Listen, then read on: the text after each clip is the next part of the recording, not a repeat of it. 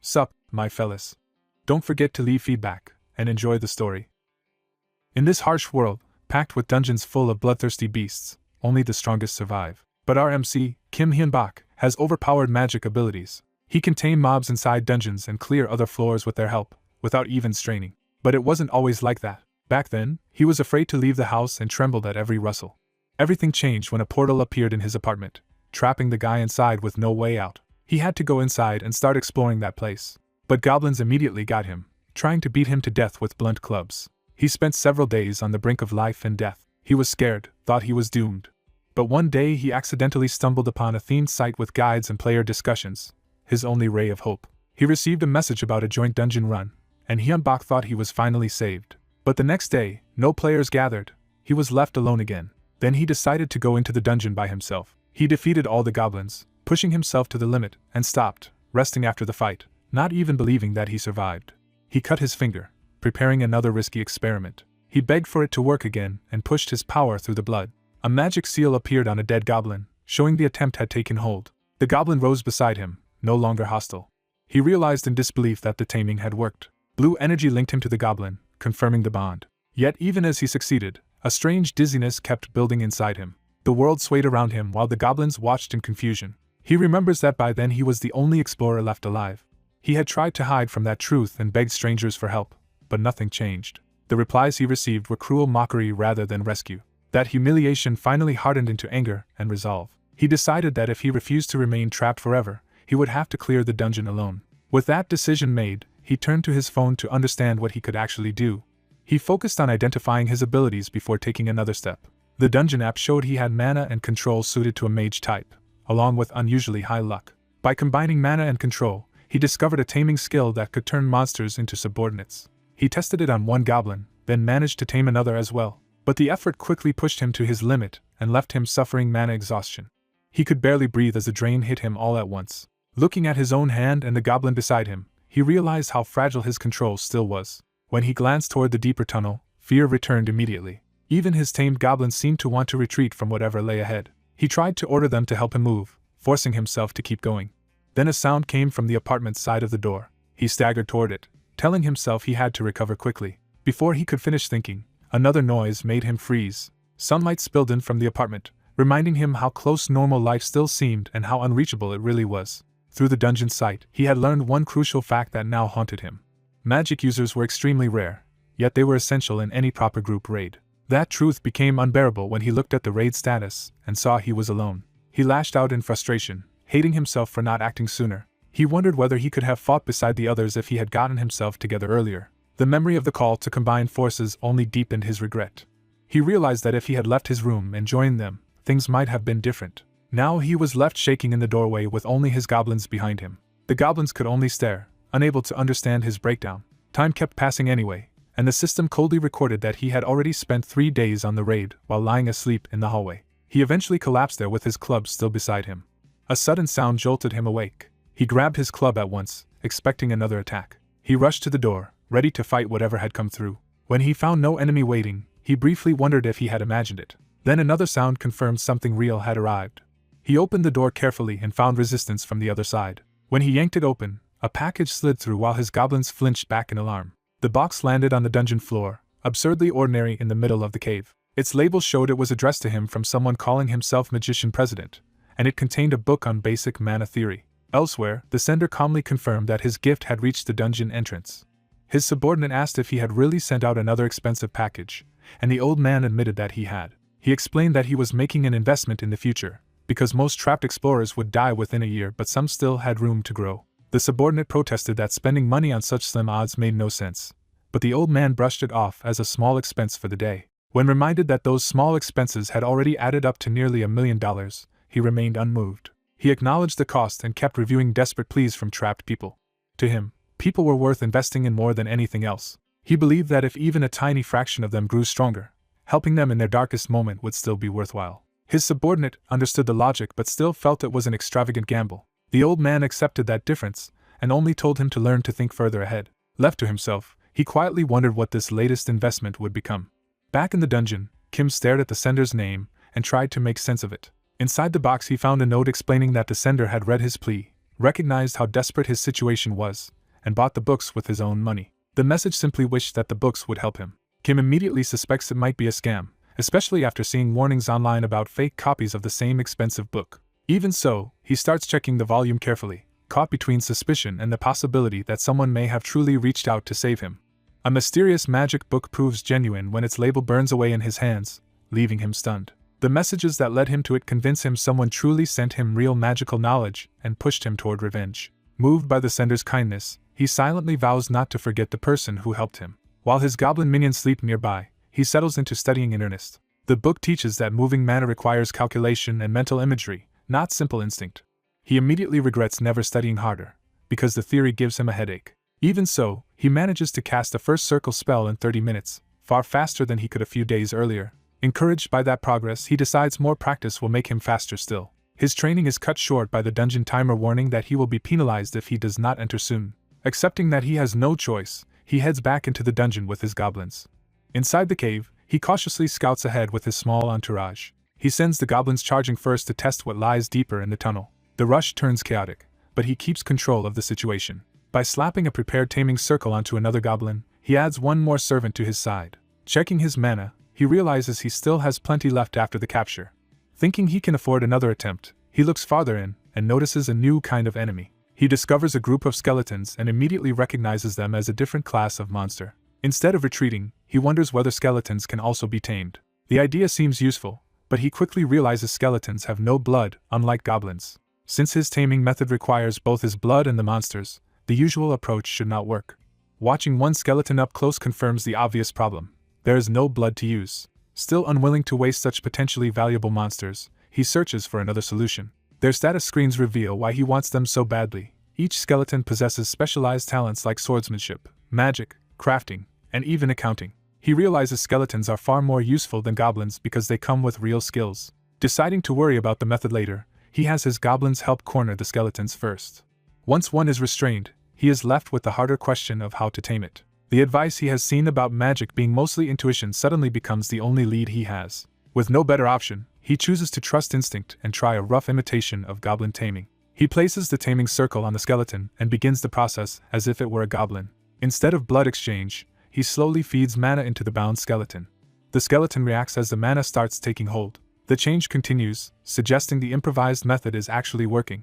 When a blue light appears inside the skeleton, he realizes his gamble succeeded. He celebrates trusting intuition, until the effort suddenly drains him. His status confirms the reason. Maintaining a skeleton costs far more mana than maintaining a goblin. Unable to keep exploring with his mana so low, he decides to withdraw for now. Back home, he inspects the newly tamed skeleton and learns it is female with unusually high magical and dexterous potential. That detail makes him awkwardly realize the skeleton was once a woman. He decides that if she is staying with him, she deserves a name. He names the skeleton Christina, formally giving her an identity. The moment the name is accepted, a deeper change stirs within her. The dungeon system records the naming as a significant event in his ongoing raid. That night, Christina silently watches over him while he sleeps. Something in her awakens further as the blue light in her eyes sharpens. Elsewhere in the dungeon, a human party is shown struggling against overwhelming danger. A knight, rogue, mage, and priest face a sinister threat far beyond them. A monstrous shadow crushes the party, establishing the dungeon as far deadlier than he has yet seen. The priestess is left broken and terrified. Her death begins to strip away her humanity. Only a twitching skeletal hand remains to show what she is becoming. By morning, Christina has changed enough to move and act on her own. He wakes to noise and groggily wonders what is causing such a commotion. Seeing a skeleton in his room shocks him before he remembers he brought her home. He realizes the frightening figure is simply Christina after yesterday's taming. When she keeps rattling around, he nervously asks what is wrong with her. To his horror, the skeleton answers with a cheerful greeting. Christina addresses him as master and proudly reveals that she can speak. She quickly explains that she is only producing sound through mana and cannot sustain it for long. She credits him for this change, saying that being given a name restored part of her past life memories and even her ability to talk. Stunned, he asks her to explain everything more clearly. He can hardly believe that a skeleton under his control can use mana, speak, and feel emotions. Christina insists that the cause of all of it is the name he gave her. When he dismisses that as trivial, she reacts with fierce conviction. To her, a name is not a label but the core of a person's identity. He backs down at once, realizing he touched a painful nerve. Christina apologizes and explains that for beings whose names were taken, the issue is deeply important. She confirms that he understood correctly, many dungeon creatures are being stripped of their names. She describes them as people who lost their egos and souls and were reduced to the lowest monsters in the dungeon. When he asks whether she knows who stole her name, she admits she does not. Too many of her memories are still missing for her to know the culprit.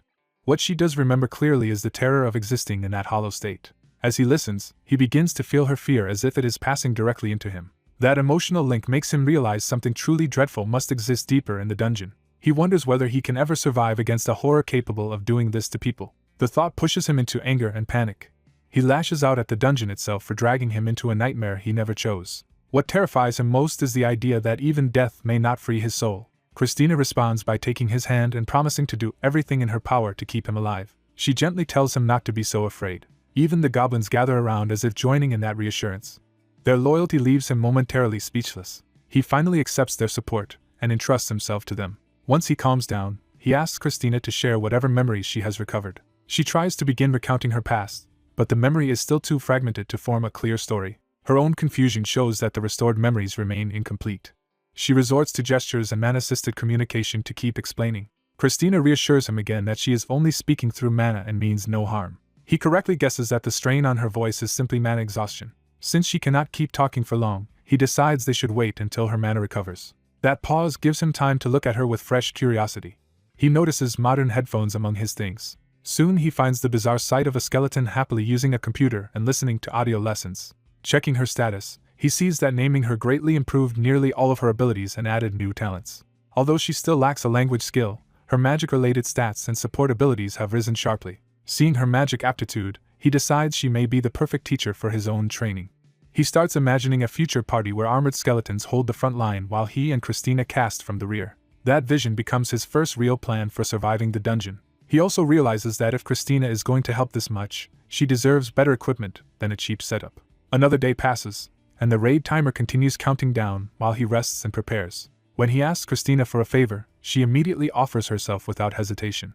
He confirms that she truly was a magician in her previous life. Having verified that, he finally states what he wants. He asks her to teach him magic, and she gladly agrees. Her knowledge proves extraordinary, giving him practical explanations the book never made easy. She helps him understand the text, teaches him how to gather mana and arrange magic circles, and even adapts modern tools like printers to help. She also explains why he still cannot form a magic circle on his own. His mind has not matured enough for it yet. Within a week, he learns a great deal, though not enough to reach his original goal before re-entering the dungeon. The dungeon penalty forces him to go back in earlier than he wanted. Even so, the bounty money from dungeon kills gives him a small but real means to survive in the outside world. He bitterly jokes that this world is generous enough to pay him while still condemning him to hell. Back in the dungeon, he finds the goblins still as unruly as ever. Christina asks him to tame as many goblins as possible during this expedition. He follows her lead and gathers a sizable group under his control. Once she says the number is sufficient, he asks what she intends to do with them. Christina says she has something she wants to verify first. She makes clear that the test concerns her own condition, not his. She reminds him of the earlier attempt to gather mana before leaving home. Although her magic array worked and she gathered plenty of mana, her own mana reserves never increased at all. When he asks whether that failure is tied to her nature, she confirms it is. Without warning, she seizes a goblin to demonstrate. The goblin is too shocked to resist. Dark energy erupts from Christina as she begins draining the goblin's life force. The goblin rapidly withers under the absorption. He recoils in alarm, but quickly understands what she is showing him. Christina explains that she is undead. Because she is already dead, she craves life more desperately than the living do. That is why ordinary mana gathering does nothing for her. For undead to become stronger, they must absorb the life force of other beings. The truth visibly disturbs her as much as it does him. He realizes this path belongs to monsters, not humans. And because Christina hates that reality more than anyone, her willingness to prove it only hurts more. He sees in that pain the proof that she has truly become a monster against her will. Remembering her vow to do anything for his survival, he stops her self-reproach. He gives her a direct order to grow stronger, even if that means killing. He tells her to place the blame for every atrocity on him, because it will be done under his command. His willingness to bear that burden leaves her shaken. Christina calls him a good person, which only confuses him. He denies any nobility in himself and admits he is simply making peace with whatever he must do to survive. Then, embarrassed by the sentiment, he brusquely orders her to absorb the rest of the goblins. Trying to lighten the mood, he jokes that at least she is not a zombie. Christina pauses, surprised that he does not know the difference. She explains that skeletons are fully dead, while zombies are only partly dead and therefore strengthened differently. Unlike skeletons, zombies must literally chew and eat their victims to gain power, which horrifies him. He blurts out that he is very grateful she is a skeleton after all. After absorbing the goblins, Christina reports that her stats have risen dramatically. But the gains taper off near the end, suggesting goblins are already too weak to help her much further. He concludes they will need stronger prey if she is to keep growing. Before they can discuss it further, one goblin senses enemies nearby and warns them. The goblins surge forward toward the new threat, eager for battle. Christina steps in front of him and asks to handle the danger herself. When the hooded skeleton asks whether Chris can manage alone, the young man is caught off guard by the sudden handoff. Chris tells him to stay back and watch, taking control despite the danger. She unleashes a spell called Magic Arrow, drawing on her remaining power to protect him. A rain of magical arrows surges toward the charging goblins and cuts off their advance. The goblins realize too late that they are walking into a trap. The spell tears through the front ranks and knocks the attackers down in clusters. More arrows pin the rest in place, buying them a brief opening. But the effort drains Chris badly, and Hyunbak immediately tells her to rest while he takes over. He orders his tamed goblins to pursue the fleeing enemies while he holds the line himself. The surviving goblins circle back instead of breaking, forcing him into close combat. A club swings toward him as the melee closes in. The goblins press from multiple sides, trying to overwhelm him with numbers. He counters with brutal swings of his own and starts dropping them one after another. Even as one goblin attacks, another hesitates at how quickly the tide is turning. Hyunbak smashes through the pressure with raw force and a shield bash. He keeps spinning through the mob, refusing to let them surround him. His fear hardens into determination as he commits fully to the fight. A heavy blow caves in another goblin and breaks their momentum. Seeing their losses mount, some goblins finally try to run. Hyunbak refuses to let them escape and orders the chase to continue until every last one is caught. By the end, the cave floor is covered with goblin corpses, proving he survived by sheer stubbornness. He stands alone among the bodies, exhausted and battered after barely winning. When his weapon finally slips from his hand, the reality of how close he came hits him. He realizes his entire force of tamed goblins has been wiped out, and that he is suddenly defenseless again. Then he understands the enemy retreat was never fear at all but a lure into a larger ambush. He panics over the same problem repeating forever, wondering if he must keep rebuilding disposable forces. His frustration boils over, and Chris quietly watches him unravel. She checks on him once he has vented, bringing him back from the edge. Chris urges him not to grieve too deeply over the dead goblins. She reminds him they were goblins who would have needed to be dealt with eventually, framing their loss as unavoidable. With the battle over, she insists they return so he can be healed, and he reluctantly accepts her judgment. He decides he cannot afford to be shaken by every setback and tells Chris they are going back. Back home, Chris begins treating his injuries directly. A healing spell flows from her hand and starts restoring the damage to his body. He is startled to learn she can still use a first circle recovery spell called Rapid Minor Healing. Chris explains that becoming undead did not take that magic from her, and Hyunbak is stunned when all his wounds truly close. Once he is safe, Chris shifts to strategy and warns that stronger enemies will make proper protective gear essential. He agrees in principle, but his savings are too limited to solve the problem easily. They calculate that even basic armor would nearly drain him, and anything suitable for clearing the dungeon properly would cost far more. Chris tells him not to worry about money because she has found another way to raise it. Her plan is to post useful spell information on the tip forum, where popular posts can earn money. When he worries about giving away magical knowledge, she assures him the spells are minor enough to share safely. He decides even low-circle magic from a real magician should still be valuable, and resolves to try everything available. He entrusts the posting to Chris, and she eagerly takes on the task. The gamble pays off immediately, and his dungeon account jumps to over 51,000. Hyunbak is stunned when Chris casually calls that amount modest, and starts talking about relocating their base. She explains that moving is possible through the dungeon system if they pay the fee and spend half a day inside before returning. She also reveals that the forum reward will effectively pay him the same amount again the next day because the post ranked first. Chris adds that she even negotiated to have the full reward sent at once instead of over months, deepening the mystery around her connections. He accepts her advice to move somewhere with more people nearby, and she promises to handle the details.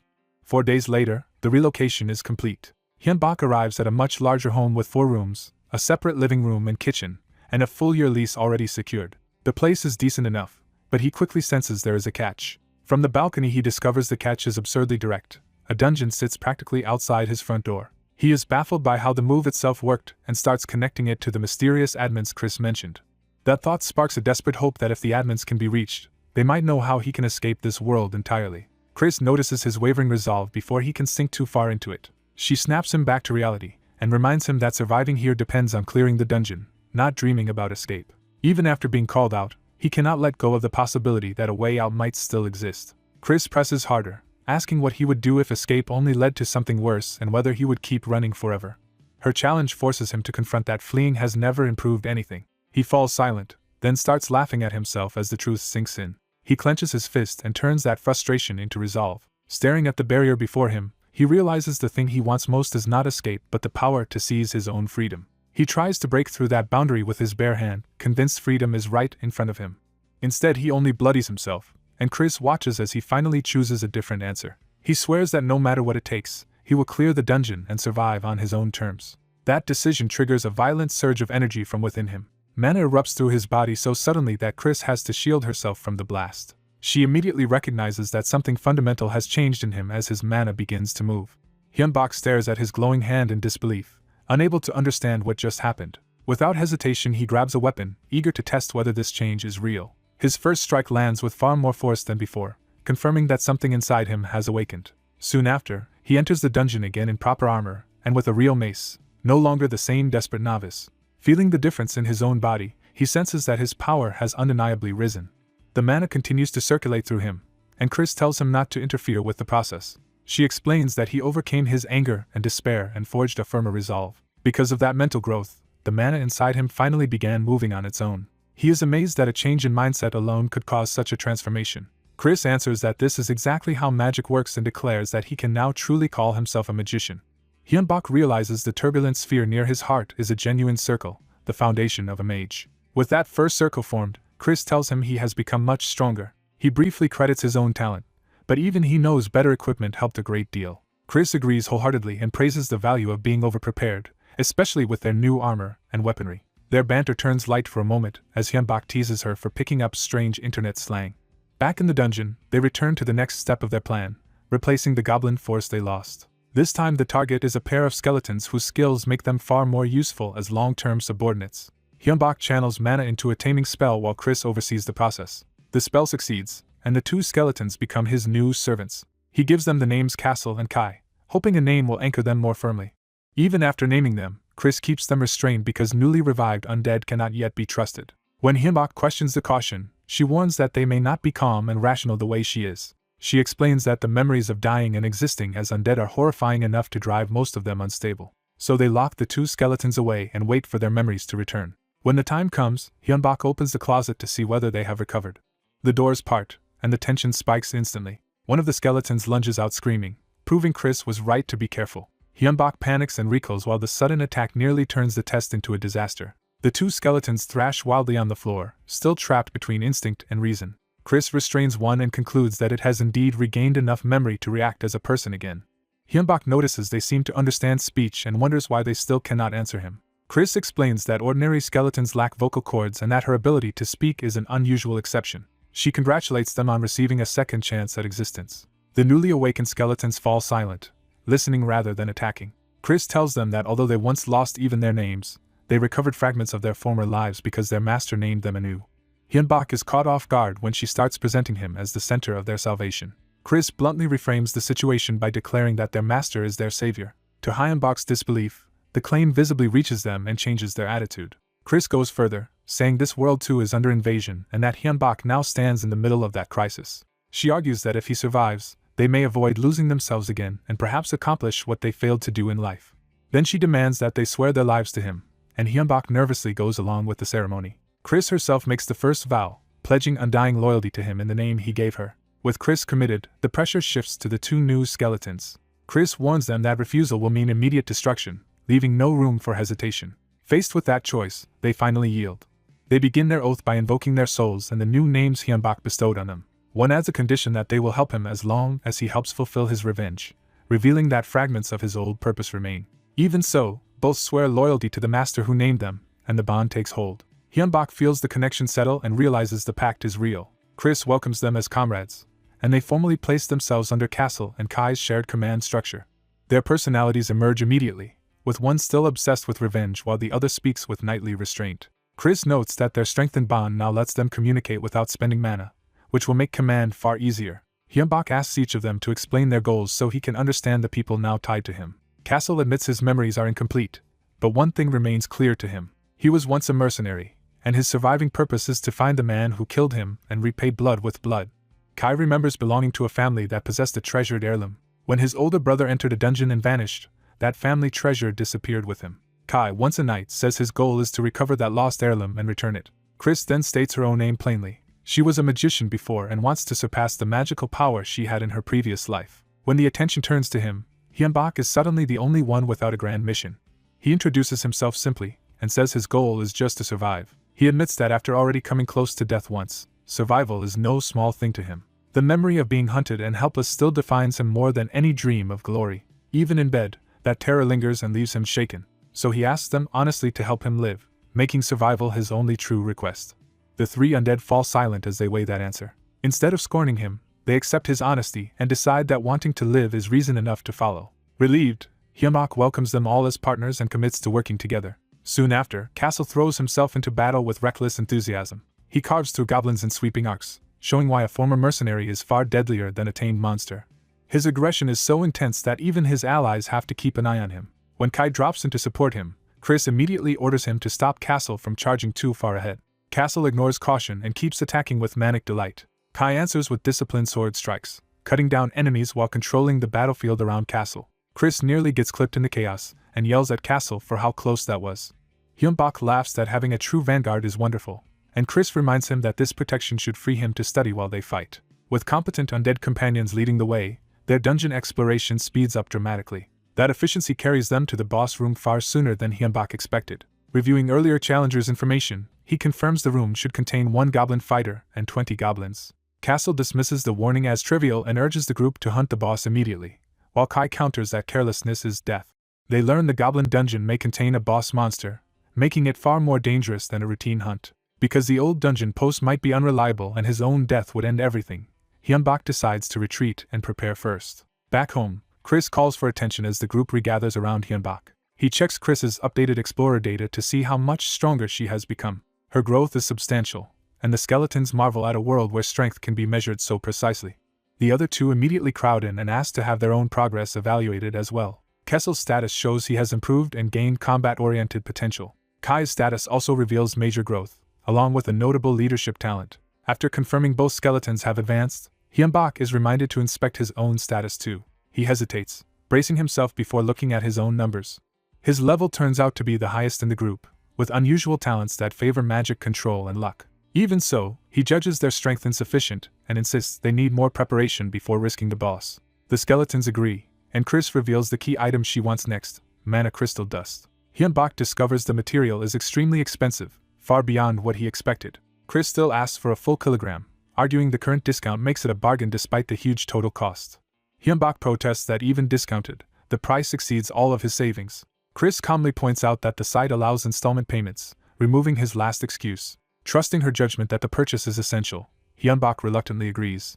A few hours later, the mana crystal dust arrives, confirming their investment is now real. Chris announces she will shut herself away to craft an item, leaving the others to keep hunting without her for now. Once she disappears into her room, the remaining three decide to spend the time raising their levels. Training resumes immediately as Hyunbak cuts down another skeleton enemy in the dungeon. The kill is clean and routine, showing how much easier these fights have become. After hundreds of kills with no promising recruits appearing, they start wondering whether their earlier luck has run out. Kessel bluntly argues that luck matters more than anything else in life. That makes Hyunbak remember his fortune talent, which may be tied to his unusual streaks of luck. He explains that the talent supposedly activates in desperate situations, and the others find that ominous rather than reassuring. Hyunbak asks why that would be a problem. He is told of a rumor that luck always balances itself, so good fortune invites bad fortune later. By that logic, a talent that grants luck in crises could mean misfortune follows him the rest of the time, perhaps even explaining their poor recruiting luck. The skeletons think that theory fits surprisingly well. Kai even suggests meeting them may have happened during one of Hyunbak's lucky periods, which he takes as a touching thought. The two skeletons enthusiastically embrace that explanation, leaving Hyunbak flustered by their affection. Kessel tries to ask for Hyunbak's opinion, only to realize his master is too embarrassed to answer properly. Mistaking his blush for injury, the skeletons worry that he is still hurt from the goblins. When they finally return home, they find Chris collapsed from overwork near her room. After she recovers enough to greet them, Hyunbak asks whether her preparations are complete. Chris admits they are not, sounding drained and frustrated by the setbacks. She explains that the item itself should have been simple to produce. What enrages her is that she failed 3 times out of 5 despite that simplicity. She had been lying down only to cool off after that string of failures. Hyunbak jokes that she was simply unlucky. That joke immediately makes Chris wonder whether her bad results were caused by Hyunbak's fortune talent balancing itself out. The others catch on at once, and Hyunbak realizes he has accidentally exposed his own suspicion. Kessel eagerly spells out the theory for Chris. Chris refuses to blame Hyunbak and insists the failures were her own responsibility. Still, Hyunbak notes that if her failed attempts counted as his share of bad luck, then at least the misfortune may have been spent harmlessly. With her temper cooled, Chris decides to return to work and finish the project. She keeps the item's identity secret, promising only that Hyunbak will be pleased with it. Curiosity gets the better of Hyunbak and the two skeletons, and they silently agree to sneak a look. The three creep toward Chris's room, hoping to spy on her progress. Before they can, Chris catches them instantly and calls out their idleness. She coldly orders them back to the dungeon instead of wasting time snooping, and they retreat at once. All three are left shaken by how terrifying she can be when angered. Back in the living room, Kai tries to soothe the mood by making coffee.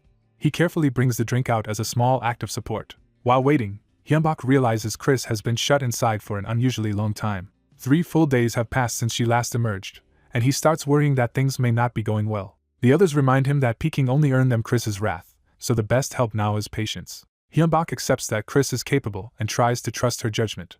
At that moment, Chris finally appears and asks whether they were looking for her. Hyunbak hurriedly wipes his face and asks the only thing that matters now, whether she is finished. Chris makes him wait a beat, savoring the moment. Then she proudly reveals that the project is finally complete. The finished product is a spell card, a concept unfamiliar to Hyunbak.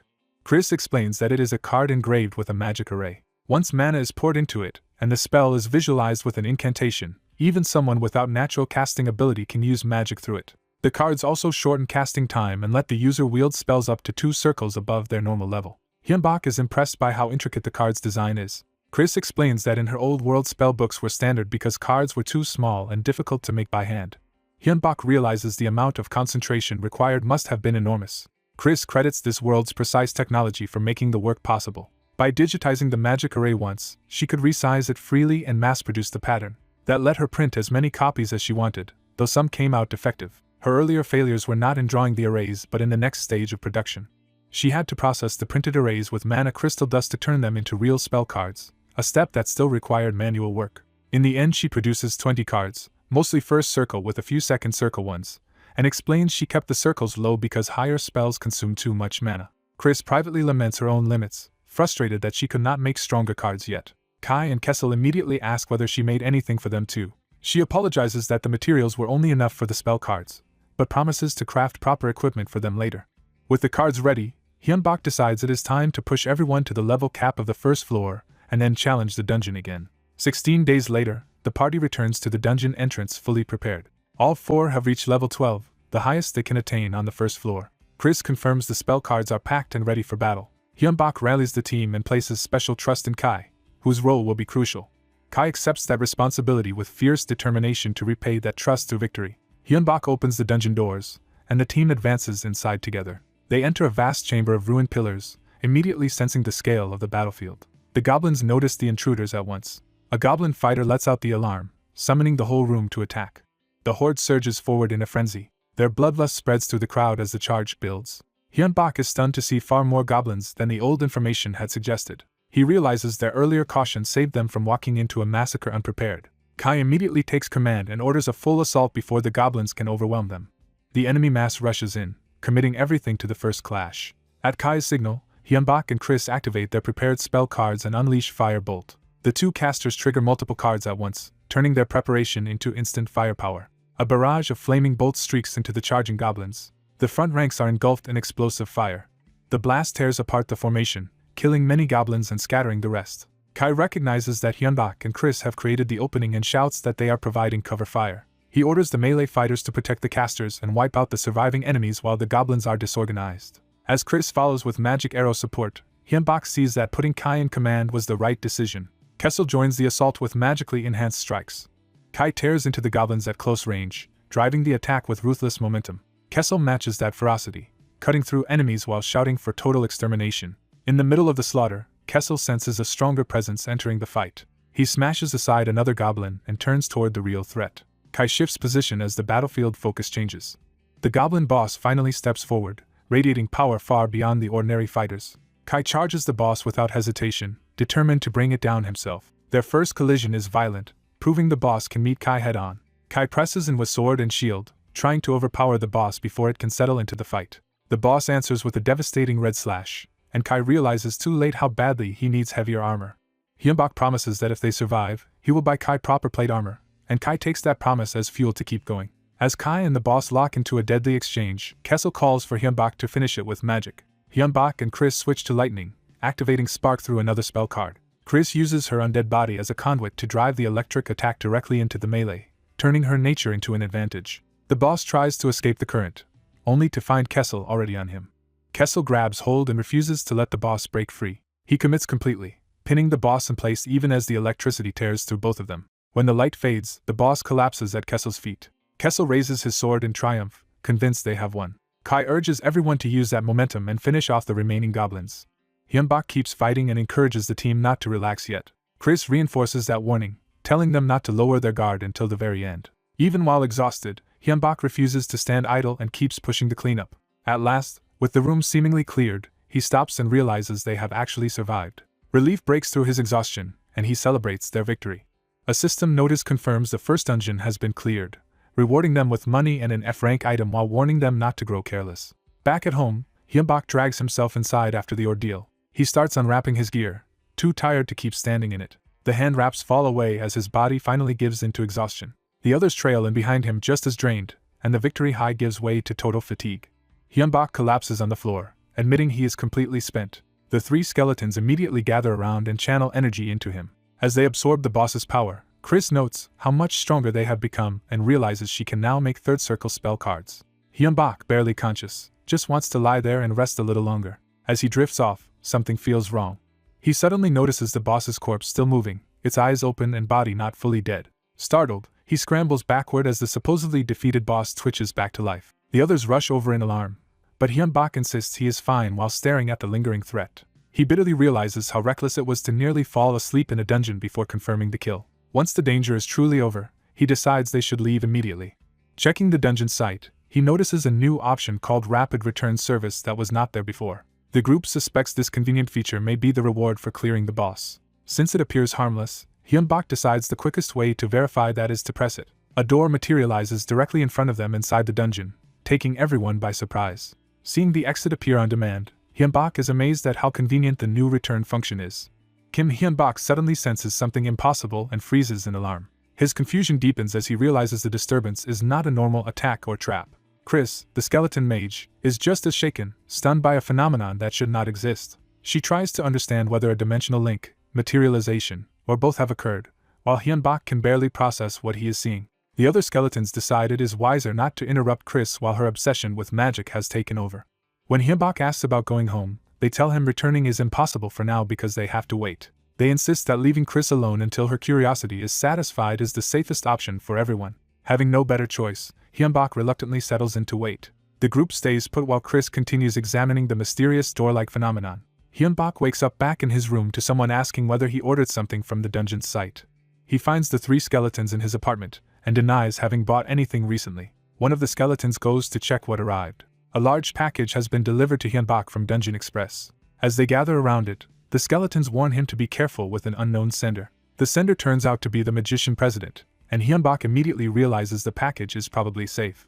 He opens the box at once. The skeletons crowd in with him, eager to see what the president sent. Inside is a set of chain mail and a letter from the magician president, who says he was pleased to see Hyunbak's advice posts become the top tip online. The letter also praises Hyunbak for steadily advancing through the dungeon. Because solo dungeon clearing is so dangerous, the president explains that he is sending equipment to help him survive.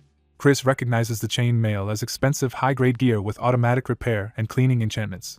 The letter ends with the president hoping they can meet in person someday. Touched by the gift, Hyunbak sincerely thanks him. Chris points out that the armor would have helped even more if it had arrived before the boss fight, and Hyunbak can only agree. Remembering the books and now the armor, Hyunbak starts wondering how he can repay the president's kindness. When Chris asks if he truly wants to return the favor, Hyunbak says yes because the president helped him when he was at his lowest. Since the president clearly does not need money, Hyunbak searches for some other meaningful gift. Chris suggests giving him a spell card instead. Hyunbak is surprised that such a valuable gift is even an option. Chris explains that spell cards were going to be sold eventually anyway, and giving one to a magician would be both useful and meaningful while also serving as training for Hyunbak. The mention of training instantly kills Hyunbak's enthusiasm. Chris declares that Hyunbak must now learn first circle magic and erase properly, reminding him that he is a magician too. She pushes to begin immediately, arguing that a handmade gift would mean more, while Hyunbak nearly faints from dread. He protests that he just returned from the dungeon and deserves at least a day of rest. Chris dismisses that excuse by claiming that for magicians, research and training count as rest. She drags him off for special instruction, while the other skeletons can only watch in sympathy. Elsewhere, Mark enters the magician president's office, only to find the president already amused before he even speaks.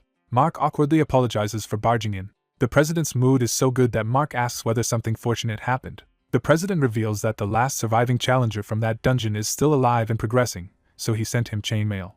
When Mark is shocked by the cost, the president tells him to look at the monitor. The top-rated tip post is Hyunbak's detailed warning about the limits of rapid minor healing, proving he is thoughtful as well as persistent. The president laughs at the strange turn of fate and becomes even more determined to support Hyunbak. He admits he now has very high expectations for that young man.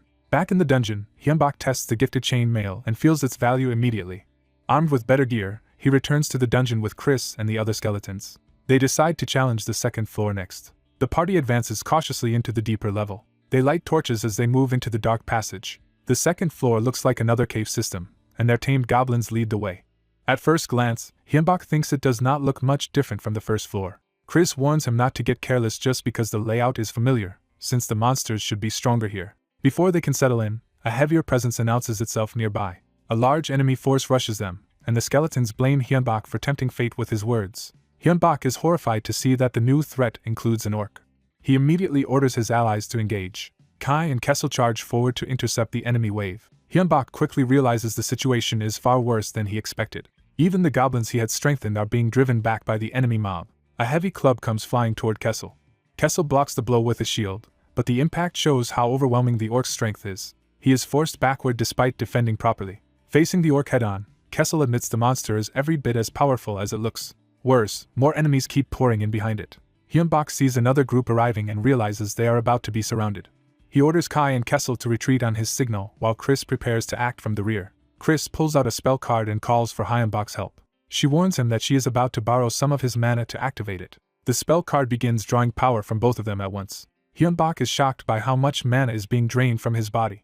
At the critical moment, Chris gives the order for the front line to fall back. The enemies surge into the trap zone they just vacated. Using the borrowed mana, Chris unleashes a third circle fireball. The spell arcs overhead toward the clustered monsters. It crashes into the enemy formation and detonates with devastating force. The orc realizes too late that it has been caught in a lethal blast. Kai panics as the explosion's range proves larger than expected. The fireball engulfs the battlefield in a massive explosion. When the blast ends, Hyunbak is amazed by the sheer power of third circle magic. He marvels that the entire enemy group was wiped out in a single strike. His excitement vanishes when Chris suddenly collapses. She insists she is fine even as her body starts coming apart from exhaustion, terrifying Hyunbak. Chris explains that it is only mana exhaustion, though her skeletal body literally falling to pieces makes the explanation less comforting. Kai complains that the blast nearly destroyed him too, and with Kessel badly damaged, the party decides they must withdraw. Seeing even Kessel in rough shape, Hyunbak agrees that pressing on would be reckless. As they prepare to return, the skeletons gather up Chris's scattered parts while Hyunbak activates the return function. The party is transported safely back home. Back in the apartment, Hyunbak is left drained from the mana loss and checks on Kessel. Kai bluntly says Kessel will recover eventually because skeletons can regrow bones if necessary. The others argue over whose fault the disaster was until Hyunbak gives Kessel a reluctant apology, which still sounds half-hearted. In the end, Hyunbak is just relieved that everyone survived, even if all of their tamed goblins were lost. He asks Chris how she managed to have a fireball ready when she had never mentioned preparing one. Chris answers that she prepared it just in case, claiming magicians sometimes act on impulse. Hyunbak teases her that impulse is not a word that suits someone as calculating as Chris. She reminds him that the absurd door incident proved she can be irrational too, and he has to admit she has a point. The conversation turns practical as they assess the second floor and conclude that the goblins are only slightly stronger, while the orc is roughly on par with the goblin fighter but more dangerous because of its size and power. They decide that opening battles with magic would make future fights much easier, and Kai asks Hyunbak to buy equipment for the skeletons as well. Hyunbak points out that Kai originally refused equipment, but Kai says that was only because he was still adjusting to his body. Then Kessel reveals there is another reason they need gear. Because skeletons are too light, they cannot generate enough destructive force on their own, so equipment weight is necessary to bring out their power.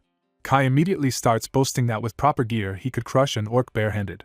Hyunbak proposes another path to strength besides equipment, creating a nucleus. The skeletons are startled that he even remembers the term, while he admits he barely does. Chris scolds him for forgetting previous lessons and threatens even harsher instruction. She explains again that a nucleus is an undead equivalent of a heart, and destroying it means true death.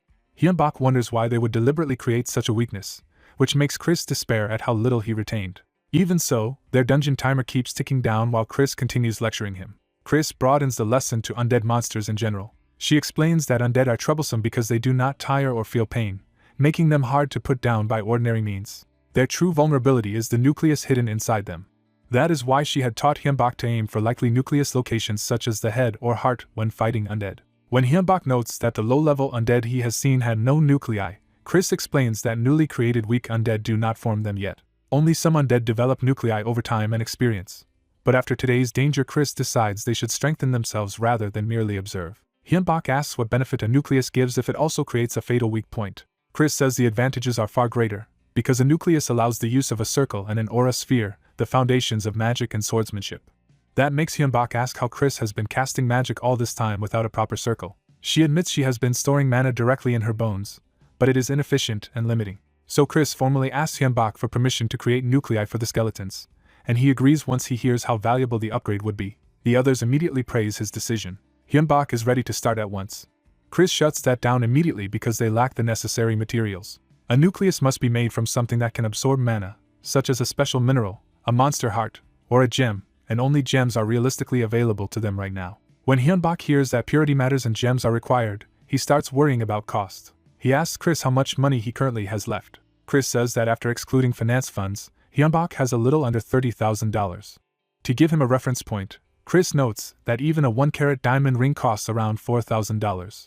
Hyunbak asks how large a gem for a nucleus must be, only to learn it needs to be at least 5 centimeters across, which is far beyond his budget. Seeing his despair, Chris says there is still another way. She rushes off before explaining further. A moment later she returns with a prepared business plan.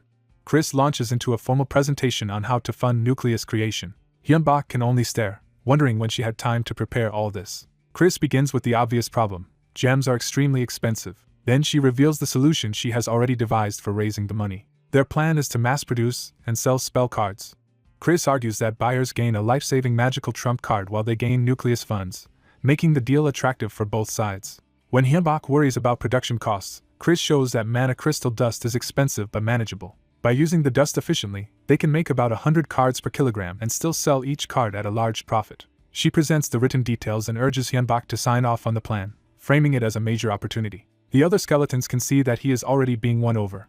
Hyunbak's last concern is whether the cards are priced too high and might fail to sell. Kai dismisses that fear by reminding him that no price is too high compared with staying alive in a dungeon. Chris adds that dungeon explorers are paid according to danger, so expensive survival tools are justified, and Hyunbak hands over the signed approval. He then asks how they will actually handle sales. Chris reveals she has already negotiated with the dungeon site administrator and secured permission to sell the spell cards there.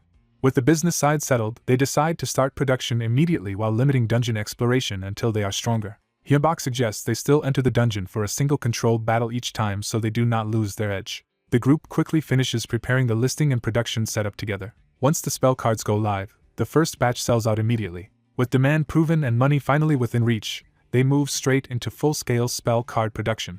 After exhausting himself over work and preparations, the young man collapses in despair, convinced he is being worked to death. He truly believes he might die from the pace he has been keeping. One of his skeleton servants gently tends to him and offers hot honey water, treating his suffering like the aftermath of hard labor. As he recovers, the skeleton cheerfully recalls how unexpectedly successful their latest venture was.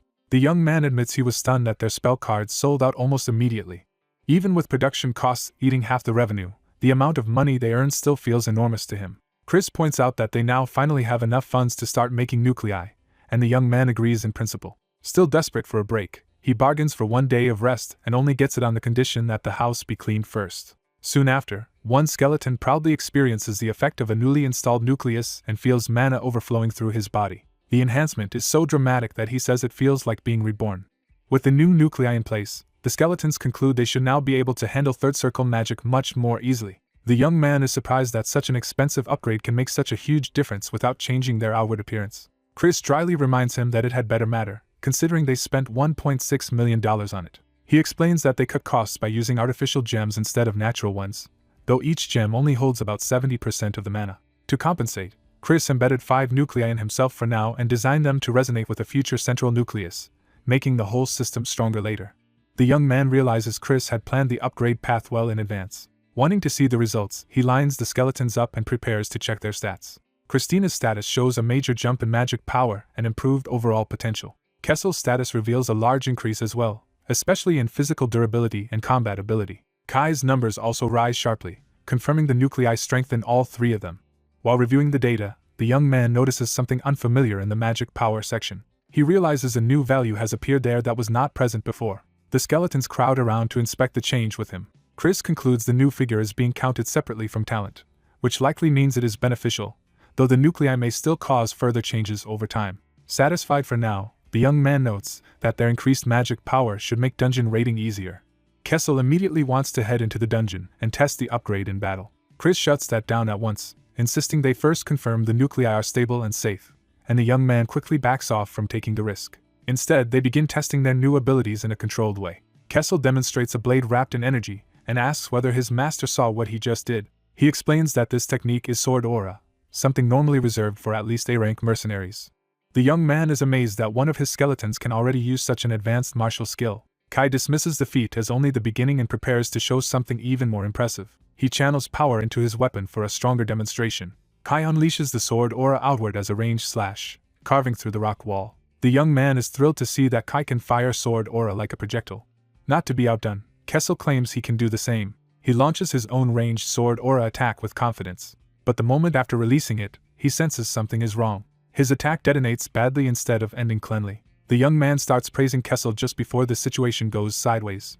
Kessel collapses into a heap of bones from the backlash. Embarrassed and alarmed, he admits he used too much mana and overdid it. The others remind him they had gathered plenty of mana before entering, so burning through it that fast is a serious warning sign. Chris explains that ranged sword aura consumes huge amounts of mana, unlike ordinary melee use, and Kai quietly lets Kessel take the blame.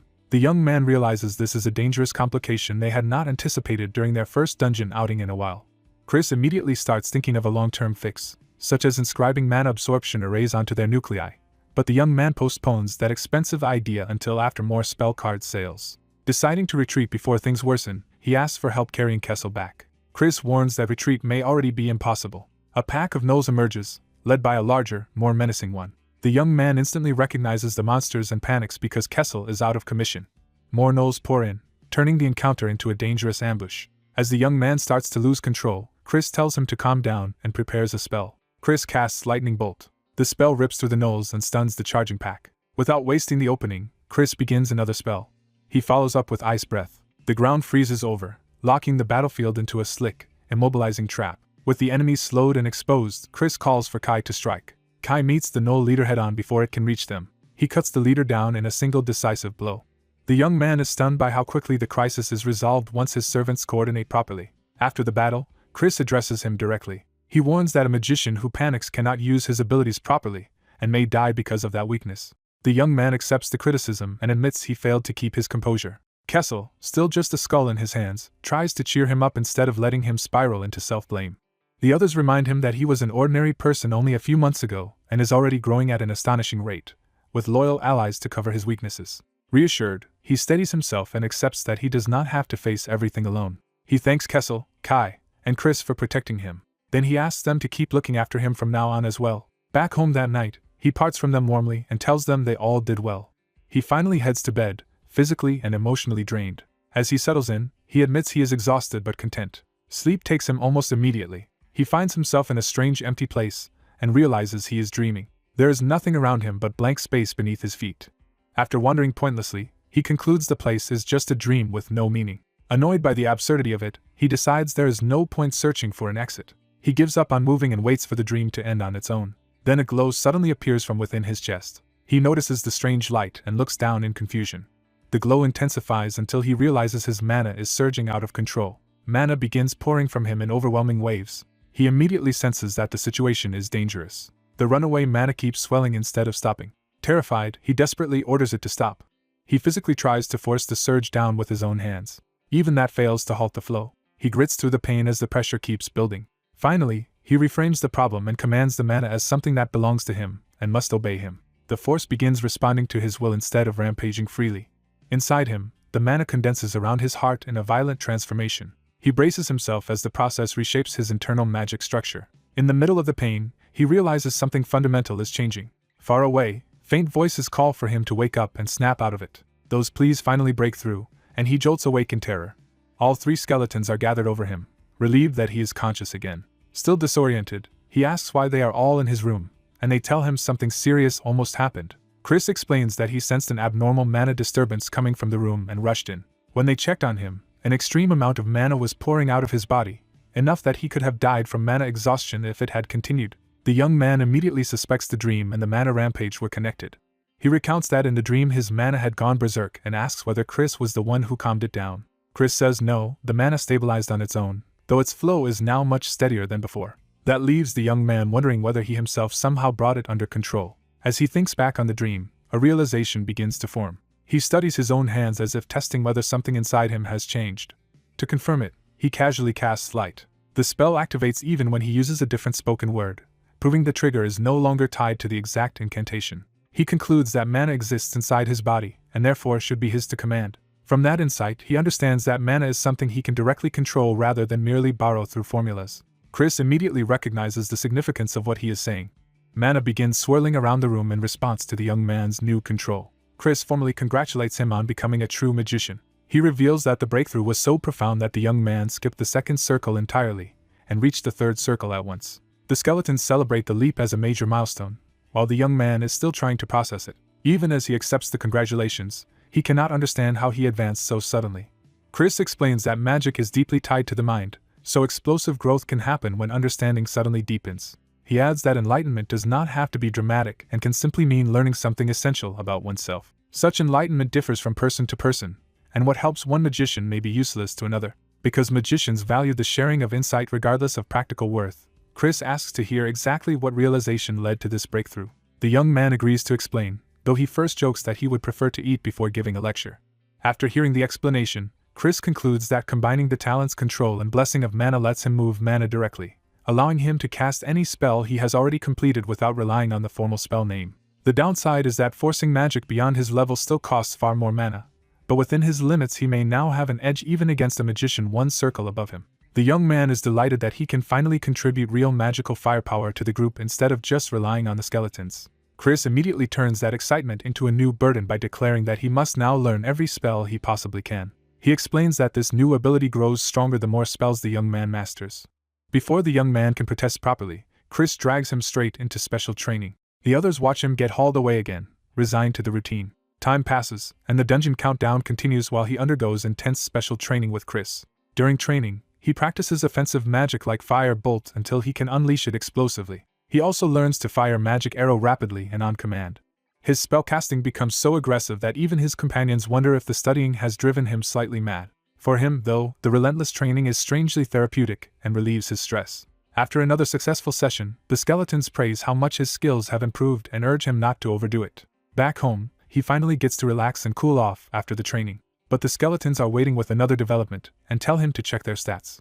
Expecting nothing difficult, he casually opens the status screen. What he sees shocks him. All 3 skeletons have now gained proper classes: Kessel as a skeleton warrior, Kai as a skeleton knight, and Chris as a skeleton mage. Their maximum levels and stats have increased as well, even though their talents remain unchanged. The skeletons are unsurprised, since they had already noticed their bodies changing. Kessel points out that the transformation is visible externally too. To prove it, they stand beside the young man and ask him to compare their sizes. He is stunned to realize they have grown much larger, with stronger and sturdier frames than before. The realization hits him harder when he notices the changes are not limited to just one of them. Chris says his own body has also changed internally, even if the difference is less obvious from the outside. The young man jokes weakly about Chris not getting taller, but still wants to know why all of this happened. When they say the cause is him, he can only stare in confusion. Chris explains that the young man's recent ascent to the 3rd circle influenced all of his summoned skeletons. That means his own growth likely strengthens them as well, suggesting their evolution is tied directly to his advancement. They conclude that while the full extent of the evolution is still unclear, one thing is certain: master and servants have all grown stronger together, so exploring the dungeon should now become much easier.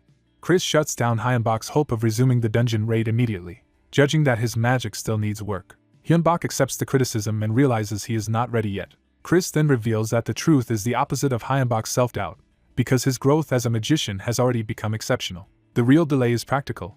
Their newly enchanted gear will only be finished next week, so the expedition is postponed until then. Until the equipment arrives, Hyunbak is dragged back into more training despite his protests. A week later, Chris is pleased that the promised preparations have been completed. Kessel proudly unveils a full suit of plate armor made for frontline combat. He boasts that it should outperform ordinary armor by a wide margin. The first test proves his point, as strengthening magic lets the armor shrug off a goblin's heavy blow. He adds acceleration magic as well, turning the armored skeleton into a far faster attacker. The armor also has weight control and automatic self-repair, making it both adaptable and durable. The same philosophy was applied to the sword, whose edge is preserved through magical sharpening, reinforcement, and repair. The two skeleton retainers are delighted with their upgraded weapons and armor. Seeing their excitement, Chris reveals that he also prepared something special for Hyunbak. Hyunbak is caught off guard by the unexpected gift. What Chris made for him is not a robe but a practical enchanted coat. Chris explains that the coat is reinforced, self-repairing, lightened by magic, and fitted with spatially expanded pockets. Those pockets can carry a large amount without burdening Hyunbak. Hyunbak is impressed by how much magic Chris managed to pack into all of the equipment, even if it cost a fortune. The others immediately start testing the coat's storage capacity and overstuffing it with random items. Chris warns them that no matter how good the gear is, it is still consumable and may fail if the dungeon proves harsher than expected. Hyunbak agrees that lasting equipment would be ideal, especially since they cannot predict what lies ahead. Before the discussion drifts further, Kessel pushes to stop talking and start field testing. He rallies everyone to head out and prove the new gear in real combat. The other two are just as impatient and eager to return to the dungeon. Hyunbak agrees to continue the raid and use the deeper floors to test the equipment under real conditions. With the plan settled, the party gathers mana and prepares to depart. As they are about to leave, Hyunbak notices something odd inside his new coat pocket. He pulls out a cat plushie and is baffled that it somehow ended up in there. Kessel only laughs, confirming that he stuffed the pocket with far more than he should have. The group enters the dungeon again, now dressed and armed for a serious push. A pack of goblins rushes them almost immediately, and Kessel welcomes the fight. He charges ahead, thrilled to finally cut loose. Chris opens the battle by launching a fireball before Kessel can fully engage. The spell detonates in front of the enemy line with overwhelming force. The surviving goblin leader is blasted and scorched but not killed outright. He is left stunned, barely understanding what just happened. Kessel explodes in anger because Chris nearly killed him again with friendly fire. Chris insists this time was different, arguing that he attacked first on purpose rather than misjudging the spell. Kessel rejects that distinction, while Chris calmly claims the distance was safe enough. Hyunbak has to step in and beg them not to start fighting each other inside the dungeon. He points out that any survivors could call reinforcements, making the situation much worse. By the time he says it, the remaining monsters have already fled. Kessel still fumes and tries to pin the escape on Chris, who refuses to take responsibility. Even so, the raid continues, with time still ticking down on the dungeon clear. The party advances deeper while one of the skeletons checks the next passage. They discover that the fleeing goblins have gathered a much larger force, including beasts. Among them are wounded survivors from earlier encounters, proving the monsters have consolidated. Kai quietly confirms the enemy concentration from the entrance. He estimates that roughly 50 monsters have massed together in one place. Hyunbak decides that if they are all gathered, it is better to wipe them out in one battle. The monsters notice the party and begin surging toward them. Hyunbak and Chris immediately ready their staves and prepare a coordinated spell response. They unleash fireballs together, blasting into the charging mob. The explosions tear through the front ranks, but the smoke reveals that many enemies are still coming. A beast breaks through the blast zone and lunges straight at the party. Its attack closes the distance too quickly for a simple retreat. Hyunbak reacts by raising a hand instead of panicking. He uses psychokinesis to seize control of nearby weapons in midair. The floating blades answer his will and turn into a telekinetic barrage. He sends them sweeping across the battlefield, cutting into the advancing beasts. With the charge disrupted, Kessel declares it his turn to take over. He meets the beast head-on and drives his armored shoulder into it. The impact sends the creature reeling away from the group. Kai follows by drawing his sword and preparing a ranged slash. His attack slices through the air and strikes the beast before it can recover. The remaining goblins flinch at how quickly the frontline threat is dismantled. Some of the smaller monsters immediately try to run again. Hyunbak refuses to let them escape and casts Earth Spike to cut off their route. Stone erupts from the ground and seals the tunnel ahead of the fleeing goblins. Chris reinforces the trap by freezing the blocked path with Ice Bolt. The ice attack impales and locks down the monsters clustered near the exit. Hyunbak realizes their side has nearly finished its share of the battle and turns his attention to Kessel. Kessel answers that there is no need for help because he has already cleaned up his side as well. Kai confirms that he is done too, leaving the battlefield effectively won. Relieved, Hyunbak asks how everyone's new equipment held up under real combat. Kessel praises the armor enthusiastically and especially enjoys the horn design on it. He proudly notes that those horns have already claimed several enemies. Kai and Chris are equally satisfied, saying the sword and their strengthened bodies performed exactly as hoped. But once the celebration settles, the three skeletons agree there is still one problem. When Hyunbak asks what is wrong, they tell him their count is too low. He initially misunderstands until they clarify that they mean their side's head count. Hyunbak casually suggests that if numbers are the issue, they can simply increase them. Chris clearly has more to say about that idea, but decides the deeper discussion should wait until they return home. Back at the apartment, Chris takes Hyunbak aside for a private conversation. The other two respectfully withdraw, recognizing that this is a matter between master and disciple. Hyunbak is confused by the sudden formality, but Chris insists the matter is serious. Chris frames the talk as one between teacher and student and prepares to discuss Hyunbak's future as a magician. Hyunbak waits in silence, sensing the weight of what is coming. Chris asks him to sit, turning the room into a proper lesson rather than a casual chat.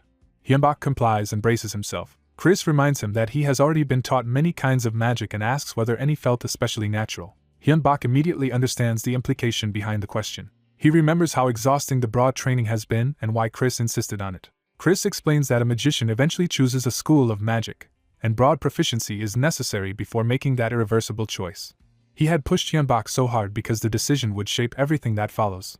Chris confirms that Hyunbak has reached a point where he must choose his school. He also warns that Hyunbak should not simply copy his teacher's path, because their talents are different and Chris is not formally his instructor. After considering Hyunbak's abilities, Chris suspects the answer is already clear to him. Hyunbak admits he made his decision some time ago after thinking it through carefully. He steels himself before saying it aloud. Hyunbak chooses the school of necromancy. He declares that he will take an oath of mana to become a necromancer. Chris explains that necromancy centers on summoning undead and creating constructs and chimeras. It also deals in poisons, curses, and chemical reagents, making it a dark and specialized discipline. Although powerful enough to rank among the strongest offensive schools, necromancy is widely feared and reviled. Because of that stigma, Chris argues that Hyunbak should wait and learn more before binding himself to it. Hyunbak counters that once a mana oath is made, mana adapts to the chosen school, which is exactly why he wants to commit now. Chris confirms that this would make necromancy easier to learn but would also narrow Hyunbak's future options. He warns that other schools would become harder or even impossible for Hyunbak to use afterward. Hyunbak says he understands the cost, and has still made up his mind. Chris asks him to explain why he is willing to choose such a dangerous path. Hyunbak gives two reasons, starting with a strong instinct that necromancy is the path on which he can become truly powerful. He pauses to gather the second reason, which is more personal. That second reason is Chris, Kessel, and Kai themselves. Hyunbak feels that ending up with them was fate rather than coincidence. He believes learning necromancy will let him help them in return.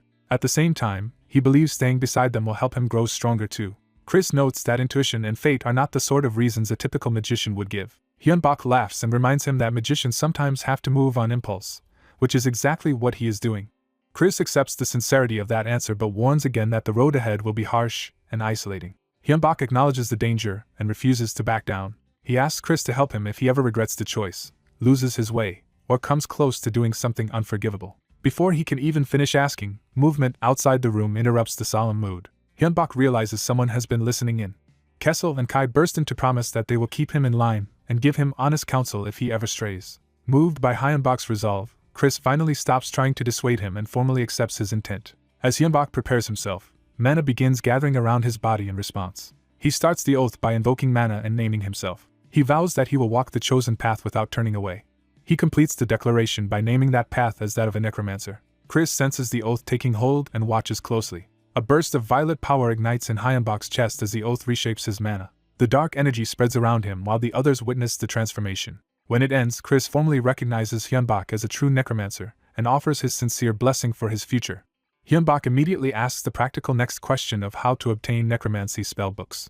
Chris tells him they can be bought at the dungeon marketplace, so access is not the problem. The real problem is price, because even the first circle tome costs an enormous sum. The second circle tome is even more expensive, making advancement financially brutal. By the third circle, the costs become staggering enough to make Hyunbak doubt they can afford the path at all. The skeletons estimate they can probably manage the first two tomes, though Hyunbak can already imagine his bank account dying. Chris responds with mock gravity, as if unveiling profound wisdom. His grand philosophy is simply that people leave the world with nothing, so money exists to be spent. Hyunbak can only sigh at how unserious that advice sounds. Later, back in the dungeon, Hyunbak decides to test his new necromancy personally while the others cover him. He reaches for the bones around him as if drawing on a new instinct. Using his first necromantic command, he casts Raise Skeleton and Raise Skeleton Archer. The scattered bones answer his mana and begin assembling into undead servants.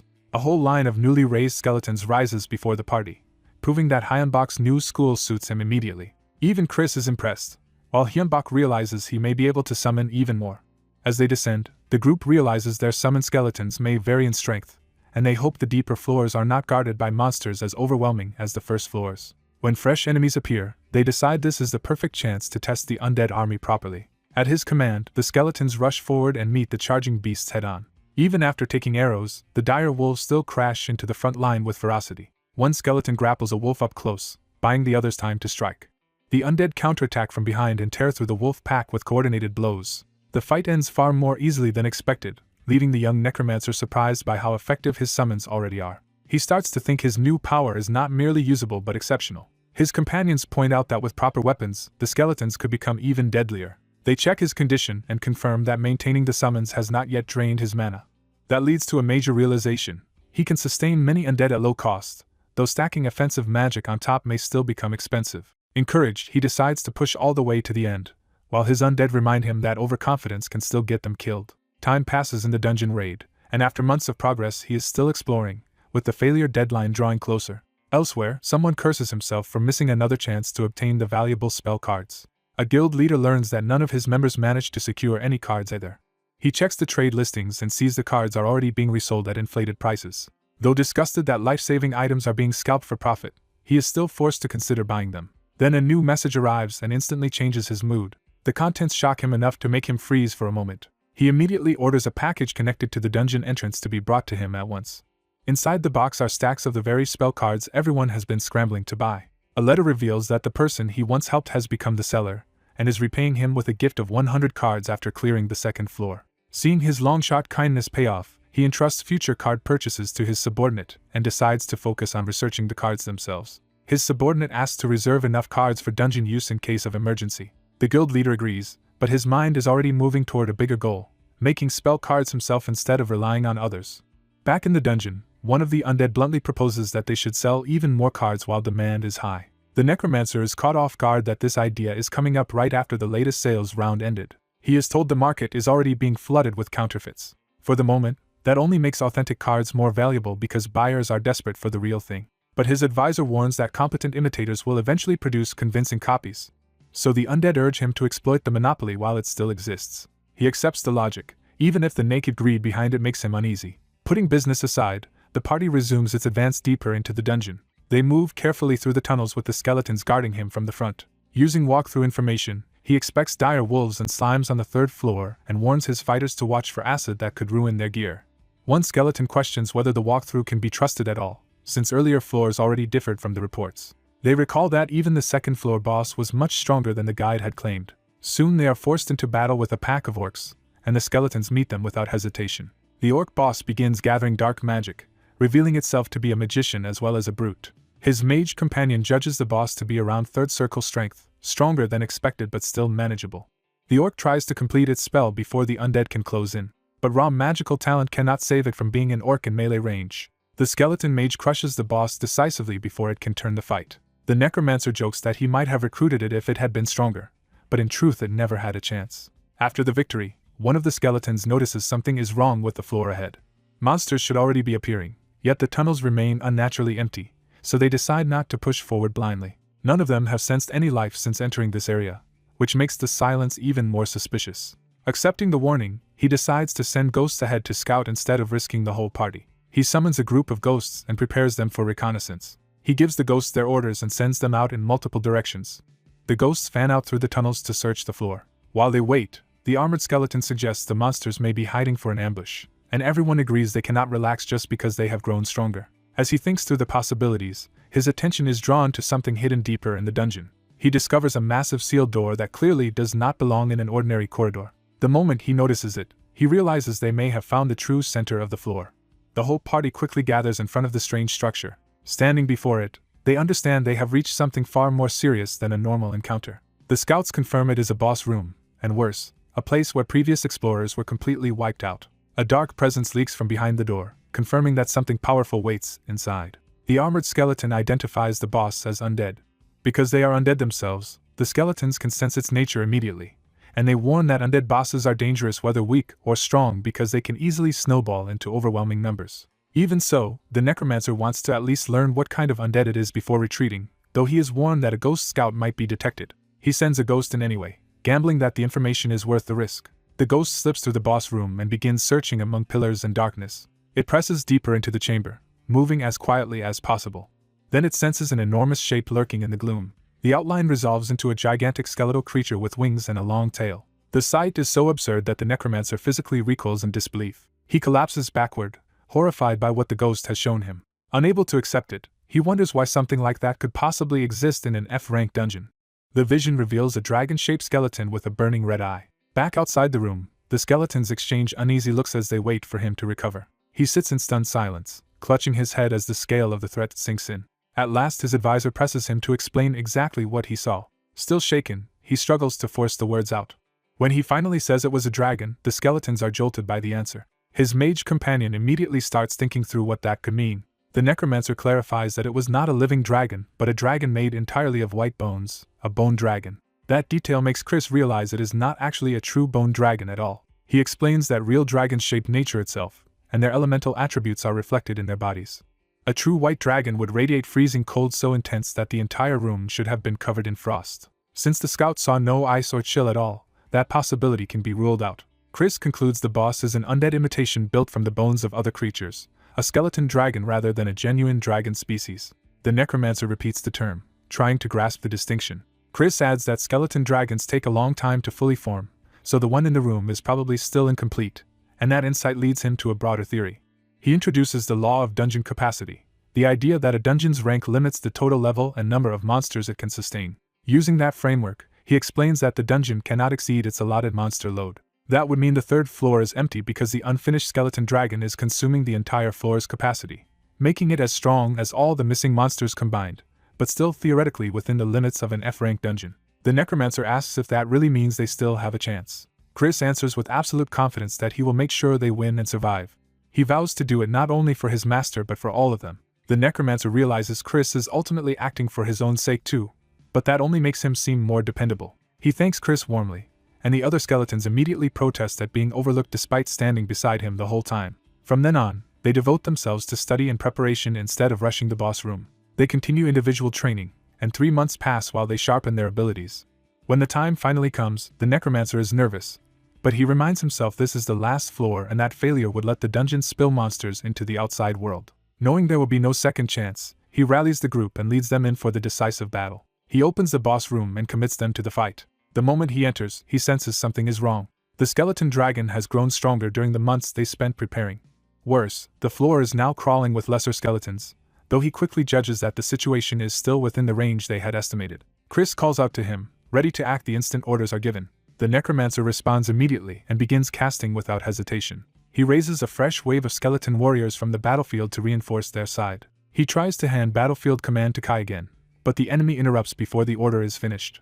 The skeleton dragon roars and sends its own undead surging forward, turning the chamber into a contest of command over the dead. He instantly realizes the dragon is trying to seize control of his skeletons. The two necromantic wills clash directly as the dragon's red domination presses against his purple command. Refusing to surrender his army, he pours everything into holding his claim over the skeletons. His barrier of control barely withstands the dragon's attempt to break through. The dragon drives its minions into a full assault while looming over the battlefield itself. Kai and Kessel answer the threat at once and prepare to meet the charge. The dragon reveals another danger when it activates the gem bombs they had planted in advance. A chain of expensive explosive gems detonates around it, and the skeletons gleefully hope the trap has finally crippled the monster. The blast tears through the chamber, but the dragon survives the explosion. Seeing the fight drag on and new enemies appear whenever the dragon is hurt, Chris warns that they need more skeletons and cannot afford a long battle. Kessel and Kai decide to push harder on the front line and buy the necromancer the time he needs. Kessel complains that the silver coating on his weapon is good against undead but prevents mana absorption, leaving him unable to replenish himself mid-fight. Kai tells him to stop whining and keep swinging, even as his own weapon starts failing under the strain. The punishment of the battle finally snaps Kai's weapon apart. Rather than retreat, he drives the broken remains into an enemy and keeps fighting with sheer stubbornness. The dragon grows visibly enraged as its resistance continues to be challenged. It retaliates with a violent burst that slams into the front line and batters Kai and Kessel. Seeing the pressure mounting, The necromancer unveils another prepared spell and summons clay golems. Several golems rise from the ground to serve as fresh shields and blunt the dragon's attacks. The dragon screams in fury at the new obstacle. The golems swarm it and physically pin down its movements. They keep piling onto it, forcing the dragon lower and lower. For a moment, the mass of clay succeeds in restraining the monster. The necromancer urgently calls to Chris, trusting him to finish the opening they created.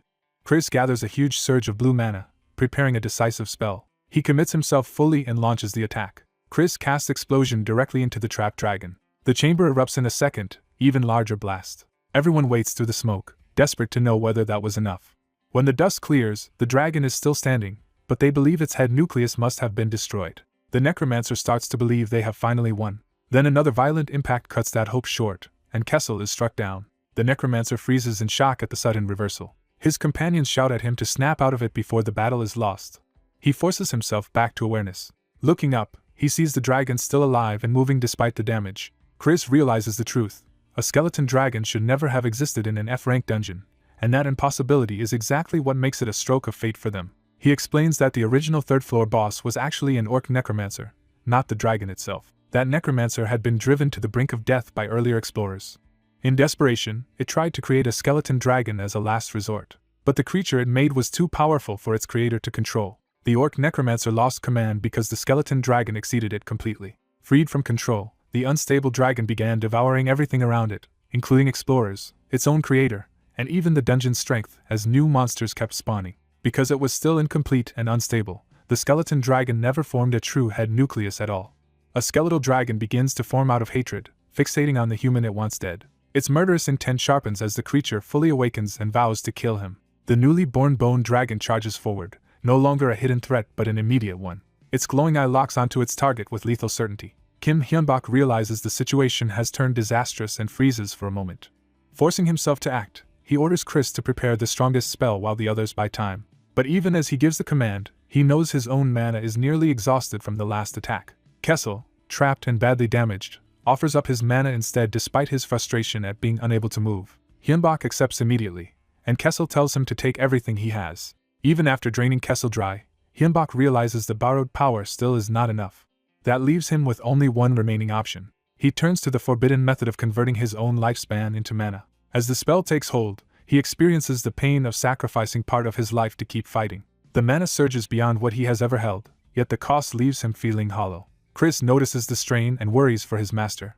Hyunbak hides the damage and insists that surviving today matters more than anything else. He refocuses the group on escaping alive, even as more enemies close in. Chris proves he can still fight, and prepares to use the gems in his hand as weapons. A blast erupts among the mud creatures, buying the group a brief opening. The dragon emerges through the smoke, still unshaken and still hunting them.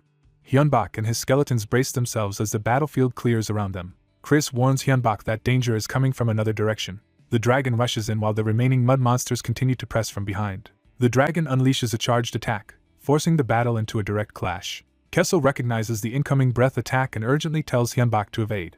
Instead of fleeing, the group throws up a desperate barrier while the monsters surround them. The dragon crashes into the defense with overwhelming force. The impact detonates the barrier in a violent burst of light and shattered magic. Hyunbak barely shields himself as the explosion tears through the area. He is hurled across the ground, his staff broken and his allies scattered.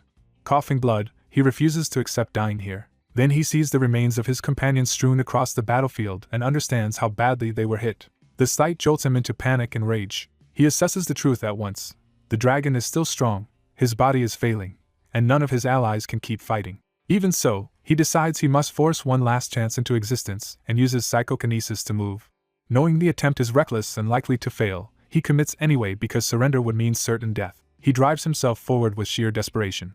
As he reaches the dragon, he tries to impose domination over it through raw will. For a moment, man and dragon are isolated in a mental struggle for control. The dragon rejects him furiously, insisting that a human has no right to command a mighty dragon.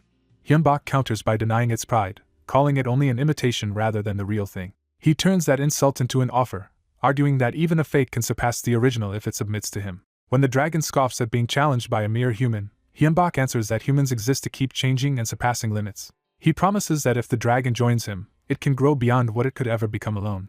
Then he raises the stakes completely, declaring that if it refuses, they will die together under his rule.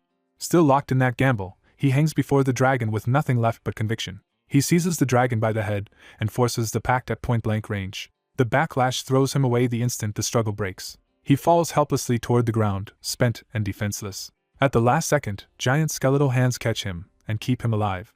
Realizing he survived, Hyunbak understands the gamble worked. The dragon's eyes change, showing that its state has fundamentally shifted. The raid is officially recorded as cleared after 329 days, and the impossible victory is confirmed. The dragon accepts the logic Hyunbak forced on it, and resolves to become strong despite being a fake. It vows to keep growing until it surpasses true dragons, but demands that Hyunbak keep his promise to help it do so. Elsewhere, attention turns to a secret support organization hidden inside an ordinary Gangnam office building. A staff member brings in a report on the cleared F-rank dungeon, treating it as a matter important enough for upper management. The executive immediately understands that an ordinary F-rank clear would not warrant such urgency. He is handed the full report, and told the details are too unusual to summarize quickly. When he sees how extensive the file is, he asks what could possibly have happened.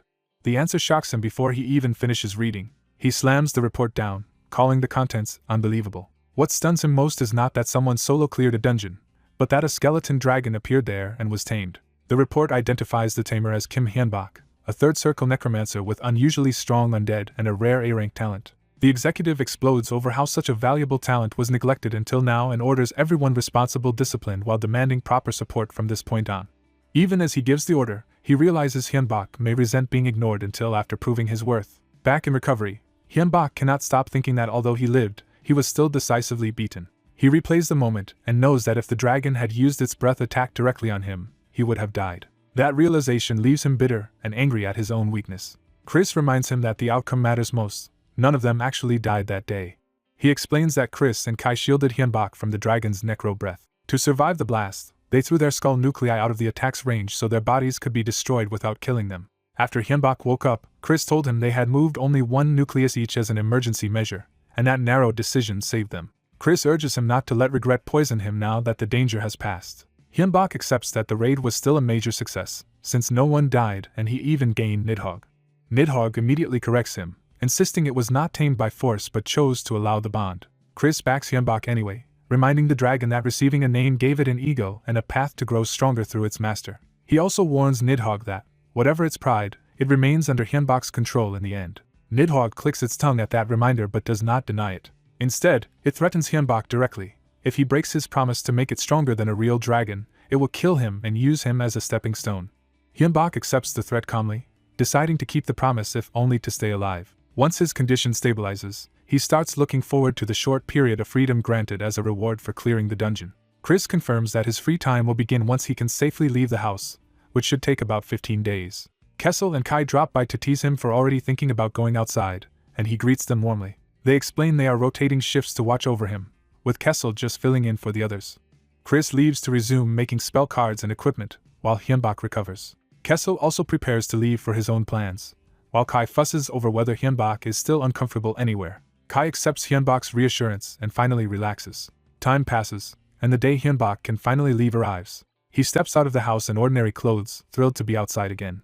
He heads down through the building, savoring even the simple act of leaving home. The bright daylight at the exit feels overwhelming after so long indoors. When he reaches the street, the ordinary city itself feels new to him. He is delighted just to sightsee, while his companions excitedly experience the outside world through his senses. For the skeletons and Nidhogg, this unfamiliar world is fascinating, and they ask him to take in as much as possible for them.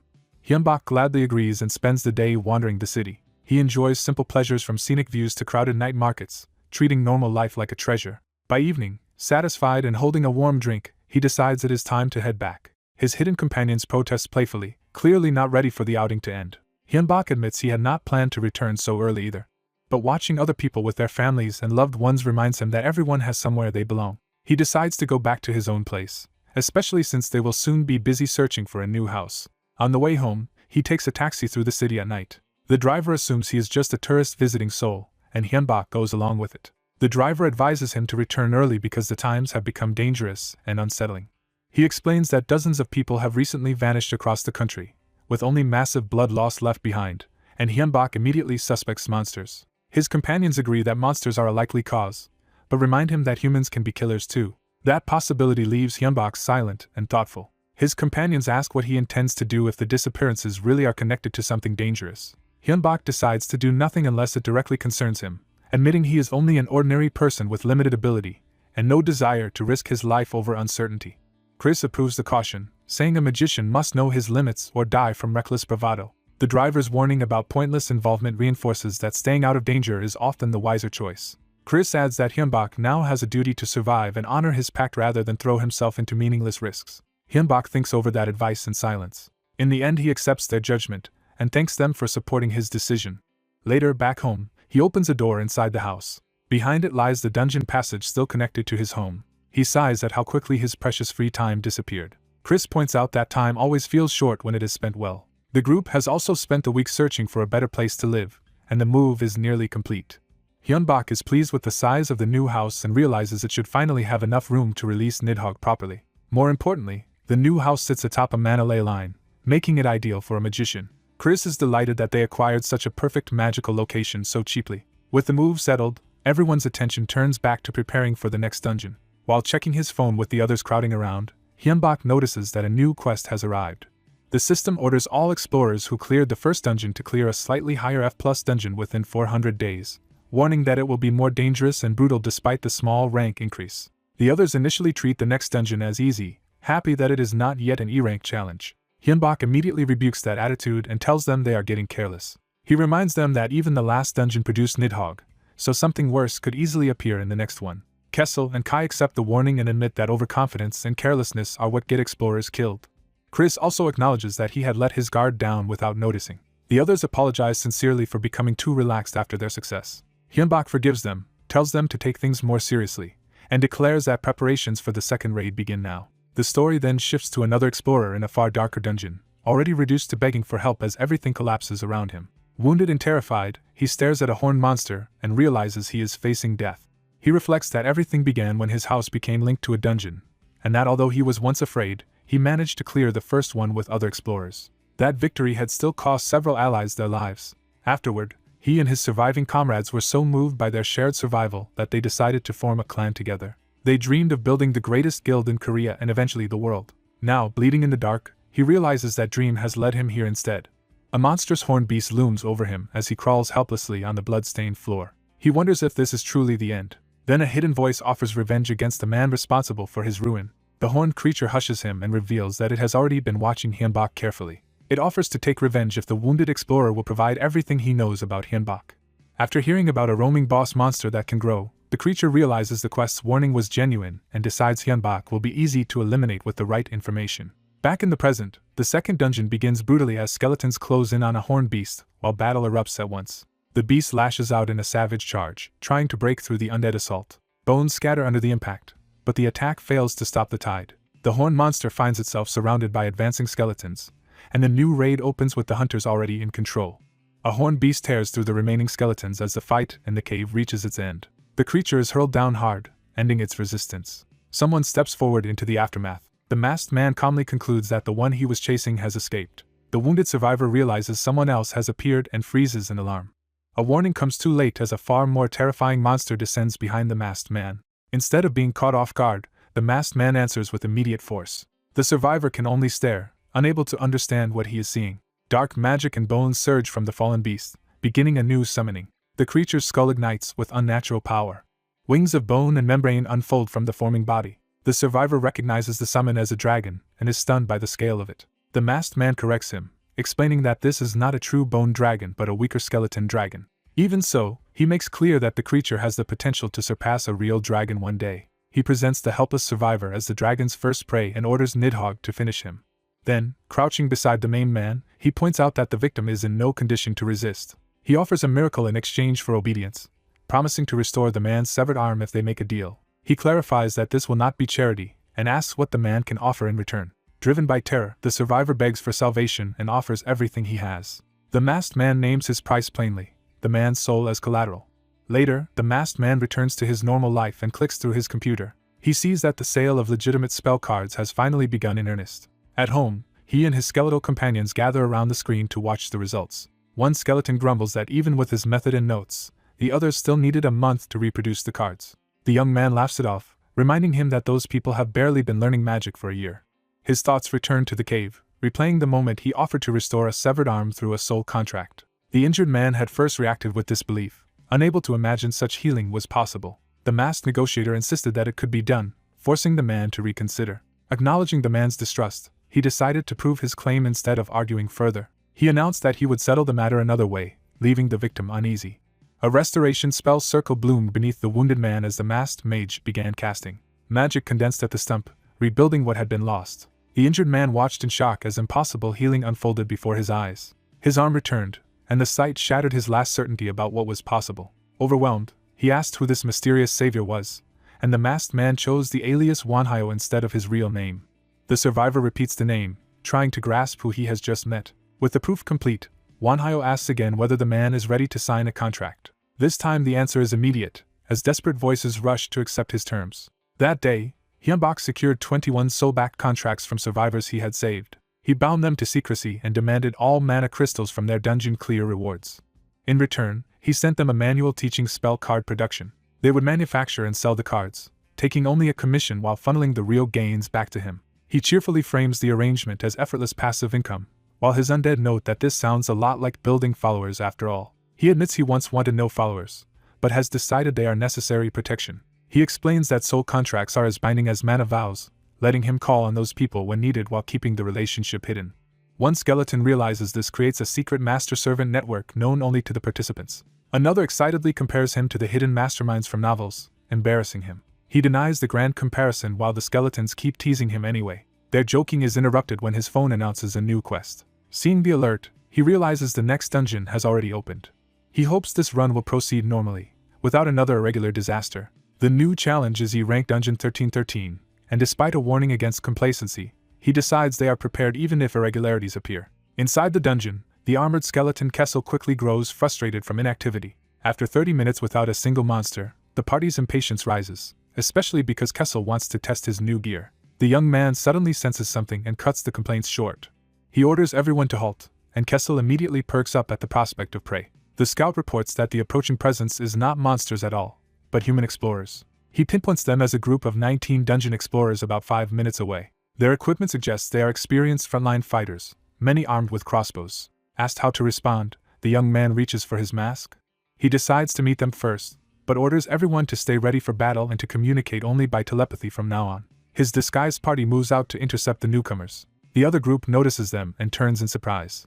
Wanhyo appears before them flanked by his disguised undead companions, presenting a controlled and mysterious front. Their red-haired leader introduces himself as Kim Jung-hyuk and opens with friendly confidence. Wanhyo returns the greeting without revealing anything more than politeness. He gives the name Wanhyo, and Kim Jung-hyuk asks whether he has any other party members. Wanhyo claims he is alone, even while his disguised undead stand directly behind him. Kim Jung-hyuk immediately questions that obvious contradiction. Wanhyo smoothly explains that the figures behind him are undead he tamed in his first dungeon and has raised ever since. Kim Jung-hyuk reacts with exaggerated admiration at the unusual method. Behind the praise, he is clearly evaluating Wanhyo more seriously now that he knows how far skeleton raising has taken him. Kim Jung-hyuk invites Wanhyo to join forces, arguing that a magician with summons would benefit from protection in an E-rank dungeon. Wanhyo senses there is something off about the man making the offer. Kim Jung-hyuk keeps smiling and presses for a temporary alliance. Wanhyo accepts outwardly, deciding to stay close and observe. Kim Jung-hyuk welcomes him enthusiastically, pleased to have him under his wing. Wanhyo follows along as Kim Jung-hyuk offers to introduce him to the rest of the group. Kessel privately bristles at the whole exchange, already disliking the red-haired leader. Wanhyo is brought before the larger gathering of survivors and fighters. As Kim Jung-hyuk smiles for the crowd, Wanhyo judges him to be deeply unpleasant. The quest window updates to show that 16 people have already died, confirming the dungeon's danger. Back in the present, the young man reflects grimly on how many died in a single day. One of his skeletons notes that, given the survivor's actual ability, the death toll is not surprising. The young man agrees that the explorers were weaker than he expected from people who had already cleared 2 dungeons. He had assumed more competence, but their performance fell short.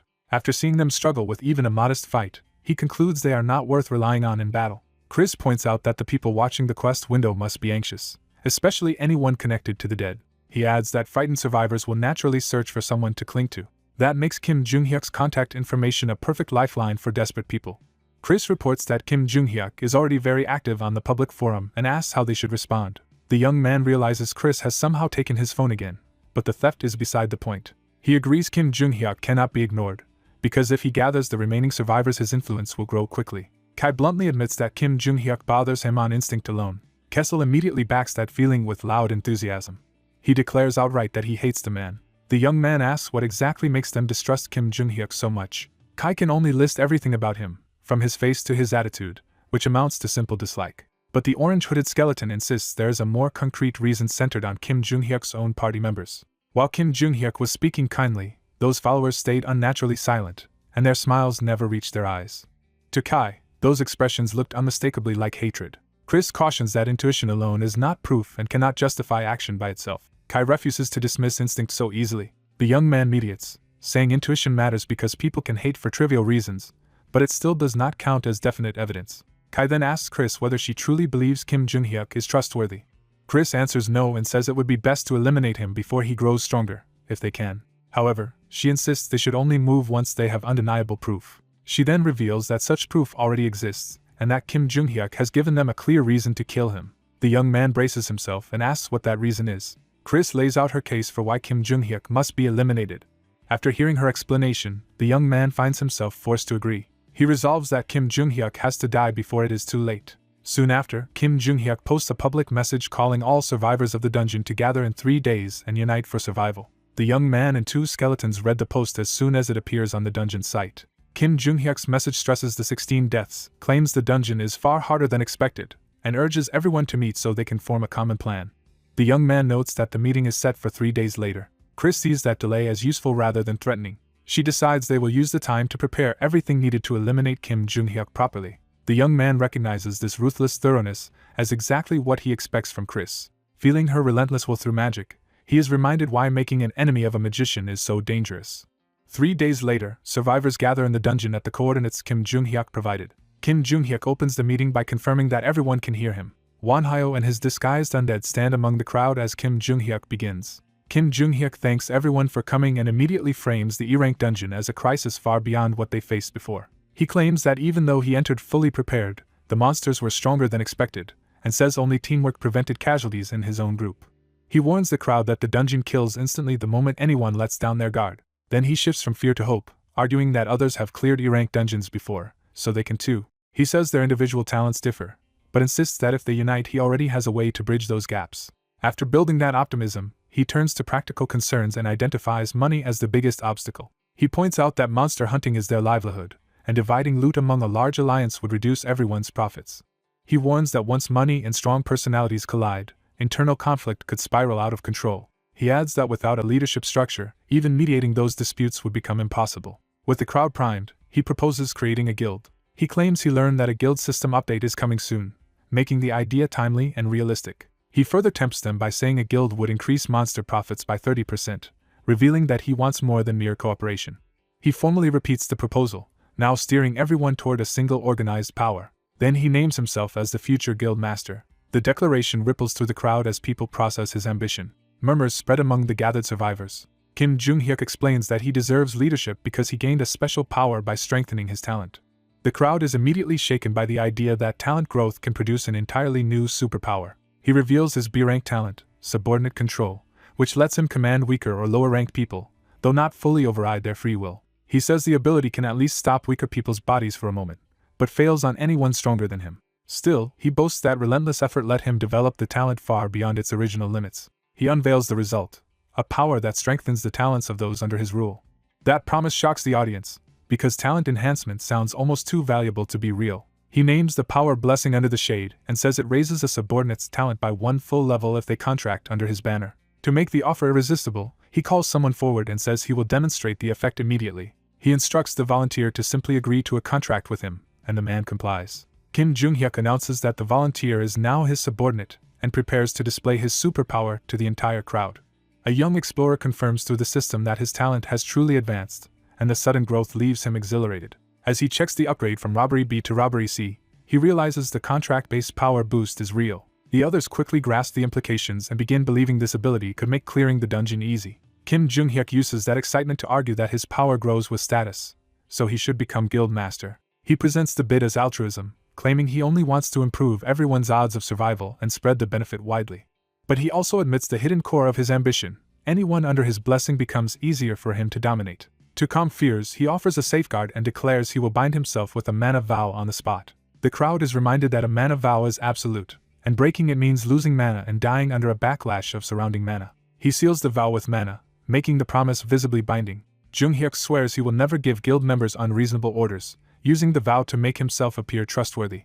That display wins the room, and many begin openly supporting him as a worthy guild master candidate. He thanks them warmly, pleased that his performance has worked. Privately, he decides the matter is settled and believes victory is already his. A sudden interruption cuts through his confidence. A masked magician named Wanhyo arrives with several strange companions and praises the guild proposal, while drawing everyone's attention. Wanhyo singles out Jung-hyuk's talent-boosting power as truly extraordinary. Jung-hyuk receives the praise eagerly, flattered that a skilled magician recognizes his value. Wanhyo politely asks permission to raise a question, and Jung-hyuk agrees without sensing the trap.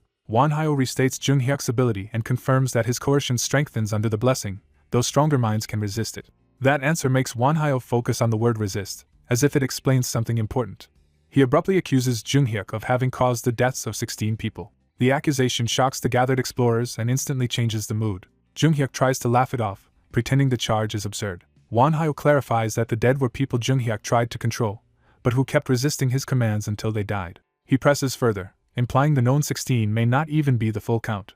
Jung-hyuk realizes he is facing someone dangerous enough to know his past. He loudly denies ever killing anyone and offers to make another mana vow to prove it. He swears under mana that he never personally killed other dungeon explorers, and the vow accepts his wording. Because the vow does not reject him, some onlookers begin doubting Wanhyo's accusation instead. Even Wanhyo's armored companion wants to rush in and kill Jung-hyuk, but Wanhyo restrains him and chooses to dismantle the lie carefully. Wanhyo calmly revises the accusation and says Jung-hyuk did not murder them directly. He states the truth more precisely. Jung-hyuk made 16 people kill one another. Then he twists the knife by mocking Jung-hyuk's euphemisms, saying he merely requested it. Wanhyo begins recounting the previous dungeon, where Jung-hyuk had been one of 28 explorers. He describes Jung-hyuk as an unremarkable man who became desperate to get ahead through whatever talent he had. That desperation led him to obtain Blessing Under the Shade, a power built on control. Wanhyo judges that the real problem was not the talent itself, but Jung-hyuk's rotten character. Using mana vows to lower suspicion, Jung-hyuk drew fellow explorers under his influence until the raid was nearly over. At the end, he forced the resistors to kill each other and made the compliant kill those who still refused him. So while he never struck the fatal blows himself, he undeniably orchestrated the murders. Jung-hyuk erupts in outrage and demands proof, trying to turn the crowd against his masked accuser. He attacks Wanhyo's credibility instead, claiming a man who hides his face has no right to accuse anyone. Wanhyo answers that he does have proof, though it may be hard for others to accept. Jung-hyuk regains some confidence, convinced the vanished dungeon left no bodies behind to expose him. He also reveals his backup plan by tightening control over the surviving members he already ensnared. One of the controlled survivors weakly tries to object, but the coercion still grips her. Even so, several survivors begin defending Jung-hyuk, insisting they lived because of him. Wanhyo pities them and promises he will free them soon. He activates a necromantic spell that lets him see and hear the dead. The spirits of the murdered explorers rise from the ground, dragged back by his magic. The dead gather around him, visibly enraged and desperate to be heard. Wanhyo finally identifies himself as a magician of the school of necromancy. The crowd reacts with alarm, unfamiliar with necromancy and frightened by what it implies. Wanhyo explains that necromancy covers many arts, including undead, curses, poisons, and other dark applications. He adds that his own specialty is the undead.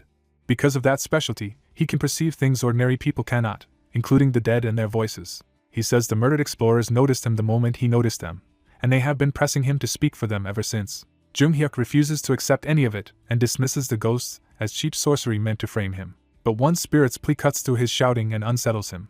The dead begin begging for release rather than revenge alone.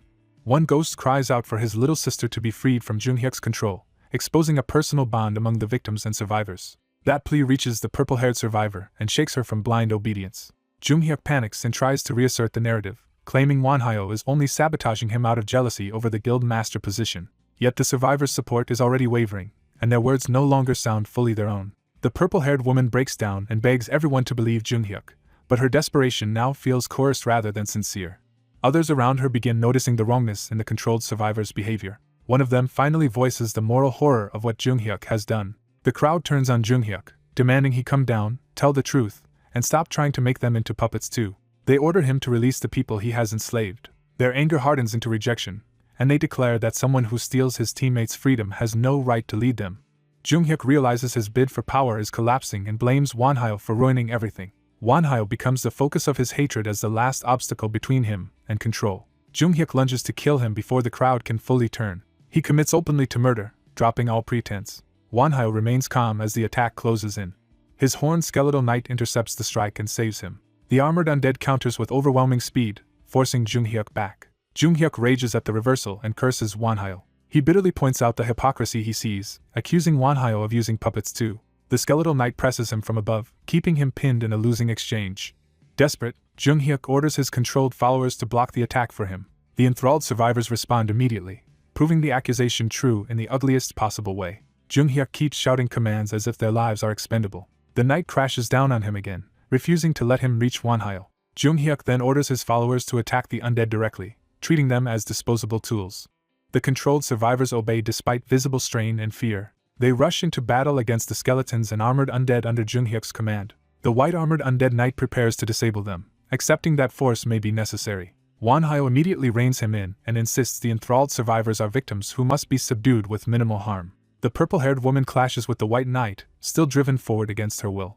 The knight notes that her stability and strength have clearly risen under Jung-hyuk's talent-enhancing power. Jung-hyuk boasts that his empowered subordinates will crush a few skeletons. One of the controlled survivors is knocked through the air in the melee, showing the fight is far from one-sided. Wonhyo's hooded undead caster joins in with magic support. The purple-haired survivor is thrown aside, and Jung-hyuk sees his advantage slipping. He escalates again, activating a harsher version of Blessing under the shade to draw out their true strength. The purple-haired woman is struck by the new spell and forced into a more violent state. The controlled survivors enter a berserk condition, their bodies and minds pushed beyond normal limits. Jung-hyuk proudly explains that Berserker mode trades away life force for an instant surge in stats. He sends the berserk survivors back into battle, hoping the undead can no longer hold back against them. Their weapons blaze with red power as the enhancement takes hold. The empowered survivors begin matching the armored undead in direct combat. Wonhyo's side answers with magic, launching ice arrows to stop the berserk charge. The spell slams into the purple-haired woman, but even that does not fully stop the frenzy. Wonhyo observes that the stat increase is real, though something about it remains flawed.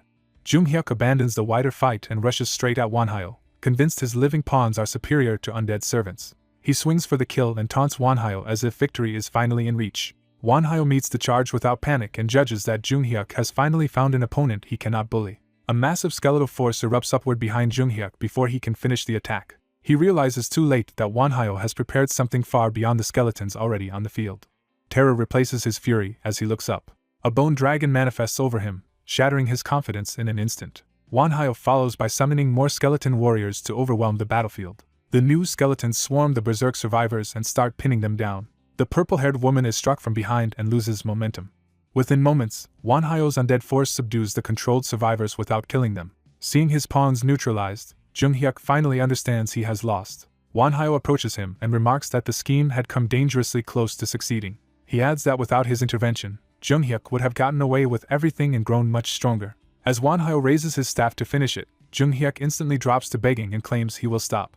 He pleads for mercy and tries to manipulate Wonhyo by insisting he is too good a person to kill. Wonhyo answers with a question, asking whether Jung-hyuk ever spared the people who begged him for their lives. Jung-hyuk lies reflexively and swears that he did. Wonhyo rejects the lie with cold certainty. He brings the staff down and executes Jung-hyuk in a single brutal strike. Blood spatters across Wonhyo's mask as the deed is done. Later, alone in a bathroom, Wonhyo retches from the shock of what he has done. He stares at himself in disbelief, shaken rather than triumphant. The reality settles in that he has killed a person. He cannot escape the vivid memory of the impact, the blood, and the physical horror of the death. His undead companions try to comfort him, praising him for enduring the confrontation. They insist he killed an evil man and saved many lives by doing so. Wonhyo still questions whether there might have been another way, such as isolating Jung-hyuk instead of killing him. What haunts him most is the thought that, in Jung-hyuk's place, he might not have been able to defend himself at all. He wonders whether even his companions support the killing only because they are bound to him as master. They remind him that their course had been agreed upon from the moment they made their mana vow, and that Jung-hyuk had to be removed before he built a far larger power base. They argue that sparing him would only have led to more victims and greater danger for all of them. Unable to bear more justification, Wonhyo cuts them off. He asks to be left alone for the rest of the day, needing silence more than reassurance. He walks away from his undead attendants and shuts himself in his room. The skeletons remain outside, worried but obedient. Alone at last, Wonhyo curls up and lets the weight of the act hit him fully. He lies on the bed in the dark, trying to steady himself. He admits that letting Jung-hyuk live might have meant his own death, and that killing him was necessary to survive. Even so, he refuses to excuse it, accepting that murder remains murder and that he has committed a sin. He resolves to carry the memory himself and never allow necessity to erase responsibility. He decides that his only atonement, as someone determined to survive at any cost, is to bear the burden consciously. Morning light breaks into the room, marking the end of that night of guilt. Wanhai awakes slowly, still heavy with the memory. Then his skeleton companions burst in to celebrate that, through the ordeal, he has advanced to the fourth circle. Kim Hyun-bak is jolted by shocking news he did not expect to hear. His skeleton followers celebrate as if he has just advanced to the fourth circle and become even more worthy of their devotion. Still dazed, he demands an explanation for this sudden claim. Chris explains that the vow he made the previous night changed their mana, proving he has truly entered the fourth circle. Kim can barely believe that he really advanced. To confirm it for himself, he immediately checks his status. The numbers verify the breakthrough, and he sees that his level, magic power, and unused points have all risen. He wonders whether accepting responsibility for his crimes caused this mental growth, though the result brings him little comfort. His undead companions insist that whatever the cause, becoming stronger is unquestionably good news. Chris takes his hand to address him more seriously.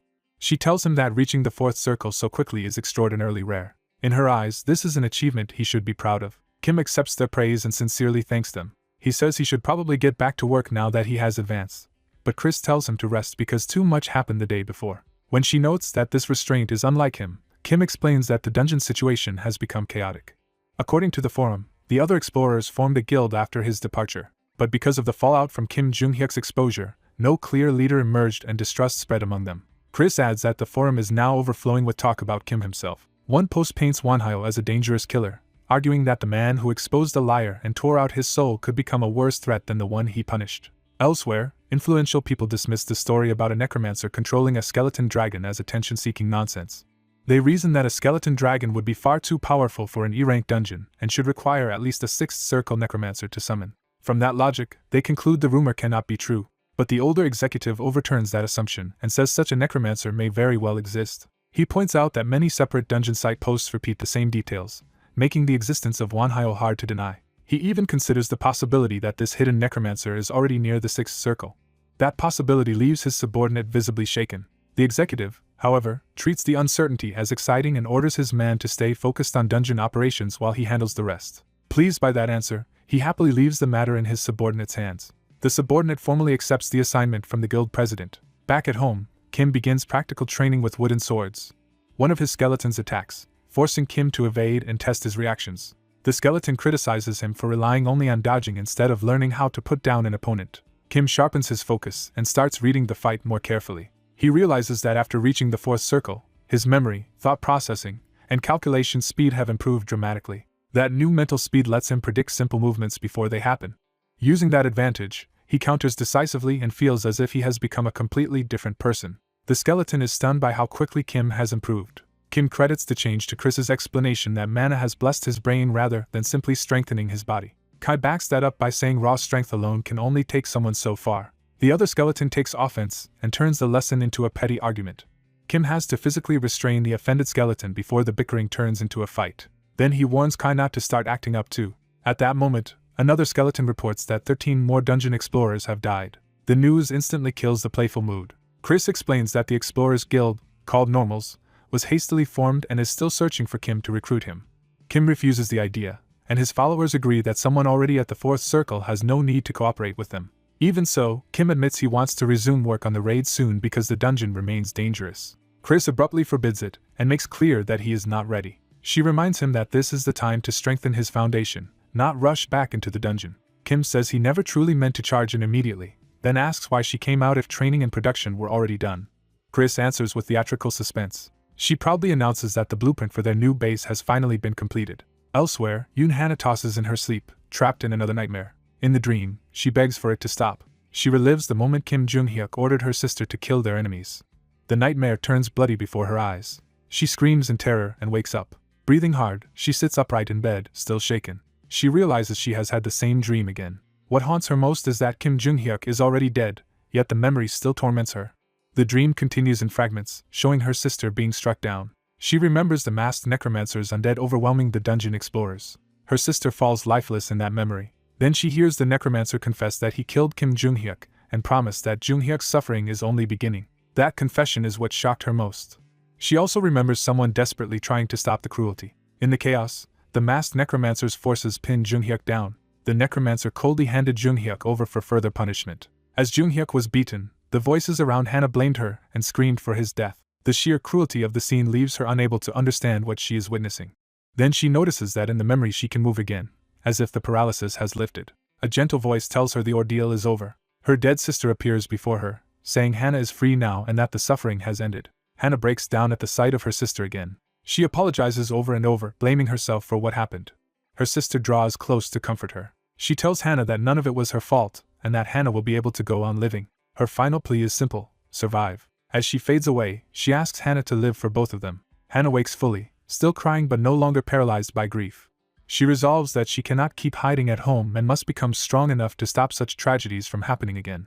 That resolve carries into action as she throws herself into battle against monsters. She charges forward with sword and shield, taking the fight directly to the enemy. Driven by guilt and determination, she refuses to stop. Meanwhile, Kim asks Chris why they need to build a base at all. Chris explains that dungeons are appearing everywhere, and not all of them can be cleared. If a raid fails, the monsters remain inside and the explorers trapped there may lose their identities and become undead like them. Worse, abandoned dungeons can spill monsters into the homes of the explorers connected to them. Kim realizes that this likely explains the recent disappearances. He recalls reports of missing people and blood-soaked scenes and concludes monsters may already be responsible. Chris says that is exactly why they need a long-term shelter that everyone can use. Kim accepts the logic and asks when construction can begin. Chris says there is another urgent issue to settle first. Building a base will require enormous funds, but their spell card profits are already dropping. Copycat spell cards have improved enough to undercut their prices and eat into their market. So Chris proposes a new business, selling magic items instead. Kim worries that their methods could be leaked again and ruin that plan too. Chris reassures him that spell cards were only a money-making sideline, whereas magic items are her true specialty. She reveals that in life she was an enchanter and is fully confident in taking on imitators. Kim immediately approves the new direction. Chris happily informs him that this means he will also be learning enchantment. When he hesitates, she insists that making magic items is the best way to build his foundation. The next day, Kim's lessons in magic item creation begin under Chris's close supervision. He improves quickly with her guidance, though she punishes repeated mistakes without mercy. Her favorite punishment is forcing him to drink a supposedly healthy tonic. The concoction is so revolting that Kim can barely swallow it, tasting like every disgusting flavor imaginable at once. 3 months pass under this harsh training until Kim finally reaches his limit. When he tries to flee, Chris catches him and reminds him that he has forgotten his tonic. Kim would rather die than drink it again and begs for mercy. Before the torment can continue, another skeleton interrupts with urgent news. The moment they have been waiting for has arrived. The boss room of the E-rank dungeon has finally been found. The timing shows how long the raid has already dragged on. At the dungeon, members of normals wait and realize the person they hoped would come probably will not. Hana says she never expected help from him anyway. She steals the group by declaring they will clear the boss room on their own. As guild master, Yoon Hana orders everyone to prepare to enter. She keeps her speech brief and tells her people not to die. Her determination lifts the morale of the gathered explorers. Then someone notices a new group approaching. Out of the darkness comes a mass of undead and summoned beings. At their center stands the masked necromancer Wanhyo with his elite summons. His army's sheer size immediately overwhelms the atmosphere around the waiting guild. By this point, more than 100 days have passed since Kim began the raid, and the first floor boss confrontation is finally at hand. Wanhyo greets the explorers as if meeting old acquaintances. His calm entrance and enormous force leave the others stunned that one man could command so many summons alone. Normals welcomes him respectfully and thanks him for coming. Hana introduces herself properly as the current guild master and explains that she was too shaken before to thank him then. She bows deeply and thanks him for avenging her older sister, promising to repay the debt someday. Wanhyo dismisses the gratitude and says he acted only because he had chosen Kim Junghyuk as his enemy. Hana accepts that answer without protest. She then proposes that they work together again to subjugate the boss monster for mutual benefit. When she starts to warn that even someone as strong as him has limits, Wanhyo cuts her off and makes clear he is not the one who should fear the fight. That confidence leaves Hana briefly speechless. Trying a different angle, she offers him compensation as if this were a formal collaboration. To prove her sincerity, she presents a case filled with cash and mana crystals. Her offer is $100,000, 5 low-grade mana crystals, and an additional bonus if the subjugation succeeds. Wanhyo's followers note that the crystals are worthwhile, though the cash means little to them now. Wanhyo asks what reward she has in mind if the boss is not merely subdued but fully cleared. Hana answers that he can take whatever item appears after the boss is defeated, no matter what it is.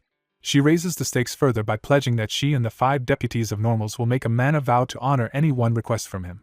Wanhyo considers the offer in silence. He accepts the collaboration, but only within practical limits now and in the future. Relieved, Hannah thanks him and moves on to explain the subjugation plan they prepared. Her strategy is straightforward. Melee fighters will form the shield while ranged fighters become the spear. Because they do not know the boss's exact nature, they chose the simplest and most reliable formation. Wanhyo immediately discards that plan. Using his summons to scout, he reveals that the boss is a werewolf and that at least 100 additional monsters are waiting with it. Hannah realizes that this changes everything and starts to grasp the danger. Wanhyo calmly tells her not to worry because he already has a way to deal with a werewolf boss. After revising their plan and finishing every preparation, the group finally opened the boss room. Inside, the raiders found not a single enemy but an organized monster force backed by the masked necromancer and his undead allies. The sight made them realize the battle would be far tougher than expected. Their fears were confirmed when waves of werewolves, warbulls, giant rats, and other beasts surged forward together. The werewolf boss opened the fight with a savage roar that drove the horde into attack.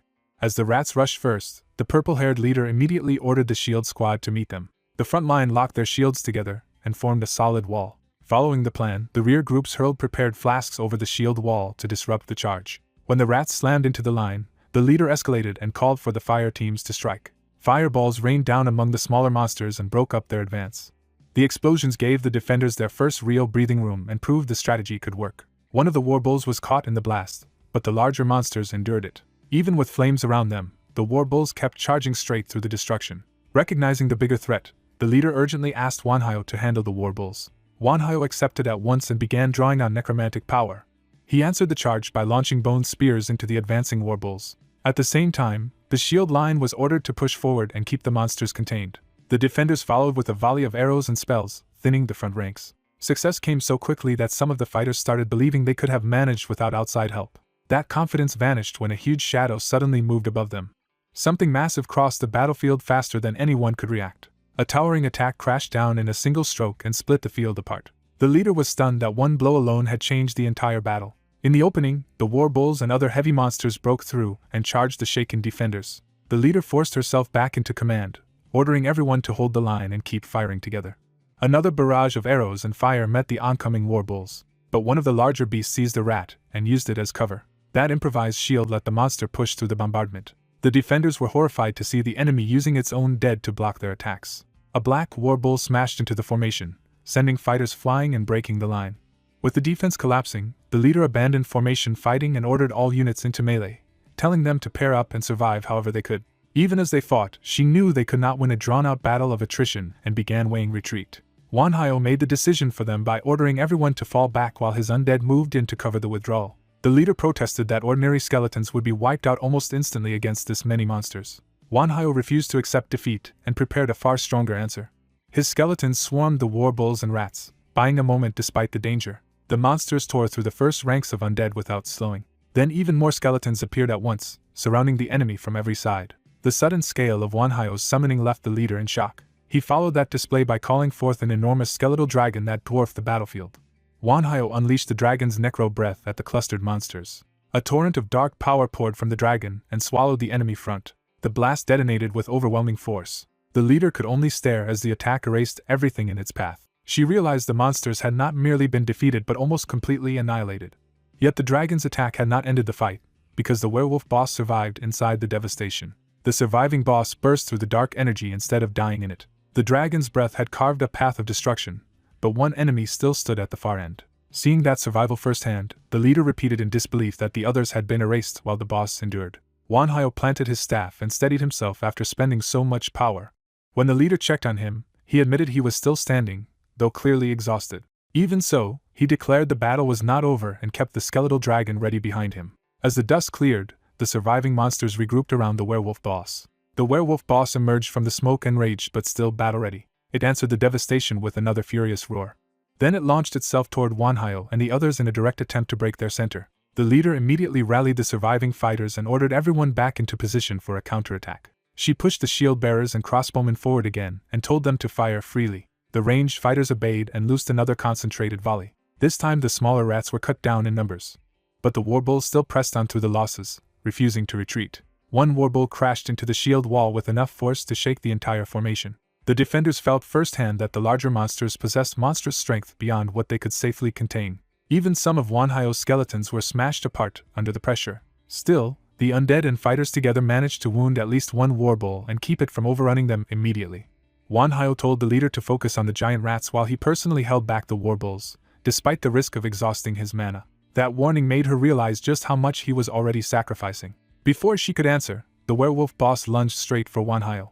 Wanhyo caught the attack just in time and understood how close he had come to being killed. The clash drew blood and showed the boss was still deadly at close range. Wanhyo's undead companions moved in to shield him while the werewolf loomed over them.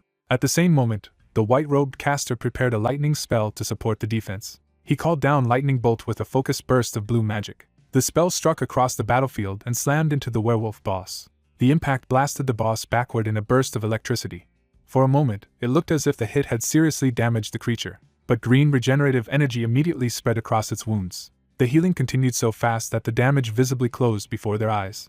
Watching that recovery, Wanhyo acknowledged the boss's terrifying vitality. He also made clear that regeneration did not make the creature unbeatable.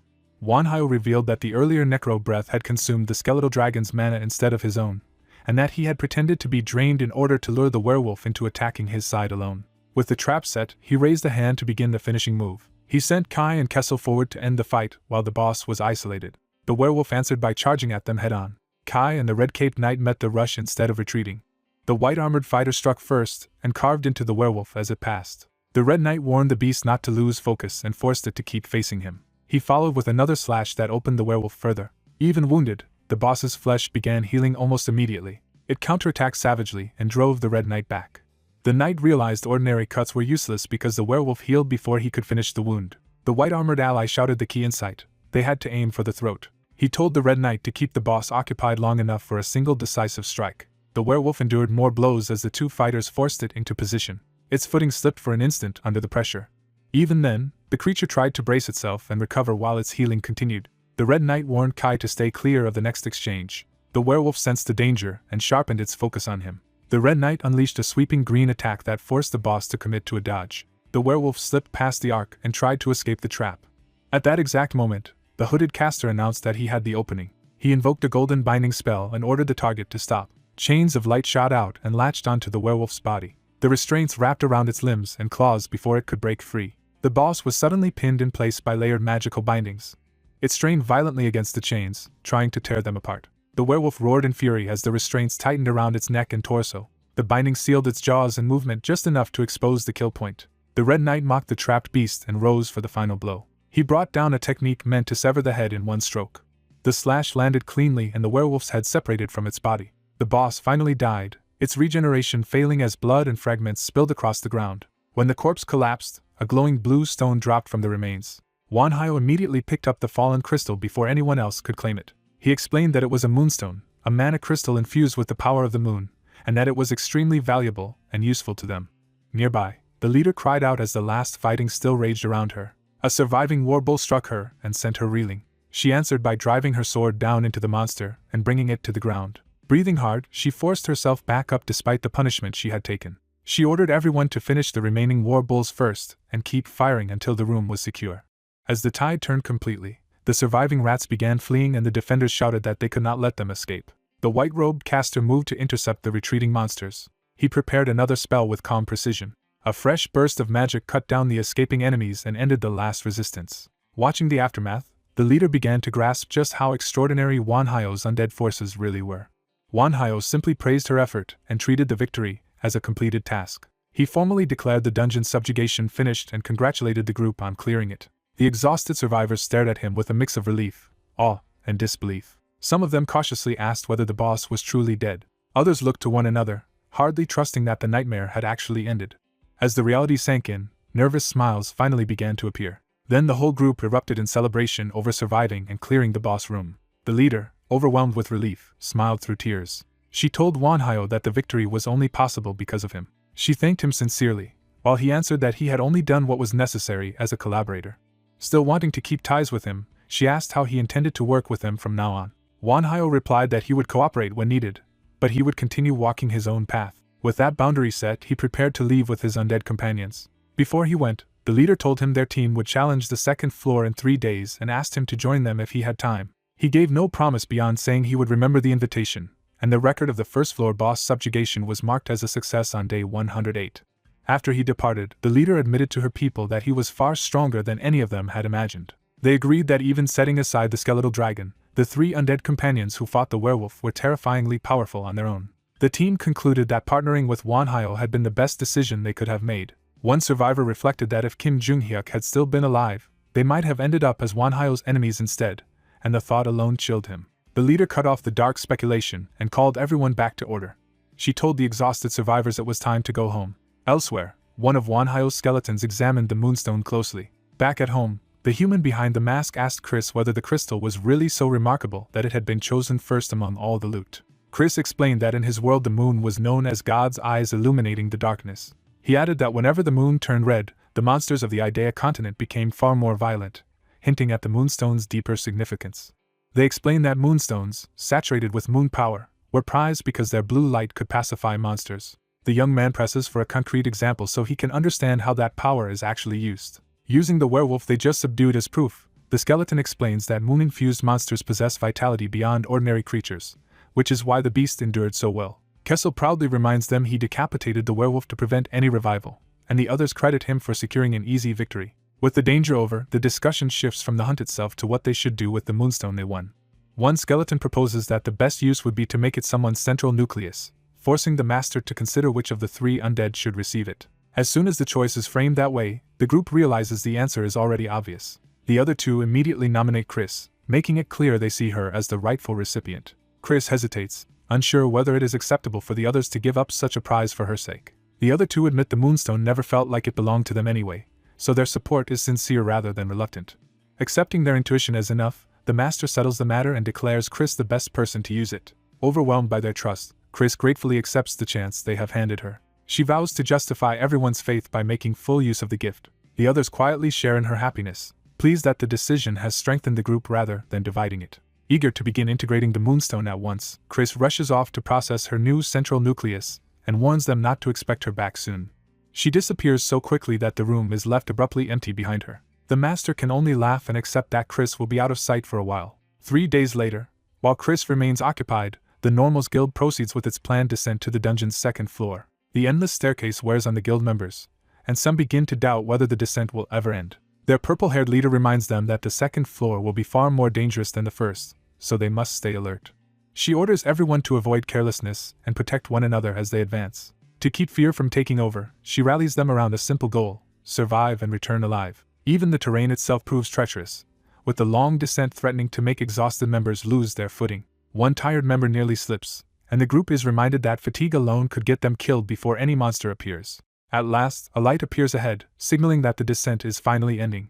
Their leader urges them onward but insists they maintain formation in case enemies are waiting at the exit. Strange sounds drift from the darkness beyond, hinting that the 2nd floor is unlike anything they expected. The party emerges cautiously, shielding themselves from the sudden brightness. Their leader freezes as the scene before her overturns every assumption she had about dungeons. The others are equally stunned, struggling to accept that such a world could exist underground at all.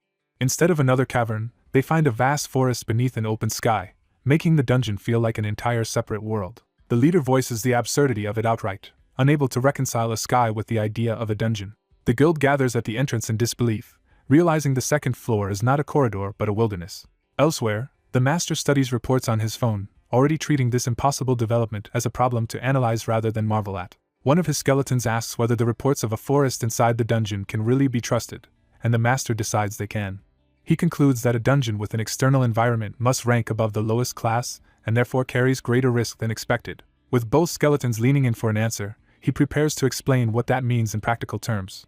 The 3 head to Chris's room, deciding they need her judgment before drawing conclusions. They show her the report that the guild successfully entered floor 2 and found a sky overhead, then ask for her assessment. Chris answers calmly that such dungeons were common on the Idea continent, so the phenomenon itself is not unusual to her.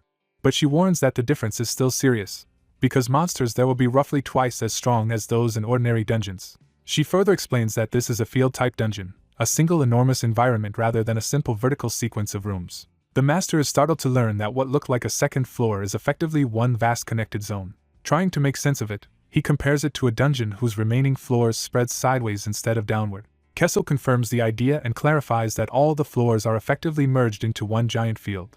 Chris adds a more troubling detail. There is no separate boss chamber, so multiple bosses may roam freely through the area. That warning makes the danger feel immediate, because the guild could stumble into powerful roaming bosses in unfamiliar terrain at any time. Chris still frames the objective simply. The method has not changed, and the dungeon must still be cleared by hunting down the boss monsters. The master repeats her phrase that it is nothing much, though even he knows that is only true from her perspective. Satisfied that he understands enough, Chris returns to focusing on processing her new central nucleus.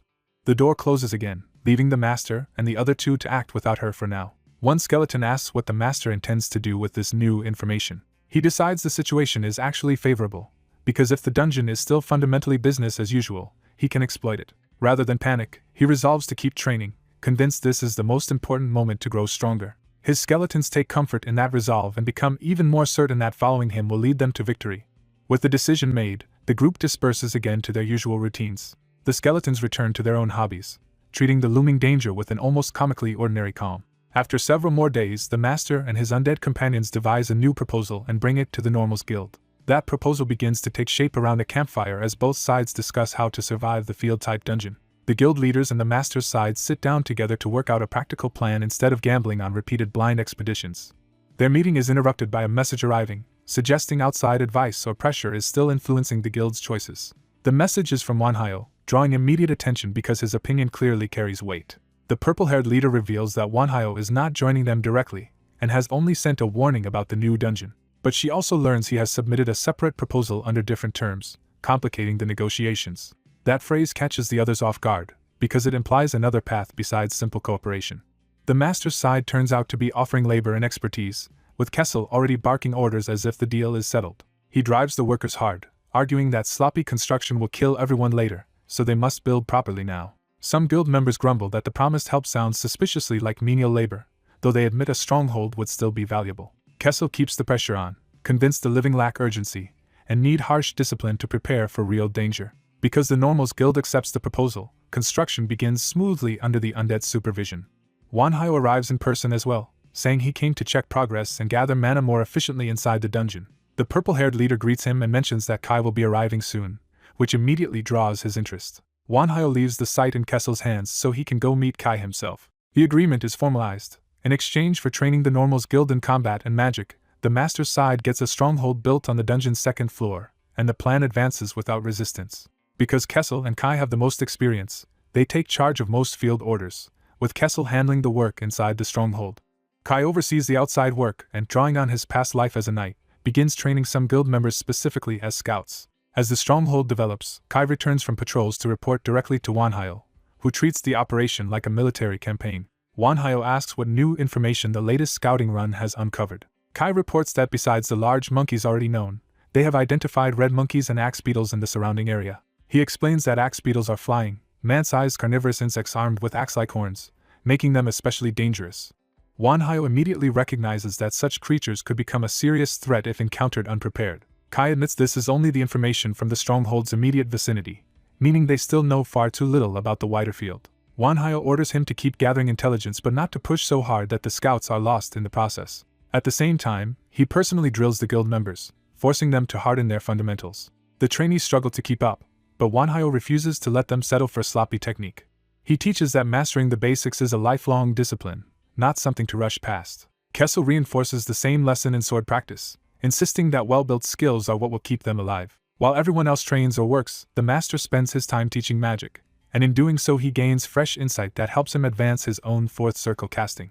As the group gradually adapts to life in the dungeon, some members choose to live inside the stronghold to absorb its abundant mana more directly. But the dungeon sky soon reminds them that comfort is an illusion when a huge flying creature passes overhead at night. The sight terrifies the residents, though some cling to the belief that Wanhyo's strength will protect them from anything that attacks. Others are less reassured and argue that if they are ambushed, even a powerful protector may not be enough, which is exactly why they are training. That fear erupts into panic when one resident is jolted awake by a sudden attack or alarm in the night. The frightened residents admit they still feel far too weak to survive the dungeon if something truly dangerous reaches them. Rumors of a mysterious monster spread, and the number of people willing to stay in the stronghold begins to shrink, but the master remains and devotes himself even more deeply to gathering mana and training magic. 80 days after construction began, that long preparation is abruptly tested. Kai orders an immediate retreat and tells everyone to run as far as they can, signaling that the scouts have encountered something beyond their ability to handle. As boulders crash down around them, the fleeing party realizes the attack is both deliberate and overwhelming. One scout looks up in horror, understanding too late that the enemy is controlling the battlefield from above. The falling rocks seal off their route and trap Kai, the purple-haired leader, and another scout in a killing zone. They stare at the blocked path in disbelief as escape suddenly becomes impossible. Then they sense a new presence behind them, confirming they have been herded rather than merely attacked. A red monkey reveals itself with a roar, turning the retreat into an ambush. More red monkeys appear from every side, surrounding the trapped trio and cutting off any easy escape. Their snarling advance makes it clear this is a coordinated hunt, not a random encounter.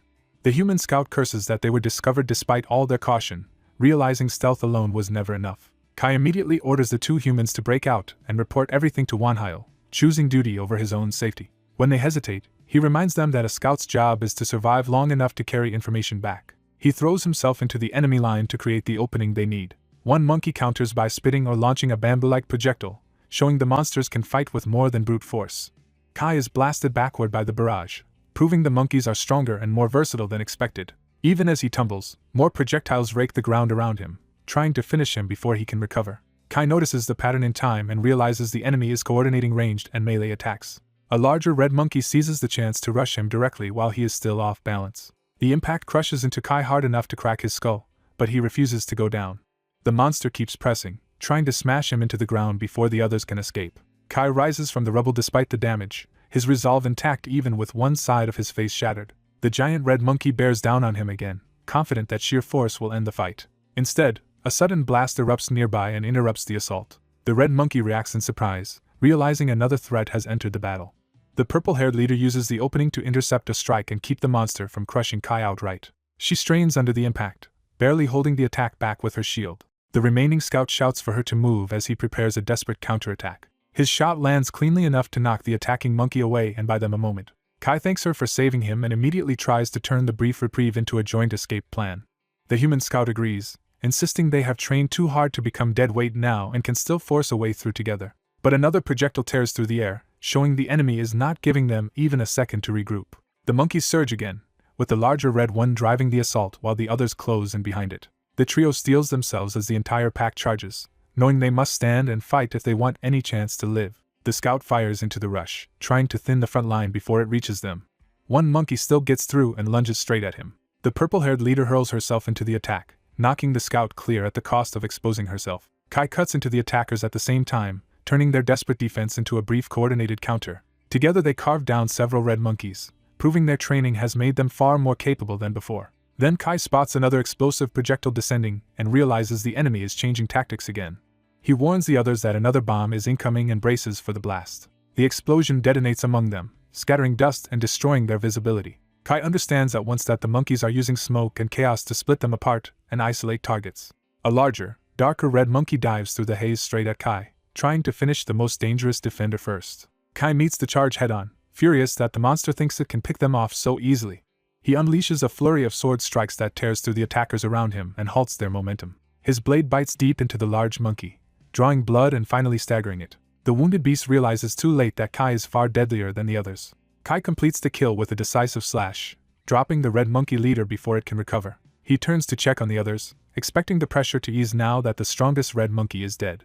Instead, he senses something far worse approaching and understands the battle is not over at all. A massive white-furred ape suddenly appears behind him, seizing him before he can react. The newcomer is identified as the white monkey, a roaming boss monster far above the red monkeys in threat. With terrifying ease, the white monkey grabs both humans at once and lifts them like toys, instantly overturning the fight Kai had just salvaged. Kai is left facing the boss alone as his companions are hurled aside, and the battle enters a far more desperate stage. Yoon lies battered and barely conscious as the crisis closes in around her. At her side, the skeletal knight realizes the danger is immediate. He stands over the fallen group, sword drawn, ready to hold the line alone. A white monkey boss monster surges forward, intent on finishing them. The skeleton faces the beast without retreat despite the overwhelming gap in strength. Even so, he hesitates for a moment, already prepared to sacrifice himself. He begins apologizing to his lord, believing he can no longer continue beside him. His master cuts him off and orders him to stop talking like that and get back up. The monkey attacks before the exchange can continue. Its blow drives toward the skeleton with crushing force. A sudden impact interrupts the strike at the last instant. The monkey is caught off guard by the unexpected interference. The masked necromancer reveals a summoned stone golem and uses it to shield his allies. The golem immediately counters with a heavy punch. The monkey is smashed away by the stone fist. The battlefield erupts with the force of the golem's attack. The necromancer arrives with his undead companions, reminding the skeleton not to give up before they all reach their goals. The masked man notices something else changing in the battlefield. The monkey recovers, and the newcomers recognize they are facing a far tougher enemy than expected. The beast grins, showing it is still confident and dangerous. The red-caped skeleton warns his master not to approach recklessly because they still do not understand the monster's abilities. The monkey throws back its head and unleashes a roar. That roar becomes a summoning call that shakes the entire area. The sound hits the group hard enough to stagger them. Something large begins moving through the forest in answer to the call. A monstrous paw lands nearby, confirming reinforcements have arrived. The hooded ally rushes to protect the others and tells the master to brace himself. 3 blood wolves emerge behind the monkey, turning one boss fight into a pack assault. They identify the arrivals as roaming boss monsters, including a twin-headed blood wolf, and realize a whole wave of bosses is converging on them. The hooded caster quickly uses healing magic to restore Yoon. Yoon begins to regain consciousness through the pain. She wakes in alarm as the battle rages around her. Chris steadies her, and Yoon is stunned that he is there at all. The masked necromancer apologizes for overworking everyone with patrols, then immediately refocuses them on defeating the bosses and returning alive. The group forms up behind the stone golem to face the monkey and wolves head-on. One blood wolf lunges first to break their formation. The stone golem intercepts it in midair with a clean counterpunch. The blow caves in the wolf's body. Its form bursts apart into red slime instead of flesh. The golem becomes coated in that strange liquefied remains. As more wolves close in, the red-caped skeleton mocks the enemy for becoming easier to cut now that it has shrunk into slime. He launches himself into the pack with a sweeping strike. His sword carves through multiple wolves at once, scattering their bodies. He realizes too late that the wolves are not dying normally and are behaving like slime creatures. The monkey seizes the golem's head, trying to overpower the party's main shield. At the same time, the monkey charges straight through the battlefield toward the group's rear. The masked necromancer urgently calls for Kessel to return and defend them. The monkey answers by unleashing a barrage of red energy slashes across the ground. The attack tears up the battlefield and forces everyone to scatter. The monkey plants its hand into the earth, preparing another move. It springs onto the golem's massive body to attack from above. The beast pauses, sensing resistance and searching for an opening. A gigantic earthen golem rises up beneath it, with a cage of bones protecting the people on top, and knocks the monkey flat. The others are astonished that their master can create a golem of that scale using a golem heart. He explains the giant golem burns mana rapidly and can only be maintained for about 20 minutes, so they must finish the enemies before then. Yoon suddenly notices something wrong with the giant golem's legs. Red matter is pushing out from inside the golem's body. The wolf's slime-like remains begin reforming within the debris of the golem. The necromancer realizes the wolves were mixed into the rubble by the bombardment, and orders Chris to counterattack with him. Chris reveals that the Moonstone has upgraded his central nucleus and prepares a stronger summon. He raises a squad of skeleton mages from the earth. The masked necromancer is thrilled that Chris can now summon skeleton mages despite not belonging to necromancy, and recognizes this as the Moonstone's power. He entrusts command of the new skeletons to Kai, who eagerly accepts. Kai immediately raises another skeleton mage to expand their force. The skeleton mages charge down the giant golem's body to meet the reforming wolves. The white-robed skeleton and Kai strike in tandem, cutting into the slime wolves before they can fully recover. Their attacks sever the wolves into pieces and keep them from regrouping. The monkey watches this with growing frustration. It tries to hurl a massive boulder down on them to crush the resistance outright. Then it senses a new threat above and looks up in alarm. The monkey catches the falling stone and the giant golem's descending fist together, showing terrifying raw strength. At the same time, a red beam streaks toward the battlefield. A violent blast erupts, forcing the monkey to react instantly. The giant golem's strike slams down through the chaos. For a moment, the humans dare to hope the monkey has finally been defeated. That hope is immediately undercut as the others fear it may have survived again. The twin-headed blood wolf dives from above toward the bone cage protecting the group. Both heads gather a blazing red breath attack at once. The wolf unleashes a massive breath blast straight at the trapped group. The masked necromancer answers with bone prison, reinforcing their shelter against the incoming breath. The breath tears across the giant golem's body and the bone defenses with explosive force. The shockwave throws Yoon and another ally from their footing. The necromancer orders Chris and Kessel to handle the rest while he moves to save the falling civilians. Chris and Kessel leap after the people and catch them before they hit the ground. Meanwhile, the necromancer summons Nidhogg, a skeletal dragon, into the battle. The twin-headed wolf prepares another breath attack to overpower this new summon as well. Its red breath crashes down toward Nidhogg. Nidhogg angrily rejects the imitation and refuses to let a mere beast mimic a dragon's breath. Chris warns Nidhogg that this is no ordinary monster, and that reckless use of breath will be dangerous. The two breath attacks collide in a violent clash of red and purple power. Nidhogg's necrotic breath begins to overpower the wolf's attack. The dragon's power presses into the earth and holds the line. Chris sees that the clash is draining too much mana and urges a retreat before they are exhausted. Nidhogg refuses, driven by wounded pride and insisting that a dragon never loses. Chris grabs the control tether, trying to rein Nidhogg in. Through the link, Chris feels Nidhogg's emotions and realizes the dragon cannot even admit it is being pushed back. Seeing no other choice, Chris braces himself and commits to supporting the dragon directly. He pours all of his remaining mana into Nidhogg and demands to see what a real dragon can do. Empowered by Chris, Nidhogg unleashes a full necro breath. The twin-headed wolf answers with its own breath, refusing to yield. Dark necrotic force surges forward and engulfs the battlefield. Nidhogg's attack overwhelms the opposing blast and tears through the wolf. The recoil and mana drain slam Chris to the ground. He lies motionless, consciousness fading. The last of his strength slips away. Even as he blacks out, he forces one eye open to see the result. His vision dissolves into white from the blast and exhaustion. The world goes silent around him. Chris loses consciousness completely. The giant golem remains standing over his fallen body like a final guard. Later, voices call him back from the darkness and urge him to wake up. He opens his eyes to find his skeletal companions gathered around him in relief. Still weak, he asks what happened after he collapsed. They tell him he is suffering severe mana exhaustion and must rest before anything else. His first concern is whether Yoon and the guild executives survived. The white-robed skeleton assures him everyone is safe and has already returned home. Relieved, Chris reflects that he sent them on patrol to conserve mana for ghost summons, and that decision nearly led to disaster. His companions counter that the saved mana was exactly what allowed them to defeat the main bosses in time. Chris accepts that point, though he is still uneasy. He admits there was still a serious problem. Nidhogg's pride almost got everyone killed.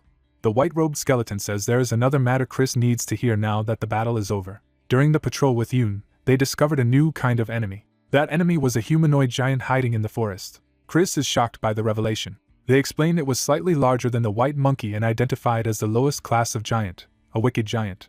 The others warn him not to underestimate it just because it is the weakest giant class. Even the lowest giant is far stronger than ogres or trolls, highly resistant to magic, and intelligent enough to be especially troublesome. They conclude it may be the hardest opponent the group has faced so far. At the mention of a giant, Nidhogg stirs with immediate interest. The dragon declares that when the time comes, he alone will hunt the beast. He coldly orders the others to stay back and not interfere like before. Chris catches the insult and questions what Nidhogg means by interference.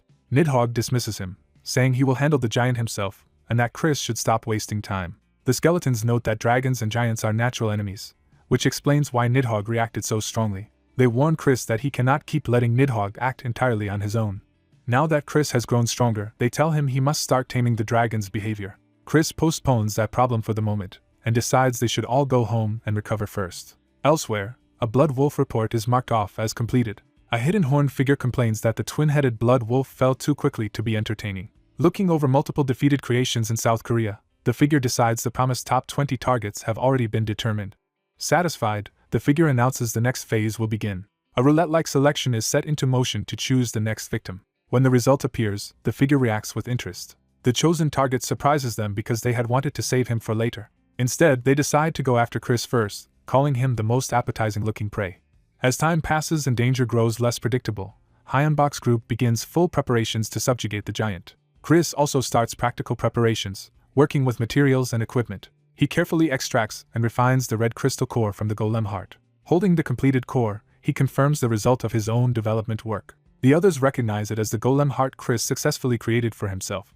Wanhyo explains that the red core is useful for summoning a golem and sustaining it by absorbing ambient mana, though each golem lasts for a different amount of time. He adds that creating a stable version took many failed attempts, and only now has he finally completed a usable one. The guild leader quietly takes in the value of what he has handed over and weighs what she still needs to say. Wanhyo waits in silence, already sensing that her thoughts have not ended with gratitude. He presses her to speak plainly about whatever remains unresolved between them. She begins by apologizing, admitting that the Normals Guild discussed their arrangement with Wanhyo and made a decision on their own. Their conclusion was that relying on his help would make raids easier now, but would eventually leave the guild unable to function without him. After witnessing the latest field boss battle, she became certain that even with all her training, those enemies were beyond what she alone could face. She admits that none of the Normals could have handled such bosses and reaffirms just how overwhelming Wanhyo's strength truly is. Wanhyo listens without interrupting, letting her finish the judgment she has reached. She says that realization forced her to choose a different path for the guild. The Normals Guild will stop raiding this dungeon altogether. The decision catches Wanhyo off guard despite how calmly he receives it. She explains that continuing like this would only create more casualties, so the guild must prioritize its own growth before ambition. Wanhyo starts to respond, testing whether this is truly the end she intends. Before he can object, she bows deeply again and apologizes for unilaterally ending their cooperation. She remains bent before him, accepting full responsibility for the break. Seeing her sincerity, Wanhyo's tension eases. He tells her he understands and acknowledges how heavily that decision must have weighed on them. He formally ends their partnership from that day onward, while still allowing the guild to keep using the stronghold freely. His generosity surprises her, and she asks if he truly means it. Wanhyo confirms that the stronghold was built for that very purpose and offers it without resentment. He parts from them with a sincere wish that they succeed on their own path. Relieved, she thanks him for everything he has done for the guild so far. They seal the separation with a final handshake rather than bitterness. Their alliance with the Normal's guild ends, but the narrator reflects that everyone was still pursuing the same goal of surviving the dungeon in the best way they could. Time passes in the E-Rank 1313 raid, and the story marks this turning point as the moment they parted from the Normal's guild. Later, Wanhyo's party reaches a hidden chamber buried deeper inside the dungeon. The group realizes they have found a dungeon hidden within the dungeon itself, and Wanhyo treats the discovery with dry amusement. One of his companions warns him to stay quiet because something inside is sleeping. Beyond the rocks, they spot a horned giant resting among lesser monsters, confirming a dangerous nest ahead. Rather than retreat, Wanhyo decides to begin immediately and summons Nidhogg. His companions are startled that he intends to confront the threat with so little hesitation. Wanhyo dismisses the giant as a low-class enemy and refuses help with what he sees as minor opposition. That contempt shocks the armored knight, who cannot believe Wanhyo just called the enemy small fry. Even so, the party falls in behind him, ready to act on his lead. Wanhyo orders them to prepare for battle while he takes point. The summoning portal tears open as Nidhogg answers his call. A skeletal dragon bursts out, instantly drawing the monster's attention. Nidhogg lands in front of the sleeping pack and jolts the giant awake.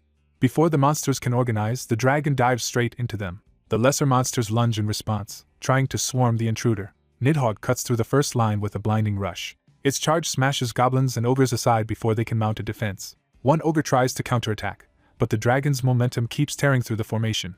The giant catches Nidhogg's skull in both hands and halts its advance by brute force. Wanhyo immediately orders his companions to scatter before the clash engulfs them too. As the front line breaks apart, Wanhyo and the knight move in to exploit the opening. The knight thinks Wanhyo is being reckless, charging so close to a fight this dangerous. Wanhyo leaves the lesser monsters to the party and declares that he will personally handle the giant. The horned giant meets that challenge with a confident grin. Nidhogg, equally offended, demands to know who the giant thinks he is belittling. The giant hurls the dragon away with raw strength. Nidhogg slams into the cliffside, showing that this opponent is far stronger than the usual fodder. The giant follows up with a sweeping strike that batters the dragon before it can recover. Nidhogg crashes to the ground, rattled and briefly pinned by the giant's pressure. Wanhyo answers by unleashing a dark spell directly into the dragon's skull. He commands Nidhogg to kill, flooding it with violent power aimed at the giant. The spell surges through the battlefield as a concentrated wave of black-purple force. The giant charges straight into that torrent instead of retreating from it. He slams down with enough force to shatter the ground and disrupt the attack. Even Nidhogg's eye flickers under the impact, showing the giant has broken its rhythm. Wanhyo realizes Nidhogg is in real danger and calls to it urgently. His companions are forced to hold off the surrounding monsters themselves while warning him to focus on the immediate threat. The knight agrees that Wanhyo must deal with his own chosen opponent, while the rest of them cover the field. The giant keeps hammering Nidhogg's head, refusing to let the dragon recover. He drives in another crushing blow, splintering bone under his fists. Boasting that no low-ranked monster can push him back, the giant overwhelms Nidhogg at close range. He batters the dragon's body apart with a relentless series of strikes. Laughing, he mocks Nidhogg as nothing more than a weakling. For the first time, the dragon shows genuine shock at being dominated so completely. The giant stands over the broken dragon and keeps repeating the insult, savoring his superiority. Nidhogg protests that it is a dragon, the strongest race, and cannot accept this humiliation. Wanhyo forces it to face the truth and asks whether it finally understands reality. He tells Nidhogg it is not a real dragon at all, only a counterfeit imitation, and the dragon furiously rejects that judgment. Driven by wounded pride, Nidhogg lunges back into the fight in a rage. The giant answers with another devastating punch that explodes against its skull. He keeps pummeling the dragon's face, each hit reinforcing the gap between its self-image and its actual strength. Nidhogg is smashed down again, unable to stop the beating. Wanhyo keeps attacking its delusion instead of comforting it, insisting that ego alone can never turn a fake into the real thing. The dragon's body breaks apart around the giant as the lesson lands harder than the blows. Fragments of Nidhogg scatter across the ground, leaving it nearly destroyed. The giant casually plants a foot beside the collapsed remains, certain the fight is over. He repeats the insult one last time, convinced he has proven Nidhogg worthless. The shattered dragon lies motionless, reduced to a pile of broken bone. From that ruin, Nidhogg turns its anger toward Kim Hyunbak, accusing him of breaking his promise to make it stronger than a true dragon. It condemns him for failing to fulfill that promise and leaving it in this pathetic state. Wanhyo answers coldly that he did keep his promise, but Nidhogg itself did nothing except cling to arrogance and refuse its teammates. He says Nidhogg once had the potential to be his strongest card, but as long as it cannot sincerely regard the others as comrades, it will remain a fake and be left behind. Those words continue to echo through the battle as the rest of the party struggles against the surrounding monsters. The knight and priest hold the line together while Wanhyo's lesson reaches the dragon. The robed mage unleashes crackling blue magic to support the others and keep the monsters off them. That spell blasts through the enemies pressing the party, buying them breathing room. As it watches its companions fighting and growing together, Nidhogg finally understands what it lacked. Abandoning pride at last, it asks Wanhyo to teach it how to grow and become truly strong. The plea becomes desperate as the broken dragon begs for the path to real strength. Wanhyo smiles because this surrender of ego is exactly what he had been waiting for. Nidhogg begins pulling its broken body back together under a new resolve. The giant notices the change and loses his earlier confidence. The dragon rises again, larger and steadier, now facing the giant without delusion. Standing on its back, Wanhyo orders Nidhogg to eliminate their enemy. He explains that the spells he used are the very techniques Nidhogg must master, and that learning them all will raise its worth. Nidhogg accepts the teaching without resistance, and Wanhyo is briefly surprised by how readily it submits.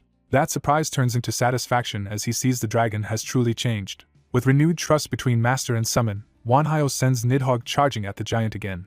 The dragon surges forward with enough force to split the cliff face as it closes the distance. It crashes into the giant head-on and drives him back. The fight erupts into the air as Nidhogg launches the giant upward in a violent exchange. Bone shards and debris whirl around them as the dragon gains control of the battle. Nidhogg follows with a named attack, Deathbone Spear, diving like a living lance. The strike slams the giant into the ground with crushing force. Seeing the giant pinned, Nidhogg declares the battle finished. But the giant suddenly catches hold of a blazing weapon or force, revealing he still has one last counter. A massive explosion engulfs the area before anyone can react. The party watches the blast spread across the battlefield, unable to see whether Wanhyo survived. The knight starts to speak as if a long-awaited result has finally come. Then the smoke parts to reveal Wanhyo still standing atop Nidhogg, and the knight acknowledges that the dragon has at last become somewhat worthy of the name. Even the knight is taken aback by how completely the tide has turned. He shouts for Wanhyo to dodge, sensing a new danger before the others do. Wanhyo turns calmly, already aware that the threat is not coming from the giant anymore. Nidhogg shifts beneath him as both master and summon brace for something far worse. A violent impact crashes down from above and detonates the ground around them. The party rushes toward the blast, fearing Wanhyo has been struck. Instead they find a glowing pink cocoon-like mass, and the three companions close in warily. From inside, the giant's body is being remade rather than destroyed, and the party realizes the explosion triggered a transformation instead of a death. Wanhyo warns everyone that the surrounding energy has changed unnaturally, and the others ask what exactly he senses. He says something is definitely nearby and that whatever has been watching them all this time has finally revealed itself. The party instantly tightens formation around him, ready for an unseen superior presence. A new voice acknowledges their victory and says the spectacle was worth watching, even if the beginning was disappointing. A horned demon woman appears wrapped in red aura, confirming that a far stronger observer has descended into the battlefield. With predatory amusement, she asks where they should begin now that she has arrived in person. Wanhyo immediately recognizes the danger and tenses instead of provoking her. He orders everyone not to move, judging that offending this being would be suicidal. The demon notices their restraint and studies them with interest. She mocks their unusual caution, remarking that most intruders would already be questioning her or charging in. Wanhyo chooses diplomacy and asks if she would at least give them an explanation. She refuses outright, making it clear that answers are a privilege she does not intend to grant. The knight and mage can only fall silent under the pressure of her presence. Wanhyo repeats her own logic back to her, acknowledging that only the strong have the right to take what they want. Pleased, she tells him he understands his place and confirms that strength alone decides what one may claim. Because he humbled the fake dragon and exposed its weakness, she spares the group for now and even says she likes what he did. She explains that she despises arrogant children who overestimate themselves, making clear that Nidhogg's humiliation amused her. Wanhyo realizes from the way she singled out Nidhogg that she may be connected to an even greater power than he expected. Still toying with them, she says that since she has descended, she cannot simply leave without doing something. With a casual gesture, she begins to act. A green restorative power washes over Wanhyo, the mage, and Nidhogg, healing the damage they had taken. Wanhyo feels his body fully restored and his mana overflowing again, and he checks that everyone else has recovered as well. The demon then drops all pretense and invites them to fight her directly. Wary of the trap, Wanhyo asks if she means to fight them herself. She smiles and promises to hold back, challenging them to survive against her for just 5 minutes. Kim Hyun-bak realizes the enemy is testing them, but he decides they have no choice except to play along for now. He orders everyone to pour all available mana into one decisive strike from Nidhogg, while Kessel and Kai hold the line. His subordinates immediately accept their roles and prepare to obey. Before they can act, the Horned Devil Woman mocks them and invites them to make the first move. She attacks first anyway, unleashing dark power straight into Nidhogg.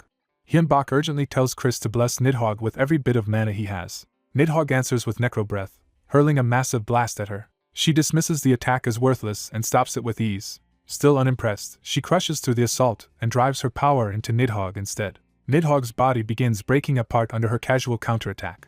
Hyun-bak is shaken by how effortlessly she overwhelms his strongest weapon. He realizes she only moved a hand once, yet Nidhogg was nearly destroyed. The Devil Woman starts wondering whether she should simply kill them after all. Hyun-bak forces himself to stay composed despite the terror. Even his allies admit the gap in power is absurd and question why such monsters are here at all. The devil appears beside Hyun-bak and confirms that she truly is on an entirely different level, but says she came down for a reason. Refusing to give up, Hyun-bak orders Nidhogg to attack once more. At the same time, the wounded wicked giant is sealed inside a pink barrier while Nidhogg moves to finish it. Hyun-bak changes plans and tells Chris to switch to Corpse Explosion instead. Chris and Hyun-bak immediately begin channeling the new spell together. Nidhogg dives toward the trapped giant as the explosive curse takes hold. The devil watches with interest instead of stopping them. The giant detonates in a huge blast that rocks the battlefield. Hyun-bak and Chris brace themselves against the shockwave and dust. Hyun-bak looks up, desperate to see whether his gamble worked.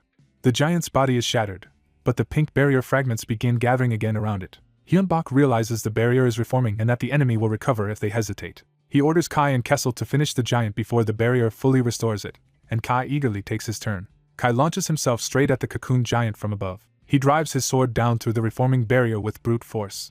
The barrier cracks under the impact. Kai smashes through and strikes the giant directly, telling Kai's allies to handle whatever comes next. Another knight gathers power for a follow-up attack. She releases a killing thrust of blue energy at the exposed giant. The attack pierces through the barrier remnants and into the giant.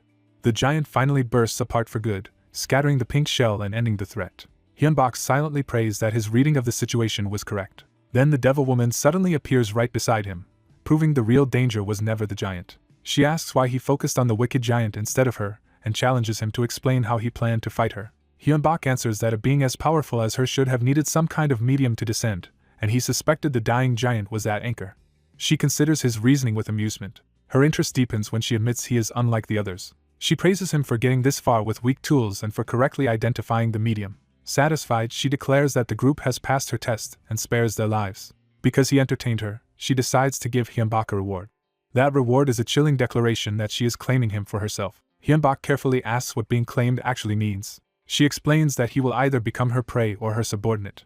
As she begins to leave, she says that since he passed her test, he deserves to know her name. She reveals herself as Gloria, a catastrophic demon dragon. With that introduction, Gloria departs and promises they will meet again, whether Hyun-bak returns as prey or servant. Hyun-bak is left repeating the title Demon Dragon and her name, trying to grasp what just happened. The dungeon is officially cleared, but the victory feels overshadowed by the threat Gloria left behind. Back in safety, Hyun-bak exhales as the reality of surviving finally sinks in. He tells his undead companions that Gloria explicitly marked him as either future prey or subordinate. They warn him that if she meant it, the situation is dire because the next meeting will force a choice between opposition and submission. Hyun-bak reflects that any being capable of invading the world through a dungeon is far beyond ordinary. He also realizes Gloria may not be the only such power trying to enter Earth. Worse, he concludes that these invading powers are likely scouting talented people in advance, either to recruit them or eliminate them. One of his servants asks what he intends to do now. Instead of answering immediately, Hyun-bak asks his companions for their opinions. One urges him to fight because these beings are the same enemies who killed him, though he admits facing them head-on would be suicidal. The others remind Hyun-bak that they are already dead, while he is still alive and only has one life to lose. Hyun-bak says he cannot risk them recklessly, and one servant proposes staying with him only until he can exist independently if Hyun-bak chooses Gloria's side. Another vows to follow Hyun-bak to the end as a knight and vassal. Hyun-bak is quietly moved by that loyalty. Even the mage says he will continue following Hyun-bak, regardless of Chris's old enemy. He explains that revenge is secondary to his true goal of ascending to a higher level, and Hyun-bak offers the best path toward that. Hyun-bak notes that the answer is exactly what he would expect from a mage. He then asks Nidhogg what it wants. Nidhogg says it only wants to become more valuable than the original dragon, and any path that makes it stronger is acceptable. Another servant complains that he is the only one who has not been asked yet. He presses Hyunbak for the most important answer of all, what Hyunbak himself truly wants. Hyunbak admits he barely survived and has few options, but he knows life as Gloria's subordinate would never be easy. When asked if that means he will keep fighting, Hyunbak says that is his decision for now. He reasons that Gloria did not finalize him as a subordinate yet, so the choice remains open between fleeing and resisting. What he truly wants, however, is to grow stronger no matter the cost and eventually kill Gloria. His servant is thrilled by that resolve and promises full support. Still, the mage warns that Gloria is overwhelmingly stronger, even if he remains loyal for now. He bluntly admits that if Hyunbak faces Gloria without a chance of winning and his life is in danger, betrayal is possible. That possibility startles Hyunbak. He realizes that if he ever fights Gloria recklessly, Chris could turn against him and be forced under control as a tool rather than a trusted ally. That thought hardens his resolve to prepare carefully and preserve the trust that brought them this far. Their discussion is interrupted by the sudden sound of a doorbell. Hyunbak is shocked that the house is already connected to the outside world after the dungeon clear. He quickly realizes the stranger's identity matters more than the restored connection itself. Checking the intercom, he asks who is outside. A woman introduces herself as Kang Hyami and shows official identification. She says she is a manager from the administration, the agency that runs the dungeon site, and asks for a meeting. Hyunbak relaxes at first, assuming it is only routine business from the dungeon site. Then he and his companions are stunned by the revelation that the dungeon site is a real organization, and Hyunbak immediately wonders what it wants from him. Elsewhere, the news of the E-rank dungeon disaster throws officials into confusion. A superior demands to know what kind of monster appeared in an E-rank dungeon after 16 explorers died there. His subordinate reports that a few survived, including a prospect with an A-rank fortune talent. That survivor is identified as Kim Hyunbak. Instead of only verifying the incident, the superior decides they must contact Hyunbak first. He orders immediate contact with the prospect. Then he makes his real intention clear by demanding that Kim Hyunbak be recruited at once. Back at the house, Kang Hyami politely thanks Hyunbak for receiving her and repeats her affiliation with the administration. Hyunbak introduces himself and notes his surprise that the dungeon site is run by actual people. Hyami explains that the administration manages the site and oversees the transfer of ordered goods using the technology of higher beings, including Explorer Bank transactions. One of Hyunbak's undead immediately asks whether those higher beings are gods. He presses further, asking whether the administration can contact them when needed. Hyami forces herself to stay calm and answers that, while she lacks details, the working assumption is that those higher beings are both gods and devils. Hyunbak quietly absorbs that answer.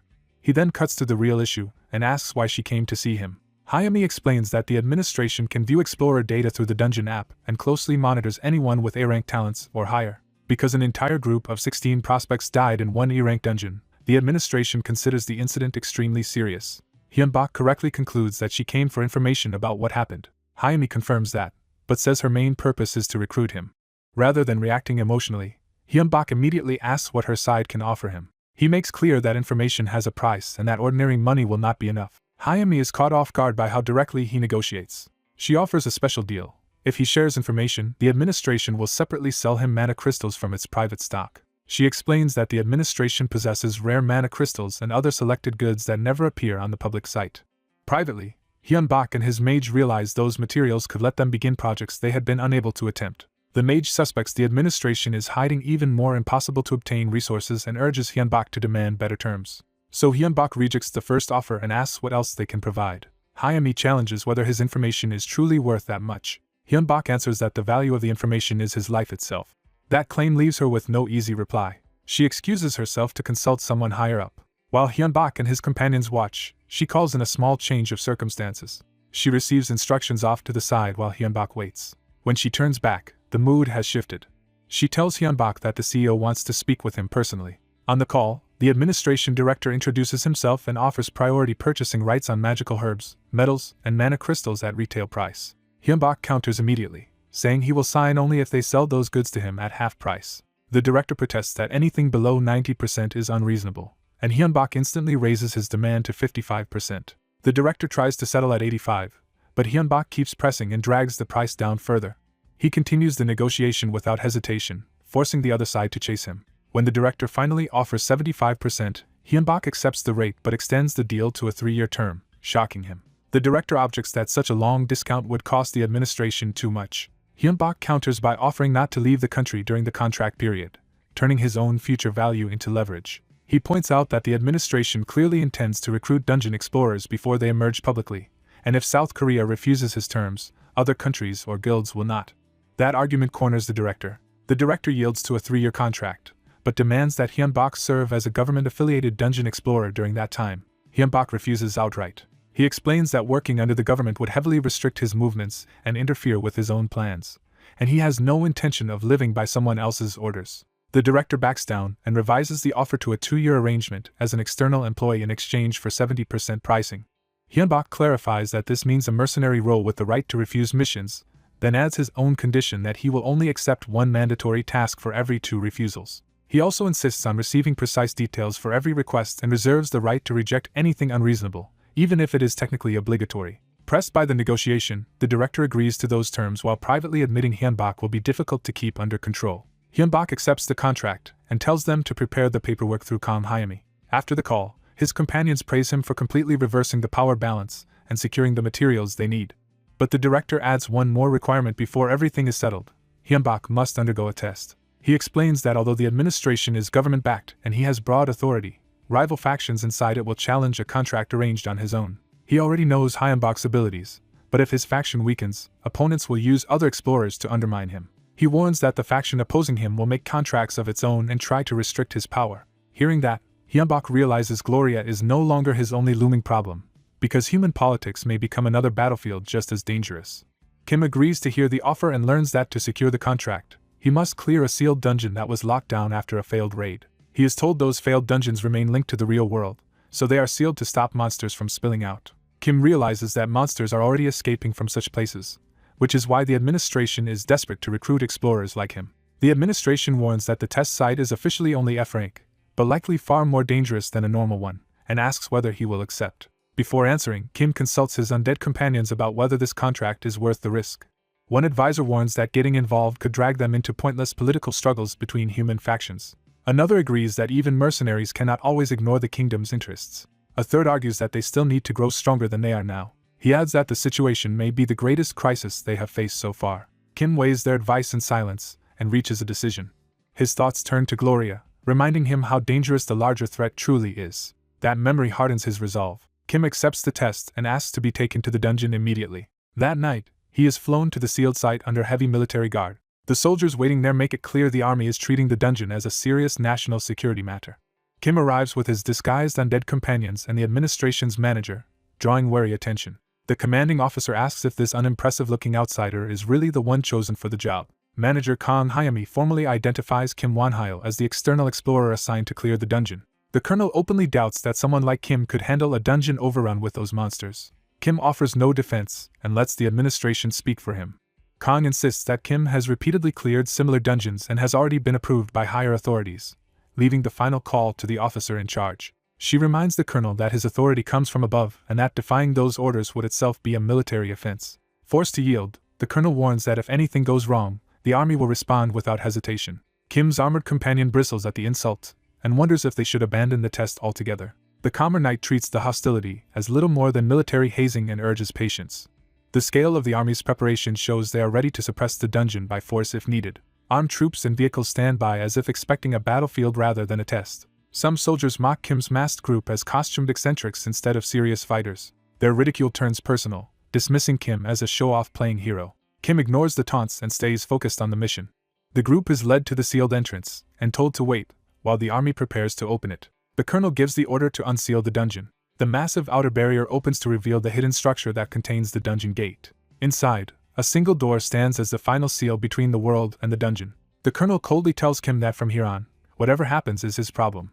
As the door opens, strange energy pours out and immediately puts everyone on edge. A pack of goblins surges out the moment the seal is broken. The monsters attack with feral aggression instead of hesitation. The colonel orders the entrance blocked and explosives prepared, prioritizing containment over Kim's safety. But the army quickly discovers the door cannot simply be shut again. The colonel scrambles to form a firing line and orders his men not to let any monster escape. The soldiers open fire and mow down the first wave of goblins. A goblin shaman answers with magic, raising a staff charged with fire. A blast of flames tears through the soldiers' line and instantly shifts the battle in the monster's favor. The troops panic as the fire spreads faster than they can evade it. Wounded men cry for help while the colonel tries to restore order and call for medics. The army's disciplined formation collapses under the magical assault. Kim calmly steps in and shields the colonel from the flames, revealing that he could have intervened at any time. He calls on Nidhogg, signaling that he is done watching the army flounder. The colonel looks up in shock as a dragon-like undead presence manifests above him. Kim orders his forces to wipe the monsters out. A gigantic skeletal hand crashes down and crushes the goblin attackers. At the same time, a powerful blue barrier seals the entrance area, cutting off the chaos from the outside. The colonel is left speechless by the scale of Kim's power. Kim treats the stunned officer with casual indifference, as if the matter is already settled. He tells the colonel he will return, making clear that the real work is only beginning. After roughly 30 hours, the test finally ends with Kim's side having subdued the dungeon. Kim reflects that compared with how badly he once struggled in F-rank dungeons, his growth has been extraordinary. With the test over, the story shifts back to the Dungeon Administration Management Center. Kim signs an external contract with the administration and hands over everything he knows about Gloria. The officials are shaken by the revelation that a being like Gloria exists and admit the threat is beyond what their own level can handle. They decide the information must be secretly shared with other nations because the crisis demands a global response. At the same time, they order quiet surveillance on Kim and his companions in case they become a threat themselves. A subordinate accepts those covert instructions without objection. Later, Kim reviews the administration's item catalog and sees that even high-grade mana crystals are staggeringly expensive. Chris explains that the administration is offering a wide range of mana materials at a discount, making the catalog more valuable than expected despite the prices. When Kim learns the prices were set by higher beings, he stops arguing about fairness and asks how much they should buy. Chris immediately wants to spend everything they have on supplies, while Kim is alarmed because their funds are already tight after moving. Kim can only stare as Chris's greed takes over. Their conversation is interrupted when part of the new base is suddenly damaged during construction work. Kim is startled by the destruction, only to hear an unapologetic explanation from below. Chris pops out through a hole and casually admits he caused it while engraving the magic array Kim requested. Kim forces a strained smile and reminds himself that the administration's test was not the only thing they accomplished during that time. He explains that they have moved into a new headquarters designed to serve as both home and operational base. The new fort includes separate labs, training space for his companions, and room to grow as a proper organization. Chris continues carving magical structures into the building as part of that setup. They have learned that an explorer's home eventually becomes linked to a dungeon, so Chris is engraving arrays to study and control that phenomenon. Using Sword Aura as a tool, Chris demonstrates that magic arrays can be carved directly into the structure itself. Those arrays are meant to gather data on exactly how the house-dungeon connection forms. Nidhogg even imitates the technique, helping with the work. Chris praises Nidhogg for learning Sword Aura just by observation, and Nidhogg accepts the compliment with satisfaction. Their work is interrupted when Kang Hyami arrives at the new base. She admires the place and notes how much effort Kim must have spent relocating. Kim reminds her that he already warned the administration he would use his remaining free time for himself, not for more official demands. Kang reveals that she came before that free period ends because the administration can predict what dungeon his house will connect to next. She explains that while the administration does not control the connection itself, it can forecast the destination in advance. This time, Kim will be linked to a D-rank dungeon alongside 35 administration-backed explorers. The dungeon is called Den of Paranoia, and she asks Kim to work with the incoming guild to clear it. More specifically, she wants him to protect those 35 explorers and ensure they survive. Kim listens without reacting emotionally.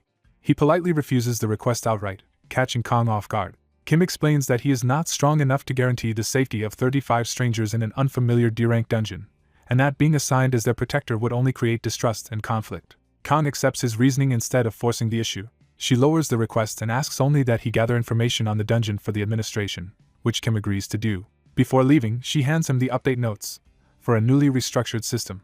She explains that the system now includes an additional subquest tied to dungeon clearing, with contribution points as rewards. When Kim remarks that this could have been sent digitally, she admits that was not her real reason for coming. Kang says she wanted to say goodbye in person, leaving Kim confused by the sudden intimacy. She bows and sincerely wishes for his safe return from the D-rank dungeon. Kim answers that he expects to see her again, but only if he survives. Soon after, Kim enters the dark cavern of the named D-rank dungeon. He checks the dungeon information and learns that Den of Paranoia evolved from E-rank after hunting explorers, now holding 300 participants with a long time limit and substantial rewards. Seeing the huge participant count, Kim asks to inspect the details more closely. From the name alone, he suspects the dungeon's gimmick will be to make explorers distrust one another and turn on themselves. Before he can think further, a falling stalactite nearly crushes him, proving the dungeon attacks without warning. Shaken, Kim complains about the darkness, while his undead companions point out that only he is hindered by it. One knight suggests using the situation as training so Kim can learn to fight without relying on sight. Kim accepts the idea and asks how to begin. He is taught to lower his stance, sharpen his senses, and feel the movement of the air around him. The lesson continues with the advice to spread his mana outward and use it as an extension of his senses. Kim focuses inward and tries to let his mana compensate for what his eyes cannot provide. His mana begins to spread through the cave like a web touching every surface. He succeeds in feeling the terrain through that mana field, gaining a new way to perceive his surroundings. When he pushes the technique further, he suddenly senses Chris's furious emotional state from afar. Chris erupts in rage at the administration, convinced they cheated him. The reason is absurd but serious to him.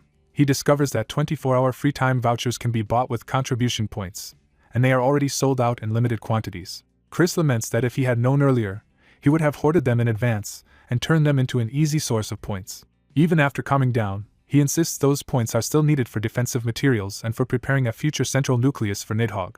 Chris explains that unlike the others, Nidhogg stores mana throughout his bones instead of in a single regulating core. When Kim asks what that means, Chris compares it to a dragon lacking a dragon heart, and says surpassing a real dragon will require even greater magical refinement.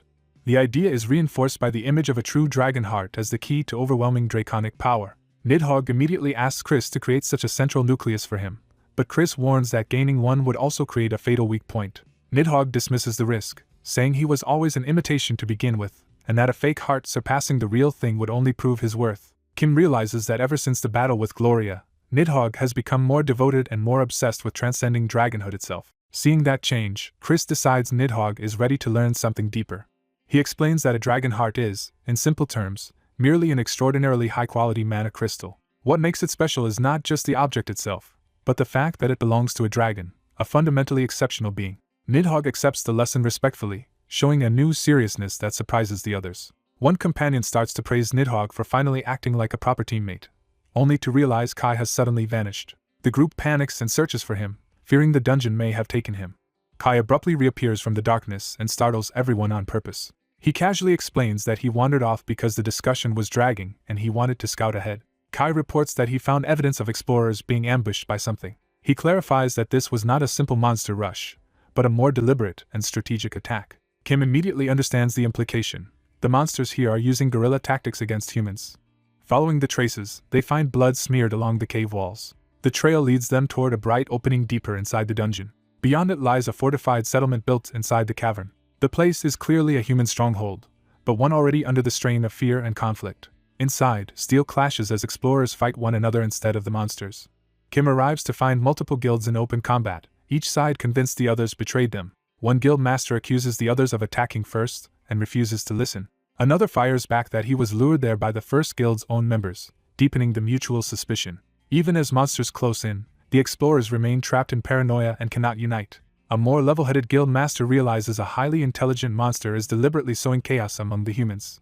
At that moment, a female swordswoman spots the real culprit and attacks a troll-like monster that had been manipulating events from the shadows. She cuts the creature down in a single decisive strike. Its tamer is horrified, insisting the beast could never have attacked anyone without his command. Another guild master is left reeling because the monster they had been pursuing as the culprit was apparently not acting on its own at all. As the truth begins to emerge, the explorers realize the situation is far worse than a simple misunderstanding and that a monster may truly be orchestrating the entire conflict. As the guilds gather in one place, an unseen enemy sees the perfect chance to slaughter them all. A sudden tremor throws the crowded village into confusion before anyone understands what is happening. One of the survivors urgently calls for Lisiori to take command. Lisiori immediately moves to higher ground to identify the threat. The vice guild master of the Daehan Guild lands on a rooftop and prepares to assess the battlefield. From above, she sees the village and the surrounding cliffs clearly enough to search for the source. What she finds horrifies her badly enough to freeze her for a moment. She snaps into command and orders everyone to form ranks for battle at once. The real danger reveals itself as a wave of green slime surging in from outside the village. The slime horde pours toward the settlement in overwhelming numbers.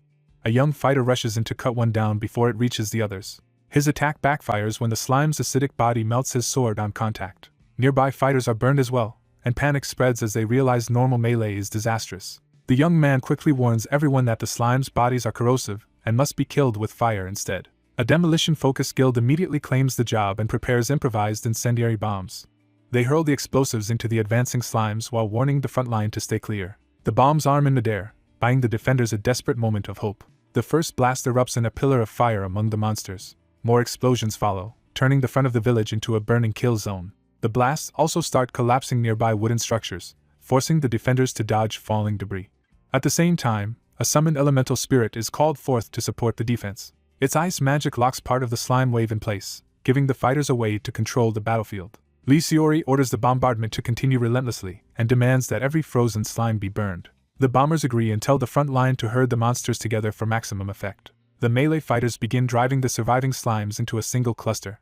Even the larger monsters are forced back as the defenders compress the horde. The slimes try to flee the trap once they realize they are being cornered.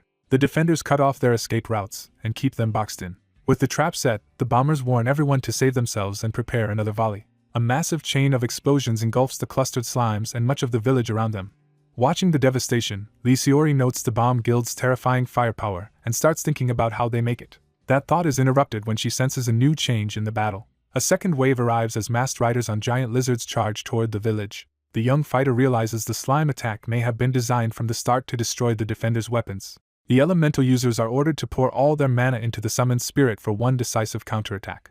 The spirit answers with a barrage of ice spears that tears through the incoming riders. The battered survivors refuse to break and steel themselves to keep fighting. They throw themselves into close combat against the lizard riders despite the odds. One fighter named Tashik helps bring down an enemy rider with a sudden ranged strike. But the defenders quickly realize there are too many enemies left and too few usable weapons to hold out for long. Before the line collapses, a dark portal opens overhead and something new enters the battlefield. A surge of black-purple power crashes down, scattering the enemies below. A skeletal dragon and its rider intervene, telling the defenders to tend the wounded while they take over the fight. With that opening, the surviving guild members launch a renewed charge. The young fighter recognizes the Skeleton Legion and Bone Dragon from rumor and realizes who must have arrived. The feared necromancer Wanhyo appears atop the Bone Dragon, confirming the rumor. His forces immediately strike the enemy line from outside the village. The masked lizard riders finally show alarm at the new threat. Their leader orders an immediate retreat rather than risk annihilation. The defenders watch in disbelief as the monsters actually pull back. Relief sweeps through the village as people celebrate surviving and praise the necromancer who saved them. Instead of relaxing, the survivors begin fortifying the village, salvaging weapons, and treating the injured for the next attack. Someone tries to use the return service to escape the dungeon, but the system still refuses because monsters remain nearby. While others thank Wanhyo for rescuing them, Lee Seori notices the same system error and realizes the danger is not over. That fear is confirmed when more survivors report that guild members have been murdered even in places with no visible monsters. The repeated killings convince the group that their security problem is getting worse, not better. Wanhyo deduces that mimic monsters are hiding among the humans, which explains why the return service keeps failing. When asked how to identify them, he admits there is no current method unless they can obtain a mimic corpse to analyze. Even so, the survivors cling to the fact that understanding the cause means escape might still be possible. A bomber proposes a test. Send small groups to isolated safe spots, and use the return service to see whether a mimic is among them. That plan raises a grim problem, because any successful test would leave a mimic behind with only a few people to face it. The group settles on rotating who stays behind and using the village as a recoverable base as long as returns remain possible. They move on to deciding which guilds will leave first, and which will remain exposed. Some of the younger survivors try to treat the decision lightly by suggesting rock, paper, scissors. Their casual attitude only highlights how little they grasp the stakes. A heavily armored skeleton named Kessel cuts in and rebukes them for treating survival like a game. The young fighter realizes Kessel is about to say something serious and listens. Pressed for his opinion, Wanhyo hesitates and lets Kessel speak instead. Kessel bluntly warns the rookies that if they keep raiding this dungeon as they have been, every one of them will die. The survivors bristle at the insult and demand to know whether he is simply calling them weak. Kessel acknowledges their raw strength but says they lack the focus, awareness, intensity, and ferocity needed for a dungeon this cunning. He reminds them that the dungeon master has been outplaying them repeatedly, and that only Wanhyo's intervention kept them from total extermination. Lee Seori angrily asks whether his answer is for them to hide and wait to die. Kessel shocks everyone by saying that, for now, that is exactly what they should do. He orders the human survivors to return home and wait, while Wanhyo's undead clear the dungeon themselves. Wanhyo is startled that Kessel makes such a sweeping decision without asking him first. But Kessel insists this is not empty bravado and asks his master to trust his judgment. He argues that the dungeon can be cleared without sacrificing the survivors, and that if anyone must be risked, it should be their master alone. Kessel even refuses any reward, presenting the plan as a straightforward solution. The young fighter asks Wanhyo whether such a thing is really possible. Wanhyo pauses, weighing the truth of it. He admits the issue is not whether it can be done, but that he must do it because the alternative is death for everyone. A system notice confirms that Kim Hyun-bak has chosen to attempt an independent clear of the den of paranoia. The village falls into an uneasy quiet as the new plan begins. Back inside, Kessel apologizes to Wanhyo for acting on his own authority. He explains that if they had continued the joint raid and accepted more help, resentment against Wanhyo would only have grown. From Kessel's view, losing some profit is still better than letting his master become indebted or mistrusted. Another undead companion counters that Wanhyo overthinks everything now and needed this lesson. He warns that even good intentions can create misunderstanding when they are pursued too calculatingly. The undead insist that this conflict will ultimately be useful experience for their master. Still, they formally apologize for acting without permission and for backing Kessel's decision. Wanhyo accepts that they acted for his sake and lets the offense pass. He forgives them this once but makes clear that acting independently again without telling him will not be tolerated. Kessel agrees in words, yet openly admits he would disobey again if he believed it necessary. His loyalty is absolute because he sees his own growth as tied directly to Wanhyo becoming stronger. Wanhyo can only accept that answer with quiet resolve. With the matter settled, he orders his undead forces to prepare for the next stage of the raid. Elsewhere in the dungeon, the enemy leader decides that if they can catch one particular man, the rest of the humans will become easy prey. The masked commander chooses to wait for Wanhyo to make the first move. That patience breaks when the enemy senses something unexpected approaching. Fire suddenly erupts through the cavern walls, announcing that Wanhyo has already struck first. Kessel gleefully reveals that he copied the bomber's method because he wanted to try it himself. The enemy base detonates in a massive blast before its defenders can react. From the village side, the survivors watch in shock as the hidden stronghold is obliterated. Wanhyo explains that destroying the boss's mana source is the only way to disrupt a D-rank dungeon boss, and that the dungeon's self-repair will drain enormous mana in the process. The human survivors can only laugh nervously at how far beyond them this strategy is. Their relief vanishes when a new threat rises in front of them. A gigantic stone golem forms from the village buildings, and Wanhyo immediately identifies it as a mimic disguised as a house. The survivors are stunned to learn that even the buildings themselves can be monsters. The golem slams into the ground and sends the nearby fighters scrambling for their lives. Far from panicking, Kessel is almost excited by the appearance of a larger opponent. At the same time, more lizard riders swarm the hidden battlefield where Wanhyo's undead are fighting. Kai, the holy-looking skeleton, answers the call to trigger the prepared traps. The enemy riders realize too late that they have ridden directly into the trap zone. The explosives detonate in a wall of fire that tears through the charging monsters. Back at the village, one survivor notices the traps have gone off successfully. Another snaps him back to the immediate fight, and he refocuses on the golem in front of them. In the blasted enemy camp, surviving riders lie broken and furious after the ambush. Their commander, battered but alive, refuses to accept defeat. Wanhyo answers by mounting his bone dragon and preparing to finish the enemy leader personally. He unleashes a necro breath blast straight at the commander. The commander survives the attack and mocks it as too weak to kill him. Then he calls his scattered remains back together, revealing a far stranger body than expected. The fallen riders and beasts begin dissolving into red slime instead of staying dead. Kessel realizes they are not simply melting but being drawn somewhere by a hidden force. The red slime streams into the bone dragon's maw as Wanhyo channels it inward. The gathered mass condenses into a single monstrous red core. Wanhyo recognizes that this confirms his suspicion about the kind of mimic they are facing. He identifies the boss as a slime-type doppelganger, an incomplete mimic lord ruling the den of paranoia. The doppelganger lunges at Wanhyo with the intent to swallow and consume him directly. Wanhyo warns Nidhogg not to underestimate it, because a doppelganger is far too dangerous to belong in a mere D-rank dungeon. The doppelganger surges again, and Wanhyo orders it burn down before it can fully stabilize. Another necro breath crashes into the slime mass in an attempt to erase it. Instead of dying, the creature adapts, reshaping part of itself under the pressure. A giant red fist forms from the slime and smashes into the bone dragon hard enough to stagger it.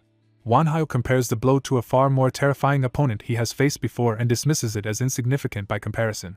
Nidhogg answers with a sweeping counterstrike that slices through the slime body. But the absorbed doppelganger matter starts fusing with the dragon's bones, creating a new danger from within. As the dragon begins to lose stability and fall, Wanhyo calls for Kai and Kessel to act. They reveal they were already prepared for this contingency and move at once. Kessel and Kai dive down the cliff face and launch a coordinated attack on the slime below. Their assault turns the doppelganger into a boiling red mass and briefly disrupts its form. Arrows pierce the slime from above, adding ranged pressure to the trap. When the creature gives no immediate counterattack, the undead realize something is wrong. Kessel decides too late that the only smart move was to run, because the attack was a bait. A hidden volley of magic-charged arrows detonates inside the slime body. The delayed blast erupts around the undead, catching them off guard and ruining their timing. At that critical moment, the hooded mage skeleton casts a paralyzing curse to pin the village golem in place. The survivor sees the opening and rush to bring the immobilized golem down before it can move again. Even with the golem trapped, the young fighter can only ask what they are supposed to do next as the battle remains far from over.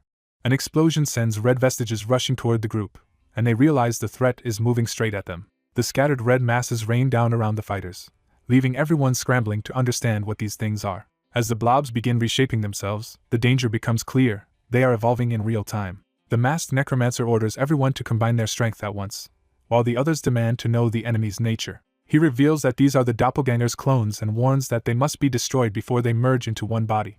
With no time to hesitate, the party launches a coordinated attack on the forming clones. Their first strikes tear through the red masses, proving the clones can be damaged before they stabilize. But one clone swells into a towering monster and declares that it will devour the humans to rebuild itself. The white-haired fighter is engulfed by the creature's body and screams as it tries to absorb him. The necromancer counters with Bone's spear, blasting the clone apart and freeing the trapped man. He immediately orders the injured to be evacuated, choosing to hold the line himself. Even damaged, the clone vows to kill him in a brutal way. The surrounding clones answer that command and surge in together, intent on overwhelming him by numbers. In response, the necromancer summons his skeleton knights to turn the tide. His undead soldiers crash into the clones and begin cutting them down under his command. The summoned warriors lock in and press the assault without hesitation. The armored allies join the charge as well, fighting for their lord and reinforcing the skeleton line. A clone lashes out in fury, trying to drive them back. Kai answers with a heavy slash that cleaves into the creature's body. Lady follows with a finishing strike, carving the clone apart on Kai's opening. Another clone rages that these pawns should die and tries to reassert control of the battlefield. Instead, it is blown apart again, and the necromancer calls for Kai and Chris to keep pressure on the fragments. Even while smashing skeletons aside, the clone insists the lesser fighters cannot stop it. The necromancer realizes the clones are stronger than his skeletons, and that brute attrition alone will not be enough. Even so, he declares the battle is his to win and keeps his forces engaged. He unleashes another burst of force that hammers the clone and scatters more of its body. The clone's mass is shredded again, but it still refuses to die cleanly. His skeletons reform and rise back into the fight, surrounding the remaining fragments. They slash at the clone from multiple sides, cutting its body into smaller pieces. Those pieces collapse into unstable spikes and puddles, losing cohesion. Reduced to a trembling lump, the clone can only rage in disbelief at how badly it has been cornered. The necromancer approaches and asks if it understands why he is still standing while it is failing. He explains that the doppelganger counted on exhausting a human's mana, but he prepared for that limit. To avoid running dry, he created a mana storage device and secretly kept a reserve for this exact battle. The clone dismisses the device as a trivial trick and lunges again, refusing to admit defeat. A sudden beam of power slices through the clone's attack before it can land. Kai shields the necromancer and cuts through the clone's body, buying him time to continue speaking. The necromancer reveals he understood the doppelganger's real plan: kill him, absorb him, and become complete. He says the doppelganger's careful strategy failed because he seized an unexpected opening first. The clone swells into a larger form and insists that the necromancer, not it, will be the one to die. It boasts that even with the dungeon destroyed, it still possesses overflowing mana, but the necromancer openly doubts that claim. The clone suddenly convulses, as if something inside it has gone wrong. Purple energy erupts through its body, and the necromancer begins turning its own structure against it. He calmly controls the invading mana from a distance, proving he has already found the weakness he needed. The remaining clones freeze under pressure as his skeletons close in around them. He gathers the corrupted energy into his hand, preparing to explain the trap. He reveals that the bone spear he planted earlier carried his mana into the doppelganger for the purpose of analyzing its body. From that analysis, he discovered the truth. The doppelganger's original body exists elsewhere, and these clones are powered by split pieces of its soul. The clone panics and desperately tries to reclaim those soul fragments before he can exploit them further. Realizing the real target, the necromancer orders Nidhogg to destroy the doppelganger's original body at once. The skeletal dragon rises above the battlefield as the final weapon in his plan. Nidhogg unleashes negative breath and fires a massive stream of destructive energy toward the hidden original. The blast tears through space with overwhelming force. It punches through the barrier protecting the original body and cracks it open. Inside the shattered space, the dragon reaches the exposed core of the doppelganger. The original body realizes too late that completion was only moments away before everything was ruined. Nidhogg's attack engulfs the core completely, leaving it no room to escape. The doppelganger can only curse the necromancer as the blast closes in. The hidden original explodes, ending the source of the clone's existence. Back on the battlefield, the others are startled by the distant explosion and sense that something decisive has happened. At the same time, one last clone nearly crushes the young swordsman before the others can react. The clone's body suddenly falters, its aggression replaced by a strange collapse. Instead of finishing its prey, it begins breaking down in front of the stunned survivors. A low groan passes through the remaining clones as their forms lose stability. The fighters realize the clones are melting away now that the original body has been destroyed. The necromancer finally allows himself a small breath of relief. Exhausted, he sinks down and admits the battle nearly drained all of his mana. His companions remind him that the fight is not truly over until every leftover clone is cleaned up. He agrees and steadies himself, already thinking about the work still ahead. The armored knight offers him a hand and acknowledges that he performed well. Kai echoes the praise, making it clear the familiars recognize his victory. He thanks Castle sincerely, accepting the support with quiet satisfaction. Then he orders everyone to finish clearing the battlefield and tie up the remaining loose ends. The raid concludes successfully, and the named D-grade dungeon is officially cleared after 5 days. 3 days later, he lies at home restless and empty, unable to sleep, eat, or even enjoy the hobbies that once filled his time. He wonders if surviving repeated brushes with death has made ordinary life feel dull compared to the intensity of the dungeon. He considers taking a walk, then stops himself, treating even leisure as something too precious to waste. That mood is broken when Castle bursts in with an urgent personal request. Castle begs to go out and meet his game friends, asking his master to help him do something about being a skeleton in public. The necromancer reveals he has already remodeled the doppelganger fragment into a human face and shoulders for Castle, astonishing everyone. He explains that he used mana to connect the fragment to Castle's consciousness, though only part of the body can be disguised for now. When Castle pushes for more, the necromancer yanks him back into line and reminds him not to get greedy. Lady is impressed that he could create something so advanced from the fragment. He modestly says he only reshaped what already existed, though his familiars insist the achievement is still his. Castle then worries about a more practical problem: how he is supposed to join a dinner gathering. The necromancer reassures him that the fragment can process a small amount of food, meaning Castle may at least experience taste. That single promise sends Castle, Chris, and the others into wild excitement at the thought of finally tasting food and alcohol. Chris immediately sees commercial potential and urges mass production of the idea. The necromancer laughs and calls him out for already trying to turn the invention into money. Time passes, and Castle finally leaves the house for his outing while the others send him off like an overprotected family member. When Castle returns safely, the necromancer confirms that his free time countdown does not decrease as long as he himself stays at the base. That discovery gives him a new idea. If free time can be preserved, he may avoid being forced into another dungeon for a while. He realizes he can use doppelganger fragments to let his familiars act as his representatives in the outside world. While they handle outside errands, a new update appears on the dungeon site. He and his familiars learn that a mercenary system has been added to the platform. Castle guesses the system exists because dungeon raids across the world are not going well enough. The group quickly decides that taking mercenary jobs would suit them better than waiting to be assigned random raids. The new system allows explorers with enough remaining raid time to join other people's dungeons as support. Those who answer such requests receive extra rewards on top of normal dungeon compensation, and still gain free time afterward. He notes that the system mainly benefits guilds and strong explorers, and wonders why it was introduced now. Castle explains that mana leaking from dungeons is spreading rapidly through the real world. When asked about the gap between dungeon mana and real-world mana, Castle says the difference is still large but shrinking fast. At the current rate, he warns, the mana density inside dungeons and outside them could become equal within a year or less. That means the system is trying to accelerate the growth of capable humans before the world changes completely. The necromancer agrees that this development could work in their favor. Still, he cannot ignore what it implies for the future of the real world. If dungeon monsters begin appearing outside, then dungeon explorers will also emerge as a new kind of power in society, changing everything. More urgently, he remembers the catastrophe demon dragon Gloria and realizes there is no guarantee she was the final threat. If beings on that level invade the real world, the consequences will be catastrophic. He grimly concludes that countless people would die. Castle urges him not to waste time and to seize every opportunity available. He argues that they must help the people of this world grow stronger before the coming invasion arrives. The necromancer reluctantly agrees that this responsibility cannot be ignored. A quiet smile shows he has already made up his mind. He decides they will begin taking mercenary requests immediately. Castle adds that they should also prepare for abuse of the new system, citing the kind of cruelty shown by Kim Jung-hyuk. He warns that stronger explorers will inevitably use mercenary raids to dominate or eliminate weaker ones. The necromancer answers that he is already ready for such people and will not tolerate internal enemies. His familiars enthusiastically agree, treating traitors and opportunists as threats that deserve no mercy. With that settled, he opens the mercenary listings and starts searching for suitable jobs. The map reveals far more requests than expected, spread across many regions. The sheer global scale overwhelms him for a moment, especially because he cannot handle foreign languages. Castle solves that problem by proposing translation magic to break the language barrier. Lady explains that true telepathic communication can serve as universal translation once mastered, and everyone immediately wants in. Castle even equips himself for the role, fully embracing the idea.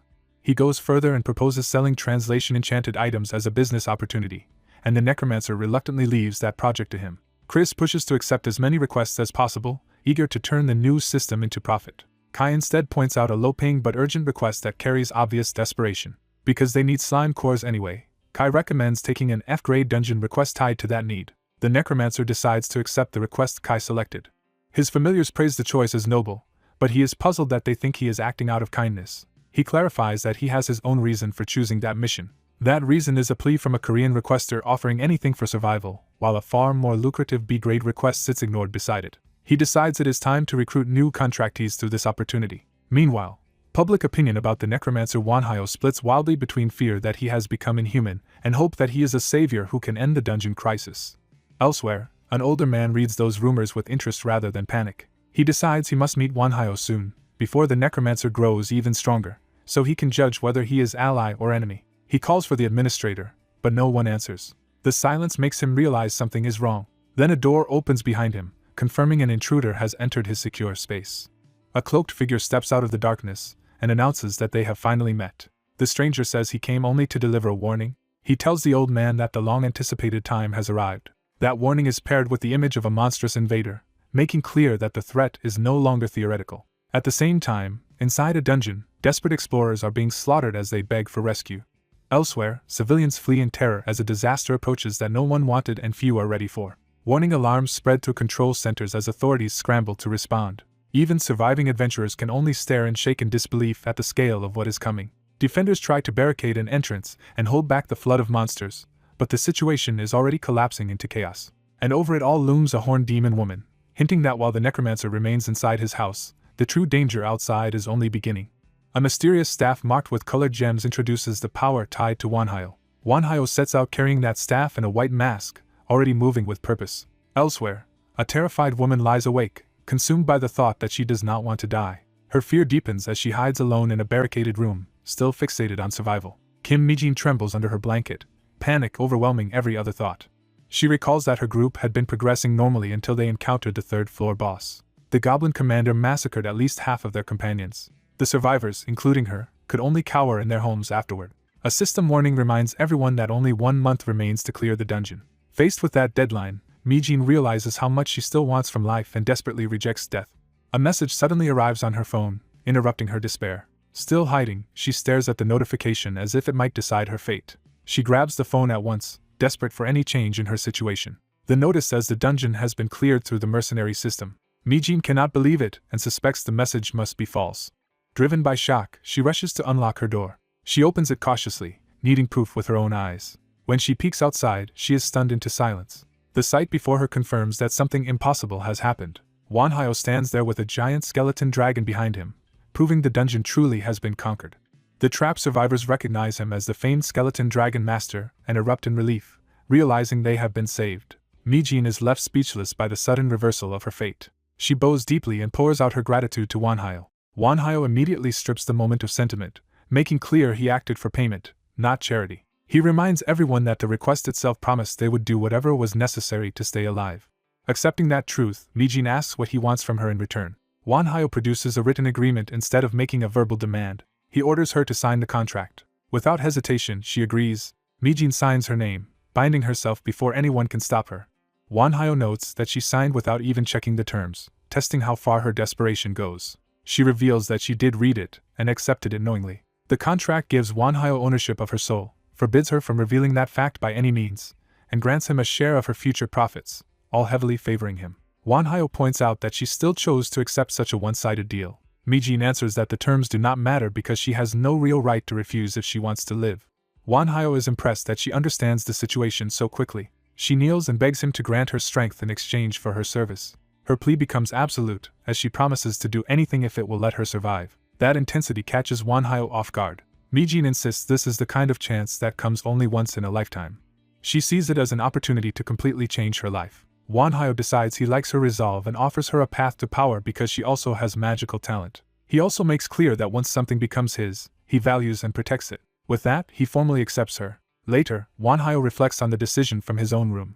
He admits that among the survivors, Mijin was the only one with notable talent. Her status confirms solid magical ability, memory, and calculation, making her a fortunate find. He further realizes she is especially suited to necromancy and curse magic, and that she can eventually help organize the others into useful forces. His skeleton subordinates return after training the rescued newcomers. They report that the close combat trainees are following instructions well and that the dungeon itself makes an excellent training ground.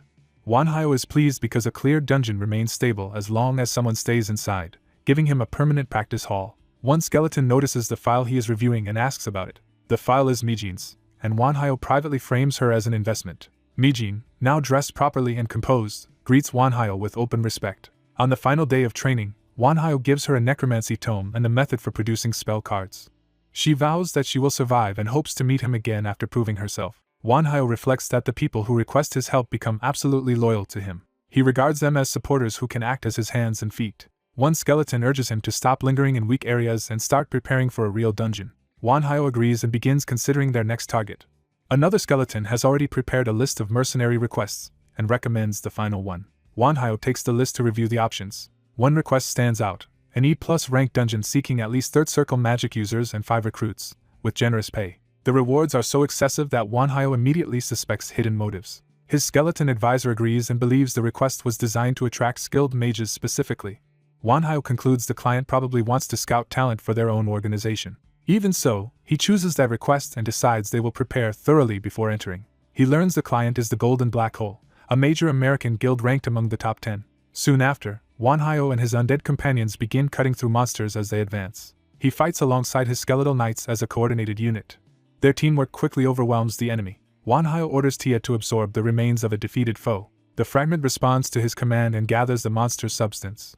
That absorbed mass is transferred into a waiting vessel. The fragment settles into a humanoid form under Wanhyo's control. The transformation completes, turning the fragment into a usable ally. One knight remarks that it must feel unpleasant to turn a doppelganger fragment into a companion. Wanhyo answers that it feels surprisingly warm, and gently gives the fragment the name Tia. His robed subordinate urges him onward because they must reach the rendezvous on time. Wanhyo leads his undead escort deeper through the cave toward the meeting point. A sudden burst of light ahead signals that they have reached the client's forces. A heavily fortified camp appears, complete with barriers, shields, and disciplined guards. Wanhyo identifies himself as the mercenary who accepted the request and asks for the blinding light to be lowered. The opposing side apologizes, calling the glare a standard precaution, and orders their troops to stand down. The full scale of the guild's armed escort becomes visible. An older man approaches and formally welcomes Wanhyo. He introduces himself as Richard Leonhardt, guild master of Golden Black Hole and Wanhyo's employer. He adds that people call him the Magician President, a title that immediately shocks Wanhyo. That title carries special meaning for him. Wanhyo remembers that the Magician President was the person who once helped him when he was desperate. Back then, Richard had sent him useful materials after reading his plea on a free forum. Young Wanhyo had been stunned to learn who his anonymous benefactor really was. Richard's support became one of the key reasons Wanhyo survived long enough to reach this point. Now fate has reversed their positions into employer and employee. Richard introduces his deputy, Mark Hemington, and warmly says he looks forward to working with the Skeleton Dragon Master. Wanhyo notes that Richard speaks Korean fluently, and is relieved his mask keeps his identity hidden. When Richard switches languages, Wanhyo realizes the dungeon is automatically translating speech for everyone. Richard says he does not know how it works, but it removes the greatest obstacle to cooperation. Wanhyo agrees and keeps his composure. Richard invites him inside and promises to brief him while he rests. Wanhyo joins a meeting with the guild leaders and the other hired explorers. He sits at the table with food and drink set before him, treated as an important asset. He removes his mask enough to eat, revealing that it is more than a simple disguise. Richard notices the mask is a magic item and jokes that he is glad the refreshments will not go to waste, while Wanhyo dryly remarks that food should never be wasted. Once everyone is assembled, Richard begins the formal briefing and reasserts himself as their employer. He makes the hierarchy explicit by declaring that all mercenaries are his subordinates for the duration of the job. Wanhyo accepts the arrangement without resistance, surprising some of the others. The other recruits reluctantly follow his lead and agree as well. One of them smooths over the tension, saying their discomfort is understandable. Richard explains that Golden Black Hole clears dungeons through long-term stays, and the mercenaries will be expected to do the same. That immediately provokes protest from one recruit, who demands to know what long-term really means. Richard answers that it could take about a month, though perhaps only 3 weeks if things go well, and that everyone who can still fight must remain inside until then. Wanhyo's knight quietly approves, recognizing that this is the proper way to clear a dungeon. Wanhyo agrees that their own methods had been correct and should continue. One recruit starts mocking the arrangement, and Wanhyo internally dismisses the complaint as pointless. His knight explains that commuting in and out of a dungeon is unrealistic and recalls a time when even a D-rank dungeon trapped them due to enemy interference. That story shocks the other mercenaries, who struggle to believe it. Richard seizes on the mention of a D-rank dungeon and asks for details. Wanhyo's knight downplays the danger, saying it was an abnormal case that ended quickly because they were prepared and Wanhyo matched up well against the boss. Richard accepts the answer for now but makes clear he wants a fuller explanation later. As the briefing continues, the story shifts to their recent combat efficiency inside dungeons. Richard openly admires how valuable a skilled necromancer is in battle, and Mark agrees. They recognize that even a 2-circle increase in necromancy creates an enormous jump in practical power. Mark admits he would love to recruit Wanhyo permanently because it would greatly reduce casualties. Richard concludes that Wanhyo has no intention of joining any single guild, however regrettable that is. He orders his people not to pressure Wanhyo into joining, so their relationship does not sour. Mark obeys, then asks about the rumor surrounding Wanhyo's skeleton dragon. Richard says he is curious too, but would prefer never to witness that summon firsthand if it can be avoided. The scene shifts to the desert field inside the target dungeon, where the sand itself behaves unnaturally. Wanhyo's group surveys the area and notes that aside from the constantly shifting sand, the place seems too calm for an E+ dungeon. Wanhyo senses something is wrong and grows uneasy. His undead companions share the same dread, recognizing the pattern from a previous disaster and vowing to protect him if it repeats. Wanhyo agrees that this kind of irrational, unreadable situation is exactly what he hates most. His knight asks how he wants to proceed, and Wanhyo leans towards sharing what they know. The knight insists they must warn the others, because if an enemy on the level of the devil dragon appears again, everyone will die without cooperation. The rest of his undead agree that survival may depend on combining forces and using the solution they already know. Wanhyo steps forward, deciding to address Richard's side directly. He approaches the guild master and his armed escort, taking control of the conversation. Richard immediately presses him, certain that Wanhyo understands the situation better than anyone else there. Wanhyo agrees to explain. He tells them that field-type dungeons like this usually belong to higher ranks and often contain multiple wandering boss monsters. Richard instantly grasps how dire that is, since the harsh environment alone is dangerous even before adding roaming bosses. Mark adds that such a dungeon makes movement difficult, leaves tracks in the sand, and demands that every fight be ended quickly. Wanhyo warns that there is still one more piece of bad news. Before speaking further, he raises a barrier to seal the sound and prevent anyone else from overhearing. Richard recognizes the purpose of the barrier, and Wanhyo begins recounting the being he once met in a similar dungeon. He says she called herself a catastrophe demon dragon, a true devil dragon of calamity. He explains that she was far beyond E rank and required boss monsters as sacrifices merely to manifest, using at least 3 of them. Richard is horrified that 3 bosses could be consumed just to let such a creature appear. Wanhyo concludes that he survived only because the demon dragon was testing him rather than trying to kill him. When asked whether the dragon's ordeal had been a test, the young man confirms it, and explains that the monster forced them into despair before offering a fight. He clarifies that the challenge was not simple suicide, because the dragon gave them 5 minutes to endure, 3 chances to strike, and promised not to attack during that span.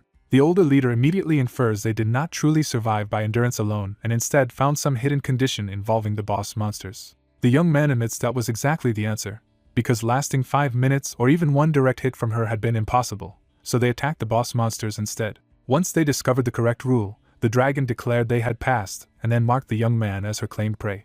From that account, the guild master concludes the devil dragon of calamity is one of the invaders behind Earth's disaster, and that she selects humans either to consume or turn into subordinates.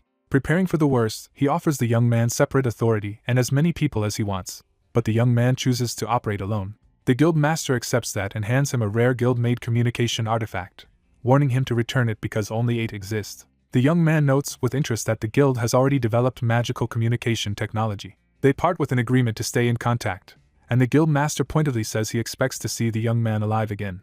As soon as the meeting ends, the young man decides to move out, and his armored subordinate eagerly urges immediate action. To travel faster, they summon a strange blue object into the sand. The object erupts into a full-sized vehicle. The young man assigns driving duty to Kessel, who probably takes charge of the newly summoned car. The scene shifts from the dungeon to a later discussion in their base. Kessel excitedly argues that what they really need in the dungeon is a mount. He complains that too much time is wasted simply moving through the dungeon, forcing the master to ask what sudden idea he is chasing. Another undead servant agrees and proposes using a summoned creature as transportation. The master rejects relying on Nidhogg because keeping that summon active for travel would consume too much mana. Kessel demonstrates his alternative by showing that a car can function as a dungeon mount, even if his first example is recklessly violent. One companion is baffled that of all things they chose a car. The master explains that a car was the easiest machine for him to understand and reproduce because it was what he knew best. With that settled, he orders Kessel to accelerate and lets him revel in showing off his driving. The guild leaders watching from behind are left speechless by the absurd sight. They confirm in disbelief that a car has just driven through the dungeon. The guild master quickly grasps the implication that if an engine counts as a golem-like mechanism, modern vehicles can be adapted for dungeon use. Rather than dismissing it, he admits they are learning a dangerous amount from the young man and orders a temporary camp established. His people immediately begin fortifying the desert floor and building a base on the second level. Elsewhere, a hidden girl notices that the humans have finally reached the second floor. Pleased that the dragon's claimed prey is acting separately, she decides the situation is progressing well. Meanwhile, the car races deeper through the dunes, but the master starts sensing that something about the trip is wrong. His companions share the unease, because the silence of the dungeon feels unnatural rather than safe. After half an hour of driving, the master points out how long they have traveled without incident. The rogue mage confirms that not a single monster has attacked them the entire time. The master decides the abnormal calm cannot be trusted and orders them to stop. When he checks the communication device, he discovers it is malfunctioning, confirming that outside contact has been cut off. He immediately orders Kessel to turn the car around and head back. The vehicle reverses course across the desert. Even while returning, the master questions whether they are truly moving the right way. His companion assures him the direction is correct, and says he even verified it with magic. That answer only deepens the master's suspicion, because if the route is right yet nothing changes, then some hidden force is interfering in a way they do not understand. They stop and gather outside the car to investigate the problem directly. The rogue mage offers to explain the situation as either good news or bad news. The master asks for the bad news first, preferring to clear away the worst possibilities before anything else. The mage reveals that they are trapped, and worse, the trap is created by magic beyond either of their ability to break. The master presses for proof, and the mage explains he tested the space by extending his mana outward like a thread. That probe vanished at a certain boundary instead of continuing normally. He clarifies that the mana did not simply fade from distance but was forcibly redirected elsewhere. From that, he concludes the entire area has been enclosed in a fixed teleportation trap that loops anything trying to leave. The master realizes that means whoever said it must be at least an 8th circle mage, a terrifying level of power. He then asks what possible good news could exist in a situation like that. The answer is that being trapped at all means the enemy chose restraint over direct annihilation, which implies an opening. The master reasons that if such a superior being is sparing them and using tricks instead of simply killing them, then they are being preserved for a purpose. They agree that this purpose may be their only chance, so they must search for a way out before that chance closes. Back at the camp, the second-floor monsters attack in waves, and the guild's forces struggle to hold off endless sand dolls. The soldiers cut them down efficiently, but the enemy keeps reforming and pressing in. Even after the first clash is repelled, more sand bodies continue rising from the ground around the camp. The guild master notes how suddenly the assault began, recognizing that the enemy has chosen its timing carefully. Instead of panicking, he orders triage for the injured and demands that camp construction resume at once. When questioned, he insists the base must be built immediately because survival now depends on preparation, not comfort. The hidden girl appears before the guild leaders and praises the guild master for thinking exactly as she hoped he would. Her sudden presence confirms that the true enemy has been watching them all along. She warns the bald deputy to obey the guild master, because her test is still ongoing and disobedience could get him killed instantly. The deputy starts to lash out at her. The guild master silences him before he can provoke the monster further. The girl cheerfully confirms he understood the danger in time and reminds them how close the deputy came to dying for speaking carelessly. Shaken, the deputy finally grasps that her childish appearance hides overwhelming power. The girl grants them 1 hour of rest and announces that the attack will resume after that break. As examiner, she poses a new question: should the next wave have doubled quality or doubled quantity? The guild master deliberately answers outside her expected options and asks for doubled emotions instead. His unexpected third choice genuinely surprises her. Amused, she accepts the answer as clever enough to pass and even promises to include his chosen variable. She declares that the next enemies will come with twice the emotions and gives them 1 hour to prepare. After setting the terms, she vanishes back into the sand. The guild leaders are left staring at the place she disappeared, fully aware that they are dealing with a monster that treats their lives like a game. The guild master snaps everyone back to action and orders the entire force to use the hour for maximum preparation. Privately, he realizes the worst part is not just the enemy's strength but that she is using other people's lives to measure and judge him. He gathers the exhausted soldiers and tells them to rest while listening carefully to what he has learned. He explains that the girl is likely one of the beings who invaded Earth and created the dungeons, based on what the necromancer Wanhyo previously told him. When he adds that Wanhyo identified his own encounter as a dragon, the soldiers understand that this enemy may be at least that dangerous. The guild master warns that the being testing them is likely dragon class or worse, but he also says there is one important advantage. Because she wants to test them, she will not personally intervene while the trial continues, so for now they only need to survive her chosen battles. He does not soften the truth and tells them plainly that the test will be brutal and some of them may die. He makes everyone focus on that reality so no one mistakes survival for something guaranteed. Then he gives them an order to remember forever: No matter who dies, even if he dies, the survivors must not forget the dead. He tells them to live long enough to carry a message of revenge to the one responsible for this massacre, and vows that he himself would do the same. The soldiers answer with renewed resolve. When the next wave begins, heavier sand soldiers emerge from the dunes. The guild master drives his people to fight with everything they have and survive at any cost. Their preparation pays off, and they win the second battle without any wounded.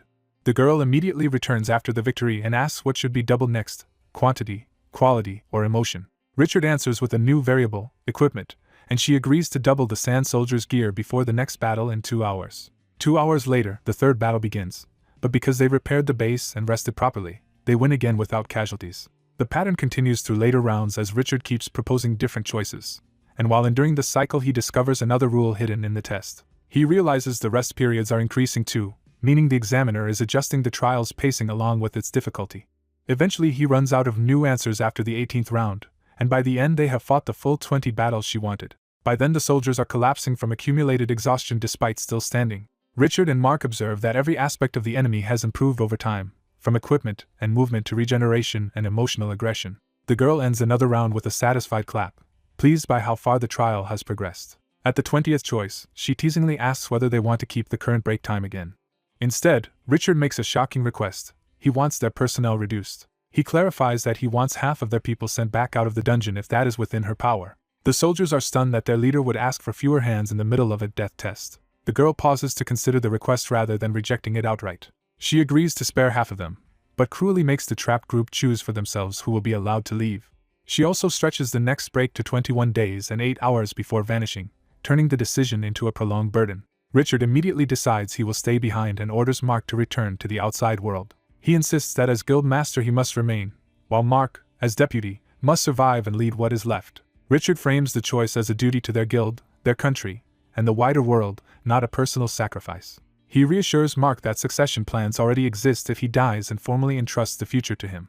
Mark accepts the order, though only with visible pain. Richard then apologizes to everyone else, because the remaining places will have to be decided by drawing lots. The soldiers begin volunteering to stay in each other's place, pushing those with families or more to live for towards survival. Even the young man's separate allies insist the master should leave while they remain, but he refuses to abandon them. When the gate opens, a blazing passage appears for those chosen to depart.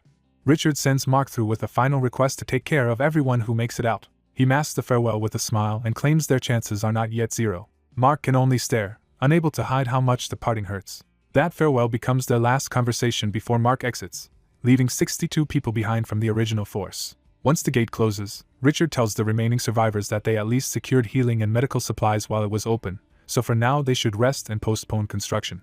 Later, Richard walks away from the group alone across the dunes. A few soldiers follow and ask where he is going, but he brushes off the danger because monsters are absent during the break. One of them asks him directly whether there is truly any hope left. Richard answers that he has never been the kind of man to give up, though he admits their odds are painfully slim. He leads the small group to a distant point in the desert where he believes the key to survival lies hidden.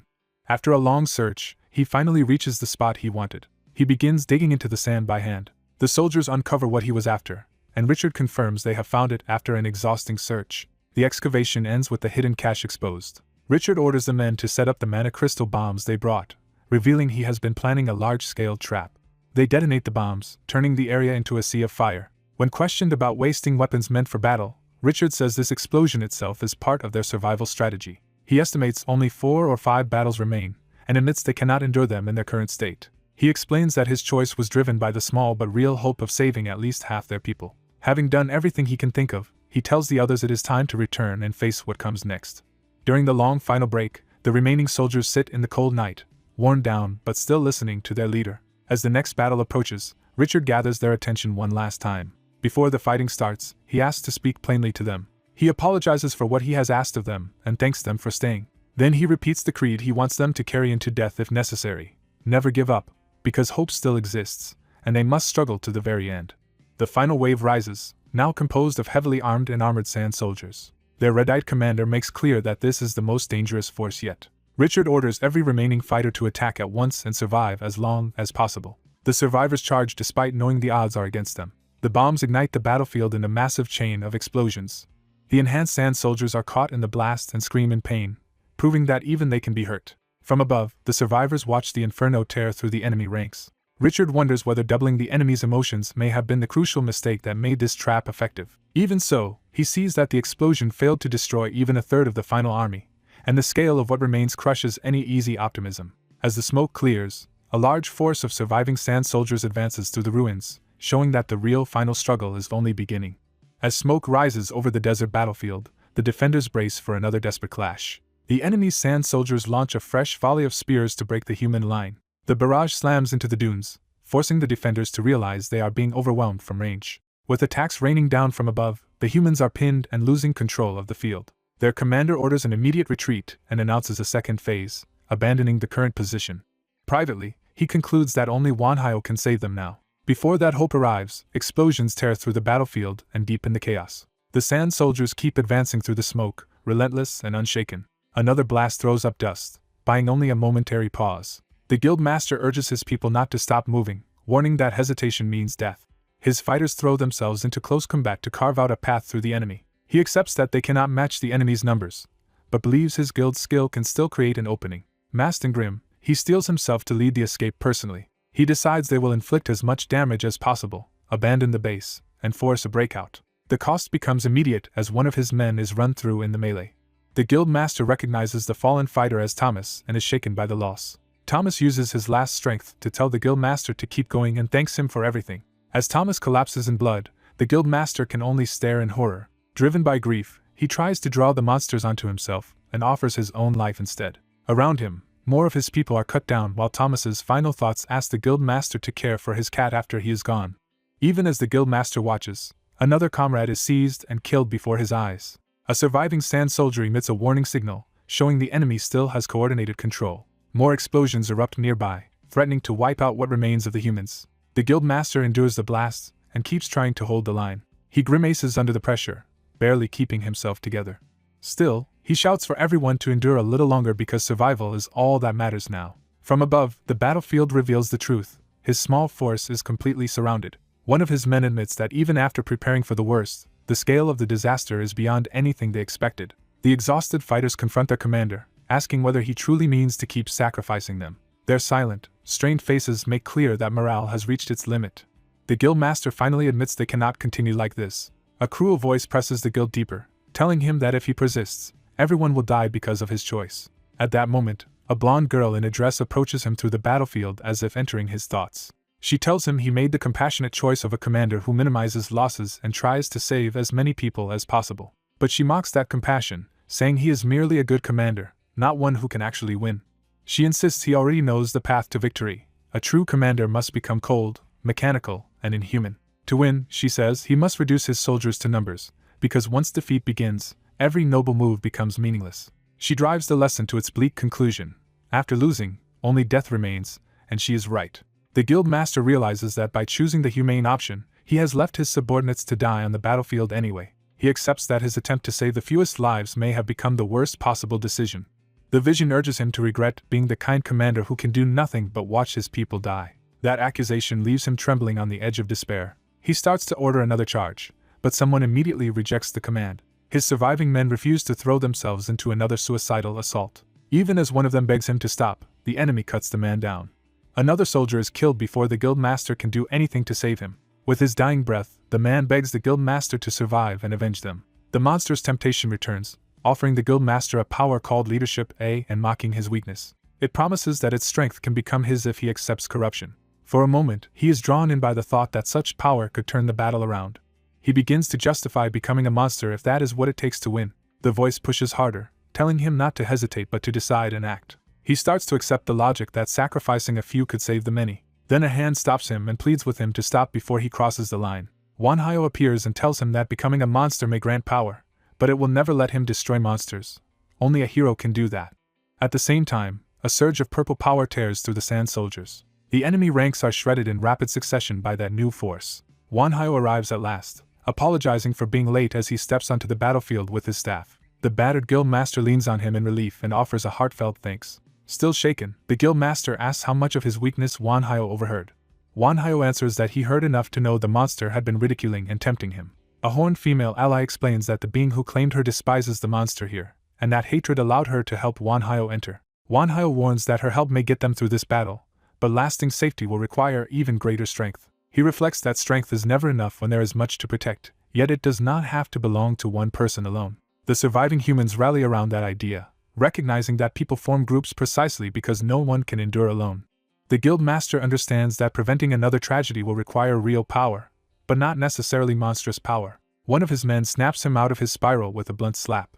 The man says he understands the situation, but the guild master needed that hit to wake up. Then the others follow, each taking a turn striking him to pull him back to himself. The guild master stands there stunned, cheeks swollen, too overwhelmed to answer.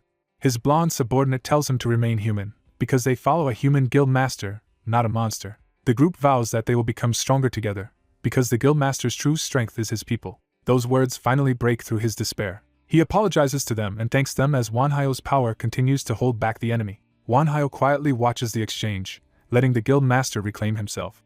Elsewhere, armored allies report that the remaining threats have been handled and only cleanup remains. Wanhyo accepts the report and turns back to the greater danger still ahead. He reflects that, unlike Richard's method, he also survives because he has comrades he can trust completely. Suddenly, the ground erupts, signaling that the true monster is making one last move. The blonde monster rages that her plan was nearly complete and blames Wanhyo for ruining it. She sneers that prey claimed by a lizard should not dare interfere with her.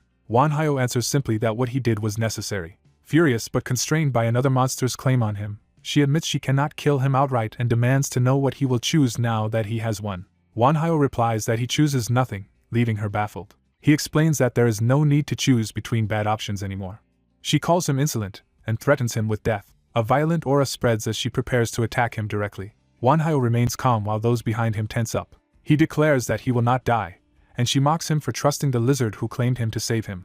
Wanhyo corrects her. She literally cannot kill him, because soon she will be unable to do anything at all.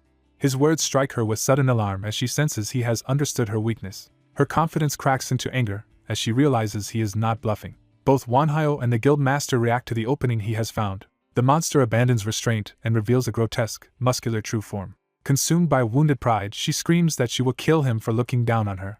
She lunges at Wanhyo with monstrous speed and claws. The attack closes in on him in an instant. Yet she suddenly passes by without landing a blow, as if her power is slipping away. Wanhyo tells her she is too strong to exist on her own and therefore must be sustained by some external source inside the dungeon. He compares her to Gloria, but notes that unlike Gloria, she was strong enough to control sand soldiers as extensions of herself. From that, he deduced that the same power maintaining her existence was also what controlled those soldiers. He concludes that although the girl-shaped monster was weaker than Gloria, she was still a major being with a hidden support system. Because her power worked differently from Gloria's, he says, he was able to find the answer through 3 strokes of luck. The first stroke was that escaping the barrier made him stronger and allowed him to ascend another level. The second was that he is a necromancer, and the third was that her power resembles necromancy. He explains that she subordinates souls into parts of herself and controls them, which is how she could project a portion of her true strength into the dungeon. Since that is close to necromancy, he was able to work out how to defeat her. The key, he says, was to extinguish the subordinated souls so she could no longer use them. As a necromancer, he had exactly such a method, the 5th circle spell Soul Explosion. By detonating the souls inside the sand doll soldiers, he severed her support and reduced her to powerlessness. He adds that even her true form must have been damaged by the backlash, though she still tries to kill him. Wanhyo tells her he does not know when she might succeed someday, but he hopes that day never comes. The monster's remaining essence flees across the sand, vowing that next time she will kill him without fail. The battlefield falls quiet as her presence finally disappears. Only a limp remnant is left behind where her power collapsed. Exhausted, Wanhyo looks down at the aftermath and catches his breath. The guild master calls out in alarm, worried for him. Then the guild's president arrives through the open gate, seeing the devastation and the end of the crisis. Overcome with relief, the guild master embraces him and admits how grateful he is to still be alive. The release of tension finally breaks him into tears. The president receives that grief in silence, understanding what the battle cost. With the gates stabilized and the wounded being treated, everyone accepts that the raid is finally over. The final tally declares the American E-rank dungeon cleared after 219 days, with 99 survivors and 25 dead. Later, the story shifts to the base camp's medical facility after the battle. Recovering in bed, Wanhyo eats steadily, already regaining his strength. A familiar voice notes with approval that he has a healthy appetite. Richard enters the room, injured but alive. He asks how Wanhyo feels, and Wanhyo answers that everything hurts, though that pain is proof he survived. Richard shares the good news that the dungeon has vanished. Wanhyo calmly accepts that he cannot return home immediately and starts considering other ways back to Korea. Richard promises that he will be fully rewarded and looked after, then suggests he stay in the United States. He goes further and offers Wanhyo a place in his guild, boasting that it is the best in America and even the world. Wanhyo politely refuses, saying he does not want to belong to any guild and would rather found his own if he ever forms one. Richard is not surprised and instead offers to help him relocate to the United States anyway. Wanhyo declines again, explaining that he has no intention of leaving Korea for now. It is not simple patriotism, he says, but attachment to everything he has built and prepared there. Richard accepts that answer for the moment, and admits there was something he should have said earlier. He sincerely thanks Wanhyo, acknowledging that they survived because of him and promising to repay the debt. Wanhyo accepts the gratitude with a joke, reminding Richard to include extra compensation since he exceeded the original request. Richard agrees to reward him generously, and leaves him to rest. After he goes, Wanhyo reflects that Richard is a decent man, and his undead companion notes how close he came to becoming a monster. The undead companion adds that Richard will surely grow stronger from this ordeal. Wanhyo then returns to the enemy they fought and says the monster resembled a legion. His companion agrees and asks whether Kessel understands what that means. Wanhyo explains that a legion is one of the highest ranks among ghost-type undead monsters. It is essentially an aggregate ghost, a cluster of many ghost undead centered around a single core spirit. In battle, such a being becomes an army, and this monster resembled one because it controlled many souls as part of itself. But one detail troubles him. Unlike an undead legion, this monster seemed able to grant those souls entirely new bodies. That difference leaves Wanhyo deeply uneasy, and he admits he never wants to face such a thing again. Sensing his concern, Nidhogg asks what exactly is bothering him about that monster. The young necromancer wonders if he can grow stronger by controlling souls the way a monster once did. His skeletal dragon approves, urging him to keep experimenting because an imperfect dragon must seize every possible path to power. He decides to use their time in America to roam around collecting souls, expecting far more spirits there than back home. Confident that Richard will handle the paperwork, he commits to staying and acting on the idea. Richard eagerly welcomes the plan and promises to show him the country while they travel together. But Richard is still recovering, and the hospital staff force him to rest before doing anything else. While Richard recuperates, the necromancer and his undead companions move into Richard's magic workshop and gain a proper base of operations. With a safe place secured, he turns to organizing the insights he gained from the recent battle. He recalls that inside the monster's barrier he grasped the first step toward the fifth circle, the concept of coordinates, linking the beginning point to a wider spatial framework. That realization makes him reconsider his own talent for control from the ground up. He concludes that the true starting point of his control is himself. From there he asks whether he has ever truly controlled himself, and realizes that mastering himself should let him break past his limits. Certain this is the right path, he begins forcing his mind and body into absolute self-control. The training nearly kills him several times, but he pushes through the barrier that had been his own body and will. He reaches the fifth circle, yet even that breakthrough still leaves him trapped inside the monster's barrier. At that desperate moment, Gloria appears and mocks another woman for causing trouble again. Despite her contempt, Gloria gives him the key to escape, empower a creature under his control and fire its attack toward an external coordinate. Following that advice, he overextends himself by casting teleport and launching Nidhogg's necro breath from outside the barrier. The attack shatters the barrier, though both master and dragon are left completely spent from forcing beyond their limits. Gloria, amused that he succeeded, rewards him by healing them so they can rejoin the fight. Later, his skeletal companion warns him that the road ahead will be lonely and brutal, and that only greater strength will keep him from being crushed. He accepts that truth plainly, knowing that if he cannot keep growing stronger, he will simply die. Elsewhere, a blonde woman named Gloria screams in fury. A horned woman toys with her, savoring how pitiful and desperate she looks. Gloria protests that the woman broke the rules and refuses to let the offense pass. The horned woman dismisses the complaint, saying she merely rewarded the human she had claimed because his survival interested her. Gloria's anger only deepens as the insult becomes personal. The horned woman openly belittles her as a mere insect that has become far too bold. Still, she spares Gloria's life out of whim rather than mercy. She orders Gloria to remember her place and keep crawling like the bug she is. Humiliated and helpless, Gloria swears vengeance on the horned woman, her allies, and especially the human she chose. Back in America, Richard asks the necromancer what he thinks after touring Washington, D.C. The young man politely calls it a fine tourist city, and Richard is pleased at first. Richard quickly notices that the necromancer's attention is fixed on something far beyond sightseeing. The necromancer reveals that what he truly sees is an abyss hanging over Washington. As a necromancer, he can perceive what ordinary people cannot, and says Richard will understand too if they rise high enough. He takes Richard up in a helicopter to show him directly. Using Deadeye, he sharpens Richard's sight so he can perceive the hidden spiritual world. The sudden revelation leaves Richard stunned. All around the city, vast ghostly forms become visible, turning the skyline into a sea of restless dead. The necromancer explains that a visit to the National Cemetery taught him what happens to people after death. He saw that properly mourned souls depart peacefully, proving that funeral rites truly help the dead move on. By contrast, the spirits filling the city are those of people who were never properly buried. Richard is left speechless by the scale of the hidden disaster. The necromancer then asks the obvious question: if so many spirits flood the city, why has the country remained safe?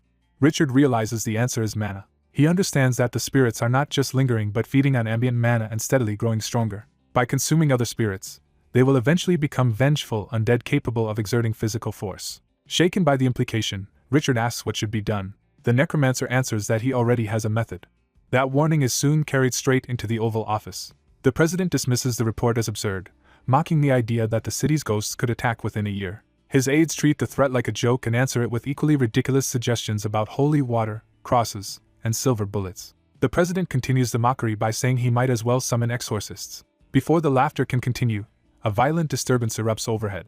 The room is blasted open before anyone can even investigate. The president and his staff recoil as the attack reaches them directly. Ghosts pour into the Oval Office, turning the dismissed warning into immediate reality. Security rushes to evacuate the president as panic takes over. The spirits lunge after them, forcing a desperate retreat. Their screams make clear that the threat is no illusion. The president's party realizes they are trapped and outmatched. Then a red spectral warrior appears and opens fire on the invading ghosts. Its attack tears through the spirits and halts their advance. The president braces for death, only to find the attack was not aimed at him.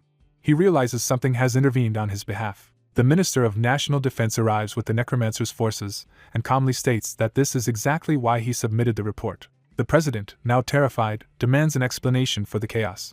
The minister admits the report alone was not enough, so they staged a demonstration. He clarifies that what the president just witnessed is a preview of what the nation will face within a year if nothing changes. As the president tries to regain control, he notices two unfamiliar figures standing behind the minister. Richard is introduced as the guild master of the Golden Black Hole. The minister then presents the young necromancer as the one who carried out the demonstration and as the most exceptional necromancer among dungeon explorers. The president is rattled by the revelation that a necromancer stands at the center of this crisis briefing. The young man cuts through the shock and warns that there is no time to waste because the influence of dungeons is expanding rapidly. He adds that every other major power holder has already been convinced, leaving only the president and vice president unconvinced. He urges them to act quickly if they want any chance to prepare for the calamity coming within a year. To begin, he says they have already selected a smaller town where spirits are present and can be studied under controlled conditions. With magicians and military already positioned, he confirms that he will personally guard the area. Once everything is in place, he declares that he will begin. He summons Nidhogg in full force, bringing the skeletal dragon into the town as the ritual's core. Master and dragon formally begin the operation together. A massive magic circle unfolds beneath him, signaling a ritual on a scale far beyond ordinary necromancy. Columns of power rise through the town and turn the entire area into a ritual field. The hidden spirits react at once, shrieking as they are dragged into the process.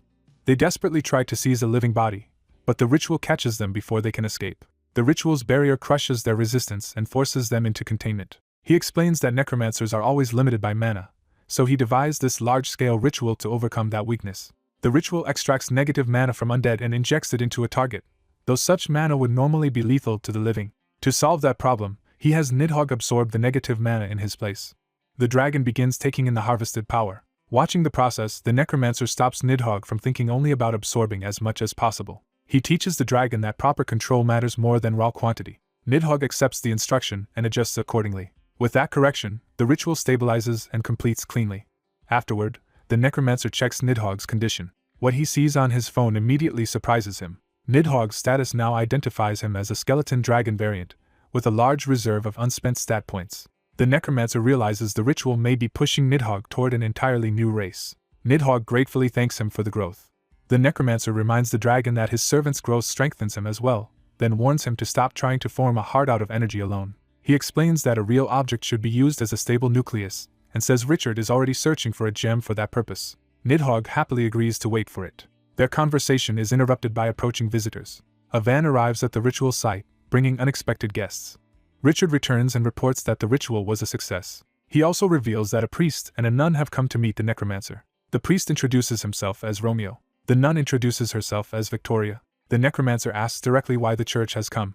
Romeo says they came out of caution, but now believes their concern was unnecessary. He explains that he senses no evil from the necromancer, and has confirmed that the ritual was an act of purification rather than corruption. The necromancer clarifies that he only took the spirit's power, not their souls themselves. That answer leaves the church representatives quietly reassessing him. Romeo studies him with new seriousness.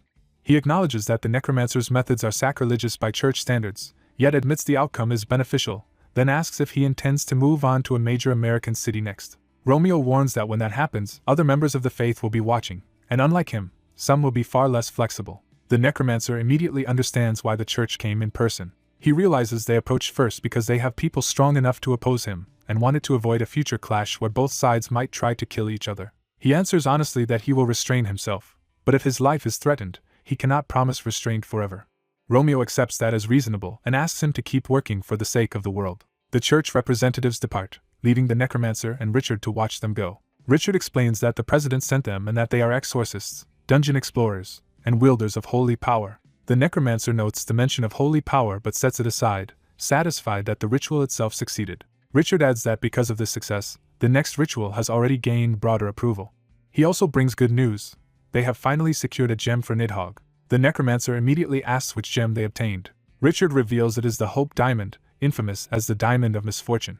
As that plan moves forward, the church rides away into the night. Inside the van, Victoria argues that the necromancer will only become more dangerous and should be eliminated while they still can.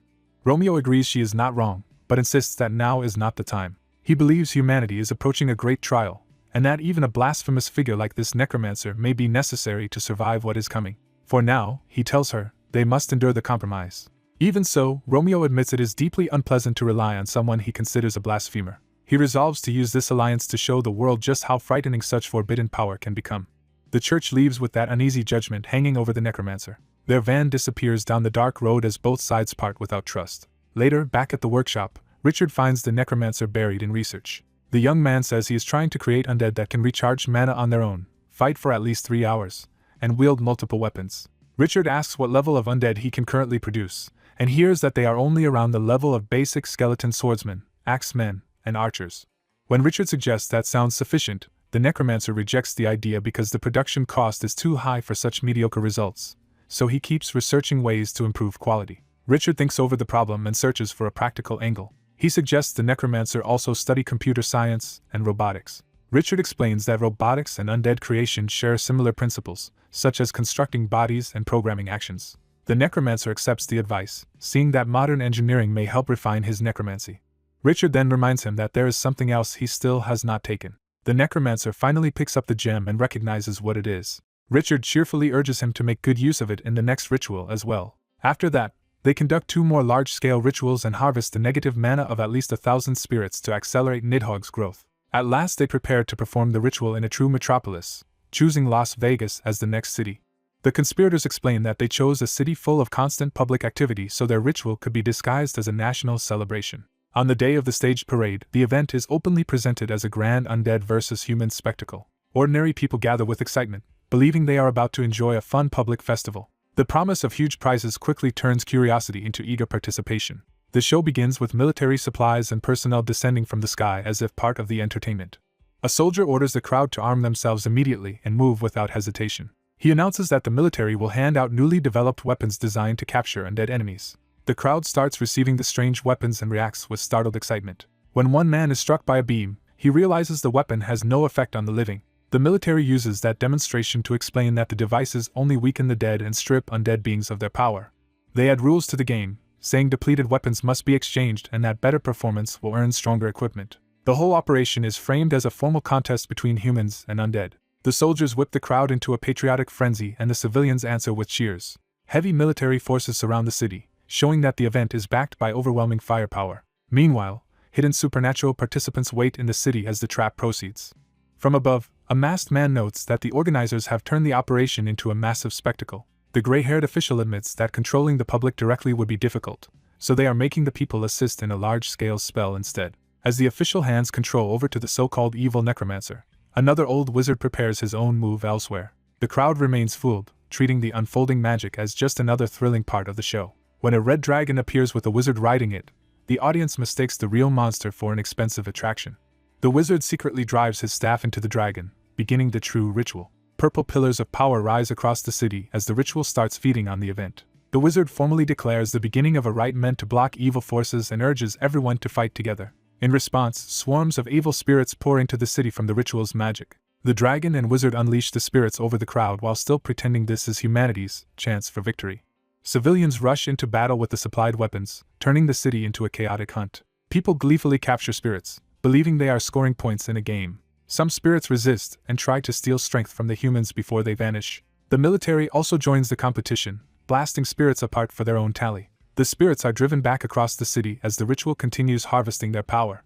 Even soldiers reduce the battle to a contest, counting kills and competing with each other. As the weapons absorb more power, they begin mutating into elemental forms that delight the users. The unstable prototypes also start breaking down, but the crowd treats even that as part of the fun. Watching from above, the masked observer realizes the organizers are using the event both to test the battlefield and to field test faulty experimental weapons. The old wizard notices the ritual nearing completion as the city's pillars of power stabilize. He also sees the participants tiring, which convinces him the event is ready to be concluded. A giant magic circle forms overhead to seal the harvested energy. The wizard on the dragon praises the crowd for their efforts as if rewarding them for a successful performance. He then reveals the truth, mocking them for unknowingly stealing spirit power to complete his dead dragon. The civilians finally understand they were only tools, and that their usefulness has ended. The wizard coldly sentences them all to die. A massive destructive spell descends toward the dragon and the city below. The people stare upward in terror as they realize the show has become a massacre. Panic spreads through the crowd as death seems unavoidable. At the last moment, the dragon rider spares them once, claiming he is merciful to those who understand favor and grudge. He warns that there will be no second mercy and promises to return to ravage the world later. With that threat delivered, he turns the dragon away from the city. Satisfied that the script has ended as planned, the old wizard prepares to withdraw as well. A sudden burst of holy light interrupts him before he can escape. The wizard is shocked by the unexpected intervention. A force of Roman Catholic Knights Templar appears and denounces him as a blasphemer they have been tracking. Their leader identifies the holy arsenal they carry, making clear they came prepared specifically to kill undead and heretics. The old wizard is stunned that the Roman Catholic Knights Templar have arrived at all. The gray-haired official is equally shaken, insisting the church had promised full cooperation with the plan. He demands an explanation from the priestly intermediary, only to learn the betrayal was not authorized through official channels. The priest admits he told his people not to act rashly, but his own actions were partly independent. The official realizes the situation has slipped badly out of control. His panic deepens when he receives word that multiple helicopters and tanks have gone rogue and are heading toward the city center. The scale of the mutiny leaves him momentarily speechless. The defecting military units race toward the center under their own command. The old wizard concludes that fanatic supporters inside the armed forces have ruined the clean ending he expected. When asked if he can still escape, he admits the rogue aircraft and armor make that difficult. A soldier suddenly tells the official not to worry about the helicopters and tanks. The blonde officer reveals that Judas sold out a superstar, and orders all forces to follow the real plan while leaving the necromancer untouched. He apologizes for staying silent, explaining that he used the event to expose and purge extremists within the army. The official realizes the officer deliberately allowed the chaos to unfold in order to round up the fanatics, and the officer calmly confirms it. The official accepts the explanation once he hears the dangerous weapons of the extremists have been monitored the whole time. He relays the news to the old wizard, saying escape is now possible if he wants it. The old wizard refuses to flee. Instead, he decides to rewrite the ending himself. Facing the Templars, he argues that humans are weak and always seek strength through imperfect means. He says the methods differ, but true strength requires taking responsibility for one's own words and actions. He condemns the Templars for hiding behind God while sacrificing others in God's name. He reminds them that when they act as God's representatives, their deeds are seen as God's deeds. By that logic, he warns, their sins become stains on the very God they claim to serve. His words shake the holy force even as they maintain their formation. The Templars hesitate under the weight of his accusation. Some of their blessed weapons slip from their hands as their resolve falters. Using that opening, the old wizard withdraws into the sky on his dragon. The public display declares the first offensive battle finished, preserving the illusion of a controlled event. The crowd erupts in relief and triumph when they are told the war is not over and humanity has survived the first round. Elsewhere, the masked observer stands beside his own skeletal dragon, having weathered the crisis from afar. He admits the struggle was harder than expected. Then he notices something important about his dragon. He calls Nidhogg by name, and the dragon answers him like a loyal subordinate. Seeing Nidhogg's status, he realizes the dragon's ritual-enhanced power now exceeds his own, which should have broken his control. Nidhogg explains that their original promise still binds him to his master. The man insists that even if he is only a fake dragon maker, a fake can surpass the original, and he orders the dragon to submit to his vision. Nidhogg replies that the old promise has changed because he is no longer merely an imitation dragon, but a true one. He says their bond has become a dragon-sworn pact that obligates both servant and master to elevate each other beyond the real thing. He formally names Chris a dragon master, Nidhogg explains that a dragon master holds absolute authority over a dragon bound by such a pact. Even so, Nidhogg says he has always been a controlled being, so his loyalty remains unchanged. He adds that Chris's fortune is only beginning to rise. The others excitedly imagine what new roles and evolutions their own bonds might bring them. They boast about future titles, though still as devoted followers of their lord. A calmer companion warns them not to get carried away before anything is certain. Chris accepts the uncertainty but feels lucky, recognizing that his own strength grows alongside his followers. 45 days later, a second staged undead versus human event is also completed successfully. By absorbing large amounts of negative mana, Chris, Kessel, and Kai each form new nuclei using rare stones and evolve further. Christina's evolution turns her into a Lich variant with greatly increased magical potential. Kessel evolves into a Death Warrior variant with heavy physical growth. Kai becomes a Death Knight variant, and all three are now variants like Nidhogg. Chris himself also experiences major growth, especially in magic, and gains a large reserve of unassigned potential. After more dungeon work and a third successful event, the group heads to the airport. The gray-haired director asks Chris whether he truly has to return home now that he has adapted so well to life in America. Chris answers that his base is still in Korea, so he must go back. The director accepts that choice and tells him he will always be welcome there, and Chris thanks him sincerely for everything. Their parting is marked by Chris's departure flight. Back home, Chris immediately feels that even the air is different. He senses something unexpected before he can settle in. Kessel appears in a human form, startling Chris with how completely he has changed. Kai appears human as well, confirming that Chris is seeing their true new forms for the first time. They explain that this is not a disguise but a new ability gained from becoming stronger in America. Christina, now also human-looking, reminds Chris that they should get moving. Before leaving, they receive a final gift from the American director addressed to Chris. Inside is a charm and a letter, which Chris immediately recognizes as something unusual. The letter explains that the charm contains Lord Xuanwu's power and was made possible by Chris's help, so it rightfully belongs to him. Chris studies the gift, sensing its significance. After returning to base, his routine continues with training, research, dungeon clearing, and now serious study of charms as well. He realizes that charms are not simple folk scrolls at all, but a sophisticated field far beyond what he once assumed. The Xuanwu charm proves that a small slip of paper can contain divine power, though the negative mana inside it is almost beyond Chris's control. The temptation to kidnap the American director and force out his knowledge becomes so strong that even Chris's undead companions half-joke about doing it. Before that thought can go anywhere, Chris is told that a guest has arrived. To his surprise, the visitor is the very person they had just been talking about abducting. The blonde director calmly sits down inside Chris's base as if he belongs there. Chris is unsettled because the man looks younger and weaker than expected, with almost no mana presence at all. The visitor notices the scrutiny and asks if Chris has finished examining him. Chris confirms that the man really is the director. The director cheerfully reveals that he is both the administration director and the maker of the talisman Chris received. Chris warns that entering his territory alone is reckless unless the director understands how dangerous magicians can be. One of Chris's undead dryly notes that they have already fought plenty of crazy magicians before. Chris clarifies that he means the native magicians of Earth, who have become more troublesome now that mana is abundant again. That revelation confirms for Chris that Earth has its own magical tradition. The director says Chris was right to suspect it, because mana has always existed on Earth. He explains that even when mana was weak, magicians adapted and preserved the study of magic. When he asks whether Chris is interested in that hidden tradition, Chris answers without hesitation that he is. The director offers all the materials he took from magicians he has killed, calling them an advance payment for a commission. Chris questions why he should accept a commission at all. He reminds the director that this is his stronghold, that the visitor is alone, and demands everything without resistance. Rather than being offended, the director praises Chris's restraint, and says he will repay that kindness by teaching his junior a special lesson. In the next instant, Chris and his companions are caught off guard by the director's move. Chris realizes he cannot move and understands that the director prepared a countermeasure before entering the base. He curses himself for lowering his guard simply because he was on home ground. The director tells him that this will be a valuable experience. He casually asks to smoke, and Chris reflexively objects even while trapped, insisting his home is family-friendly. The director restates the deal. The advance payment will be magical materials, and in return Chris must obey him for 10 days. Recognizing he has no leverage, Chris reluctantly agrees. The director promises that if Chris succeeds, he will reward him with a far better territory than his current base. He also leaves Chris a communication talisman, making clear that their uneasy partnership has already begun. After seeing off a contact, the young necromancer is left with the uneasy sense that he has just been outplayed. Back inside, he gathers with his undead aides to assess how badly they were caught off guard. They realize their enemy did not just target them directly but manipulated the entire property, exposing a major blind spot in their defenses. His subordinates admit complete defeat and apologize for failing to anticipate such a thorough trap. The necromancer tries to identify what kind of large-scale spell could have struck the whole estate and fears it may have been the worst possibility, a time freeze.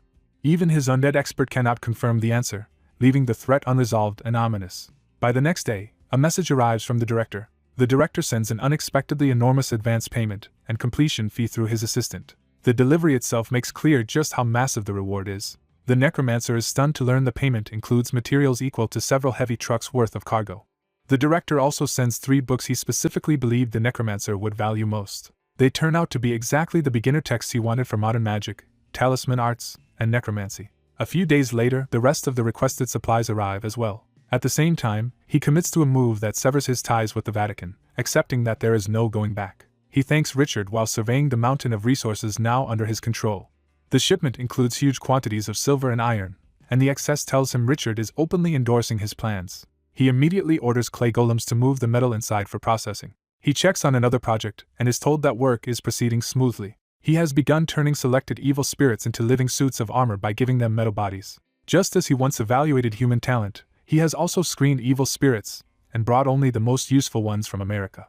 He warns the armored spirits to treat the new materials carefully, establishing them as disciplined workers under his command. He reflects that controlling such spirits required satisfying their desires, though in truth the US government paid that price for him. Whatever the cost, the result is what matters to him. The evil spirits now obey him. He also secures a hidden weapons cache supplied by the US, ranging from firearms to missiles, to arm his undead in emergencies. With modern weapons in undead hands, he intends to extend his combat power beyond the dungeon itself. He goes further by acquiring American weapons blueprints and developing new battlefield tools with Chris. He visits Chris to inspect the progress personally. Chris reports only incremental gains in mana efficiency, firepower, and production costs, but the necromancer is satisfied and promises to help later. Meanwhile, his printing shop begins mass-producing spell cards and scrolls. In exchange for a large supply of mana crystals from the US, he hands over the authentic methods for making those magical items. He justifies the deal by reasoning that America would have discovered the process eventually, and the products immediately become wildly popular. As magic goods spread, ordinary people begin to sense that the world itself is shifting toward disaster. The necromancer understands that the true invasion is close and that he has prepared as much as he can. Even so, he can only pray that the coming catastrophe will not reach its worst possible form. Then the transition begins. Dungeon explorers can no longer enter the dungeon, and their homes stop connecting to it. With quests suspended and no penalties for staying out, humanity receives what feels like a final grace period to prepare. That grace period ends on January 1st. Elsewhere, an ordinary office worker starts the new year worried only about being late for work. He grumbles about the hour and his job, still trapped in normal concerns. But something about the morning feels wrong. He notices the sun has not risen and begins to suspect that the darkness is unnatural. A sudden shock interrupts his thoughts. Traffic halts in confusion as people try to understand what just happened. The answer comes immediately when a monster attacks a man beside the taxi, turning confusion into terror. Panic spreads through the street as screams erupt from every direction.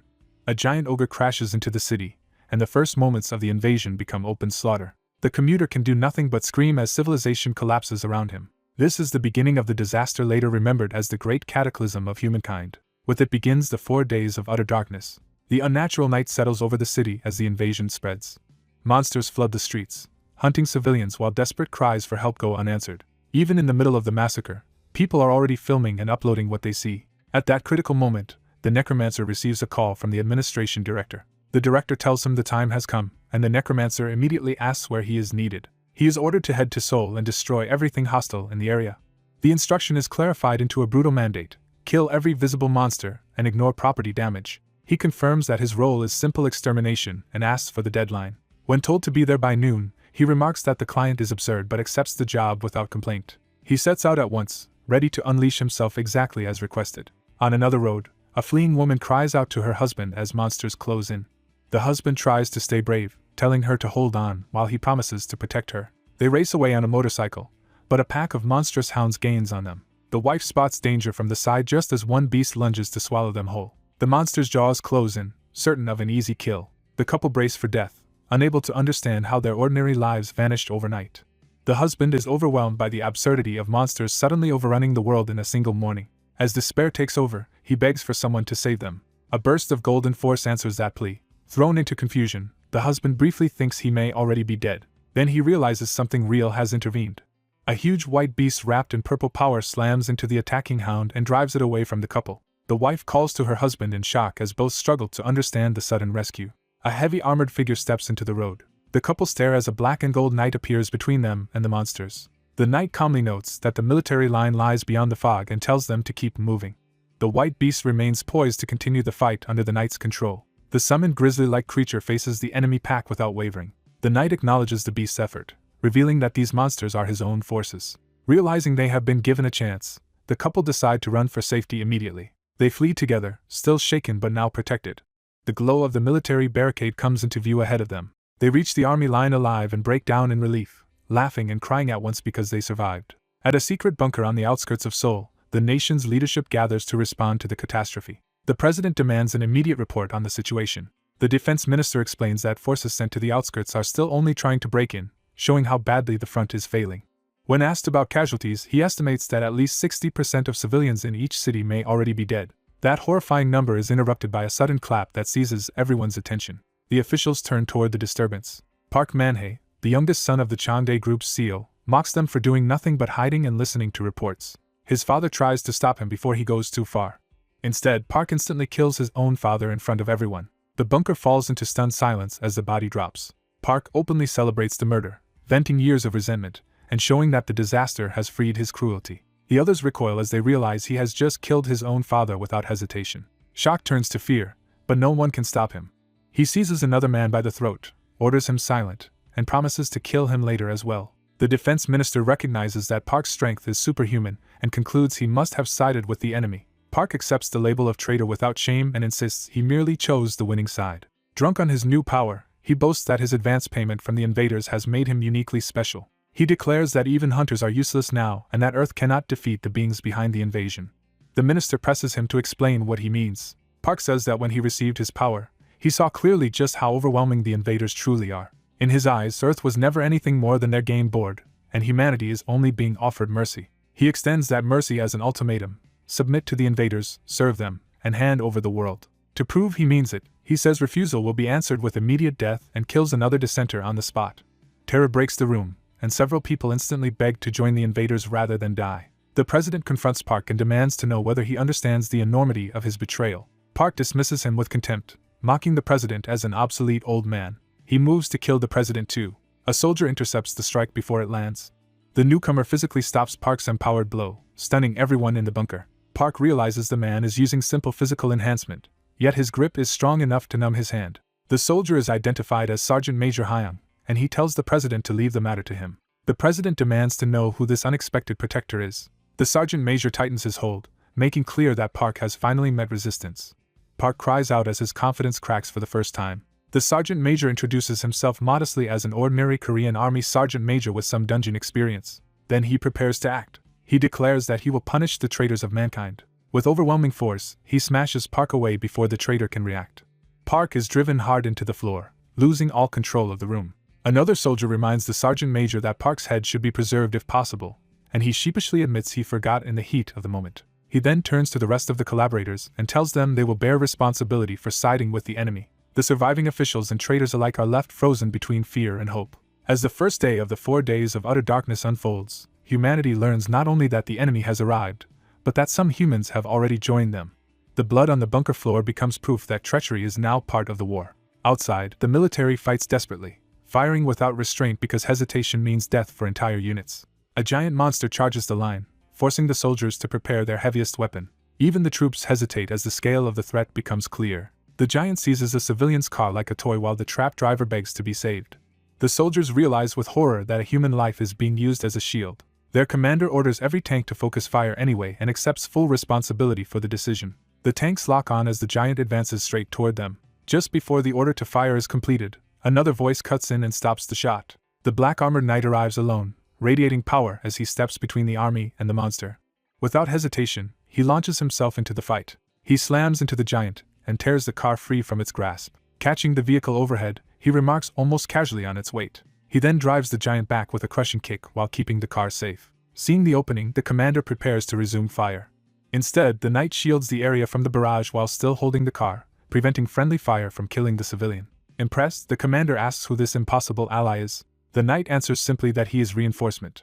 When the commander asks if he came alone, the knight says others are waiting behind them. He explains that the forces approaching from the rear are allies and must not be attacked. The commander accepts the instruction, trusting the knight's judgment. Then a new disturbance rises behind the soldiers. To their horror, the so-called reinforcements are a host of monsters under purple control, including wolves, giants, and other beasts. The knight orders the soldiers to use those controlled monsters as shields and grimly wonders whether similar reinforcements were sent to other battlefields. The answer is yes, meaning the war for humanity will now be fought with monsters on both sides. A soldier realizes something is wrong as the battlefield shifts in an unexpected way. The troops are urgently ordered to reform around the golems, treating the monsters as a coordinated threat rather than a chaotic swarm. Observers note that the monsters are moving like a herd and converging on a single destination. When they see some monsters carrying human corpses, they conclude that a mage is controlling the horde. The necromancer is jolted by that deduction and senses a more dangerous layer to the situation. He spots a bizarre summoning array and immediately recognizes it as a major threat. He realizes the circle is active, its target unspecified, and that whatever is coming cannot be stopped by simply destroying the array now. His hooded servant steadies him and asks what he intends to do next. He decides to retreat, fearing his own presence could influence the ritual and draw forth an even higher being. Elsewhere in the city, a desperate prayer rises from someone with no one left to rely on. A young woman hides among trash bags, no longer caring who answers as long as someone saves her. Terrified and trapped, she begs for rescue. She thinks bitterly about how an ordinary workday turned into a nightmare overnight. A monster wolf catches her scent and closes in on her hiding place. The beast peers through the gap, confirming she has been found. She realizes the hiding place has failed and braces for death. The predator fixes on her with killing intent. It lunges, and her fear finally breaks into a scream. The attack drives her out into the open, straight into greater danger. With death closing in, she cries out one last time to be saved. Surrounded by monsters on all sides, she can no longer see any path to survival. Shock gives way to a numb stillness as she reaches the end of her hope. She lowers herself and pleads sincerely for help from anything that will answer. A mysterious voice responds, inviting her to state her wish if she truly wants salvation. A red glow gathers beneath her as the monsters hesitate around an unseen presence. The voice tempts her, asking whether she will really surrender her life so easily. When she asks who is speaking, the answer comes that it is one of the defeated evils cast down by the gods. The being claims demons are not passive like gods but enemies of heaven capable of acting directly in the world. It offers to grant her desire in place of the god who did nothing for her. She accepts without hesitation, deciding that even a devil is worth trusting if it means living. Her agreement seals the pact, and the unseen speaker praises her choice. Dark power erupts around her as the contract takes effect. The wolves are instantly torn apart by newly summoned demonic guardians. Shaking with fear, she is told she should agree faster next time if she wants to survive. A blonde demon appears and introduces himself as both a demon and the protector who will guard her from now on. She struggles to process the idea that her savior is now her guardian. Without warning, he lifts her into his arms and takes control of the situation completely. He tells her they should leave for somewhere safe while she recovers. Still overwhelmed, she can only accept his lead. The demon carries her away as if her safety now belongs to him. Pleased by her response, he judges her more impressive than he expected. Back near the summoning site, the demon notices the necromancer and is intrigued to find such a capable practitioner in the modern age. The necromancer arrives beside his skeletal dragon, ready for a confrontation. He casually explains that hunting monsters has provided him with plenty of useful materials. Then he senses another powerful presence and turns wary. He sees the blonde stranger carrying the unconscious woman and immediately understands this is no ordinary being. Even before his servant warns him, he has already concluded the newcomer is not human. The stranger politely introduces himself to the necromancer as a fellow rare talent and asks to talk. The necromancer agrees on the condition that the stranger is not hostile. The stranger reveals his name as Andromalius. That name shocks the necromancer, who recognizes it as one of Solomon's 72 demon gods, the Count of Justice. Andromalius confirms he is an archdemon and notes that the necromancer is taking the revelation with unusual composure. He praises the necromancer for being broad-minded enough to accept demons as naturally as monsters, undead, and dragons. The necromancer quietly steadies himself rather than provoking a fight he may not survive. He calms his dragon companion, Nidhogg, and keeps the meeting from turning violent. Privately, he admits that even a lower-ranked archdemon is beyond what he can defeat right now. Andromalius observes that Nidhogg is newly born and is impressed that the necromancer raised it so quickly. When asked how he knows that, Andromalius explains that demons can perceive the timing of a life's birth and death. He abruptly shifts to fussing over the unconscious woman's dirty clothes, revealing a possessive concern for her condition. The necromancer realizes she is some kind of treasured existence to demons, and Andromalius confirms she is extraordinarily rare.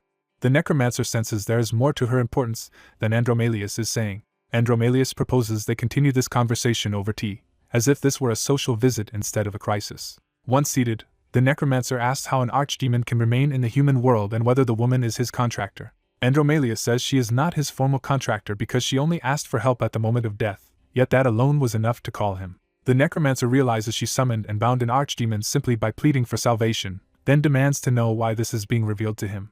Andromalius answers that the reason is obvious to him. He wants to build a good relationship with the necromancer despite the difference in their stations. He insists the necromancer should not belittle himself, because his talent is valuable and attractive. Andromalius explains that he acted on advice from Visago. The necromancer presses him on what that means. Andromalius recounts Visago's prophecy that the first skilled person he met above ground would bring him great benefit, and that person turned out to be the necromancer. The necromancer outwardly accepts the compliment, while inwardly taking comfort that Visago's knowledge implies he survives the near future. He then asks the more important question of what the demons intend to do next. Andromalius says the demons plan to work for humanity for now, and the necromancer accepts that answer surprisingly easily. He explains that after meeting even greater enemy executives, he no longer sees demons as the ultimate threat and can believe they would side with humans. That answer catches Andromalius's full attention. He eagerly asks for details about those enemy beings, convinced Visago's advice has proven correct. The necromancer tells him about Gloria and the strange being he encountered in the desert. Andromalius identifies the desert foe as an agglomeration of souls and values the information, especially the fact that one enemy is a dragon. In gratitude, he decides to reward the necromancer. He gives him a monocle empowered by Visago that can locate what he seeks up to 3 times. He also promises to personally aid him once in a future life-threatening situation. The necromancer protests that the reward is excessive. Andromalius dismisses the concern and frames it as a fair exchange and a gesture of friendship. The necromancer accepts and promises to remember the favor. Their talk continues, with each side trading knowledge about the modern world, demon affairs, and black magic. Andromalius explains that demons were cut off from the surface for centuries and only recently regained influence after dungeons appeared. The necromancer concludes that this is why the woman is so precious, since she lets demons manifest without paying the usual price. He adds that black mages were once extremely rare in modern times and asks how many there are now. Andromalius says their numbers have already exploded past 10,000 and will keep growing because desperate times make power irresistible. He offers another gift, a black magic tome covering the 1st through 6th circles. The necromancer eagerly asks to study it later, and Andromalius readily agrees. A glowing talisman suddenly activates, interrupting the meeting. The message praises the necromancer for reaching Soul and asks what he should do next, making him realize the talisman is functioning like a communicator. It directs him to come to a marked location where the sender will be waiting. The message also warns the General of Hell that the beings above have begun moving and urges him to take care of himself. Andromalius recognizes the sender's neutrality, and the necromancer is startled that this person knows him as well. Andromalius explains that the sender has long been a special existence able to communicate with both heaven and hell. With business settled, Andromalius prepares to leave. Before going, he turns back with one last question. He bluntly asks the necromancer whether he is married. Relieved to hear the answer is no, Andromalius departs in high spirits, clearly pleased for reasons he does not explain. The necromancer is left feeling as though he has just been toyed with in the most absurd way possible. The scene shifts as the night deepens and the next move begins. The necromancer arrives at the designated meeting place, and is formally welcomed by a gaunt man waiting there. Seeing the man's worn face, he immediately notices that something is seriously wrong with him. He asks after the man's condition, and the man brushes it off while the necromancer insists he is genuinely concerned. The man is surprised by that concern, having expected hostility instead. He explains that he has burned away his own life force trying to look into the future and offers the necromancer something in return. He gives him more talismans like the one from before, saying the group will need them. Then he orders the necromancer to rest for 2 days and go to Yahello afterward. When asked why the delay matters, he says the reason will become clear tomorrow and insists that going later is the better choice. His body suddenly rebels, and he coughs up blood from the strain of his foresight. Even so, he insists he will recover in time. The necromancer asks why he is sacrificing himself to this extent. The man rejects any noble interpretation and says he is acting for himself, not for some abstract greater good. He reveals he was born into a family that has long supported the nation, though he once hated living for that duty. In the end, however, he accepted that he is still part of that family, and cannot ignore what it has carried. He declares that he will not allow the country to collapse on his watch, and that preserving it is his own selfish desire. The necromancer accepts that explanation without argument. He asks whether he alone will be sent to Yahello, and is told there will be helpers but he should prepare to fight as if alone. The exhausted seer leaves to handle his own urgent tasks. As the necromancer departs, he reflects that they are ultimately returning to the summoning site they abandoned. Meanwhile, soldiers are ordered to pile monster corpses into makeshift barricades. Almost immediately, the order is reversed and the troops are told to withdraw in panic. At the military camp, rumors begin spreading among the soldiers. Some talk greedily about selling monster corpses for money and hiding a few for themselves. They reassure each other that corruption is already happening at the top, only to be cut off by sudden terror. On the second day of the 4 days of utter darkness, the next disaster begins. The piled corpses reanimate, and the day of the living dead starts with the dead monsters rising again. As soldiers flee, they curse the officer who told them to use monster bodies as a barrier, realizing too late that he led them into disaster. One soldier can only stare as death rushes toward him. A golem suddenly surges into motion, intervening at the critical moment. A glowing core appears in the golem's back, revealing an external power source or control point. The core detonates in a massive blast that wipes out the immediate threat. Watching the explosion from afar, the necromancer realizes this undead outbreak is exactly why he was told to rest and wait. He reasons that undead will naturally target him as a necromancer, making this a useful chance to test another force against them. He decides to use the crisis to evaluate the new allies he recently contracted. He recalls that while staying at his stronghold, he made a contract with a new transcendent race, the genies. He summons one of them, and the fiery being arrives delighted that his contractor has finally called. The genie introduces himself as Agni, a flame genie who exists to answer his summoner's wishes and is eager to unleash destruction. The necromancer gives strict limits: burn everything except people, and leave anything connected to him untouched. Agni is thrilled, convinced he has finally found the perfect contractor. The necromancer adds one more condition, asking that any survivors be guided out of the city if possible. Agni takes off in ecstasy and begins setting the city ablaze with reckless enthusiasm. When his servant worries that the entire city may burn, the necromancer coldly answers that Soul was already beyond saving. The servant suggests warning the others, since they will surely try to extinguish the flames. The necromancer agrees to notify the army leadership so civilians can be evacuated, then plans to head to Yudo the next day as instructed. Amid the inferno, a two-headed giant lumbers toward the still-active summoning array. Its foot reaches the edge of the glowing circle, signaling that the ritual's next stage is about to begin. A monstrous maw closes over two figures as the battle reaches a brutal, immediate crisis. The attack lands with overwhelming force, ending the clash in a burst of blood and impact. By the next day in Yudo, the undead have turned the tide and are now overpowering the monsters. Watching from above, the contractor wonders whether the decisive day has finally arrived and confirms that the necromancers reach Yudo safely. He is told Kim Mijin has brought the necromancers in and they are awaiting his command, so he chooses to keep observing for now. Agni returns to report in, and the contractor acknowledges his work. Agni dismisses the praise as too mild and urgently reveals he discovered something important about the magic circle below. He explains that although the circle is crudely drawn, it is still functional enough to summon something. Agni admits he cannot identify what will emerge, but he can tell the summoning is about to happen. The contractor presses him for the exact moment. The circle suddenly flares, answering the question itself. Multiple summoning circles across the city ignite at once, flooding the streets with pillars of light. From one of those lights, a massive beast begins to descend. Its arrival slams into the city with enough force to shake the surroundings. The summoned creature fully emerges as a colossal mammoth-like monster radiating red menace. Agni bursts into delighted laughter, having correctly guessed what kind of monster would appear. The contractor, alarmed, demands to know what they are facing. Agni identifies it as the King of Earth and Beasts, one of the great chaos monsters sent to land. He names the creature Behemoth. The contractor recognizes the name from scripture and realizes it is treated as a being on the level of a god or devil.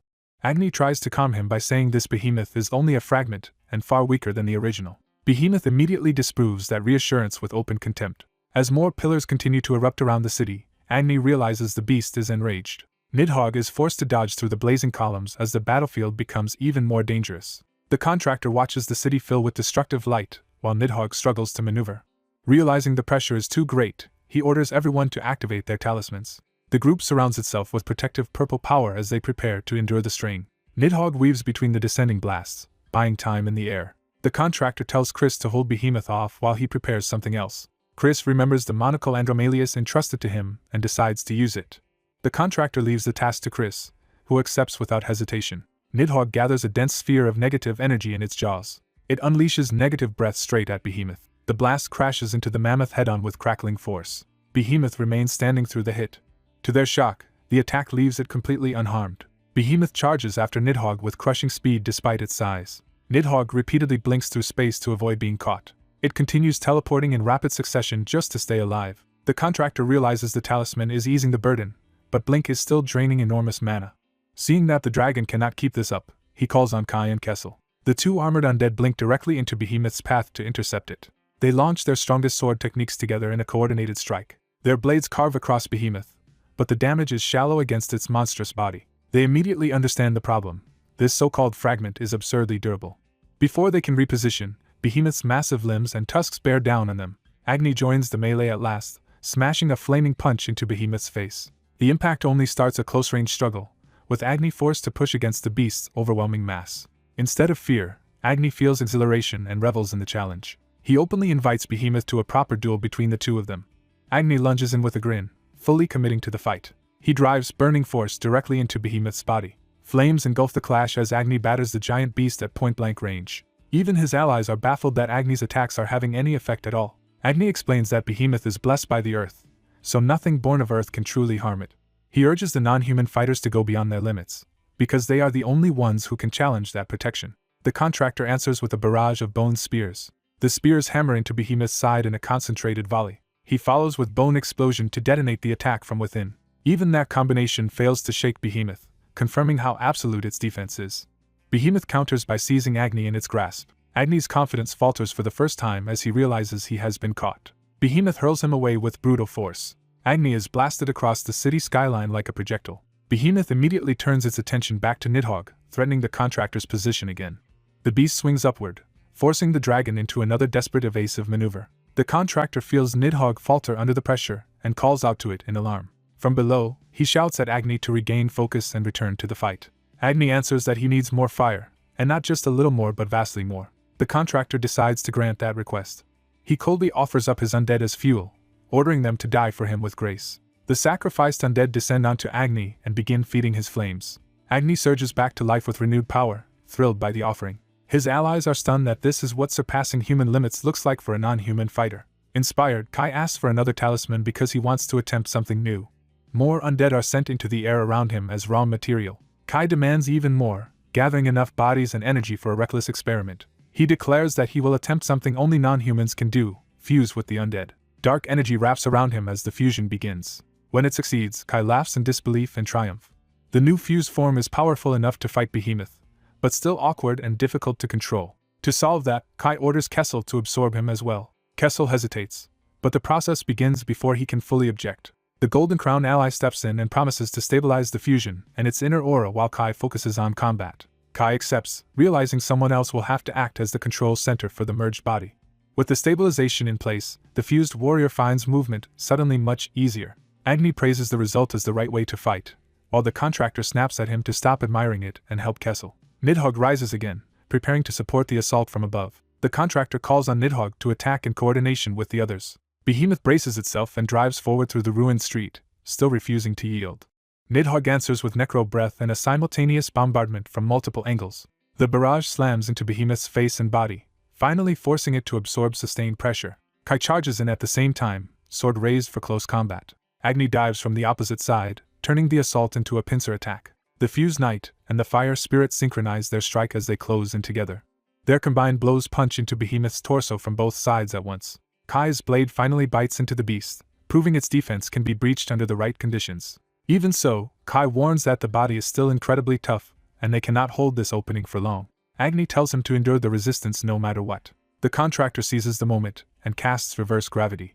The spell lifts Behemoth into the air, stripping it of its footing and exposing it. Below, the contractor's contracted followers raise their hands and pour power into the spell. Kim Mijin urges everyone to gather all their strength into Hyunbok's necropolis. The contractor calls out to Agni and Kessel, signaling the final phase. Suspended upside down and enraged, Behemoth is held in place while its enemies converge.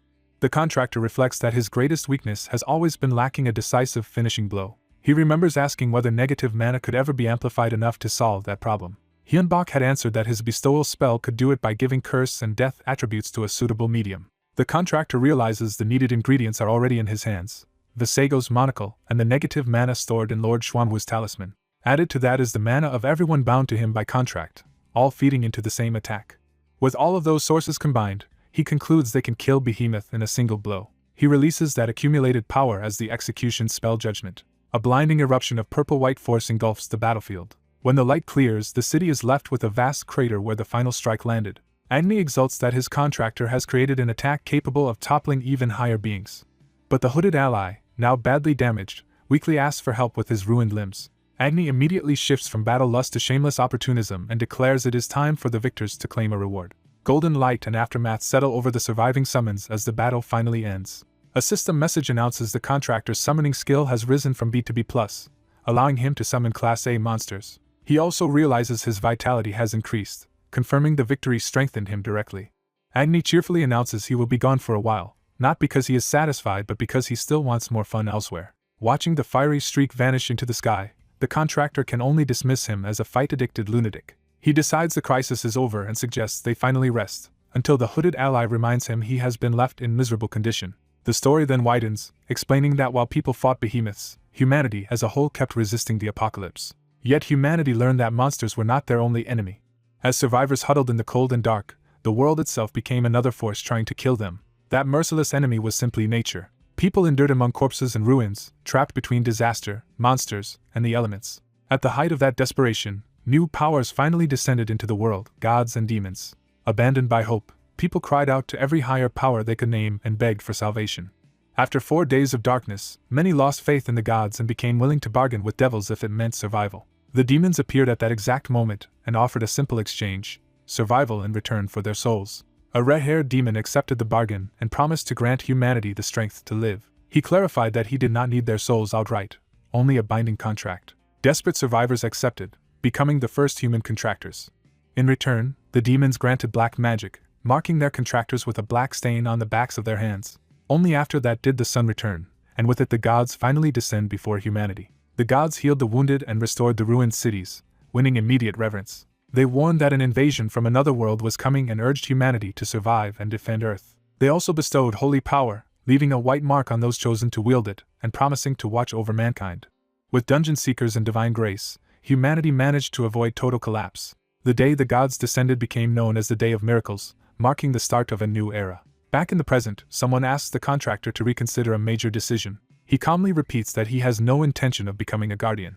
The Guardians are explained as an international organization created to protect Earth from the coming otherworldly threat.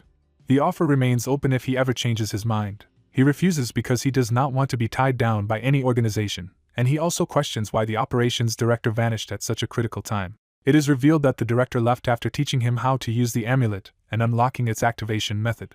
Another force has also emerged after the gods' departure: the Grey Market, a neutral group from another world that follows only Eichmann. They announce that a full-scale war has begun and offer access to almost any item in exchange for money and valuables, signaling the next phase of the story.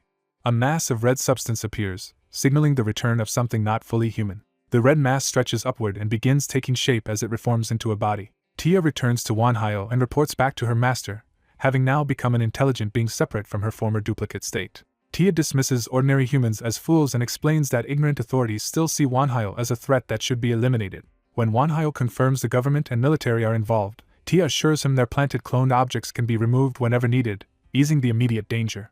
With that settled, Wanhyo decides it is time for everyone to return to the home they now share. The story shifts back to Wanhyo's new residence, which has become the center of his growing faction. The group arrives through a portal, and Tia immediately relaxes, delighted to be back in the safety of their home. Wanhyo asks Chris to inspect the surroundings while telling Kei to rest, showing he is still cautious even after returning. As Wanhyo lies down to recover, Kei asks about dinner, and he answers that any food will do because comfort matters most right now.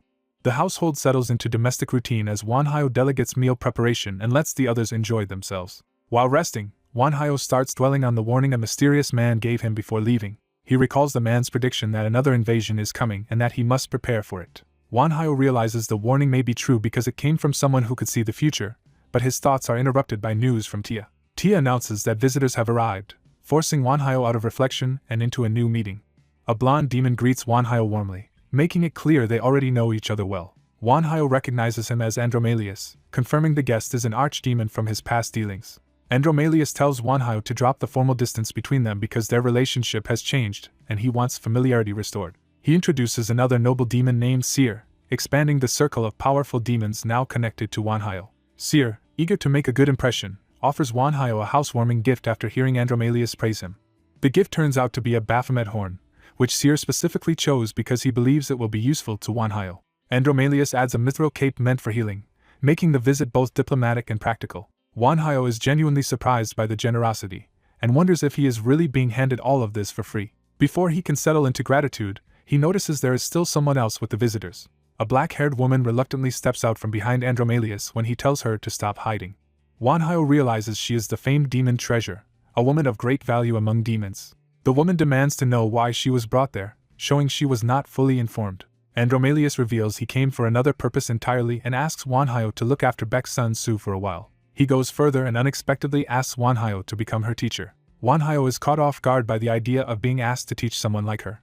Baek's son Su is equally unsettled, clearly not expecting to be handed over this way. When Wanhyo asks why, Andromalius presses the matter instead of backing down. He explains that they must soon travel through the Asian Union and the fractured Chinese states because many forces are searching for them. The Asian Union is introduced as the alliance formed after China split into several countries, making the political landscape unstable. Andromalius says the war has driven many people to seek deals with demons, increasing danger and attention around them.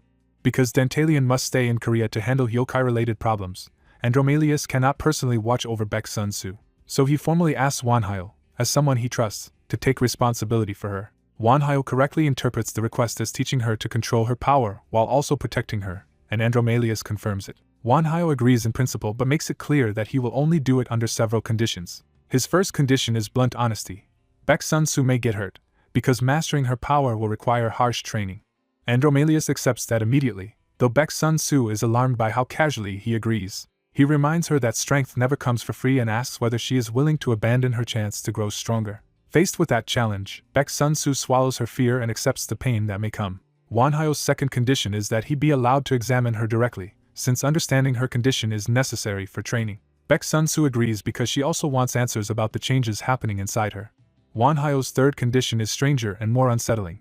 He wants samples of her hair, blood, and flesh for magical study. That demand shocks Baek's son Su, who had not expected to be treated like a magical resource. Wanhyo warns her that magicians are greedy and that anyone with manrich traits like hers will always be hunted. His warning lands hard, and she begins to understand how dangerous her existence has become. Andromalius thanks Wanhyo for the advice and accepts even that disturbing condition, prioritizing her survival over comfort. Wanhyo's final condition is financial. They must cover every expense incurred during her training, aside from his commissions. Andromalius agrees without hesitation and even offers an upfront payment, showing how serious he is about the arrangement. Wanhyo is ready to refuse out of principle, but the speed and scale of the payment shake his resolve. In the end, the sheer amount offered is too much to turn down, and the deal is sealed. 3 days pass after the contract, and the new arrangement begins to take effect. Wanhyo prepares to meet Baek's son Su again, with Chris close by as support. He finds her lounging comfortably and eating junk food, so transformed in attitude that he can barely believe she is the same person. Wanhyo calls out how at ease she has become under his roof. Baek's son Su insists that she is anxious too, even if she no longer looks as tense as before. She notes that Wanhyo stayed away for 3 days and asks whether the preparations Chris mentioned are finally complete. When Wanhyo says they need to talk about her first, she is startled by the seriousness of his tone. He explains that parts of her body can dramatically amplify magical power, making her existence comparable to an elixir of immortality. He goes further and says that even consuming her own blood and flesh could strengthen someone. Wanhyo compares the effect to absorbing the life force of a behemoth, and says complete assimilation of her DNA could make someone overwhelmingly powerful. He warns that every mana user will covet her for that reason, confirming that she will be hunted as long as she lives. Wanhyo promises that he and his people will protect her, trying to steady her after revealing the truth. He asks whether she is afraid and whether she wants to run from this fate. She admits she is terrified, but refuses to choose escape. Wanhyo tells her fear is useless unless it becomes strength, and she responds by entrusting herself to him as her teacher. The title catches Wanhyo off guard, making the new bond between them suddenly feel real. Training begins in a sealed room as Baek's son Su releases a massive surge of purple mana that shocks everyone present. Even the observers are stunned, because her mana output is more than 10 times greater than Wanhyo's. Wanhyo is forced to admit that her natural talent far exceeds even his own rapid growth. She demonstrates absurd aptitude by lifting coins with black magic in seconds, a feat that once took Wanhyo far longer to achieve. Seeing her raw potential, Wanhyo recognizes that her gift is as dangerous as it is extraordinary. Unable to hide his frustration at the unfair gap in talent, he abruptly calls for a break. Chris checks on him, but Wanhyo is in no mood to pretend he is fine. He vents bitterly that the world is unfair, because he struggled desperately for power while she was born with overwhelming ability. Chris coldly suggests that if her existence torments him so much, he could simply get rid of her. Wanhyo rejects that thought immediately, insisting she has done nothing wrong and that giving in to jealousy would make him contemptible. Chris answers that this realization alone is enough to prove Wanhyo truly is her teacher. Wanhyo pauses, forced to confront what that role actually demands of him. Chris confesses that he once felt the same resentment toward Wanhyo when his master surpassed him with frightening speed. He admits he even carried the same murderous impulse that Wanhyo is struggling with now. Chris explains that he overcame that urge only after realizing he himself could still continue growing stronger. He praises Wanhyo for enduring the pain of envy without being consumed by it. Chris urges him to use those ugly feelings as fuel for growth instead of shame. Back in training, Baek Sun-soo continues trying to shape and control the violent mana overflowing from her body. When Wanhyo asks if she is ready to give up, she stubbornly refuses and vows to find the right magic for herself. Wanhyo corrects her focus, saying she is not there to chase magic for its own sake but to gain the power to protect herself. She reluctantly accepts the rebuke and listens. Wanhyo tells her they will stop forcing magic for now and shift to another kind of training instead. Her mood instantly brightens when he promises they will return to magic later, and she demands that promise clearly. Privately, Wanhyo resolves not to be ruled by emotion and vows to find his own path to greater strength as well. Elsewhere, the black magic users of Abyss begin moving behind the scenes. At Abyss headquarters, Dantalion is asked for an update on the situation. He reports that everything is proceeding smoothly and that he is ready to move to the second stage of his plan. That next step is to leak information that great demons visited Wanhyo together with Baek Sun-soo. Dantalion eagerly anticipates the chaos this revelation will cause and wants to see how Wanhyo handles the crisis. The coming conflict is framed as a collision between multiple major powers, including the Guardian and Hunter associations, Abyss, and others. The Necropolis are also drawn in, having claimed Gangnam as their territory and regarding Wanhyo as their supreme overlord. Attention then shifts to the headquarters of the Chosen Ones, another faction preparing to act. A report reaches them that the archdemons Andromalius and Seer have been captured within the Asian Federation. They also learn through an informant in Abyss that the witch connected to them has gone into hiding. At the same time, Dantalion is said to be controlling demon followers across Korea and Japan, widening the threat. The leadership asks whether there is any information yet on the Necropolis. The answer is no, meaning one of the most dangerous variables remains unaccounted for. Even so, the leaders remain calm and demand useful intelligence as soon as possible. They conclude that this may be the long-awaited chance to wipe out the archdemons and their followers for good. One zealot agrees fervently, declaring that all servants of the unclean must die. When the necromancer is mentioned, they admit they still cannot locate him. Their superior orders an intensified search and warns them not to underestimate Wanhyo and the forces gathering around him. The subordinate accepts the command and withdraws to carry it out. Back at Wanhyo's home, training resumes under a clear sky that contrasts with the danger closing in. Wanhyo now tests Baek Sun-soo in combat, attacking with summoned blades while forcing her to respond under pressure. She counters with a crude but powerful mana blast and throws his earlier advice back at him, showing she is learning while still defiant. Wanhyo calmly offers another lesson, shifting from raw power to practical combat sense. He tells her not to forget actual spell structure, because instinct alone will not save her in battle. He slips past her attack with ease, proving that brute force without control is still easy to read. Baek Sun-soo is startled when she realizes he has maneuvered her into a bad position. She hurriedly throws up a barrier to stop the next strike and barely manages to defend herself. Wanhyo declares the exchange over, having made his point. He follows with a shock attack that slams into her and overwhelms her body. The blast drops her hard to the floor, ending the round decisively. After 9 days of training, Wanhyo reflects on how quickly she has improved. He admits to himself that her progress in such a short time is extraordinary. Baek Sun-soo demands another chance and boasts that she will win the next round, but Wanhyo instead announces a harsher phase of training. She is confused when he calls it special training rather than another spar. Chris appears with a bound goblin, revealing that the next lesson will involve real killing. The goblin snarls for her death, making the threat immediate and personal. Wanhyo orders her to kill it without using black magic or mana, forcing her to rely only on her body and will. She is horrified by the demand and cannot believe he is serious. When she asks if he truly wants her to kill the creature, the answer is effectively yes. Chris reminds her that they went to great lengths to bring this monster here, so hesitation is no longer acceptable. Wanhyo presses her to act, making it clear that mercy or delay has no place in this lesson. Breathing hard, Baek Sun-soo stands frozen between fear and obedience. The goblin lunges at her with murderous intent, forcing the decision on her. In the instant before impact, she seizes the weapon and turns the situation around. Her hand closes around the blade, committing her to violence. She drives the knife into the goblin in a burst of panic and rage, screaming for it to die. Once she starts, she keeps stabbing over and over, unable to stop after crossing the line. The goblin chokes and collapses under the relentless assault. Baek Sun-soo stands over the corpse drenched in blood, stunned by what she has just done. She can only stare and breathe, trying to process the fact that she has killed with her own hands. Wanhyo coldly moves on to the next lesson, while Chris is disturbed that he is pushing her this far. Wanhyo confirms it, and announces that the next fight will begin in 10 seconds. He starts the countdown to a new round before she has even recovered emotionally. Still bloodied and shaken, Baek Sun-soo charges anyway, driven by anger and confusion. She rushes at Wanhyo screaming for him to die, turning her trauma directly against her teacher. As she unleashes a furious blast, she calls him trash and demands to know why he forced her to become a killer. Her teacher forces Sunsu to face the horror of killing and tells her this brutal training is necessary if she wants to survive. He insists that people like them were never allowed innocence, and must live as killers in a world that already despises necromancers and demon contractors. He reminds her that divine magic users see the woman who summoned the archdemons, Sunsu Peak, as a threat that must be erased. The pressure of that truth finally breaks through to her. Sunsu erupts in despair, crying that she never wanted any of this and only wanted help so she could keep living. She bitterly says that when no god came to save her, turning to demons was the only choice left, and now she cannot accept being punished for it. Her teacher answers coldly that fairness does not exist, and that only two paths remain. He reduces her future to a single law: fight to live, or surrender and die. Overwhelmed, Sunsu collapses in the training room while he stands over her without softening. Her breakdown leaves her sobbing and unable to continue. After exhausting herself, she falls asleep, and her teacher quietly acknowledges how much strain she has been under. He ends the day's training, while his undead aide silently agrees. A small subordinate named Castle suddenly appears to report in. Castle warns that suspicious people have been lurking nearby and that they no longer seem like ordinary civilians. She explains that mana users and divine magic users have started gathering, and predicts an ambush within a few days.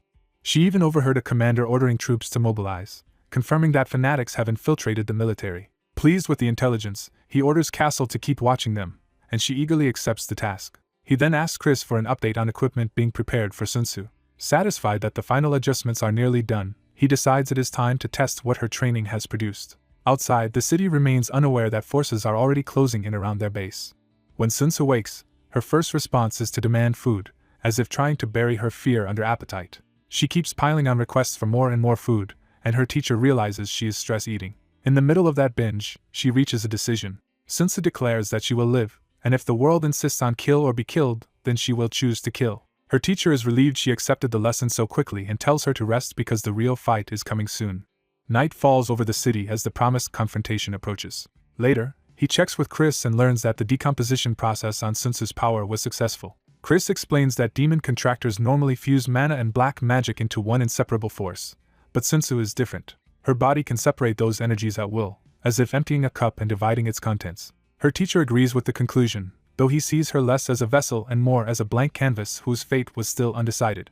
He admits he has been watching closely to see whether she would be ruined like other demon contractors once they were stained by that power. He reflects that if someone with her extraordinary potential had been found by the devout instead, she might have become a saint. He recalls that this is already his third encounter with Sunsu, after first finding her lost and later seeing her broken in his custody. When he learned there had been two others like her, he sought answers from an ancient spirit. He confirms to Chris that the spirit was Agni and that he questioned him about Sunsu. Agni refused to speak directly about the girl, which only deepened the mystery around her. Still, the spirit's reaction to samples of her blood and hair convinced him that Sunsu is a force of immense value and danger. Chris concludes that if the archdemons entrusted someone so important to them, they must be pursuing a hidden agenda through her. He presses his master to decide what to do with that knowledge. Before an answer comes, both of them sense a sudden disturbance. He realizes the attack has already begun, and calls out to Sunsu. Sunsu is struck by the shock of it before she even understands what is happening. He orders her toward the basement, while she panics in confusion. Their base is rocked by explosions, revealing that the enemy chose overwhelming bombardment instead of a simple ambush. He is caught off guard by the scale of the assault but immediately drags Sunsu to safety. In the control room, they see that divine magic users and soldiers have completely surrounded the base. Their surveillance confirms that numerous divine casters are stationed outside, turning the building into a trap. He identifies them as fanatics and understands that this is no ordinary raid. He makes sure Sunsu understands how serious the situation has become. Then he tells her plainly that from this point on, she must be ready to fight. Sunsu appears again in the black dress that marks her new role. She stands transformed, no longer just a frightened civilian, but someone being prepared for war. He hands her a custom-made staff built specifically to suit her unusual power. She accepts the weapon with quiet gratitude, still tense but committed. He lays out the immediate goal: break the siege first, because he already has a plan. With a grim confidence, he refuses to let the attackers dictate the outcome. Outside, the enemy commander warns his troops that they are facing a necromancer and an archdemon's witch, and orders them not to relax. The first clash begins when undead forces surge into view, shocking the besiegers. A full undead army crashes into the fanatics, proving the defenders were ready to answer violence with violence. The holy side braces itself, and tries to hold formation against the oncoming dead. Monstrous undead push forward, turning the battlefield into chaos. The military answers with more explosives, blasting apart large numbers of undead. Even as the dead are destroyed, more keep appearing, and the attackers realize they cannot kill them fast enough. Chris mockingly calls on the enemy's god to save them, taunting the limits of divine protection. The fanatics respond with a collective prayer for heavenly intervention. Their divine power flares outward in a wave of golden light. That holy surge tears through the undead ranks and wipes out the front line. When the smoke clears, the attackers stand illuminated while the dead lie shattered before them. The military commander orders a retreating unit to fall back because they are escalating to a bunker-busting strike. A missile is launched toward the already ruined base to finish what the bombardment started. The weapon descends from the night sky with lethal precision. It detonates in a massive blast that engulfs the area. Believing the strike has broken resistance, the commander orders his forces to advance carefully and watch for anyone trying to flee. Inside the chaos, Sun Tzu and her teacher run through the wreckage, trying to slip away before the net closes. He realizes he misjudged one thing: Sun Tzu's body is still too weak to keep up for long. He switches to stealth and warns her that he cannot throw away his own life just to shield her. Terrified, Sun Tzu asks if he is going to abandon her. He says he will protect her as much as he can, but reminds her that his life also has limits. Her fear spills out again as she begs not to be left behind and admits she is still desperate not to die. He forces her to stop drowning in panic and face the truth of the moment. He tells her bluntly that he cannot be the one to save her. Only Sun Tzu herself can decide whether she lives. He repeats the lesson one last time: fight for your life, or die. He reminds her that there is no undoing what happened and that the world already knows her as the summoner of the archdemon. Sun Tzu quietly admits she understands that much. He explains that their allies' disguises can delay pursuit, but the fanatics ultimately want her above all others. If they ever discover the full truth of her body's unique nature, they will never stop hunting her, and he lays out her grim choices. To them she can only be a specimen, a killer, a corpse, or someone who ends herself before they can claim her. Sun Tzu confesses that she hates both this reality and the life it has forced on her. She even says she hates him for making her see it clearly, but hates the world most of all. He tells her to keep moving and repeats that in the end, saving herself is her own responsibility. They continue their escape through the ruined streets, trying to stay ahead of the hunt. Their stealth fails when enemy scouts spot them and call for reinforcements. He blasts the pursuers back with magic, buying a few seconds and ordering them to run. When he sees Sun Tzu freeze again, he demands that she stop waiting to be saved and strike back. His command finally jolts her out of paralysis. The fanatics close in, screaming that the witch and devil worshipper must die. Even aerial fire joins the assault, showing that the entire operation is focused on exterminating them. Heavy weapons continue to pour fire into the battlefield without hesitation. Watching the relentless attack, Sun Tzu realizes with horror that they truly mean to kill her no matter what she says. Her teacher shields them with layered necromancy, blocking the barrage while preparing a counterattack. But when they break through into another street, a fresh wall of holy soldiers is already waiting. The enemy leader declares that this place will become the grave of the witch and the fallen gravekeeper. Her teacher cuts off the speech, refusing to let them control the scene any longer. The fanatics formally announce that the witch and gravekeeper are trapped in the crematorium and await execution. He immediately understands the symbolism. They intend to burn them as part of the sentence. Sun Tzu finally confronts them directly and demands to know why they are so obsessed with killing her. She insists she has harmed no one and only wanted to live, and that demons answered her because no one else would. Her words briefly unsettle the commander, forcing him to hesitate. She presses on, acknowledging the many deaths of the disaster while reminding him that she too is one of its surviving victims. Instead of compassion, he offers only the mercy of execution. He tells her to repent, surrender her life to God, and accept a painless death so heaven might forgive her. That answer finally snaps something inside Sun Tzu. The commander coldly says she should have died the night everything began, and that dying now is her chance at redemption. Her teacher tells her not to expect reason from zealots, because fanaticism itself rejects logic. The enemy answers with a mass invocation, calling down divine judgment in God's name. Sun Tzu refuses that fate outright and screams that she does not want to die. Her power erupts into a giant black and purple hand that crushes one of the holy warriors in front of everyone. For a moment she stares at what she has done, stunned by the ease of it. The fanatics only become more frenzied, condemning her as a witch and demanding she stand trial before God. In response, Sun Tzu unleashes a sweeping wave of dark power that tears through their ranks. Even while attacking, she pleads for them to leave her alone, showing that rage and desperation are now fused together. As bodies fall, she cannot understand why they are trying so hard to kill her when they are all human in the end. That thought curdles into contempt as she begins to question whether these people deserve to be called human at all. Then she breaks into manic laughter, crossing a line inside herself. Her teacher is alarmed as he realizes her mind is shifting in a dangerous direction. Sun Tzu thanks the fanatics for helping her decide, concluding that they are not abandoned people but beasts pretending to be righteous. The enemy is left stunned by the cold certainty in her new conviction. She declares that the purpose of the living is simply to live, and accuses them of denying that basic truth. She condemns them for calling her life sinful just because she made a contract with a demon, and for forcing that belief onto others.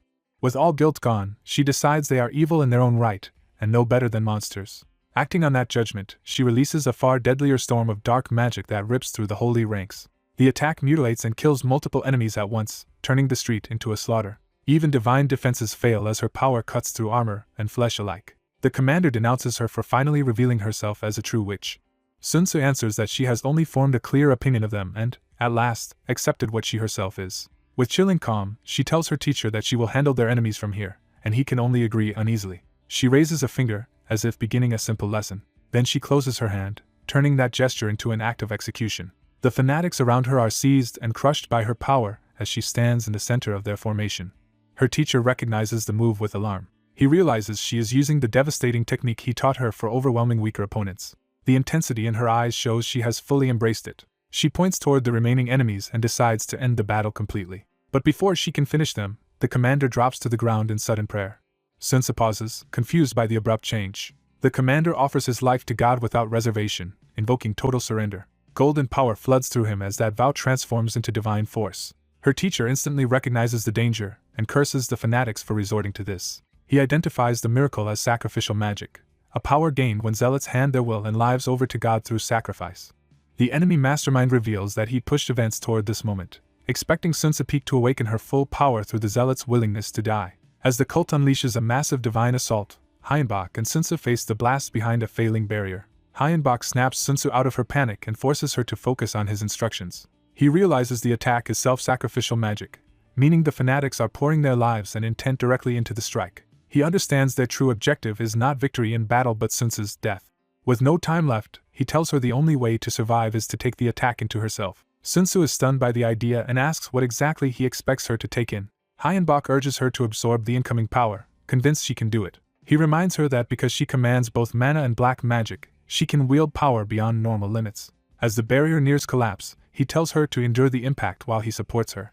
The divine blast finally breaks through and crashes into them. Sun Tzu is overwhelmed by the force and cries out as the energy tears into her. Even while suffering, Hyenbach keeps her attention on him and refuses to let her lose control. He binds himself directly to her so they will share the burden together. He makes the cost clear by telling her that if she dies, he dies as well.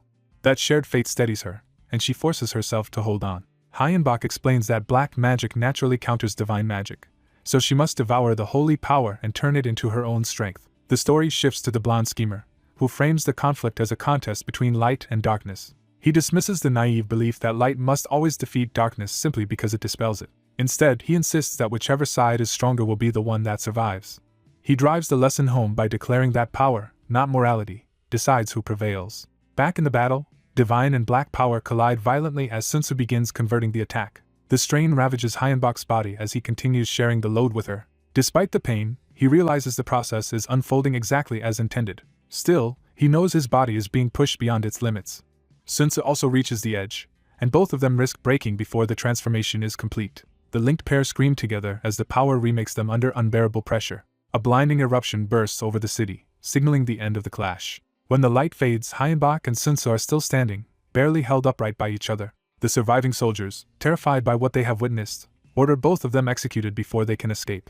Gunfire hammers into a dark barrier instead of reaching the pair. A calm voice notes that the soldiers came prepared, but not enough. The troops freeze as a new and colder presence enters the battlefield. Hyenbach recognizes how close they came to dying just before reinforcements arrive. The blonde schemer reveals in retrospect that he had planted false intelligence through Tia to force the fanatics into a desperate sacrificial move.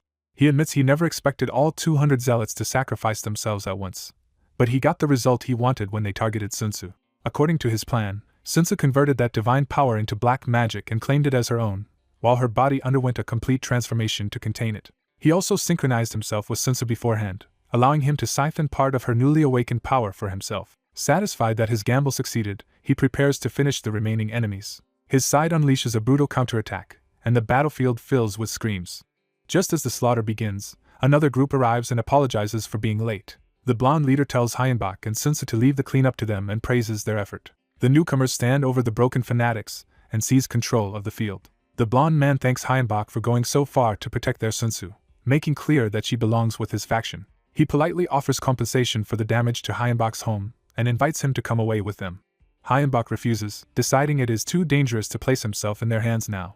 The blonde man accepts the refusal without hostility and leaves with Sun Tzu, promising they will meet again. Once they are gone, Hyenbok summons Nidhogg to deal with what remains. The skeletal dragon answers his call and looms over the ruined street. Hyenbok orders Nidhogg to finish the rest of the enemies.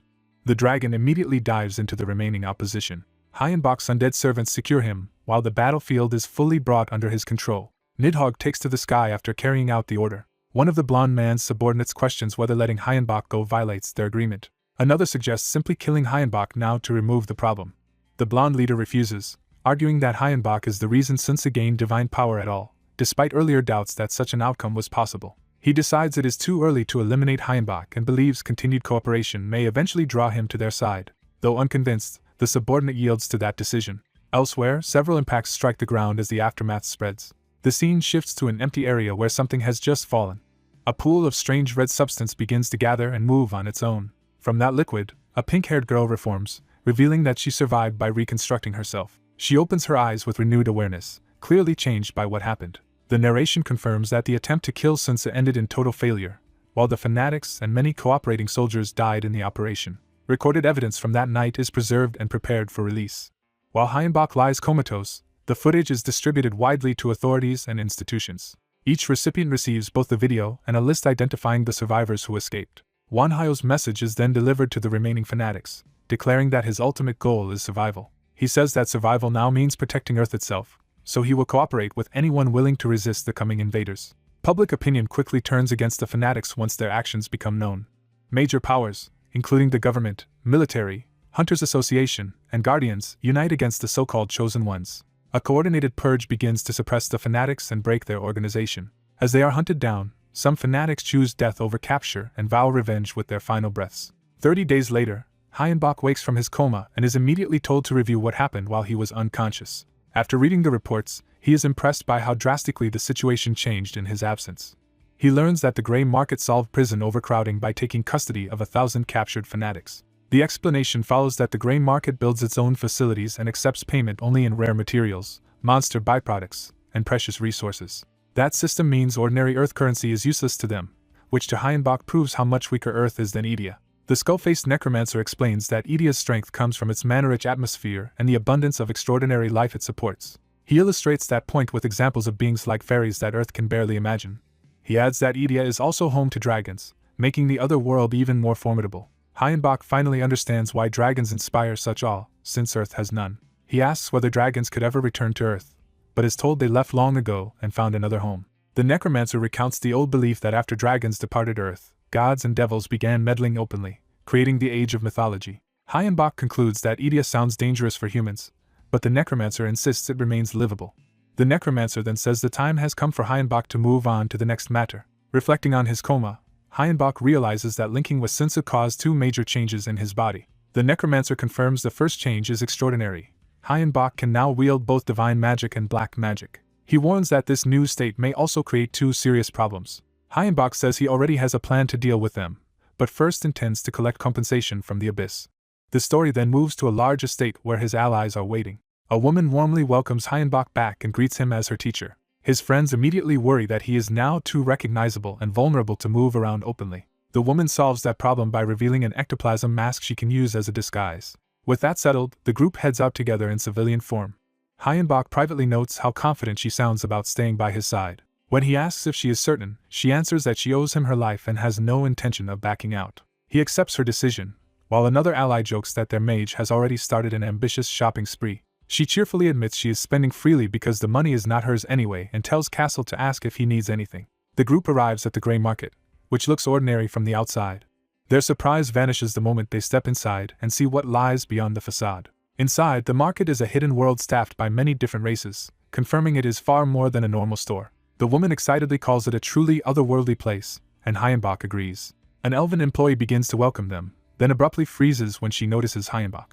Hyenbok realizes she has sensed that he is a necromancer and remembers that elves despise the undead. The store manager rushes in to apologize profusely for the employee's reaction. He orders the employee to apologize properly, and she does so at once. Hyenbok accepts the apology but reminds them that paying customers deserve better treatment. To make amends, the manager offers a special voucher and personally takes charge of serving them. He introduces himself as Valoran, the Korean branch manager of the Grey Market. He addresses Hyenbok by his real name, revealing that the market already knows exactly who he is. Valoran laughs that Hyenbach has become famous. He also hints that one of Hyenbach's companions is especially noteworthy and promises they will appreciate what the market offers. Hyenbach is drawn to a mana crystal of exceptional quality. Valoran explains that it is one of the market's most prized items, and that only 5 such crystals exist on Earth. When Hyenbach asks about the broader supply, Valoran boasts that the gray market holds more than 10,000 top-grade mana crystals. Castle adds that in Edia such crystals are treated as strategic national assets, with even great powers possessing only a few thousand. Hyenbach asks the price, and Valoran demands 100 pounds of refined mithril for the set. Before Hyenbach can answer, Since's disguised companion immediately agrees and produces the payment herself. Valoran is shaken by the realization that they can casually spend more mithril than almost anyone in Korea could even obtain. Emboldened, the woman keeps buying additional items without hesitation. Valoran struggles to maintain his composure as the purchases continue piling up. Hyenbach calmly remarks that the market's goods justify the cost. Privately, he suspects Valoran intentionally tried to hide the best merchandise from them, and decides not to let the manager control the exchange. Once the shopping ends, Valoran thanks them and offers a final gift in appreciation. He hands over sealed letters and advises Hyenbach to read them later in private. Outside, the group laughs about how badly each purchase seemed to wound Valoran's pride. Curious, Hyenbach opens one of the letters anyway. The woman beside him instantly goes pale at what she sees. Hyenbach notices her reaction and asks what is wrong. The letter warns that the invasion will begin tomorrow and that its first stage will resemble Earth's earlier 4 days of darkness. Hyenbach grimly accepts that the invasion is now imminent. He immediately orders Chris, Castle, and Kai to head straight back to base. Before leaving, the woman asks one last time whether he will join the other faction after all. Hyenbach refuses again, saying he still does not trust them and intends to act on his own terms. She accepts the answer with regret and parts from him, promising they will meet again. As she departs, Hyenbach's undead dragon carries him and his servants away from the market. He reflects that the gray market has provided intelligence before, which makes him suspect they have deeper motives in this crisis. He arrives at his destination with his undead attendants. That destination is the ruined, monster-infested land of North Korea.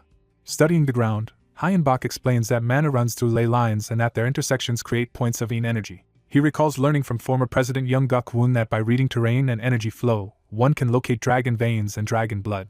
After finding such a dragon vein, he built his hidden base directly above it. Now deep underground, he checks whether everything remains stable during his absence. The necromancer reports that nothing unusual happened except for his own condition. Hyenbach asks what he means by that condition. The answer comes as Nidhogg emerges and warns that Hyenbach is about to be surprised. Nidhogg reveals that scales have begun growing across his undead body, just as the dragon vein was expected to affect him. The dragon proudly confirms that the experiment worked exactly as hoped. Hyenbach recognizes the significance at once. An undead body is developing dragon scales, and Nidhogg's power has already increased. Wanhyo is startled when the dead dragon asks to see its own strength. The dragon confirms that its evolution has raised its stats dramatically and left it with a huge reserve of unused growth points. Wanhyo is impressed and immediately asks what else has changed. The dragon says it can now sleep, leaving Wanhyo baffled that an undead creature could even do that. It explains that sleep brings disturbing visions it cannot remember after waking, hinting at buried memories or instincts. Wanhyo notes the strangeness but turns back to the larger crisis, reminding everyone that the war will resume once the dungeons connect again. The dragon postpones examining Wanhyo further, and warns him not to peel away the scales spreading across his body until the transformation finishes. Chris obeys that warning, and Wanhyo shifts their attention to activating the magic circle. He begins the ritual to draw power from the dragon's new state. A surge of mana erupts from the circle as Wanhyo and his cloaked ally channel the spell. The released energy condenses into a massive sphere of liquid mana. Wanhyo calls Chris over, ready to claim the reward of the ritual. The mana sphere stabilizes in front of them like a suspended reservoir. Its surface churns violently, but the spell holds it together. Exhausted by the casting, Wanhyo still recognizes the sphere as a priceless resource. He reaches toward it despite his fatigue. Wanhyo realizes that drinking the mana liquid will not just refill his current reserves but permanently raise his maximum mana. Already thinking ahead, he jokes that next time they should prepare a larger container for such a reward. Nearby, the dead dragon lies still, continuing its mysterious metamorphosis. Its body remains quiet, but the change is clearly not over. The dragon itself wonders what kind of transformation is overtaking it. The scene shifts to a calm morning, briefly contrasting with the chaos to come. A gray market device boots up, signaling a new development in the global campaign. A new C+ rank quest appears, revealing that humanity must subdue former humans now called the Fallen before hell opens on Earth, and that only 25 selected fighters have been assigned with 150 days remaining. Wanhyo understands at once that a new enemy faction has officially entered the war. He frames the Fallen as corrupted ex-humans who have betrayed their own kind, making this conflict morally and strategically different from ordinary monster hunts. One of his armored undead followers reacts to that label, sensing the implication behind calling transformed humans traitors. Wanhyo warns his group that this battle will depend on strategy more than brute force and orders everyone to prepare. The quest status updates to show Hyunbok Kim has joined the expedition and is now preparing for battle. Wanhyo reflects that dungeon entrances can now appear as ordinary doors, but the old rules no longer apply. Even a household door can lead into a dungeon now, though people can still escape through a second exit if they react quickly. Unlike before, there is no punishment for delaying exploration, so entering a dungeon is no longer forced on a timer. The real danger is worse. Once a door opens, monsters are free to leave the dungeon and invade the outside world. Humanity, still recovering from the 4 days of darkness, is thrown straight into another war before it can recover. Wanhyo arrives at a Plains-type C-rank dungeon and immediately judges the terrain as unfavorable. With little cover and enemies likely to be intelligent, he knows a frontal approach would be dangerous. His black-armored knight brings more bad news. The dungeon door is not disappearing, meaning the entrance will remain as a fixed landmark. Wanhyo realizes that while monsters cannot break out by destroying the door, the permanent entrance gives the enemy a perfect place to predict human movements. If there are no alternate doors nearby, any retreat could become a deadly ambush on the return route.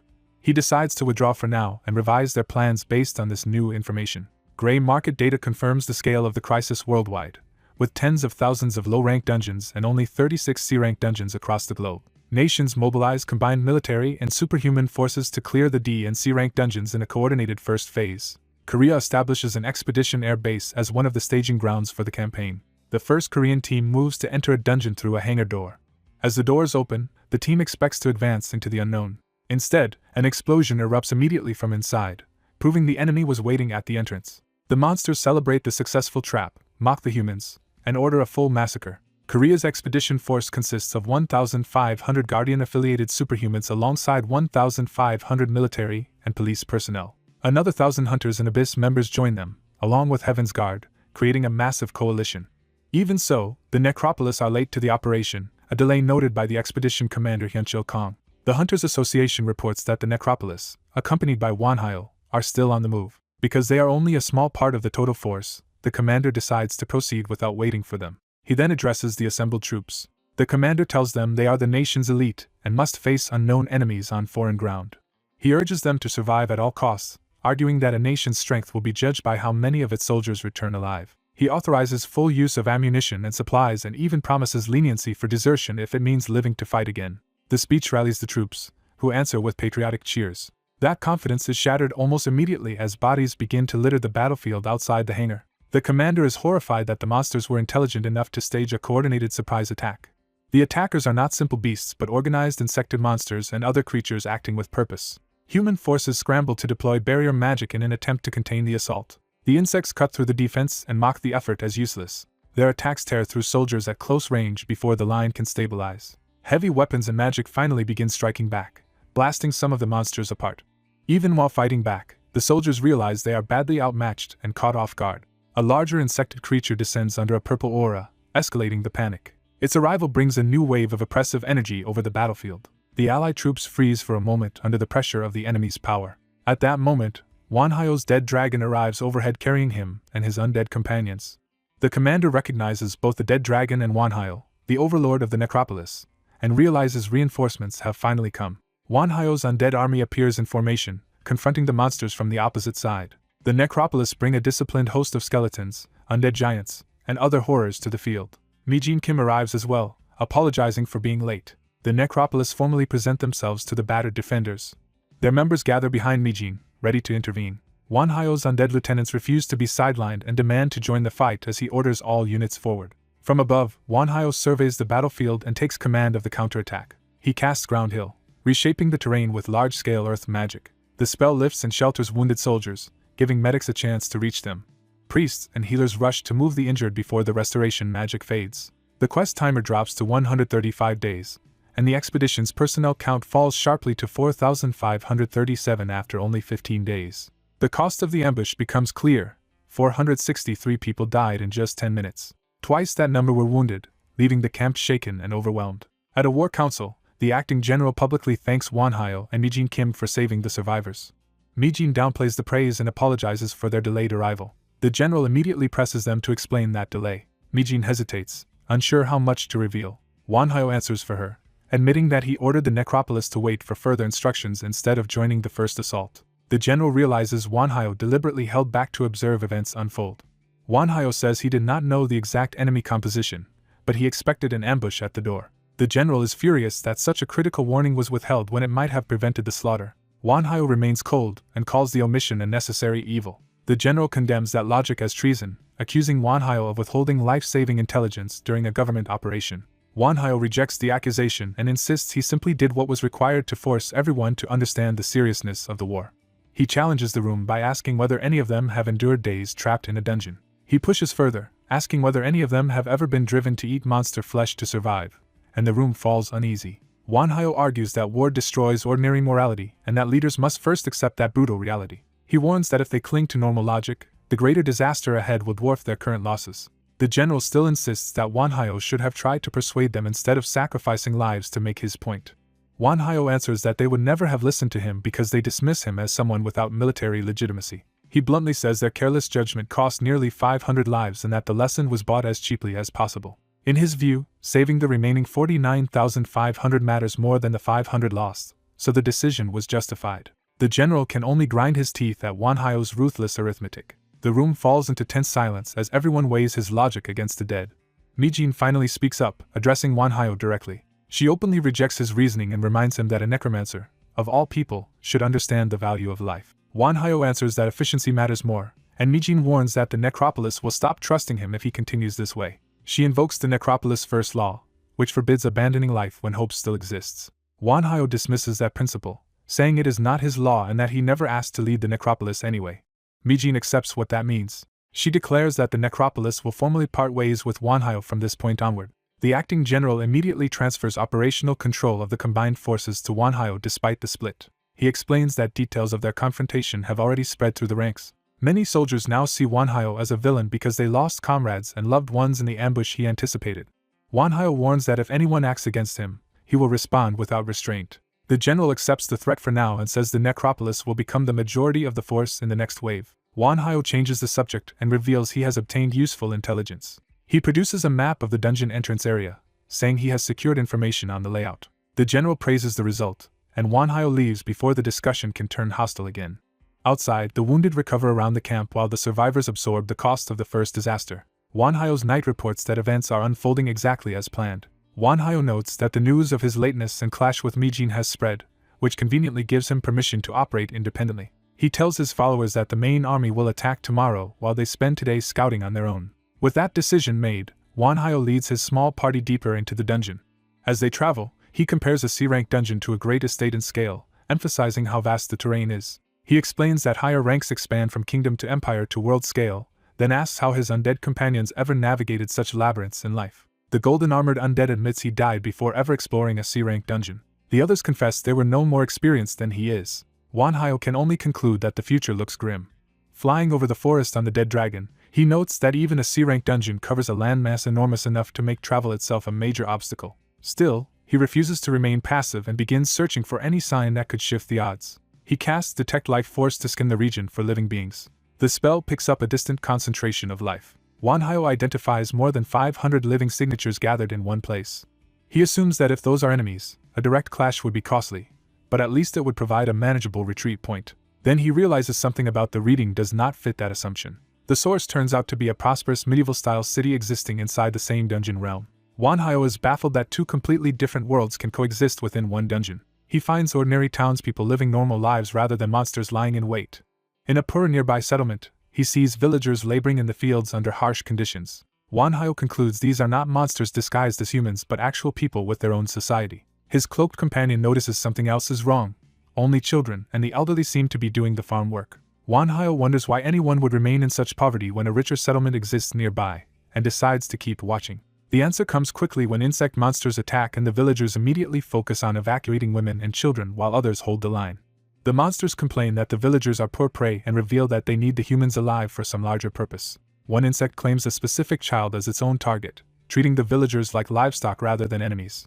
The monsters try to lure the villagers away with promises of food, medicine, and comfort, while accusing the elders of lying to them. An elder warns everyone not to listen, insisting the insects intend to turn humans into monsters and begging them to hold out until their savior arrives. Before that rescue comes, the insects launch another brutal strike at the fleeing villagers. A monstrous captor mocks the trapped humans for bringing this fate on themselves. It decides to make do with an older victim, lamenting that younger prey would have been better. As it prepares to devour the man, the victim seems moments from death. Before it can feed, 2 armored servants strike and interrupt the attack. The rescuers immediately apologize to their superior for acting ahead of him. Their master dismisses the mistake and reveals he was ready to intervene anyway. He summons Nidhogg and orders it to exterminate the monsters threatening the villagers. A massive blast descends from above, announcing overwhelming power. The insect monsters lash out in desperation, convinced their victims will die quickly. The nearby villagers hear the commotion and realize something extraordinary is happening. A huge skeletal beast lands, proving a powerful new force has entered the scene. Green restorative energy spreads over the survivors as the newcomer stands above them. The villagers discover their injuries have vanished and their bodies have been restored. Seeing miraculous healing and salvation, they fall to their knees and proclaim him the savior foretold by prophecy. Though he has no idea why they believe that, he decides to exploit their faith to gather information. He adopts a divine tone, invites the worthy to follow him, and the desperate villagers accept at once. As he leaves with them, the rescued elder gleefully abandons the people who had tormented him. Those left behind panic and beg the supposed savior to rescue them too, promising repentance if spared from becoming monsters. Elsewhere, the remaining villagers huddle in misery, living in fear and scarcity. Later, the elder who leads the rescued group is brought before the masked mage.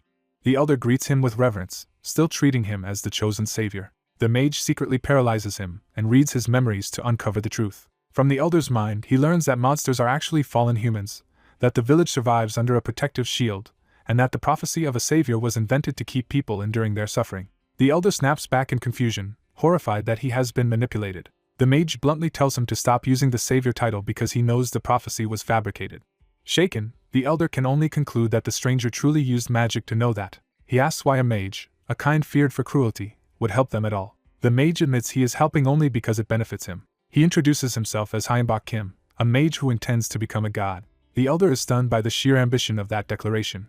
Hyunbok offers the elder and his people the strength their false prophecy promised. When the elder asks the price, Hyunbok says he can grant power to those who desire it. The cost is absolute faith in him and ownership of their souls after death. The elder recoils at the demand, and Hyunbok calmly confirms that there will be no salvation beyond death because their souls will belong to him. He sweetens the bargain by promising comfort and survival in exchange for devotion. Faced with protecting his people, the elder is offered power directly. He accepts without hesitation and begs for the strength to defend the villagers. The contract begins to take hold around Hyunbok. Hyunbok senses the elder's unwavering resolve and feels divine and black magic within himself respond to that sincerity. He instructs the elder to place his hand on the magic circle and formalize the pact. The elder obeys despite his fear. The ritual surges through him painfully as the transformation starts. When the light settles, Hyunbok declares the contract complete. He reflects that black magic can be replenished in many ways, but divine magic, he realizes, has only one true source of recovery. That source is faith, the fuel of gods, which grows stronger as believers deepen their devotion. Thinking of Buddhist teachings that enlightenment and godhood are one path, he meditates on the possibility of becoming divine himself. A revelation strikes him that nothing truly prevents him from becoming a godlike being. He recognizes the trapped villager's prophecy, desperation, and longing for salvation as the perfect chance to build that path. Back in the present, his hooded subordinate checks whether the contract changed anything in him. The subordinate senses something and tells him to wait. A new current of power gathers in Hyunbok's hand. The subordinate confirms that a bond has formed and that more such links may now be possible. He identifies the elder as the first strong bond created by the contract. He also senses weaker bonds beginning to form as the townspeople start believing in Hyunbok.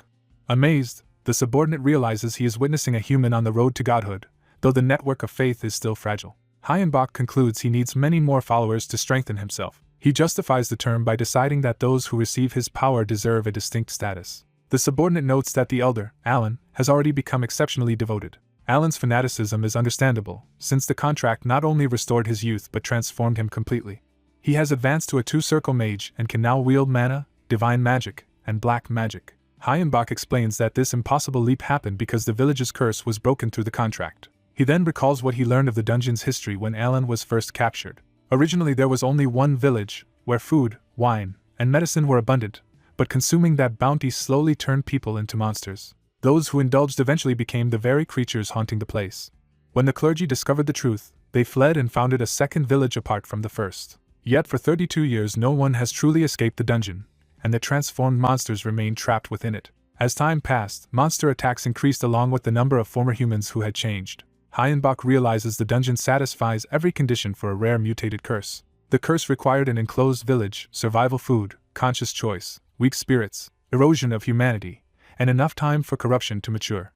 He notes that no one in the dungeon ever developed mana naturally, which now makes sense under that curse. Their latent mana had been twisted into extended lifespan instead, and once they contracted with him, that stolen lifespan reverted into magical power. Seeing the opportunity, Hayenbach asks for an elderly villager, knowing the oldest survivors will yield the most power when freed. The story shifts to the military camp established in the dungeon. A commander laments that their current campaign has gone so badly they should have stuck to simpler tactics.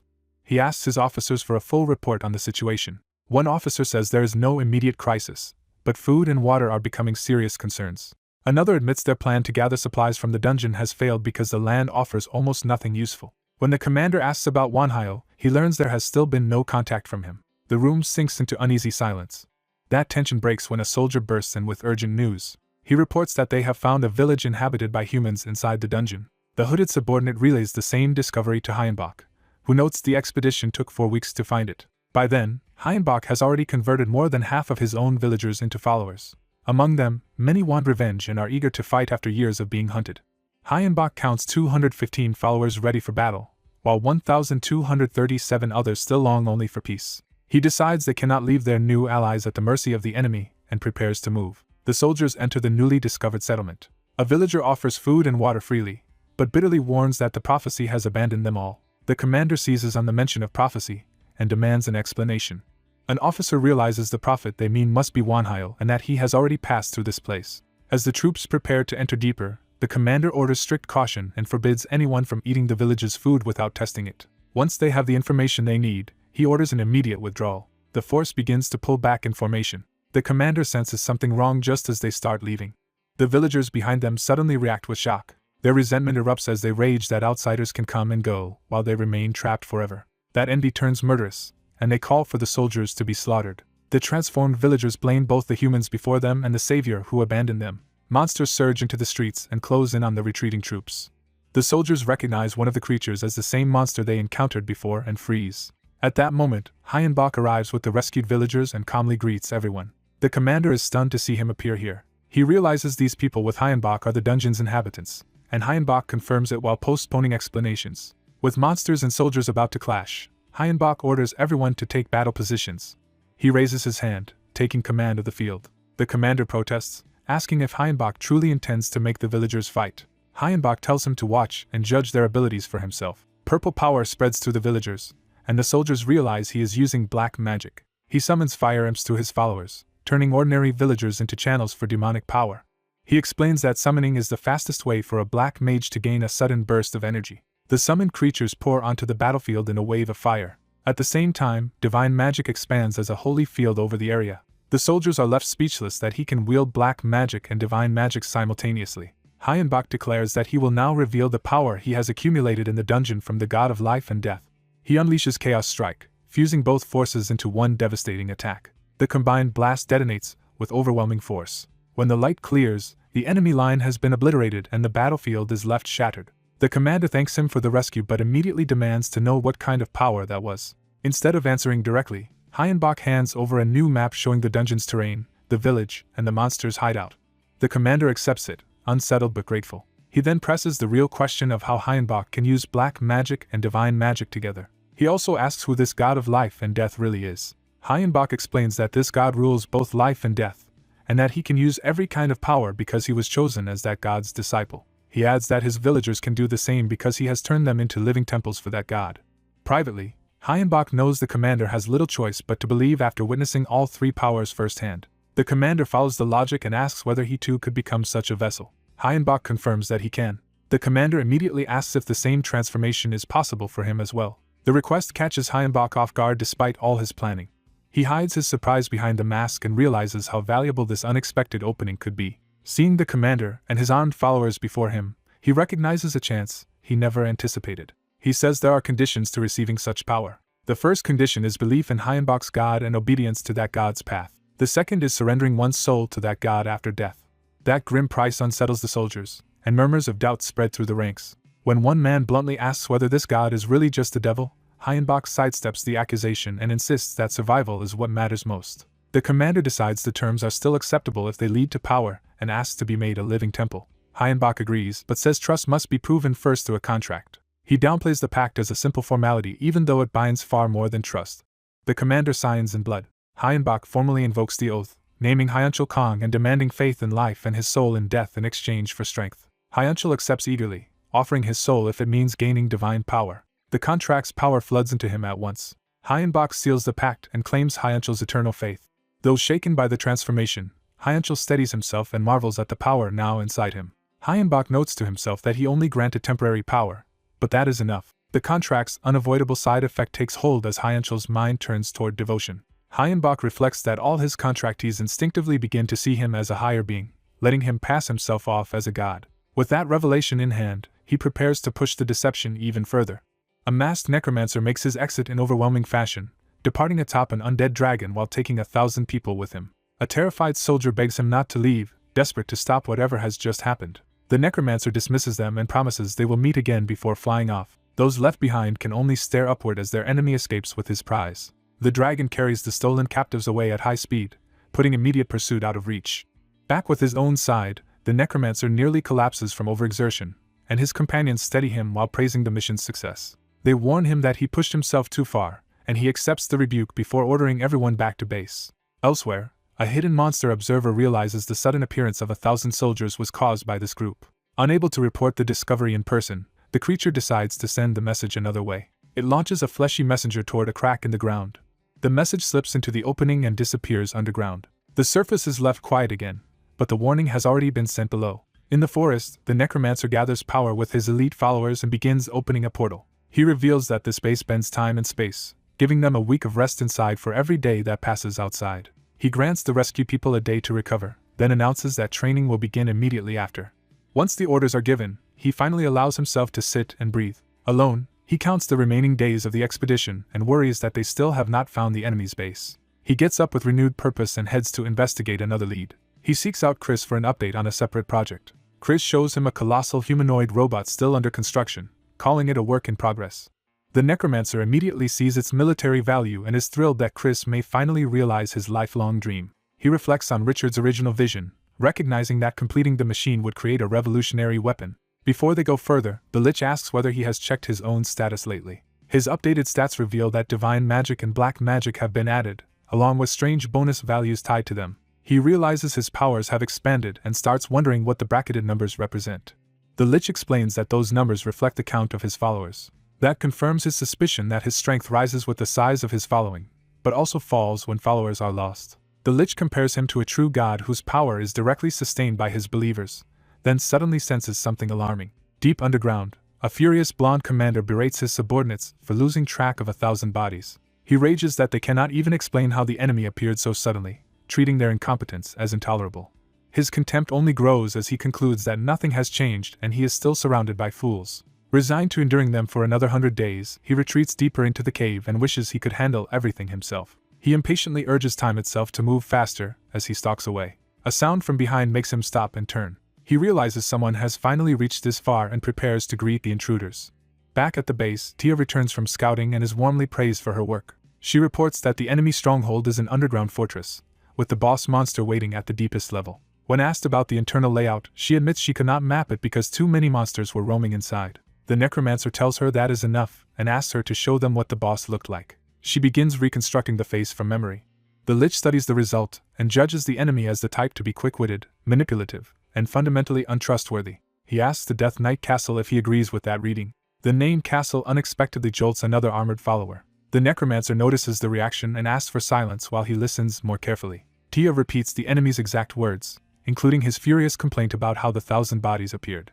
That line confirms the connection, and everyone turns toward the shaken armored knight. The necromancer checks on Castle, sensing that the memory has struck a nerve. Castle loses control and declares that he will kill that man whether his master approves or not. He insists the enemy is his prey and that no one will stand between him and his revenge. The necromancer tries to calm him, but Castle's fury is still burning. Seeing how unstable he is, the necromancer forbids Castle from fighting until he regains his composure. Castle answers with a shocking threat, saying he would even kill his own master to win back his freedom if forced. The necromancer responds coldly, warning that even madness does not excuse crossing certain lines. The Lich steps in and orders both armored knights to stop before they do something irreparable. Castle regains enough control to apologize, admitting he completely lost himself for a moment. The necromancer tells him to calm down and begin again from the start. Another knight demands the real reason Castle reacted so violently. Castle explains that most of his old life is gone, with only faint traces of family and home remaining. But one memory survived perfectly: the moment he was murdered by a traitor who stole his life and kept living afterward. That same traitor also slaughtered Castle's family and comrades simply because they were loyal to him. Castle admits he had nearly abandoned all hope of revenge. Now that the killer has reappeared, that hope has returned all at once. The necromancer points out that this is why Castle was about to rush the enemy base blindly, and Castle shamefully agrees he acted like a fool. Rather than dismissing him, the necromancer promises to help and asks for everything Castle knows about the man who killed him. Castle accepts the offer and begins laying out the enemy's strength. He is first asked how many troops the enemy has gathered. Castle reports more than 15,000 soldiers, several times larger than the human expedition force. He adds that the real danger is the necromancer riding the undead dragon, backed by a death knight and a lich. Most troubling of all, that necromancer is already a six-circle mage and the greatest threat on the field. Before he can continue, a subordinate bursts in with urgent news and warns everyone to prepare. The humans from the expedition team have vanished, and the guards watching them have been wiped out. The enemy commander realizes too late that the situation is already collapsing around him. A violent tremor begins shaking the underground fortress. Outside, the masked necromancer casts a massive earthquake spell and commands the fortress and dungeon to fall together. He coldly orders the buried enemy to crawl their way back out if they can survive it. As the ground breaks apart, he remarks that magic can force nature itself to obey. He names the spell as 8-Circle Great Magic Earthquake. The earth fractures in widening rings as the underground structure starts to collapse. Dust and debris erupt across the battlefield, while the buried base caves in. A soldier praises the spell's effect, and the necromancer tells the assembled force that now it is their turn. The collapse drives monsters to the surface in chaos, screaming as they are forced into the open. The human commander reminds everyone that their only job is to kill the monsters and survive doing it. The enemy horde surges out of the broken ground and charges the waiting army. Humans and summoned allies meet the rush head-on, turning the opening clash into a full battle. Explosions tear through the field as the two sides collide in earnest. A new presence lands heavily enough to make nearby fighters freeze. The dungeon's boss monster emerges at last, a towering hydra-like creature with multiple heads and blades in hand. The soldiers recognize with dread that the true boss has joined the battle. The hydra vows to slaughter every human present. It opens with a barrage of corrosive breath from all its heads. The torrent pours down like a deadly waterfall toward the human line. The necromancer steps forward and summons Venometer to counter the attack. A huge purple mass rises to intercept the poison before it reaches the army. The summoned creature spreads wide and engulfs the incoming venom. The soldiers watch in disbelief as the poison is swallowed instead of resisted. The entire toxic wave is absorbed harmlessly around the necromancer. Within the poison, his summoned creatures move freely, turning the enemy's own attack into cover. Another threat appears as a blazing fire spirit arrives on the field. The necromancer calls Agni to join the battle. Agni answers by devouring flame and manifesting in full power. He mocks the hydra's fire as weak and tasteless. Pleased that he was summoned so quickly, Agni notes that his master has grown stronger, and jokes that this gives him more time for mischief. He immediately unleashes burning spirits and fireballs into the monster ranks. The hydra switches to ice in outrage, furious that its attacks are being treated so lightly. The necromancer calmly notes the change and adjusts without hesitation. A wall of ice erupts toward him, but it is stopped before it can break through. The gold-armored knight steps in and declares the attack useless. The hydra is stunned that its strike was blocked so cleanly, as if its move had been predicted. The necromancer answers that the reason is simple. He already knows everything about this enemy. That claim visibly unsettles the hydra. He presses the psychological attack, saying someone still alive knows the hydra's existence despite its belief that all such witnesses are gone. He punctuates the revelation by blasting one of the hydra's heads with lightning at point-blank range. The strike tears through the head and leaves the monster reeling. He follows through with another crushing blow before the hydra can recover. The impact detonates across the battlefield and further destabilizes the boss. Then he reveals the truth he came to confirm. This hydra is only a body double, not the real boss. He explains that the creature is too weak to be the true C-class boss monster. Based on his intelligence, the real enemy avoids direct confrontation unless absolutely necessary, and this battlefield is too small and too limited in monster variety to suit its style. A nearby soldier realizes the logic immediately, and sees that the necromancer has been reading the battle from the start. The necromancer adds one final clue. He watched one of the hydra's heads act independently, exposing the trick. The body double laughs and admits his deduction is impressive, but insists it no longer matters. According to the decoy, the real body is already heading for the dungeon entrance to escape. The necromancer smiles instead of panicking, as if this outcome is exactly what he wanted. The hydra senses too late that its objective is slipping beyond reach. The necromancer reveals the trap. The gatekeeper standing between the real enemy and the exit is the one person it fears most. Before the Hydra can finish reacting, a surge of blue power erupts from below and hurls it upward. The necromancer asks if that answer is sufficient and leaves the rest to the one waiting for this moment. At the exit, Castle receives his master's signal and answers with gratitude. The real enemy finally recognizes who is standing before him, the man who regained his memories after dying by his hand. Castle confirms it and declares that he will not die a second time.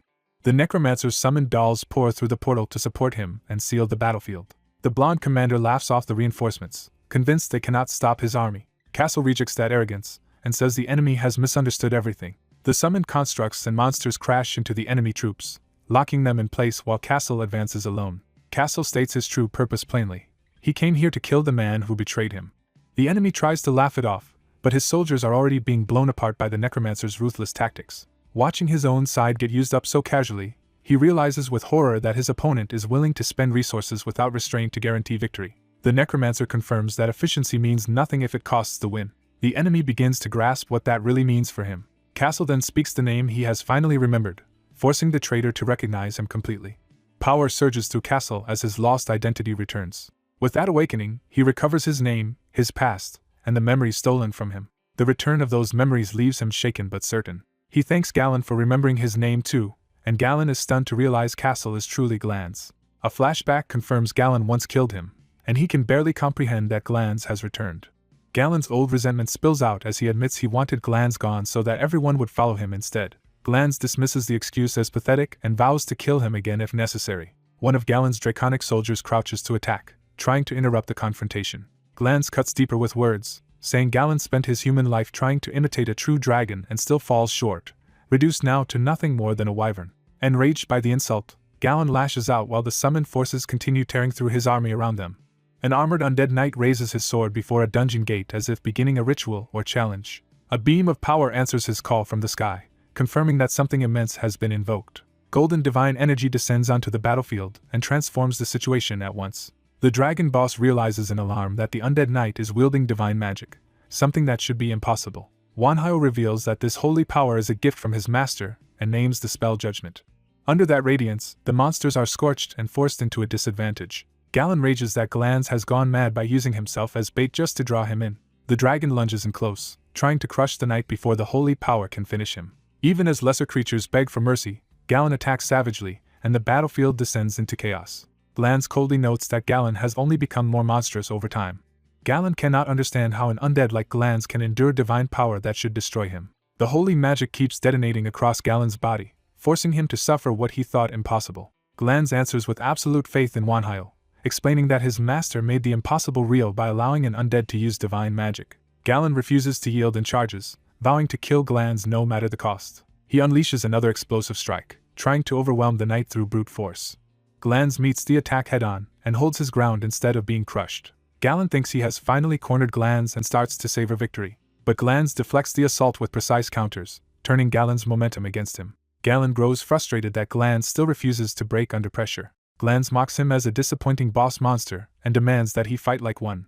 Humiliated, Galen insists the battle is not over and reaches for another source of power. A sinister red force rises around the forest, signaling that Galen is drawing on something beyond himself. Glanz immediately identifies it as Galen feeding on the life force of the dungeon's villagers, exactly the kind of cruelty he expected. Galen prepares a desperate counterattack empowered by stolen lives. The next clash shatters Glanz's body, leaving only his helmeted head intact.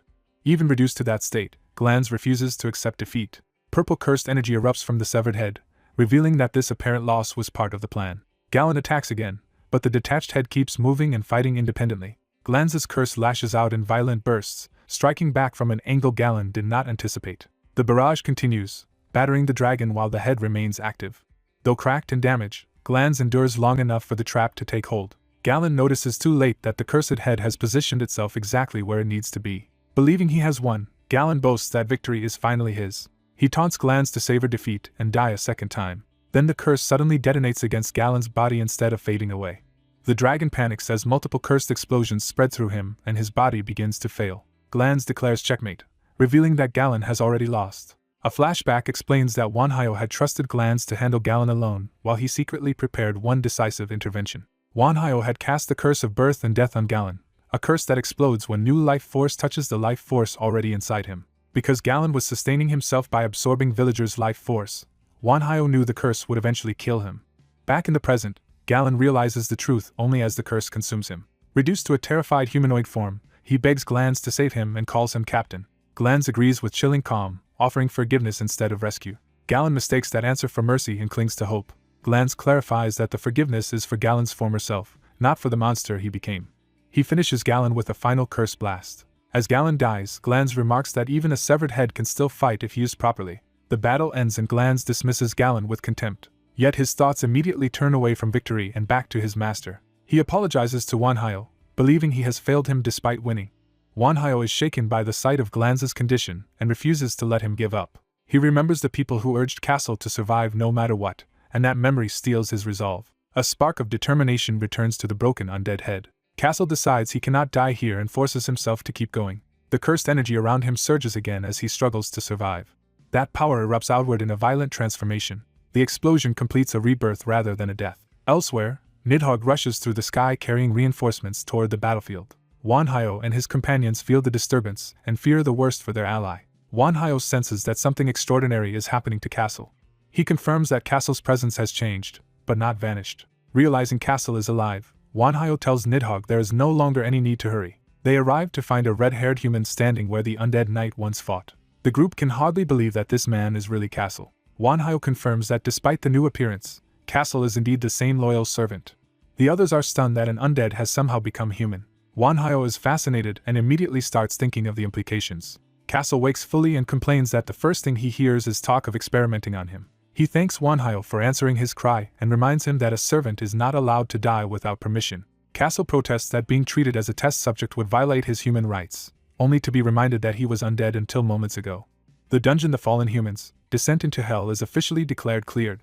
A wider narration explains that although many C+ dungeons had been explored worldwide, humanity was paying a devastating price. South Korea's successful clear becomes global news and sends shockwaves through the world. At the press conference, Hyunchul Kong becomes the face of that historic achievement. He publicly reveals that the necromancer Wanhyo was chosen by God and possesses divine magic, black magic, and mana together. As the world learns more about dungeon natives, governments begin loosening restrictions on movement between dungeons and human society. Following Korea's example, the United States also clears a C-rank dungeon, marking another historic breakthrough. Wanhyo congratulates Richard by phone, and the two speak as peers rather than rivals. Richard reveals that the Americans mass-produced Goliath units, and Wanhyo is surprised by how quickly they moved. Richard admits the machines are still expensive and slow to activate, making them weak in close combat for now. Instead of criticizing the leak, Wanhyo proposes technical cooperation, seeing a chance to strengthen both sides. He explains that his colossal doll soldier is fundamentally different from Goliath because it was built to mirror an operator's movements. By contrast, Goliaths are easier for ordinary people to command, so Wanhyo sees value in combining both approaches. Richard is impressed by Wanhyo's synchronization technology, and openly asks to exchange trade secrets. Wanhyo asks whether the United States would really permit such sensitive knowledge to be shared with a foreigner, then hints that he wants something in return. Richard answers that America is willing to do whatever it takes to win the war and accepts Wanhyo's terms. Soon after, Wanhyo meets an official American representative, and the US government follows with a public announcement. America declares that international refugees will be welcomed if they accept national obligations, which means Wanhyo's conditions have been accepted. Wanhyo reflects that he saved more than 15,000 people from the C+ dungeon and that they are temporarily being housed in former North Korean territory. He judges South Korea's response to those survivors as shamefully negligent.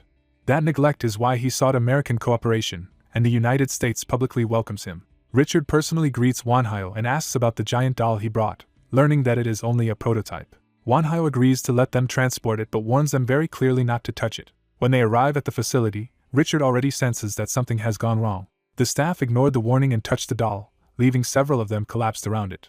Wanhyo explains that they will recover if they approached it with mere curiosity, because the curse reacts to intent. He casually lists the possible effects of such curses, ranging from nightmares to life force drain and humiliating side effects. Richard suddenly finds those consequences worse than death, especially when hair loss becomes a real concern. A furious scientist dismisses the idea of curses as nonsense and lashes out at Wanhyo. Wanhyo notices the man's accent and realizes he is Korean. Richard introduces him as Dr. Alex, the genius who designed Goliath and whom America recruited from abroad. Wanhyo immediately understands that Alex escaped the curse by using his own talent, and Alex angrily confirms it. Alex reveals that his ability is reorientation, a power centered on restructuring patterns. Manhwa deduces that this ability let Alex rewrite the curse's structure and free himself. Alex confirms it, and then demands a demonstration of the doll, eager to judge it for himself. Manhwa agrees because he has no reason to hide how it works. The prototype is unveiled before the gathered Americans. Manhwa hands Alex a control bracelet and explains that it serves as both ignition key and steering mechanism. Once Alex channels mana into it, the system responds immediately. Alex commands a flurry of martial movements, and the doll mirrors him successfully. Even while impressed, Alex criticizes the machine as clumsy and inefficient. Chris, offended on Manhwa's behalf, appears and refuses to let that insult pass. Alex tears into the bracelet and the entire design, criticizing mana use, synchronization, defenses, and curse integration. He boasts that with enough time and resources he could make the whole system both stronger and more elegant. Manhwa recognizes that Alex's criticisms are valid and decides he needs a serious conversation with him. Alex is delighted to be challenged and takes Manhwa's interest as proof that he is right. Richard can only stare blankly as the two geniuses lock into their own wavelength. Manhwa then names the phenomenon troubling him as dimensional disintegration. Castle admits that his memories are fragmented, especially around that term, as if something is blocking his mind. He decides that his old identity as Glanz matters less now because he is Castle, and Manhwa accepts him as his eternal servant. Their attention is suddenly drawn back to the dungeon gate as something changes again. A new disturbance rises from the portal, catching everyone off guard. The gate surges with power, signaling that the crisis is expanding rather than ending. Manhwa's gray app activates on its own, warning him that a new stage has begun. The app announces a second C+ dungeon exploration against the overlord of the Great Barren Lands, with 15,000 personnel available and a 300-day limit before disintegration advances to Phase 2. Manhwa realizes with dread that dimensional disintegration has already started. An urgent call comes in from America, demanding Richard and Heimbach's attention. Richard asks what happened, sensing the scale of the emergency from the caller's panic alone. The answer is that a new terrain has appeared in Nevada. The crisis is localized in Nevada, confirming that the disintegration is manifesting in the real world. Manhwa immediately understands the danger and begins connecting it to what he learned from the app. At an emergency briefing, Richard explains that in disintegration zones machines become useless just as they do inside dungeons. He adds that people with talents suffer a 5% drop in power there as well. More alarmingly, dungeon entrances have appeared throughout the affected area, especially where C-rank dungeons had never been cleared. Their target dungeon is packed with undead, golems, and living armor, and even the American Heaven's Guard has already been wiped out twice trying to clear it. Manhwa suspects there is a deeper connection behind all of this and asks to inspect the site personally. Richard grants permission, trusting Manhwa's instincts. The team enters a frozen wasteland, and Manhwa asks whether this new dungeon is connected to Idia, the homeland of the dungeon natives. He recalls that both his first dungeon and the battle against Galen traced back to Idia, so this new place likely does too. The hooded mage notes that this sounds like fate, even if Manhwa dislikes the idea. Manhwa admits he does not believe in fate, yet the pattern feels impossible to ignore. As they advance through the blizzard on Nidhogg, they confirm the reports and rely on cold resistance magic just to endure the environment. The mage remarks that it is no surprise Heaven's Guard was destroyed in such a place. He explains that the entire region is saturated with negative mana, hidden beneath the cold and snow. Manhwa realizes that for a necromancer, this hostile wasteland is actually ideal territory.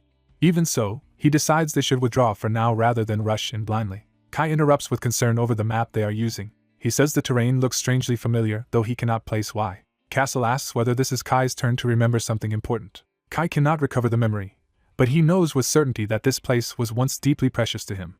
An older official tries to make sense of the crisis by concluding that the dungeon may belong to another world, or at least be an imitation of one. He decides that this possibility makes Kai's lost memories even more important, and urges the group to recover them while there is still time. Kai accepts the burden without protest. Soon after, the official stands before a gathered force at the dungeon gate to launch the operation. He warns everyone that the mission will be brutal, reminding them that this dungeon has already killed more than 10,000 people, yet insists they cannot back down.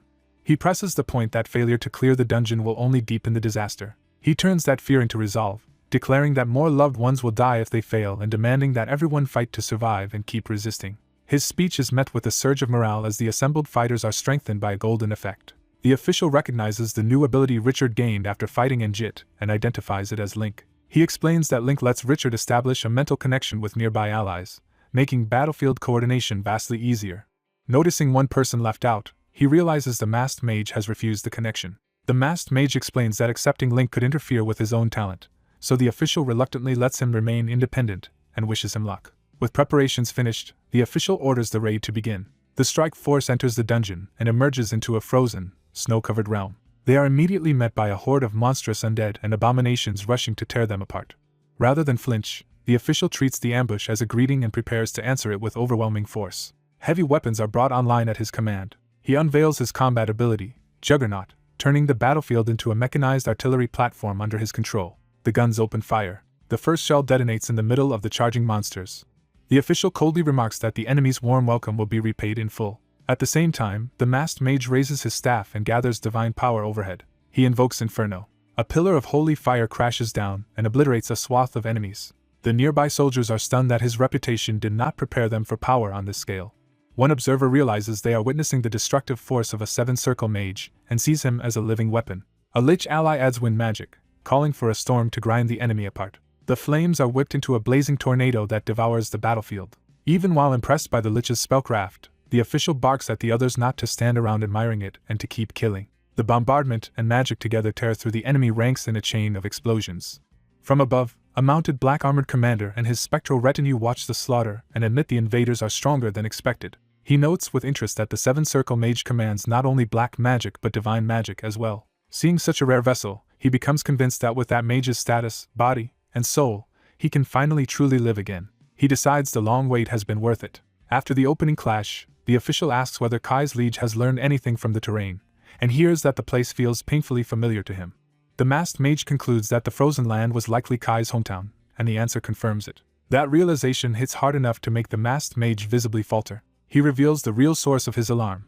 He has just lost his connection to Kai. At that same moment, Kai breaks away at high speed. As memories return, Kai realizes he had once been the lord of a powerful aristocratic family, and that this land had been his domain. The familiar homeland fills him with nostalgia, but also confusion over how it became a mere rank C dungeon. Remembering that many dungeon bosses had betrayed their own worlds, he begins to fear that someone from his own family may have done the same. He refuses to accept that suspicion without proof, even as it torments him.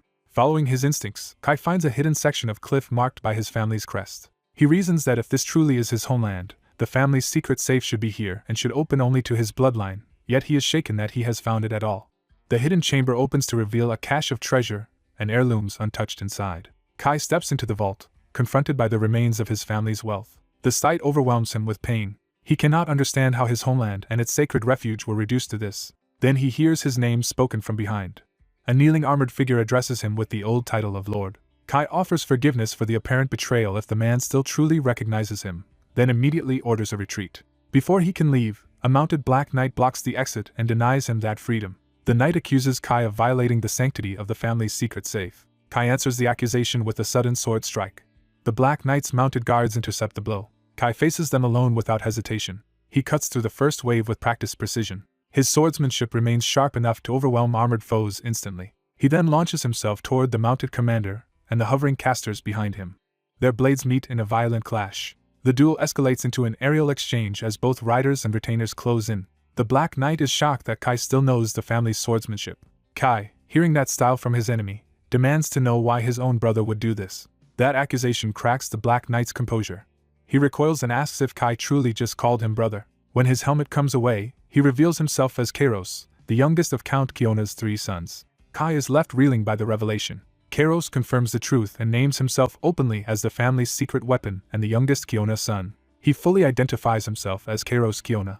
His older brother can only stare, having believed Kairos died long ago. Kairos explains that he did die once, but fortune let him return to the Lord who gave him a name, and in doing so he recovered some of his lost memories. He is equally stunned that his brother survived as well. The brother immediately demands to know how Kairos became the master of this dungeon. Kairos answers the question with silence and a tightening ring of soldiers.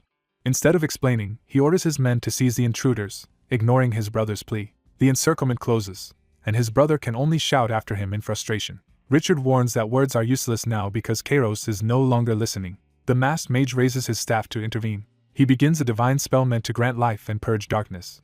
Holy radiance spreads over the battlefield and pins the undead forces in place. He completes the spell with Rising Sun. The blast of sacred light tears through the enemy formation and clears a path. Kai's brother stands in the aftermath, still focused on Kairos rather than the battle around him. He demands to know what cause could justify sacrificing the family's loyal subjects, and admits he cannot understand his brother at all. Kairos tries to calm him by insisting those people will not truly die. To prove he still controls the field, he has his servants bind himself in place as part of a larger plan. The masked mage realizes Kairos is doing something dangerous and calls out to him. Kairos announces that he must give up on taking the invaders prisoner and instead prepares to move to a harsher measure. His brother desperately calls to him again. Kairos says his brother must come with him and promises that once he hears the full truth, he will understand. Before he can be stopped, a mass teleport spell carries Kairos and his forces away. The others curse the escape and realize Kai has been taken from them. The Lich immediately reports that Kai's position is moving and waits for orders. The tracking points toward the Overlord's estate. As they regroup, the Lich asks how their master thinks Kai will respond to what awaits him there. The masked mage chooses hope, saying he wants to believe Kai will come through for them. Richard is less trusting, reminding him that he once died because he believed in the wrong person. The Lich agrees with the concern and advises preparing for the worst in case Kai turns against them. The masked mage accepts that precaution but privately begs Kai to stay safe and not betray them. Elsewhere, Kairos recalls that he never wanted to lose Kai as a comrade. That memory leads into the ruined city at the heart of the dungeon. Inside the estate, Kai recognizes the sword at his brother's side as their family heirloom. Kairos confirms it and unexpectedly offers the heirloom back to its rightful owner. Kai refuses to take comfort in the gesture, saying he no longer feels worthy to bear the family sword. Kairos insists the sword is still his by right whether he chooses to wield it or not, leaving Kai to ask why he is being treated this way. Kairos cuts to the heart of the matter by asking whether Kai's self-loathing is tied to the fact that he became the dungeon master. He admits that this is exactly what he intends to explain, along with the reason he betrayed their family. The strain of that confession shows even in his clenched hand. Then something in the chamber draws both brothers' attention. Kairos leads Kai deeper inside the estate. He brings him before a sealed chamber marked by a powerful magic circle. With a snap, he releases the seal. A huge crimson crystal rises into view, and Kai is stunned by what is preserved inside it. The figure within is their second eldest brother, suspended in magical stasis. Kai can only shout in disbelief that another brother is trapped inside this dungeon as well. Kairos tells him the truth at last. Their family and their vassals are still alive. Kai is too shocked to process the claim. Kairos explains that he placed them all into a deep sleep for the sake of his wife. He introduces the sleeping woman in the crystal as his wife Beatrice, and reveals that she is carrying his third child. To preserve them, he says he needed the life force of the Kiona bloodline. More specifically, he needed that power to save his wife and unborn child. He begins recounting how, after failing to clear the dungeon, he had nearly given up until a female vampire rescued him. That vampire fought beside him in a brutal arena where he was forced to battle like an animal, and over time he fell in love with her. Unable to escape with her, he chose instead to seize control of the dungeon itself. But just before the previous dungeon master died, everything changed. The dying master cursed them so that as long as Kairos lived, he would never be able to bring a child into the world. In trying to break that curse, Kairos discovered a way for a human and vampire to conceive a child, confirming Kai's worst suspicion. He admits that to make that solution work he needed the life force of a powerful bloodline, especially that of their parents, so he captured everyone descended from Count Kiona. He insists this was not only for himself but also to save the Kiona family from extinction, because by the time he escaped the dungeon their father was already dead. He explains that after Idia fell to invaders, the surviving families were spared but slandered as traitors to serve the conqueror's agenda. Even though the accusation was false, the nobles turned on the Kiona family first, and when Kairos learned their destruction was coming, he secretly sought out their brother Leonis. To his surprise, Leonis was simply glad Kairos was alive and did not condemn him. Kai recognizes that response as exactly the kind of man Leonis always was. Kairos says Leonis urged him to leave and, when the time was right, rebuild the family while Leonis himself remained behind with the rest of their dead kin. Determined to preserve the family legacy at any cost, Kairos put the bloodline to sleep and sustained them with the life force of others. Now he reveals the final step of his plan. If he sacrifices Kai's comrades, the sleeping family, Beatrice, and their child can all awaken. He begs his brother to help him do it. For Kai, the request immediately becomes a demand to hand over the necromancer. He realizes that agreeing would mean betraying the lord he serves now.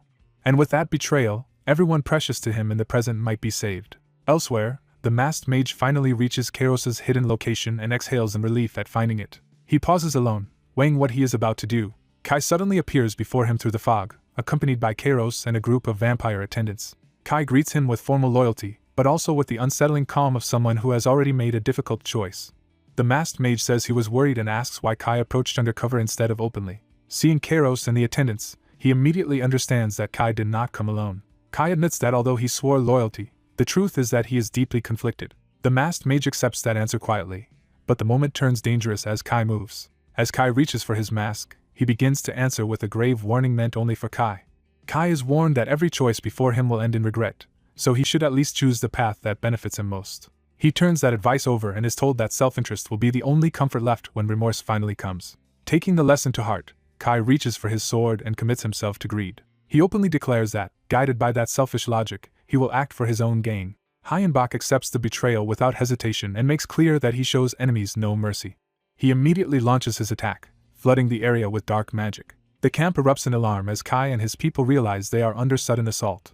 Hyenbach follows with a devastating blast that tears through the position. When the smoke clears, he stands at the head of a summoned undead host and monstrous allies, revealing the ambush in full. Kai's side is engulfed in fire and chaos before they can regroup. Facing the assault, Hyenbach asks whether Kai arranged this trap, and Kai insists his older brother was the real architect. Hyenbach mocks the brother's ambition, but his taunt is cut short by a sudden disturbance. He senses something wrong and realizes a new threat has slipped into the battlefield. Hyenbach discovers that his own shadow has been overrun by vampires, compromising his position. Even his dragon Nidhogg is being swarmed, showing the attack was layered to isolate him. Kai uses that opening to strike Hyenbach down while apologizing to him like a servant betraying his lord. As Hyenbach falls, Kai closes in from behind and secures the advantage. Around them, the battlefield devolves into a melee between undead, beasts, and Kai's forces. Castle fights desperately through the vampires and realizes his master has been taken. He spots Kai carrying Hyenbach away and rushes after them. Kai hears Castle calling after him and offers a quiet apology. Castle is left staring after him, stunned by the betrayal. Before he can catch up, a blade crashes down in his path and stops him. Castle turns on Nidhogg in fury, blaming the dragon for failing to protect Hyenbach. A hooded ally cuts in, arguing that blaming Nidhogg is pointless, and that they should focus on the enemy and on rescuing their master. The advisor insists that planning ahead is the only way to save Hyenbach now. Castle reluctantly redirects his rage toward retaliation, swearing to annihilate the attackers. The scene shifts to the enemy stronghold where Kai has brought Hyenbach. Kai arrives before his brother, who welcomes him back as if the betrayal were expected. His brother frames Kai's choice as painful but necessary and pretends sympathy for forcing him into it. When ordered to abandon Hyenbach to the guards, Kai hesitates. He stops the soldiers from handling Hyenbach roughly. Kai explains that although he ultimately sided with his brother, Hyenbach is still his master, so the guards may only secure the magic item and must avoid needless harm. His brother agrees on the surface but still insists Hyenbach must be restrained because he remains dangerous. Kai reluctantly hands the unconscious Hyenbach over to the guards. Later, his brother tests Kai's mood by asking whether he can still appreciate a celebratory drink. Kai answers yes, and his brother proposes they honor the day's success with wine. They move into a wine cellar prepared for the private meeting. Kai watches as his brother drinks himself into a vulnerable stupor. Once the man collapses drunk, Kai quietly excuses himself and leaves. He slips out of the room without revealing his thoughts. Left alone, the brother reflects that Kai had a perfect chance to kill him and did not, convincing himself Kai's loyalty is absolute. Outside, a coalition force gathers in the snow to assault the castle. Their leaders steel themselves for the coming battle. An older commander judges that everyone is ready and at peak condition. Castle, still burning with anger, notes that the enemy side looks just as bloodthirsty. He tries to reassure Nidhogg that Hyenbach is probably still alive and that guilt will not help. The dragon silently accepts that reassurance. Inside the throne room, Hyenbach is brought before Kai's brother as a prisoner. The ruler introduces himself as Uranus Kiona and confirms that Hyenbach is the master who claimed his brother. Hyenbach demands to know why he has been summoned. Uranus says the meeting was Kai's idea and claims Kai wanted them to part on good terms. Hyenbach dismisses that sentiment as hypocrisy from a traitor. Kai reminds Hyenbach of the oath he swore when he was given a name. He formally declares that the conditions of that oath have now been fulfilled. Kai reveals the oath's true limit. His loyalty lasted only until he reclaimed his family heirloom. Uranus realizes that means Kai is no longer bound to obey him and asks for one final favor anyway. Kai agrees to hear that last request. Hyenbach suddenly lunges and drives a hidden strike into Kai's neck. The blow lands hard enough to spray blood and stagger him. The guards react in shock as the room erupts. Even while wounded, Kai apologizes and vows he will not die here. Uranus calmly orders Hyenbach subdued and taken away to recover. The guards close in to seize the prisoner. Kai, bleeding, quietly apologizes to Kairos as if burdened by what he has done. Uranus casually invites him to stay for a drink, but Kai refuses and withdraws for the night. As he leaves, he spits out his contempt for his brother. Uranus, still oblivious, decides there is no need to monitor Kai any longer. Alone at last, Kai breaks down under the weight of guilt and conflict. Outside, the invading force reaches the castle and begins its assault. Flying undead and spectral cavalry descend as the attackers arrive at the walls. The coalition charges forward under their commander's orders. They throw themselves into the attack despite the danger. A swarm of dragons rises over the fortress to meet them. The sky fills with winged monsters and falling ice as the defenders answer the siege. The attackers unleash the castle breaker, sending a storm of projectiles into the walls. Explosions rip through the defenses and blast open the stronghold. Watching remotely, Uranus is impressed that 20,000 soldiers have breached the inner walls in only 20 minutes. He assures Hayenbach that the end is near, while Hayenbach impatiently demands results. Uranus reveals his true aim. He intends to use Hayenbach, his body, soul, and followers as sacrifices for himself. He begins a ritual circle in the throne room to claim that power. Across the battlefield, red pillars of energy rise from the ruined castle as the ritual activates. The invading mages realize in horror that their mana is being drained away. Even while the energy siphon spreads through the army, the commanders urge everyone to endure. They insist that if they hold on a little longer, the battle can still turn.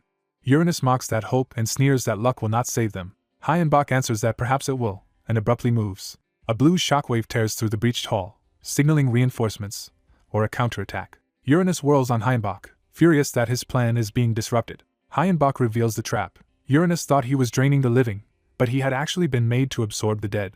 Enraged, Uranus raises his sword to kill him. Kai intercepts the strike and blocks his brother's blade. Uranus is stunned to see Kai standing against him. He demands to know why Kai refused to remain at his side.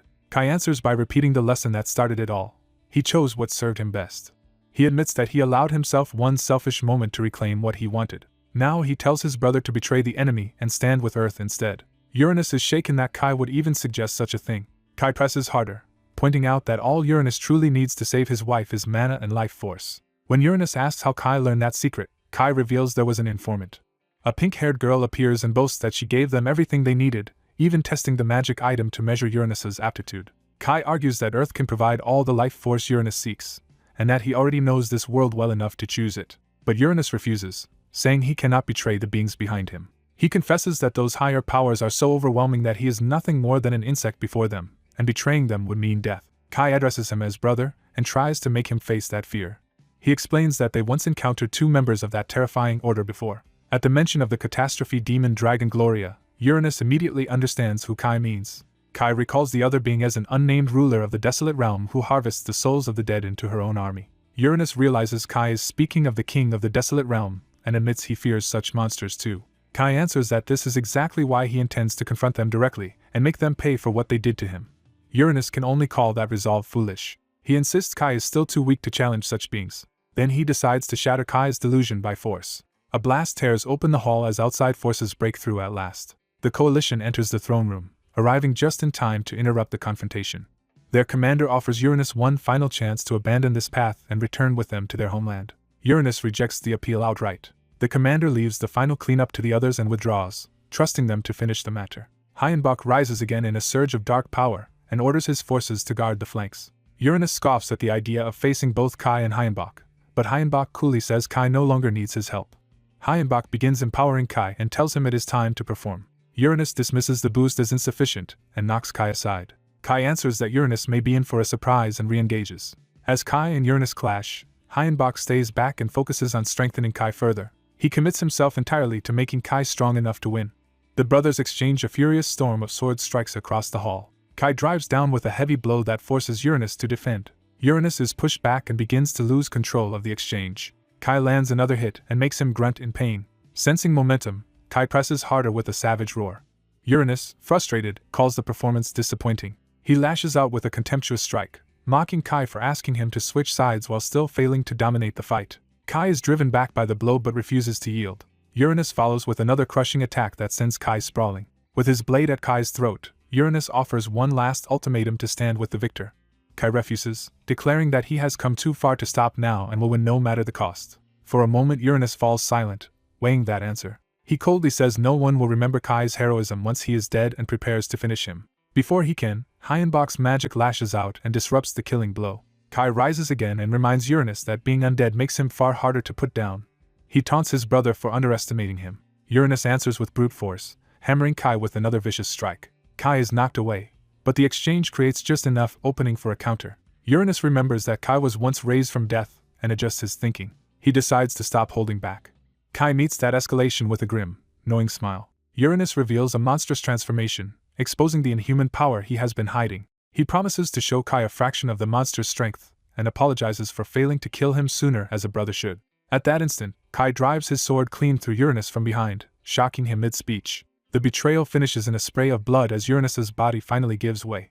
A black-armored knight realizes too late that the red abomination before him is far more dangerous than expected. The creature surges up in a towering mass of flesh and blood, forcing him to face its overwhelming presence head-on. Its body whips across the floor like a living tide, gathering force for another attack. As it roars and floods the hall with blood-red matter, the knight is left standing against a monster that is consuming the battlefield itself. The creature slams into him with brutal force and nearly crushes him in the exchange.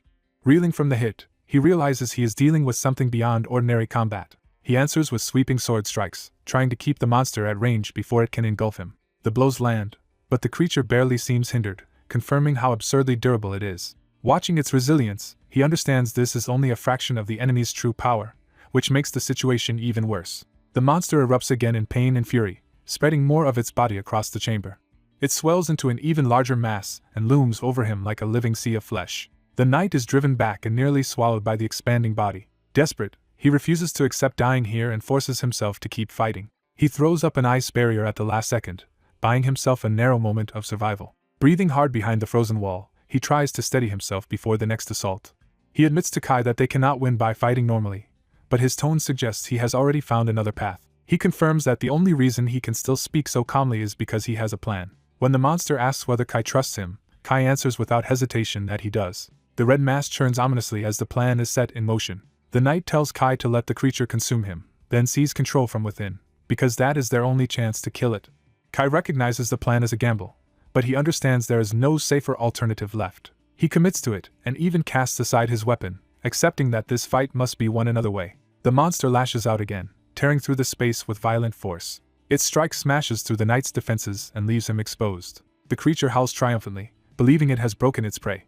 Blue blasts from the rear ranks hammer into the monster, trying to stop it before it can finish the job. The supporting forces are ordered to keep the creature away from Kai at all costs, but the monster ignores the warning and lunges straight toward the group, forcing them to scatter. Its attention shifts toward a smaller protected cluster, sensing a more valuable target. A hooded mage and his allies raise a purple barrier around the vulnerable people just before impact.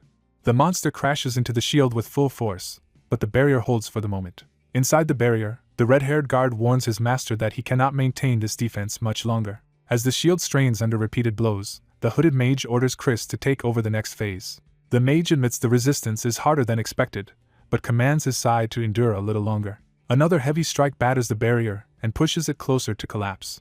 The defenders realize they are reaching their limit and may not survive another sustained assault. The monster keeps raging outside, trying to break through by sheer violence. Its body reshapes into clawed extensions, preparing to tear the shield apart. The hooded mage calmly announces that the operation is nearing completion, because Kai's will has been strengthened enough to finish the job. He explains that Kai is a master death knight, far beyond the souls the creature has absorbed before.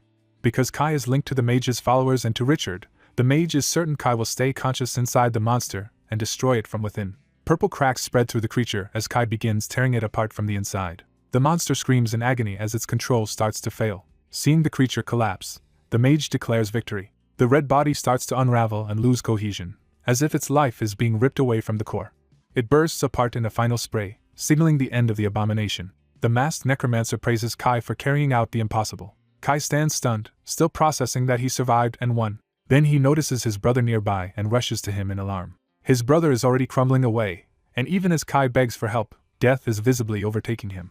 Kai is told it is too late, and he is horrified by the thought that his own actions may have caused this. His dying brother reassures him and calls him by his full name, Kairos, trying to calm him one last time. He explains that immortality and invincibility were never blessings but a curse with a terrible price. Every victory strengthened that curse and preserved him, because his soul's fate depended on never being defeated. Now that he has finally lost, extinction has come for him. Kai refuses to accept losing him, insisting he cannot be happy without his brother beside him. As his body continues to disintegrate, the brother asks for one final favor. He tells Kai to devour him and absorb both his flesh and soul. He wants Kai to inherit his strength and carry it forward as his own. He adds that in this way, part of him may remain in the world long enough to witness his daughter's future through Kai.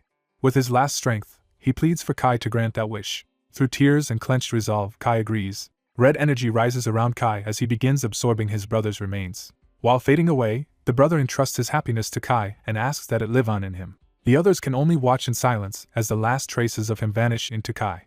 Before anyone can recover, the entire realm begins shaking violently, as if the dungeon itself is collapsing. Outside, a blazing object streaks across the sky, heralding a catastrophic change. More fiery bodies cross the heavens, suggesting the disturbance is spreading beyond the chamber. The masked necromancer realizes the dungeon's interior itself has transformed. He falls silent as the scale of the change becomes clear. When the dust settles, a pregnant woman appears before the group, drawing everyone's attention at once. She stares ahead in shock, as if awakening into a reality she was never meant to see. Kai recognizes her as his brother's wife and rushes to her side in concern. He apologizes awkwardly, but she stops him by revealing that she witnessed everything. She confirms she knows exactly what happened to her husband. Kai helps her stand, still unsure how to face her grief. He asks if she is all right, while the necromancer moves closer to examine her condition. Without warning, she lashes out and seemingly kills the necromancer with a sudden strike. Kai is splattered by the attack and left stunned by how fast she turned violent. She mocks the fallen man and reveals that she had been waiting for a chance to remove him. She calls him a hindrance, making it clear her loyalties were never what they seemed. When Kai assumes this is about her unborn child, she coldly rejects even that bond. She declares she has no need for such a child at all. She admits Uranus had been useful to her, and that killing him was a mistake, then vows Kai will die for it. Her body convulses as something inside her begins to move violently. Terrified, she realizes the child she tried to suppress is forcing its way out. She insists this was never supposed to happen and that the child should have remained unborn forever. At that moment, the necromancer reappears alive, exposing that her earlier kill was only an illusion. He reveals he was never truly caught and that he had prepared for deception from the start. He thanks Tia, a pink-haired ally, for helping him expose the truth and says he had long suspected someone so powerful should have overcome the curse of unbirthing if she truly wanted to. He concludes that Uranus had only been a tool in her scheme to drain his strength and raise her own standing. She attacks him in fury, but he remains composed under the assault. Drawing on his necromancy, he senses the child's soul and realizes it is desperate to be born. He strikes her with soul-based magic to force the birth she tried to prevent. She collapses, unable to stop what is happening inside her any longer. The necromancer reaches into the darkness around her and carefully lifts out the newborn. He greets the infant warmly, welcoming the child into the world. At the same time, the dungeon structure outside begins collapsing on a massive scale. The survivors realize the whole place is coming apart and order an immediate evacuation. A skeletal dragon carries them out as the dungeon city crumbles behind them. Kai senses another threat even as they escape the collapse. A dragon emerges amid the ruin, shocking the group with a new enemy. The dragon announces murderous intent toward all of them. Kai asks what comes next, and the necromancer tells him to leave this final battle to him. Kai warns that facing a dragon alone will be difficult, but the necromancer is already moving.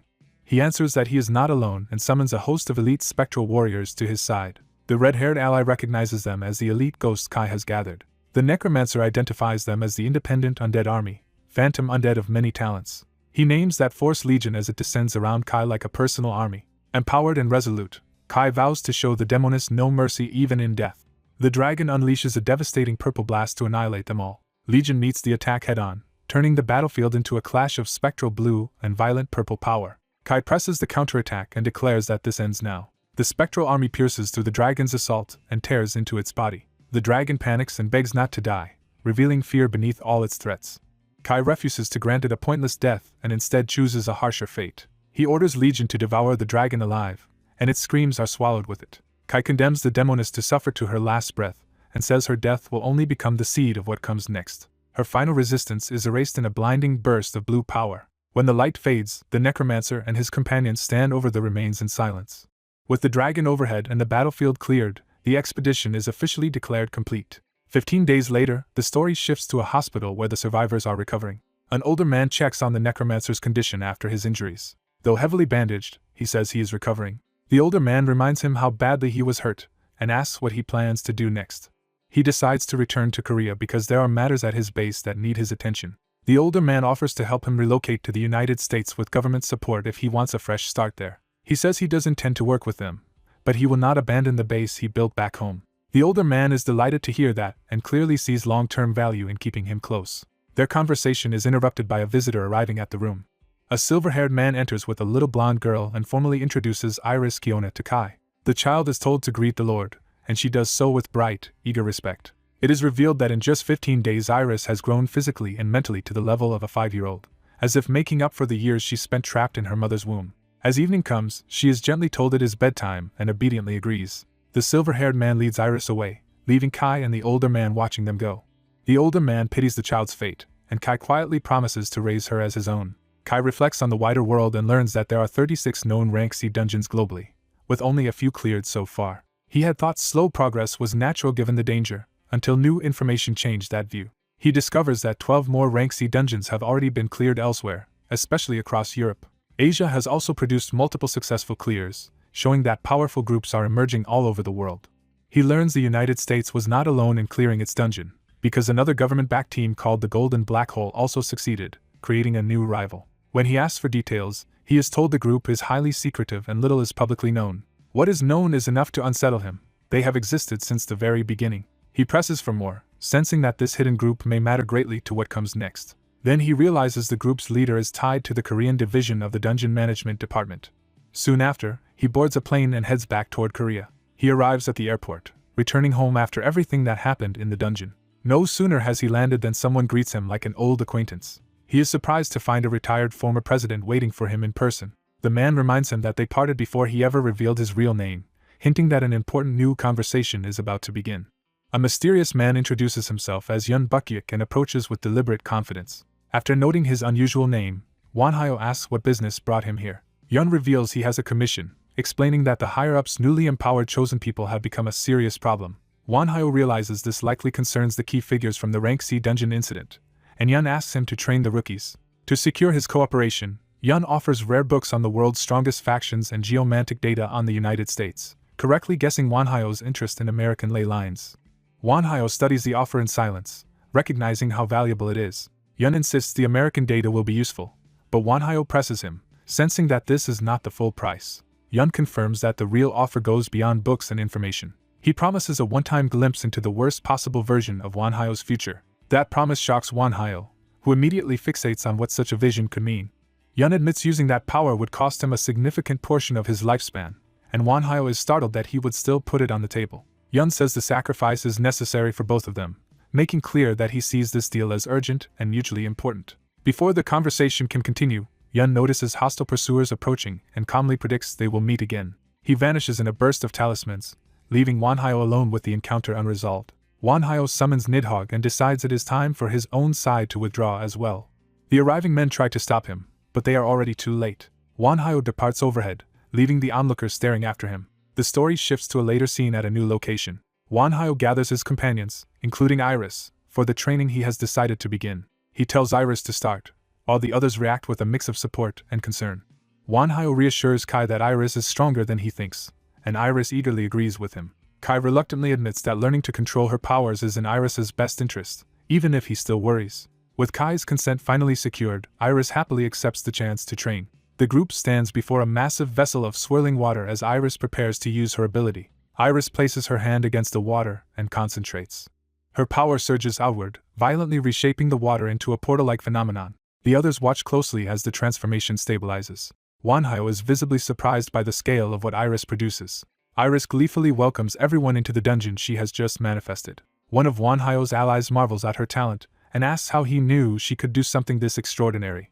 Wanhyo explains that Kai first witnessed Iris's strange disappearing act when she was only 20 days old. From that early incident, they learned that Iris can manifest dungeons, create random entrances, alter their size, and reshape their terrain. Wanhyo realizes that with Iris's gift, an entire dungeon can be converted into a secure base for their faction. Iris excitedly offers to expand the dungeon further, and Wanhyo agrees while warning her to monitor her mana carefully. The dungeon's frozen city begins to grow under her control.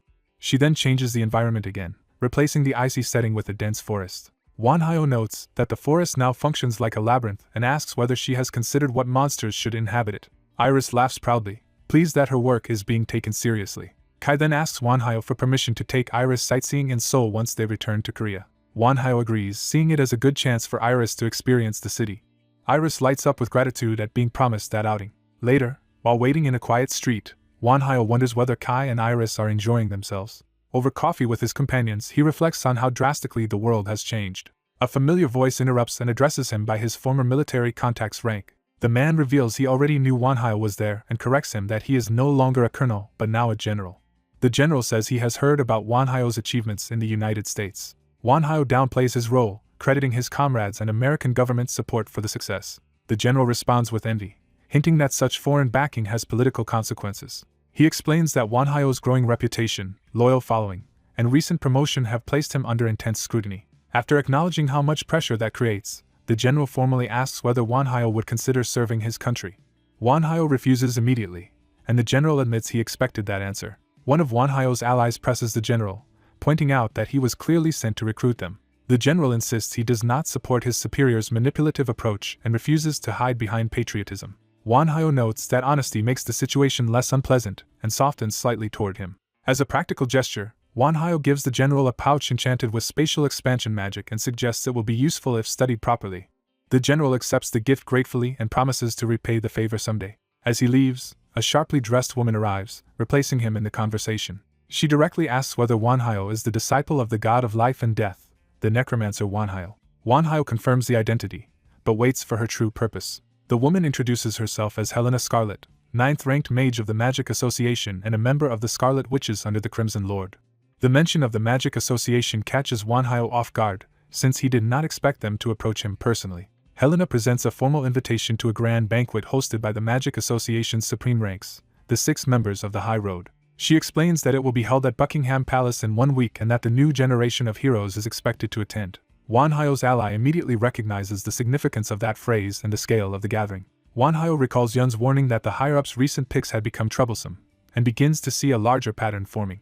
He politely accepts the invitation and says he would be glad to attend. Helena departs once her message has been delivered. After she leaves, one ally concludes that the banquet is the perfect chance to crush the troublesome rookies, though he is even more interested in meeting the other mages. Wanhyo cuts off the bloodthirsty enthusiasm and tells his group it is time to head back. The narrative explains that England is hosting the banquet to honor the teams who successfully cleared Rank C dungeons around the world. Buckingham Palace becomes the chosen stage for the gathering. At the event, Iris is thrilled by the idea of attending her first real party. Wanhyo warns her not to expect a carefree celebration from this particular gathering. He tells her to stay close because he expects the situation to become chaotic. Even so, the group reassures Iris that she looks wonderful and acknowledges how much effort she put into preparing. Encouraged, Iris hurries forward with the others into the palace. Inside, Wanhyo is greeted by Hyunam, a former teacher figure he has not seen in a long time. She confirms that she was invited too, proof that the mages are taking their side seriously. Another familiar figure, Andromalius, greets Wanhyo warmly and praises how much stronger he has become. Andromalius quickly excuses himself but asks Wanhyo to escort Sunsu for old time's sake. As they walk together, Hyunam asks about Wanhyo's recent feat of clearing 2 Rank C dungeons, and he admits he barely expected to survive. Hyunam is baffled by that claim because her own Rank C dungeon felt surprisingly easy. She explains that her dungeon in China was filled with giant creatures and a storm giant boss, yet aside from the boss she found the whole ordeal manageable. Wanhyo is stunned because his expedition involved none of the monster hordes or traps she describes. Hyunam adds that navigation was trivial in her case, since there was only one path leading directly to the boss's castle.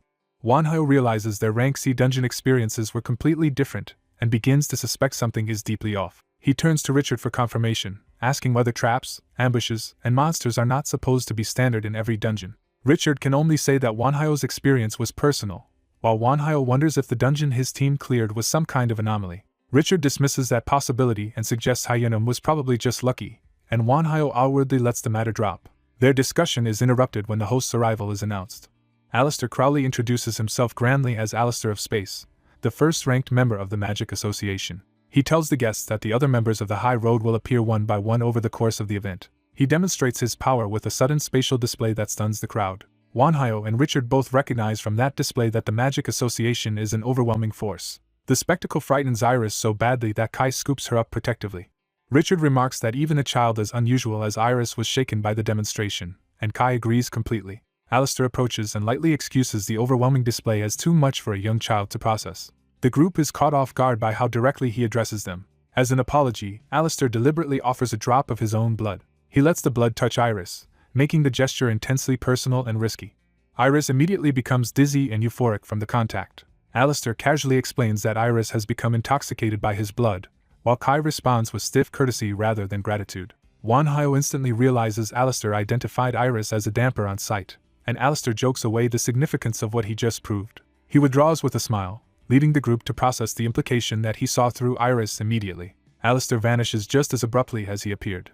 Wanhyo is left impressed and unsettled by the sheer level of power on display. Iris, still affected, lets out another dazed hiccup while Kai keeps holding her. The tension breaks into uneasy laughter among the surrounding guests.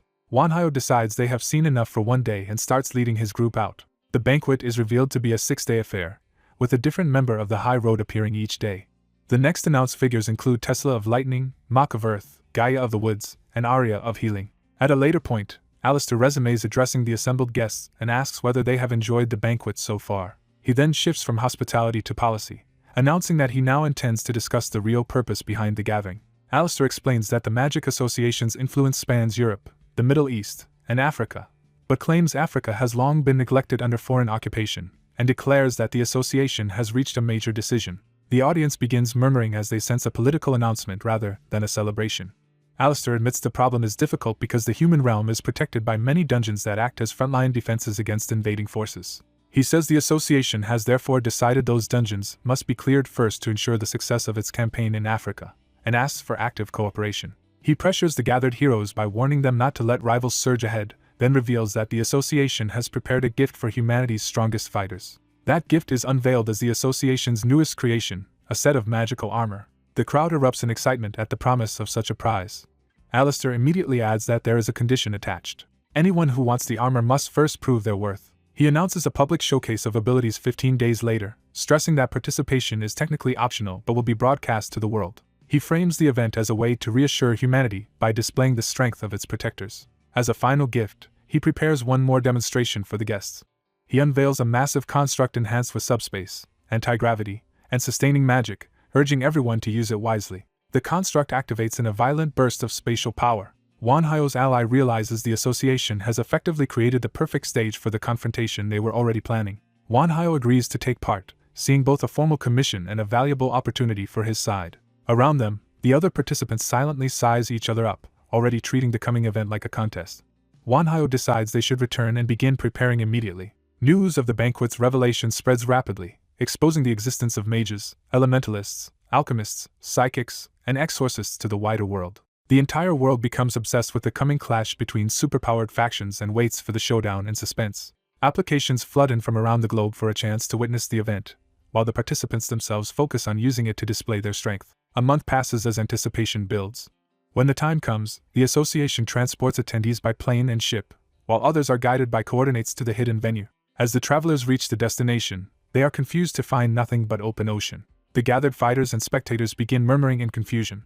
That confusion turns into astonishment as something impossible starts to happen beneath the sea. An entire hidden metropolis rises from the ocean, leaving the onlookers overwhelmed by the scale of the revelation. Wanhyo and his companions watch with calm focus, already treating the spectacle as the beginning of a larger game. Alistair appears above the city through magic and thanks everyone for making the journey. He formally welcomes them to Atlantis, a city where magic and science coexist. The newly revealed city stands as proof of the association's staggering resources and ambition. The visitors are then shown the luxurious accommodations prepared for them. Wanhyo is impressed but notes that this still does not look like a proper arena, while his ally jokes that the city itself might transform like something out of a movie. Almost immediately, that prediction comes true as part of the city begins to shift. A colossal stadium rises into view from within Atlantis. Wanhyo can only stare in amazement at the scale of the venue. As the city continues rising under anti-gravity magic and a protective shield forms around it, the group heads down for a closer look, with Wanhyo already thinking ahead to how they will move through this new battlefield. A calm subordinate reins his master back in, reminding him that a mage who loses composure only becomes inefficient. The search for answers continues from a VIP room in Atlantis. As the group debates whether to investigate further or cut their losses, news arrives that Aleister Crowley has sent for them. When asked his purpose, the invitation turns out to be a dinner summons for that very night. Wanhyo immediately suspects the invitation is not courtesy but a move to take Iris away from him. That night, the gates to Crowley's estate open for them. Crowley receives them warmly, presenting the meeting as a gracious welcome rather than a confrontation. The lavish garden-like dining hall lowers their guard, and Crowley frames the setting as the taste of an old man who values nature. He takes pride in the room he built and invites everyone to sit as honored guests. Crowley further softens the atmosphere by serving his own favorite dishes and hoping they will enjoy them. The meal wins over the younger men at once, making the gathering feel disarmingly pleasant. Once everyone is settled, Crowley drops the pleasantries and turns to the real reason he called them. Without warning, he offers to take Wanhyo on as his pupil. The proposal becomes more unsettling when Crowley slips and calls him by his real name, Hyunbok Kim. Wanhyo is shaken by how thoroughly Crowley has investigated him. Crowley apologizes for prying, but makes clear that learning Wanhyo's identity was simply part of his serious interest in him. Still wary, Wanhyo asks why someone of Crowley's stature would choose him over countless other candidates. Crowley answers that what drew him in was Wanhyo's rare natural talent for magic. Wanhyo struggles to understand what Crowley means by that. When Wanhyo guesses that Crowley is talking about his extraordinary luck, Crowley confirms it immediately. Crowley then presses him to define what fortune really is. The table falls silent as Crowley takes control of the conversation. He explains fortune as an elusive but terrifying force, and points out that Wanhyo has survived this far only because it has favored him. Wanhyo cannot deny the truth of that assessment. He reflects that meeting allies like Chris, Kai, and Castle, and even surviving by winning over Nidhogg, all came down to improbable luck. His memories of near death make Crowley's words impossible to dismiss. Crowley argues that every time danger closed in, fortune intervened to keep Wanhyo alive. He goes further and declares Wanhyo to be fortune made flesh. Then he reveals just how rare that kind of power is, leaving Wanhyo stunned. According to the Magic Association, among billions of people only 1,021 possess fortune-related magical talents at all. And among them, only 4, including Wanhyo, have reached the highest rank in fortune-based magic. When Wanhyo reacts to that number, Crowley adds that the other 3 were all directly chosen by gods. He begins listing those divine lineages, starting with a misfortune-ranked mage selected by Surya. Another belongs to the luck rank and was chosen by the supreme deity of humanity's most powerful faith, eventually becoming a saint. A third, ranked ill-fated, was chosen by a Valkyrie tied to Odin's line. Even after laying out that exalted company, Crowley insists his offer is neither coercion nor threat and that Wanhyo is free to refuse. Wanhyo answers that if Crowley truly wants to win people over, force is the worst possible method. Crowley accepts that and says his interest is not only in Wanhyo's gift, but in guiding a promising junior, giving him time to decide. With that, the meeting ends as abruptly as it began. Left alone with his thoughts, Wanhyo starts weighing the offer in earnest. He reminds himself that Crowley is no ordinary mage, but the top-ranked figure in the Magic Association. Becoming Crowley's student would mean unmatched training and the full backing of the association. The temptation is strong enough that he hesitates. Even so, he concludes that he has to reject the offer. He admits the benefits would be enormous, including access to the association's knowledge and influence. But he identifies 2 reasons for refusing, beginning with his certainty that he is already on the right path. Uranus's earlier display taught him that the enemies ahead are far stronger than he once believed. Remembering Kai's warning, he realizes true power only comes from brutal growth under real pressure. He also recalls that shortcuts exist, but they distort the path to genuine strength. What he seeks now is the power to change, control, and shape the world itself. That ambition hardens into a vow that one day he will surpass the terrifying power he has witnessed. So rather than detour into Crowley's tutelage, he resolves to stay focused and keep advancing on his own course. His second reason is simpler and more personal. He refuses to let the association claim ownership over everything he has built. When he finally gives his answer, Crowley reveals he had expected this rejection all along. Crowley accepts the refusal with grace and thanks Wanhyo for being straightforward. Instead of pressing further, he offers a gift he had prepared in case Wanhyo accepted. The gift is a foundational text on the school of necromancy. Wanhyo's disappointment vanishes the moment he sees it, and he gratefully accepts. Crowley is pleased that the gift hit its mark and casually invites them to stay for dinner anyway. The mood lightens again as the invitation is accepted and Crowley promises the meal will be worth it. Soon after, attention shifts to the Magic Association's Battle Championship, where the rules are introduced. The tournament will include individual matches, team battles, and power exhibitions, with almost no restrictions once a match begins. Competitors are required to agree to harsh terms before participating. Those terms make it explicit that the organizers bear no responsibility even if contestants are maimed or killed. The only safeguard is a damage cover system meant to absorb harm during combat. If a fighter exceeds that system's threshold, they are automatically retired and lose the match. Rather than being intimidated, Wanhyo's side treats the tournament as a chance to dominate every category. Castle vows to fight with everything he has and warns that he will show no mercy even to allies in the individual rounds. The announcement for the opening preliminary group sends the first contestants toward the arena. Castle takes the call as his cue and heads out with obvious excitement. Wanhyo reminds him that the individual preliminaries are a chaotic free-for-all where anything can happen. Castle answers that thriving in chaos is exactly what he does best. The first individual preliminary begins before a roaring crowd. Almost immediately, the arena erupts into smoke, noise, and violence. Castle throws himself into the melee, eager to wipe out the field in one charge.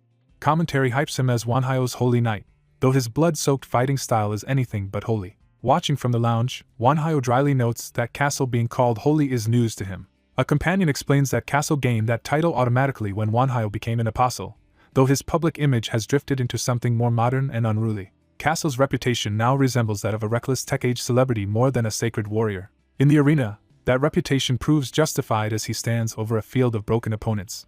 Castle revels in the carnage with a grin. Wanhyo praises the swift victory, and Castle dismisses it as effortless. Their attention then turns to the next group about to begin. A new contestant named Hercules enters boasting that anyone who challenges him will suffer for it. His name alone is meant to intimidate the field.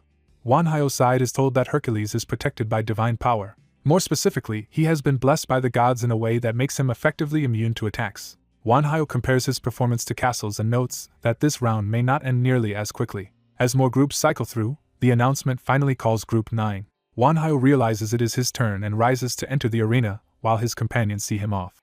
They wish him luck, and he reassures them that he will return safely. When he steps into the stadium, the announcer introduces him as the Skeleton Dragon Master and Apostle of the God of Life and Death. The other contestants immediately size him up as the greatest threat in the group. The moment the match begins, the entire field converges on him at once. They try to erase him before he can act, unleashing a barrage of attacks from every direction. Wanhyo calmly answers by raising a bone prison that blocks the assault. The attackers are rattled when his defense holds far better than expected and begin complaining that the match is unfair. Wanhyo ignores them and starts another spell while they rush him. He follows with a spreading necromantic smog. Then he escalates instantly, summoning a full bone army and a corpse parade around himself. The sight of an undead legion appearing in the arena leaves the other contestants frozen in terror. Wanhyo adds contract demons to the field, turning the battle into a nightmare swarm. The arena is suddenly dominated by his summoned forces, with Wanhyo standing at the center like a commander of death. Spectators can hardly believe that he has conjured an undead army 1,000 strong in an instant. The announcer hails the overwhelming display as the work of challenger Wanhyo alone. Wanhyo's eyes blaze with power as he takes full control of the battlefield. The remaining contestants try to rally by convincing themselves he must have exhausted his mana on the summons. Wanhyo simply watches them with cold confidence. He closes his eyes, already certain of the outcome. As expected, the undead army crushes the field and secures a one-sided victory.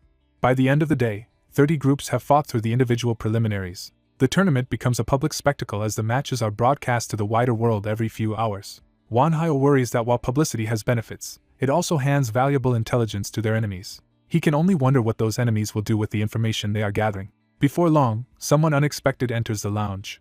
A blue-haired woman remarks that mixed-range battles naturally punish long-range fighters, as if she has been studying the tournament herself. Wanhyo turns in surprise at the unfamiliar voice. The newcomer greets him like an old acquaintance returning after a long absence. The entire group recognizes her at once and reacts in shock. Even with a changed appearance, her predatory aura is unmistakable. Wanhyo identifies her as Gloria, and she is amused that he still remembers her. A furious blonde man accuses her of being a disgraced former road doll maker and vows to kill everyone present. Another sinister presence welcomes the idea of revenge with obvious delight. That hidden speaker promises to carry out the blonde man's revenge personally while keeping all the glory for himself, leaving the man terrified. The blonde man realizes too late that he has invited something far worse into the situation. Elsewhere, he watches Wanhyo's broadcast in bitter fixation. He declares that he has finally found the human he has been seeking. Back in the lounge, Gloria's arrival leaves both sides in a tense silence. She notices the blonde man's reaction and glances toward him, sensing something odd. Iris concludes that Gloria resembles the vampire they encountered before, but does not seem to be allied with him. Gloria catches the mention and asks what vampire they are talking about. She identifies him as the Vampire Emperor and reveals that his dungeon was among the earliest to appear. Kairos immediately jumps to the possibility that this emperor might be Gloria's father, nearly provoking a scene.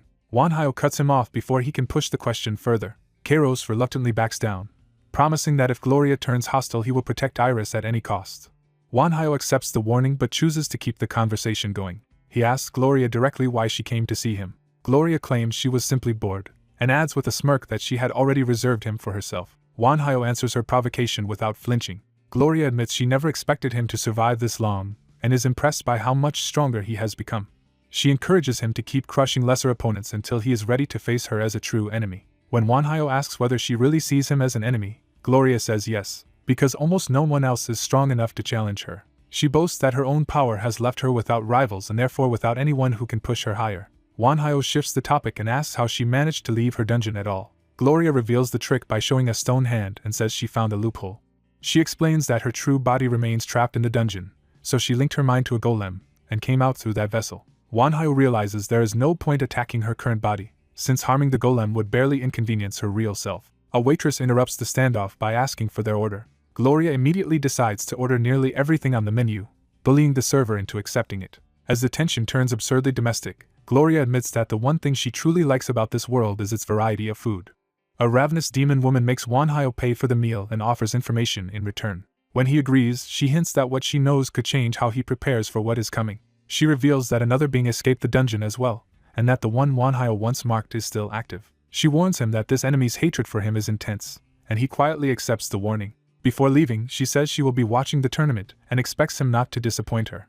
After she departs, Wanhyo is left alone to think over the threat she just confirmed. He realizes he will have to postpone his promised outing with Iris because more urgent matters have surfaced. Iris is stunned by the sudden cancellation and the seriousness behind it. The scene shifts to Alistair's office, where Wanhyo reports what he has learned. Alistair is taken aback to hear that the enemy has a commander operating nearby. Wanhyo identifies her as Gloria, the catastrophe demon dragon, and says she is leading the enemy forces. Alistair turns to magic to verify the claim rather than relying on rumor alone. The scrying confirms Gloria's identity, though she is currently inhabiting a golem body. Alistair admits that an enemy commander breaching Atlantis is alarming and raises troubling questions about their defenses. He explains that everyone entering Atlantis is sampled and tracked through magical mediums that also expose unregistered intruders. Yet Gloria somehow slipped through that system without being detected at all. Alistair presses Wanhyo for any other information that might matter. Wanhyo adds that Gloria warned him another high-ranking enemy with a personal grudge is also moving. Alistair is shaken that Wanhyo survived contact with 2 major enemies, while Wanhyo credits luck. Wanting to prepare properly, Wanhyo asks for a fuller briefing, and Alistair sends Chris off to ready himself for his match. Elsewhere, the tournament begins with a match featuring Nutra, a warrior introduced as lacking divine backing or special power. Nutra immediately attacks, refusing to wait through the formalities. His opponent effortlessly stops the assault and rebukes him for abandoning a warrior's decorum. Nutra is struck by magic and forced back despite his aggression. Watching the broadcast, one observer admires Nutra's refusal to accept defeat and compares that stubbornness to Wanhyo's. The red-haired knight becomes interested in Nutra and asks permission to take him on as a disciple. He gets approval as long as he remembers their true priority, then cheerfully leaves to spend time with Iris. Wanhyo remains behind with his allies, still burdened by the larger crisis. That calm breaks when an urgent warning arrives that something has gone wrong at the castle. Wanhyo and his companions rush out, passing the aftermath of a violent encounter in the corridor.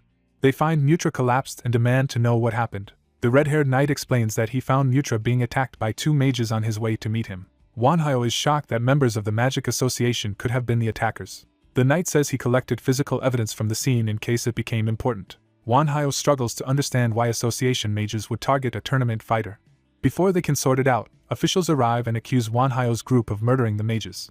Wanhyo is stunned as the situation is instantly turned against them. He tries to piece together how the accusation was constructed so quickly. Nutra is moved to a room where the group begins untangling the trap around them.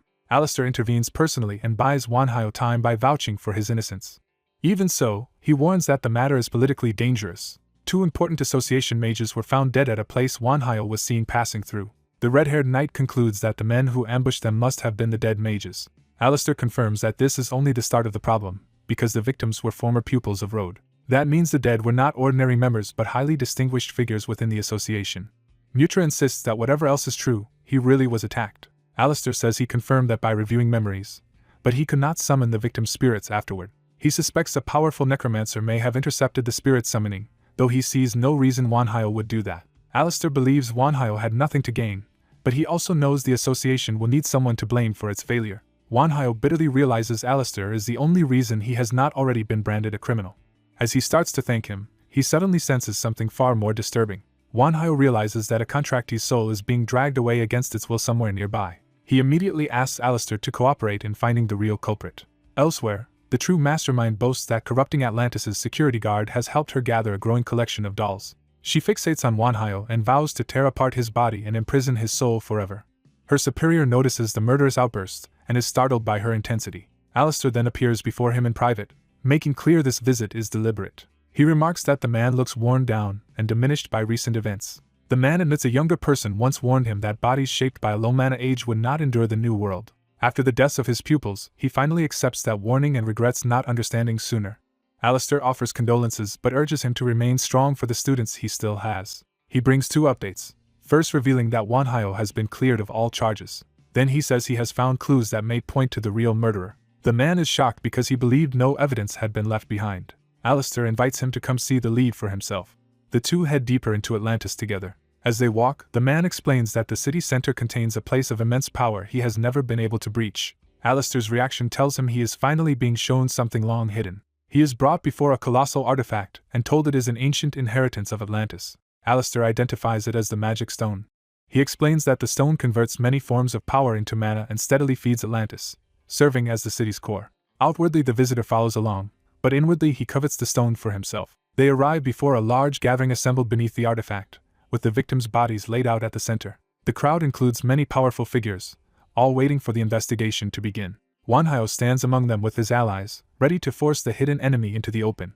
Alistair thanks everyone for gathering and takes command of the proceedings. He announces that Atlantis has indeed been infiltrated and that the trespasser is believed to be a high-ranking enemy commander. The hidden culprit is surprised by how much they know, but decides it no longer matters as long as she gets the stone. Alistair introduces the former roadmaster, whose murdered pupils give him a personal stake in the case. He explains that the victims' souls were sealed and that the culprit may have absorbed them. That revelation rattles the disguised mastermind, who cannot understand how they reached it. Alistair unveils a magic circle designed to draw the victims' spirits back out. He adds that extracting those spirits should also injure the one holding them, and assigns Wanhyo to perform the ritual. The disguised enemy is caught off guard that Wanhyo has been placed at the center of the trap. Watching the gathered elites, she mocks their method as crude despite all their power.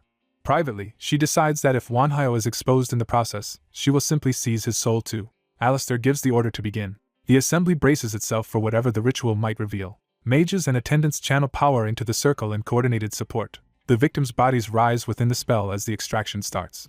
Wanhyo warns everyone to be ready for retaliation. He enters the circle and focuses himself for the dangerous spiritual confrontation. The hidden enemy decides to let them think they are succeeding so she can strike when their guard drops. Wanhyo senses the hostile will moving against him. The enemy commits to the attack, trying to seize him inside the mental realm. She reaches for Wanhyo's spirit and declares that she will turn him into her doll. But the soul she grabs is not helpless, and her confidence turns into shock. Wanhyo reveals that he has kept his distance on purpose and has been reading her moves. Forced to act directly, she lunges at him herself. The onlookers sense that something extraordinary is happening beyond the visible ritual.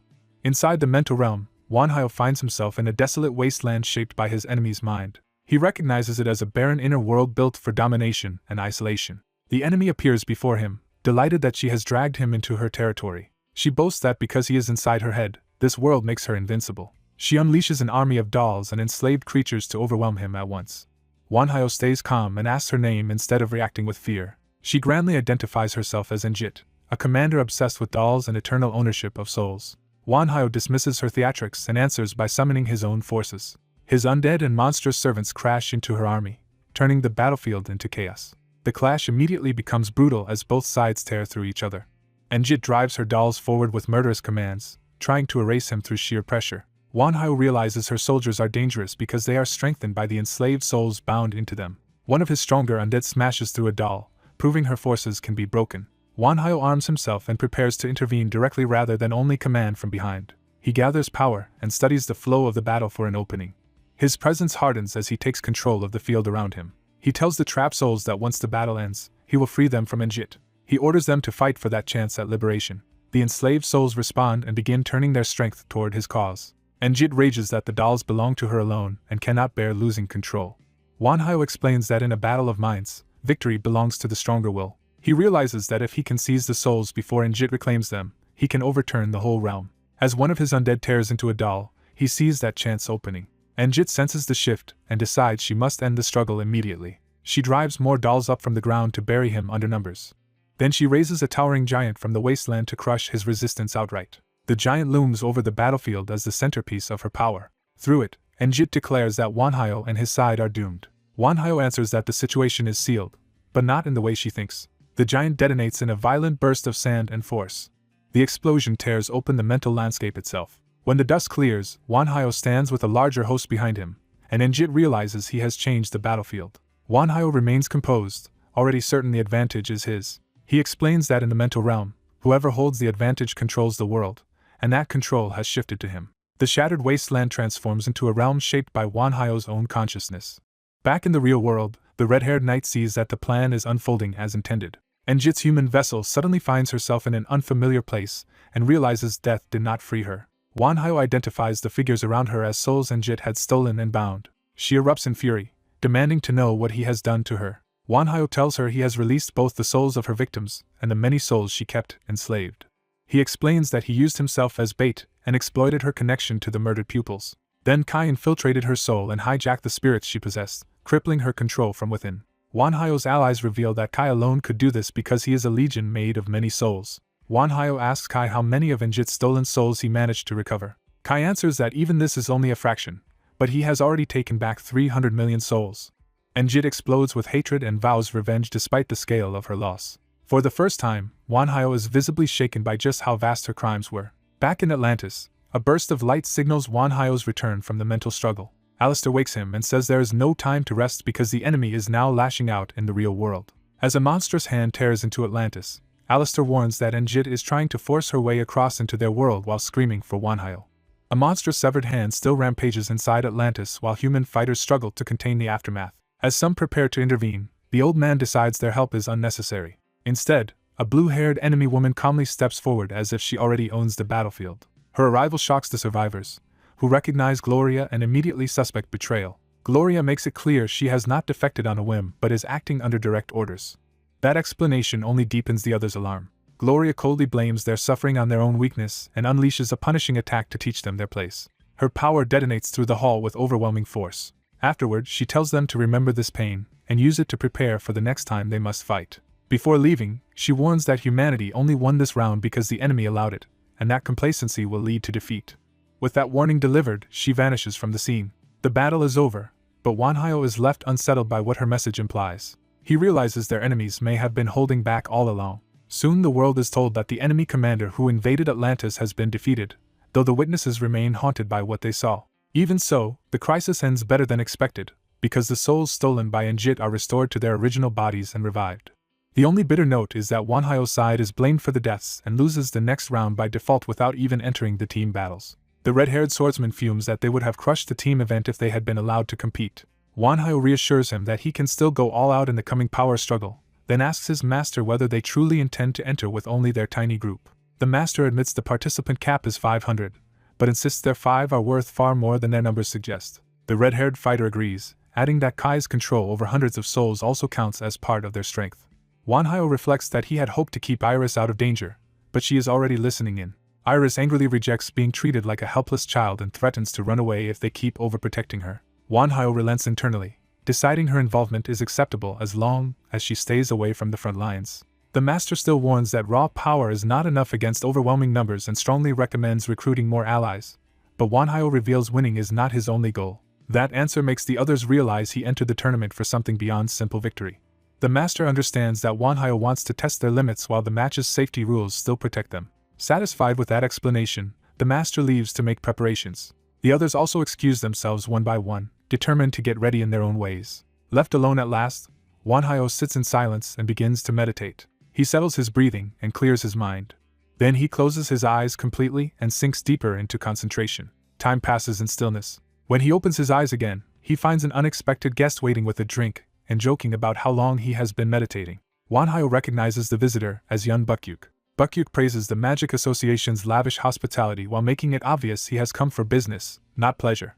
He teases Wanhyo for arriving late, and Wanhyo answers that he has been occupied. Wanhyo immediately asks whether Bukyuk brought the contract. Bukyuk proudly presents a contract he wrote himself and boasts that even he cannot find a loophole in it. The terms are simple. If Bukyuk humiliates the rookies, he gets to see the bleakest part of his future, and the targets are 4 major factions. Wanhyo notices one faction is missing and asks why the cult of Sky Demons was excluded.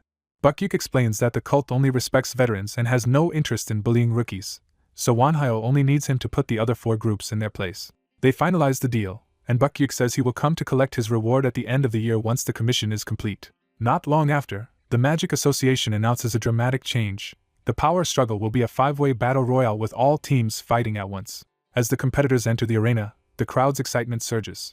The first team introduced is the Warriors League, represented by the schools of Ancient Dragon and Phoenix.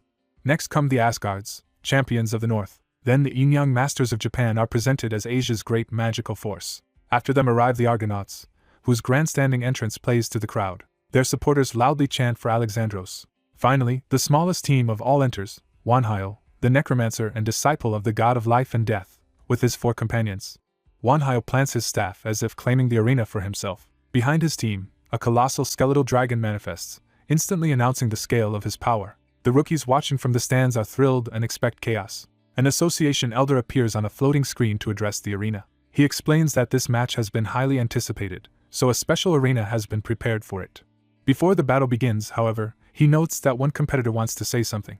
Wanhyo takes the microphone and says he has only one message for the other teams. His blunt opening silences the rookies at once. He directly addresses the 4 major factions gathered against him. Then he gives them a warning: if they do not form an alliance, they have no chance of winning.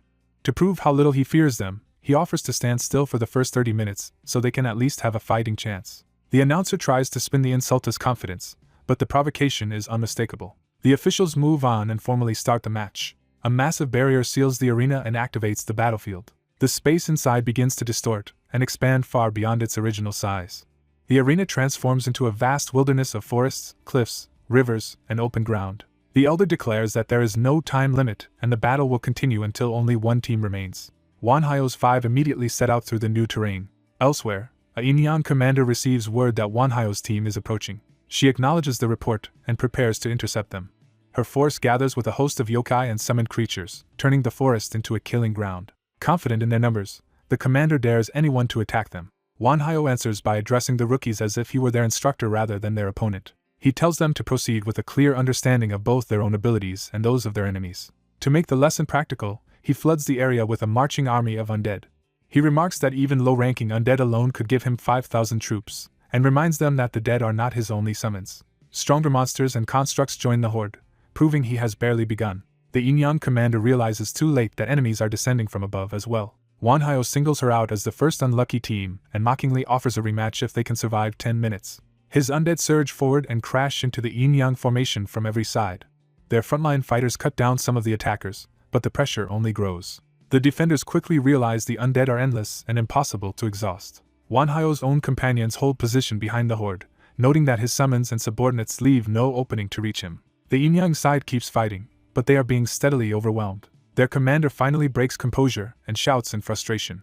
Wanhyo checks the time and casually apologizes for letting the fight run long, praising them for lasting 15 minutes instead of 10. He even congratulates the exhausted survivors as though grading a test. Then he offers compensation for exceeding the promised time by casting a restorative spell. To the Yin-Yang team's shock, their wounds close and their fatigue disappears. Wanhyo tells them they fought well and promises that next time he will not go easy on them. His skeletal dragon lifts away, signaling his withdrawal from the encounter. The Yin-Yang commander immediately orders Suzuki to respond. She commands her team to search the area and find another target instead. Meanwhile, Wanhyo's suggestion of an alliance reaches the Asgards and Argonauts, and Magni reacts with disbelief. Alexandros mocks the idea, calling it cowardice for veteran teams to seek protection from a group of 5.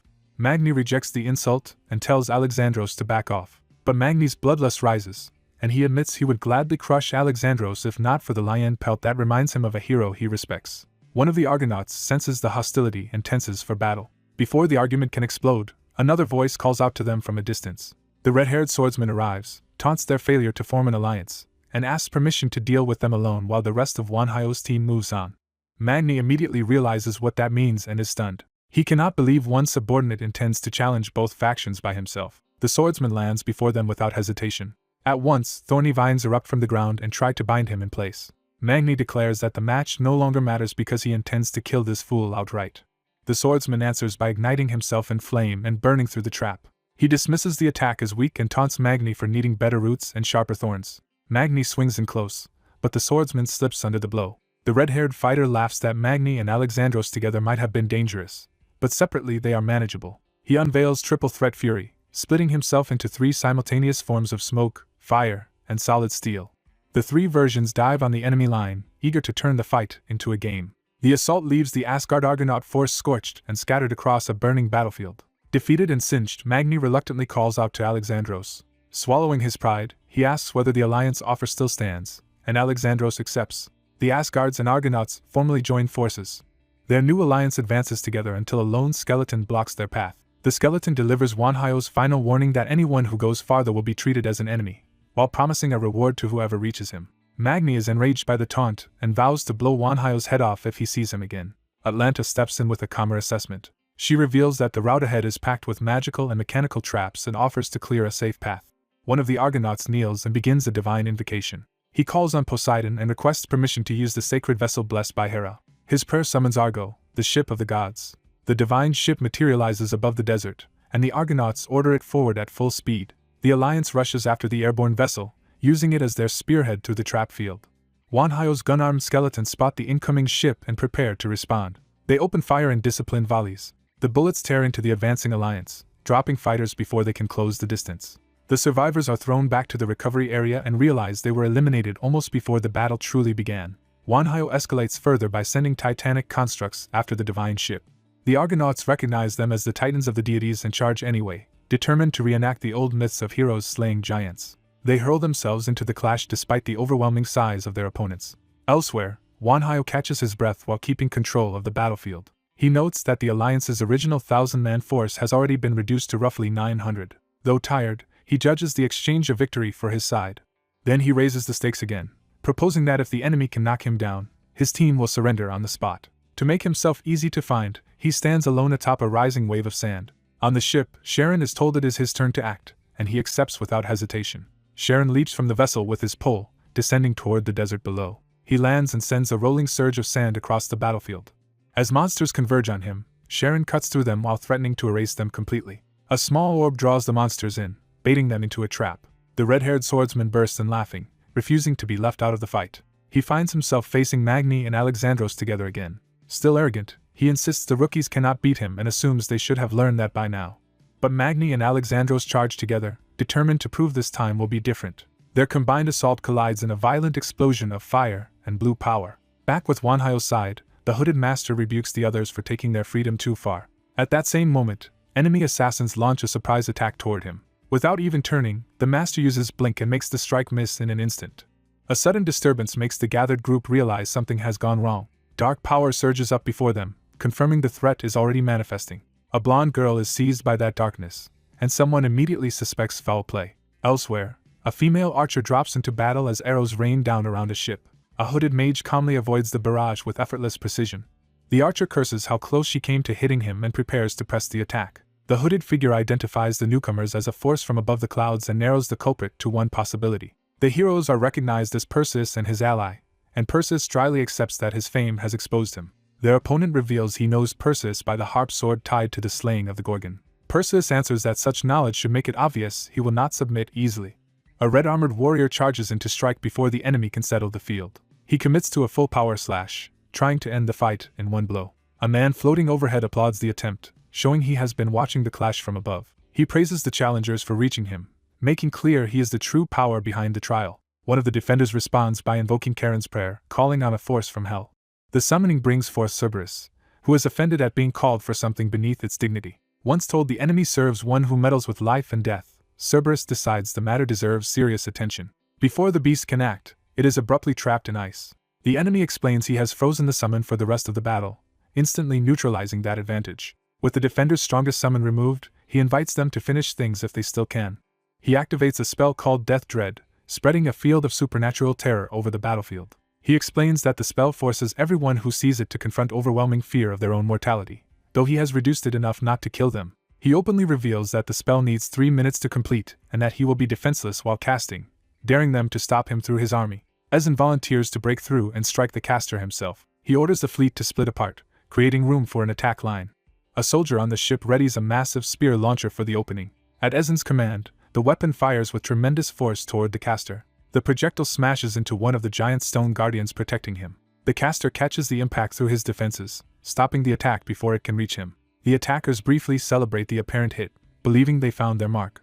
Instead, the caster warns them that this is their final mistake. He dismisses their trust in his earlier honesty, arguing that enemies have no obligation to fight honorably. The fear spell completes, and the battlefield is swallowed by its effect. Seeing no point in further resistance, an official calls for the match to end. The power struggle is declared over, and Team Wanhyo is named the victor. The spectators are stunned that a mere 5-person team crushed such overwhelming opposition, and they begin to grasp the scale of a superhuman's power. Wanhyo's team leaves the arena in quiet command of the aftermath. Attention shifts to the next stage of the tournament, where the Holy See is expected to dominate the team match. Observers note that the absent bard and poet from the Asgards could have changed the earlier result if they had participated. They add that the Holy See's choir was also held back as a bluff that could have altered the balance. Wanhyo reflects that if all those hidden pieces had entered the power struggle, victory would not have been guaranteed. The tournament's rewards are distributed according to each participant's contribution, turning the contest into a test against the world's strongest. Afterward, Wanhyo visits the workshop of Winian of tools to obtain what he needs next. When offered crafted items, he insists he would rather make what he needs himself, and the smith correctly guesses he is really there for materials. The smith hands him an enchanted bag expanded by spatial magic to carry those materials. Then he addresses Wanhyo by his real name, Hyenbach, startling him. The smith invites him to sit and talk, making clear he knows far more than he should. Over coffee and cake, he asks whether Hyenbach knows about dragon veins. Hyenbach admits he does not understand what the smith is referring to. The smith explains that in the West such places are hidden sanctuaries of immense power, with Stonehenge being one example. He says a dragon vein is priceless, and wants to know how Hyenbach has been using the one he found. Hyenbach lies that he merely stores its mana in a device and draws on it when needed. The smith laughs, unconvinced that someone with such a treasure would use it so simply. Hyenbach avoids going deeper, promising only that they can discuss it another time if needed. After leaving, Hyenbach concludes the old craftsman was probing for information.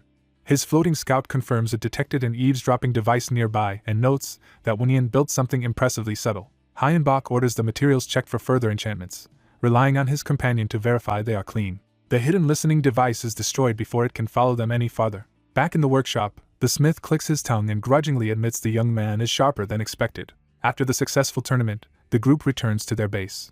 Hyenbach finally lets himself relax now that the urgent matters are settled. That peace is broken when he notices Chris engrossed in something on the screen. Chris is still fixated on the word castle, unable to let it go. He explains he is reviewing footage from other Rank C dungeon expeditions, and is amazed anyone bothered recording them. Hyenbach dismisses those dungeons as trivial compared with the one their team cleared.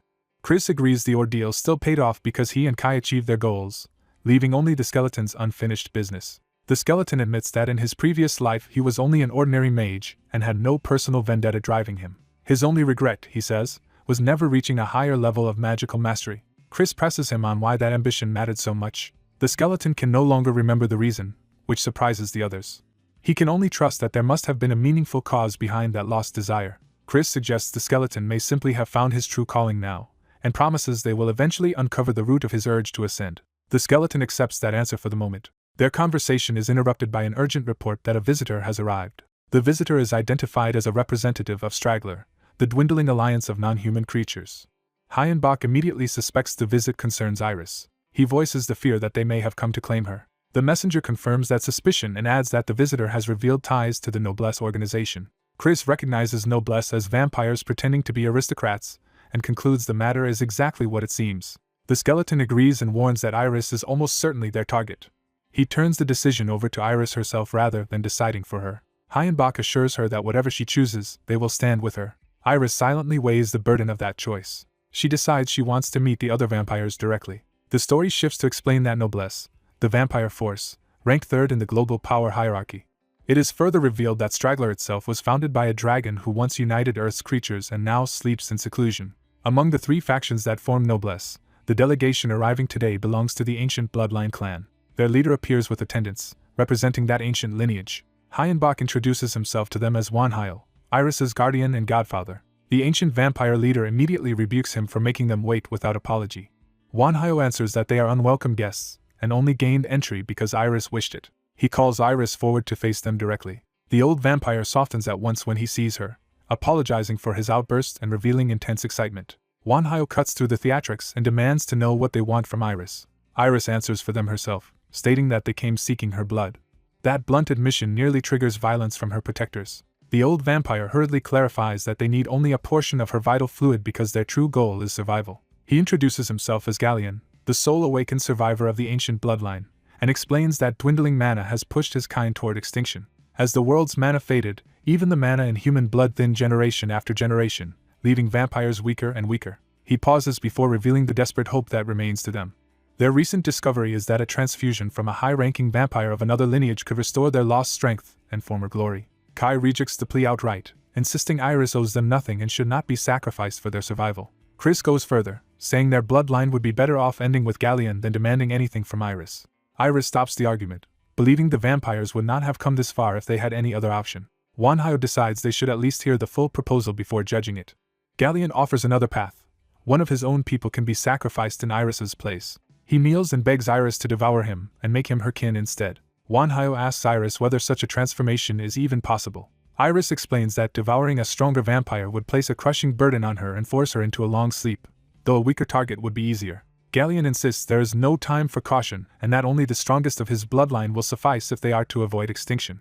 Kai protests that Iris should not have to give herself up for anyone, but Iris answers that the matter is more complicated than that. She reveals that devouring another vampire would let her absorb their memories and experience and become stronger, but the price would be a deep slumber.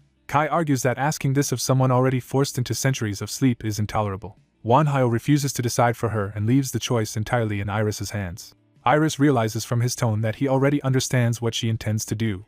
She thanks her godfather for trusting her judgment, and apologizes to Kai for the pain her choice will cause him. Then she bites Galleon, taking his blood and beginning the transformation. Kai can only watch in shock and anguish as it happens. Afterward, Iris commands her first new subordinate to rescue the rest of his former clan and obey Wanhyo while she sleeps. She enters a suspended state inside a chamber, beginning the long slumber that will accompany her growth.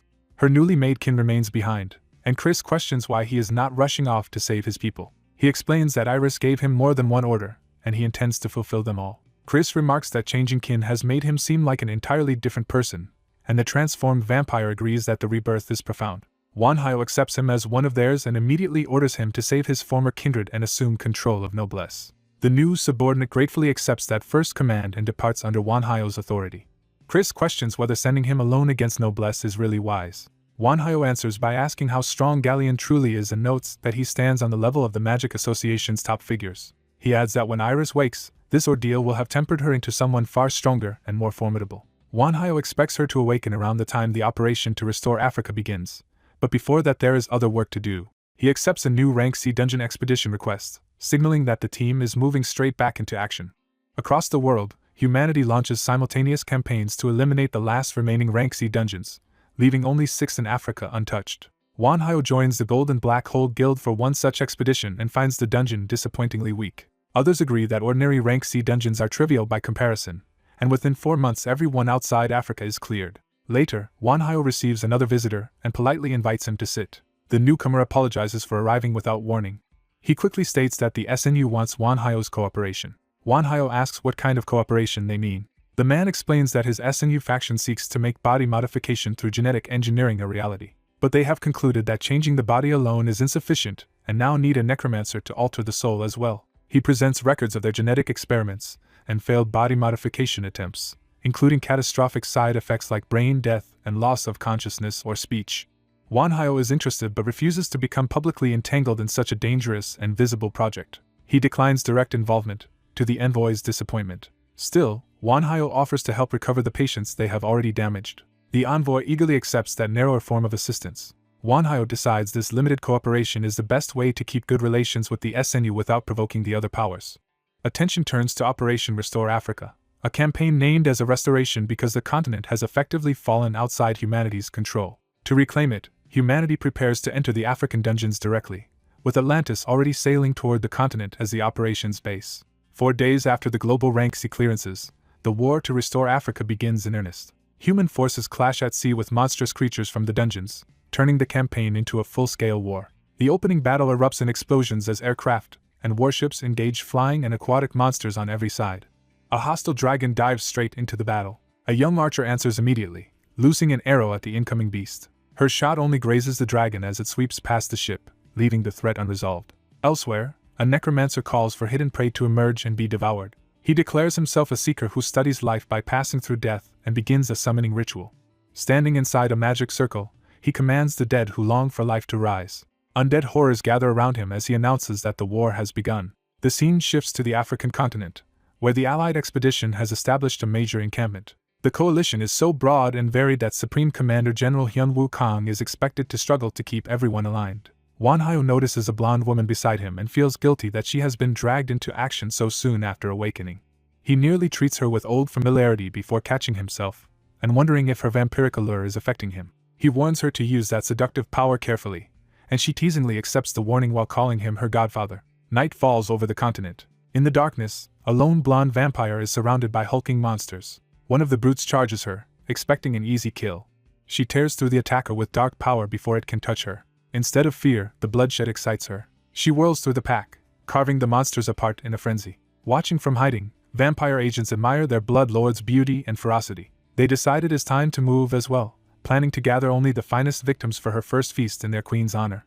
Back at the Allied camp, transport aircraft begin deploying heavy assets. Massive mechanized soldiers descend from the sky to reinforce the expedition. The Allies unveil these giant soldiers as a key part of their war effort. Wanhyo questions why they were deployed early when they were supposed to join only after the dungeon assault began, and a soldier explains that Allied forces have been under monster attacks all night. Because of those widespread attacks, command pushed the giant soldiers into service ahead of schedule. Wanhyo then asks whether the reason their own brigade has avoided ambushes is connected to him. The officer realizes he means straggler and confirms it. The vampire woman, still reveling in battle elsewhere, admits that having straggler on their side gives her peace of mind, at least for the night. Wanhyo receives a rare mental call from Nidhogg. The dead dragon asks for permission to fight on Earth and test his power there. Because Nidhogg is troubled by something he senses, Wanhyo grants him 4 hours and full use of his mana. Nidhogg gratefully promises to return soon. Wanhyo reflects that this is Nidhogg's turn to grow stronger through hardship. Nidhogg takes flight. He rises into a sky crowded with flying monsters. Without hesitation, he unleashes a devastating blast through the swarm. The attack tears apart the airborne creatures and scatters the rest. Annoyed by the clutter, Nidhogg orders everything out of his way. He surges onward at even greater speed. A winged humanoid suddenly intercepts his path. Nidhogg realizes the source of his irritation is real and concludes that a dragon's presence exists on this continent. He declares that this dragon is now his true target and vows to hunt it down. Landing near Wanhyo, Nidhogg urgently reports that the dragon is indeed somewhere on the same continent. The revelation shocks the nearby soldiers and allies. Nidhogg insists that Africa is home to a dragon that stands against them. Wanhyo absorbs the news while the camp murmurs in alarm. One officer exhales heavily, recognizing how serious this has become. Wanhyo is brought before the allied representatives and accused of stirring up another crisis.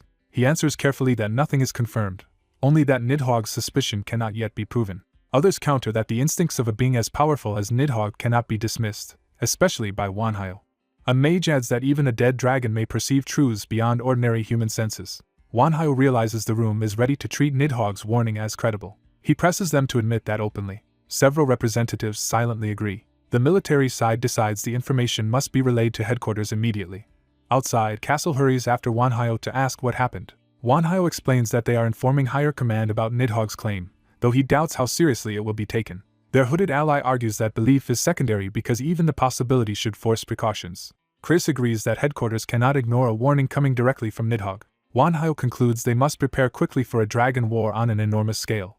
He reflects on what dragons are: ancient magical beings with immense mana, limitless memory, and bodies built for overwhelming force. Castle, hearing that, wonders how anyone is supposed to fight such a monster, and loses his appetite for battle. Wanhyo admits he feels the same, but reminds himself he swore an oath to Nidhogg. He promised to turn the dead dragon into a worthy imitation of the real thing, and now he finally has the chance to keep that promise. Wanhyo adds that if a dragon is present, then its attendants must be nearby as well.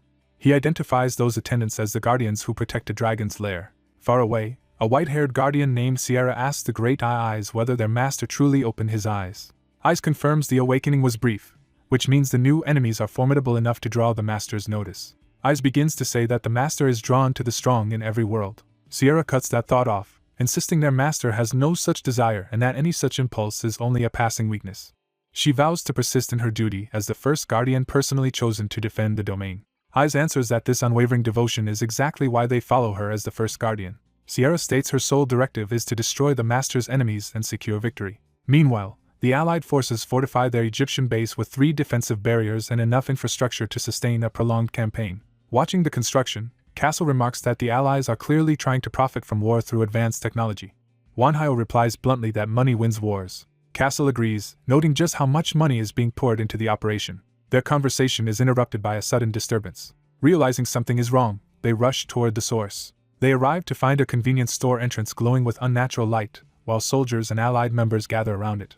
Someone identifies the phenomenon as a dungeon that has connected itself to the convenience store. Worse, another newly discovered dungeon has been classified as rank F, beyond the previously known maximum of rank E. Wanhyo orders the troops to await headquarters instructions but authorizes decisive action in any emergency and accepts responsibility for the consequences. Nidhogg carries Wanhyo and his companions into the air above the base. From above, Wanhyo notices multiple pillars of light appearing across the city and suspects the sudden outbreak may actually help them. Their hooded ally explains that dungeon entrances in Africa once had to be hunted down, but if one has linked itself here, then the others across the continent may now be connected as well. Wanhyo sees the strategic implication immediately. He decides they should return to headquarters first and reassess. At the representatives' meeting, the same warning about dragons sparks debate, with some wanting caution and others insisting the expedition continue. The final compromise is to proceed with the expedition while keeping Wanhyo's unit in reserve. Castle argues that no other force could respond as effectively as their own in a sudden strike. Wanhyo agrees, pointing out that their unit alone rivals the combined strength of the rest of the Allied forces. Castle wants to vent his frustration by charging out, but Wanhyo orders him to hold position and wait for the signal. Castle urges the group to stay together for safety and asks if that caution comes from Wanhyo's instincts. Wanhyo confirms that it does. Night deepens over the camp. The dungeon entrance suddenly flares brighter. Its light erupts violently as something begins to emerge. A wave of monsters pours out of the portal. The invading horde includes ogres, werbeasts, goblins, and other creatures in overwhelming numbers. They flood through the connected structure like a living stampede. Wanhyo immediately orders Pattern 2 and begins activating magic defenses. A massive purple summoning circle opens in response. An undead army materializes, led by towering skeletal giants, to meet the invasion head-on. As explosions rip through the streets, soldiers are ordered to ignore collapsing buildings and answer with full force. When an urgent report arrives from Barrier 3, the commander insists the operation is still on track and tells them to continue. At Barrier 3, Wanhyo asks whether the enemy is advancing toward their position. A blinding light answers before anyone can respond. Wanhyo recognizes the attack as dragon breath. He quickly realizes the attackers are not true dragons but dragonkin monsters. He identifies the pair as a drake and a draken. Wanhyo throws up a reflect shield and catches the incoming blast before it can wipe out the barrier. He follows by opening another dark portal to reinforce the defense. The smoke clears, but the threat is far from over. Castle hopes the danger ended with that exchange, yet Wanhyo can already tell it did not. Stone golems march forward through the haze, proving the assault is only escalating. Wanhyo orders their strength raised and prepares to deliver punishment in return. At the same time, priests invoke a god who rules life and death alike, asking for divine protection. Their prayer manifests as a golden magic circle over the golems. Holy power crashes down and smashes many of the stone monsters to pieces. The hooded ally praises the unexpected power created by combining human will with divine magic. Wanhyo barely has time to acknowledge the compliment. Sierra suddenly lunges into the battlefield, forcing Castle to intercept her. Castle gleefully claims the duel for himself before Wanhyo can react. Sierra sizes him up and admits his scars make him exactly her type. Castle flirts back with a threat, promising her a date that may cost her a hand. Before they can clash properly, two skeletal commanders descend onto the battlements. Sierra is stunned to see Duran and Henry appear here. They tell her the original plan has failed and order an immediate retreat. They explain that the enemy side now fields both a vampire and a full legion, making the situation untenable. Eyes backs the order and commands everyone to fall back. The Great Eye then darts toward Wanhyo, drawing his full attention. Wanhyo is unsettled by the eye's sudden movement and scrutiny. A barrage of projectiles rains down around the defenders, forcing everyone to brace. Castle curses the interruption, frustrated that Sierra slipped away before he could finish the fight. Wanhyo pushes that aside and orders the remaining monsters cleaned up first. Later, at another meeting, a representative introduces someone some of them may already know. A bearded man bows and identifies himself as a vampire from the Straggler, offering his service. The commander bluntly asks whether the Stragglers are truly on humanity's side. Another official argues that monsters cannot be trusted, citing soldiers killed by vampires as proof of their disloyalty. The vampire denies responsibility for those deaths and reminds them that his kind has also saved countless human lives. When a man angrily insists monsters have no right to judge humanity, the vampire turns the accusation back on him by asking whether he owes his own life to those same monsters. Wanhyo intervenes, acknowledging the distrust but reminding everyone that the Stragglers have existed since ancient times. He personally vouches for them and insists the real issue is the enemy now facing them. To make that threat undeniable, he shows battlefield footage of Eyes, Sierra, and the skeletal commanders. He explains that every one of those enemies is as dangerous as a rank C dungeon boss. The commander realizes that even this advanced force would make for a brutal battle. Someone voices the terrifying implication that if these are merely the attendants, then the dragon itself must be the true boss. Before the discussion can go further, there is a knock at the door. The interruption brings urgent news for Hyenbach. An emissary from Nest has arrived to see the Blood Lord. A stern envoy confronts the group and asks whether they belong to the Necromancer and company. Hyenbach confirms the affiliation without hesitation. His side immediately realizes the envoy is no human at all, but an immensely powerful artificial being. The automaton explains that she has come with an invitation from Nest's master, who wishes to meet them. Hyenbach agrees to hear more before deciding.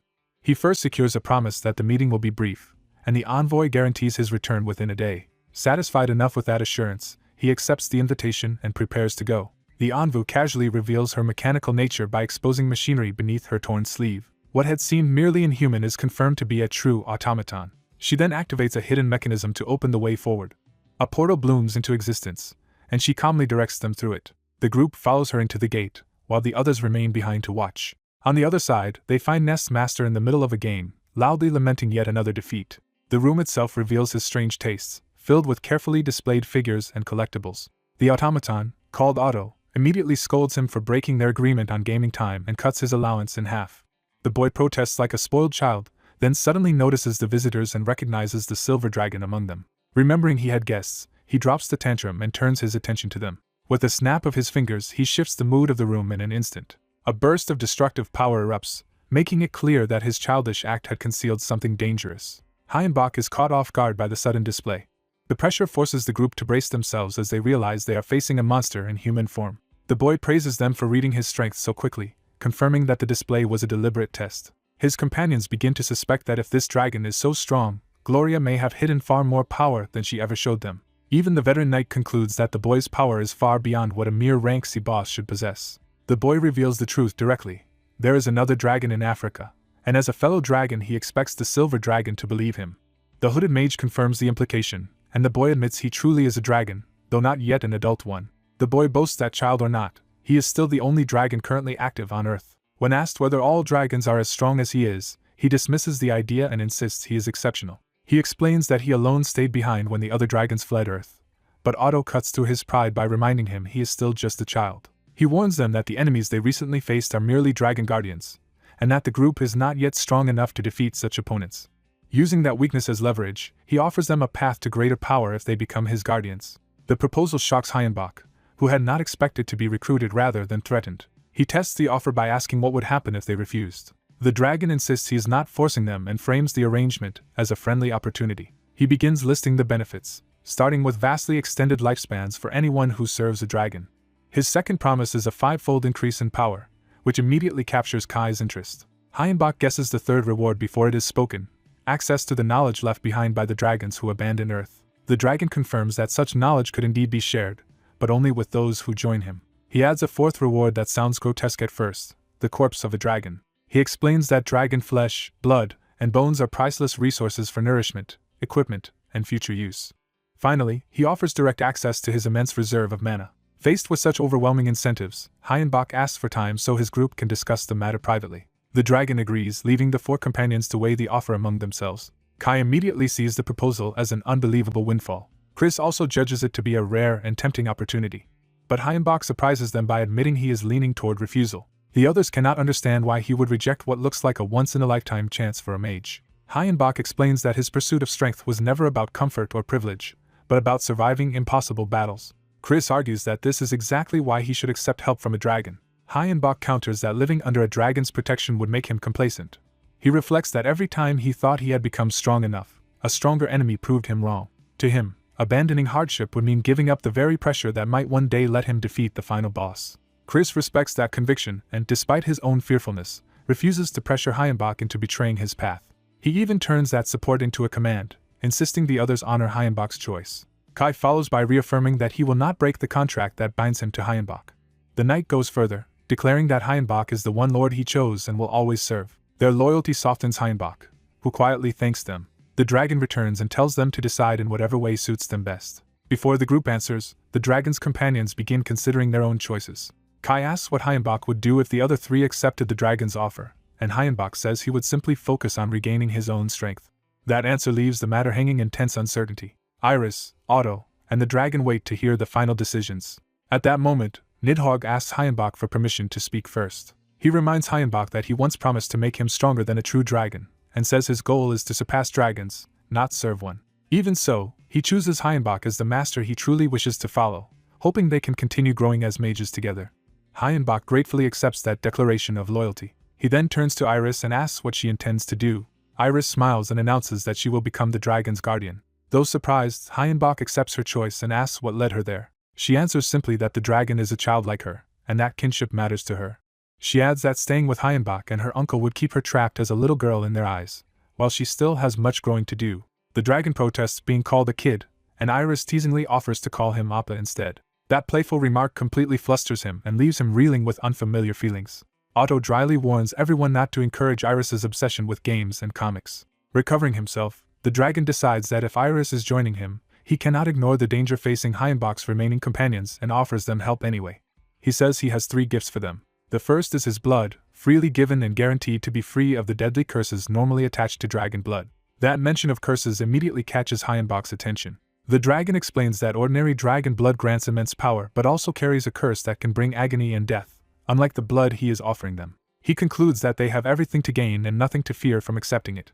Hyenbach then asks for a sample of the cursed version as well, and the dragon casually agrees to provide an extra bottle. The second gift appears next as a tray of dragon bones overflowing with mana. The sheer magical density of the bones stuns Hyenbach and confirms they are genuine dragon remains. When Hyenbach asks if the dragon is truly giving them away, the boy says this is only a small taste of what service to him could have earned. His final gift is even more shocking, a pair of preserved dragon hearts.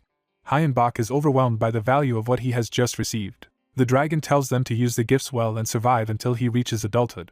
Asked how long that will take, he admits he has no idea and says it could happen today or 5 years from now. Hyenbach decides that 5 years is a manageable deadline to work with. With the exchange complete, he prepares to leave, though the dragon seems reluctant to end the meeting so soon. Hyenbach says the gifts are too valuable to leave idle and that he wants to begin researching them immediately. The dragon jokes that mages are all alike, then reassures him that Iris will be safe. Hyenbach parts from Iris warmly, and she answers by calling him her godfather. Even while leaving, he can barely contain his excitement over obtaining a dragon heart. Kai says his farewells and heads out with the others.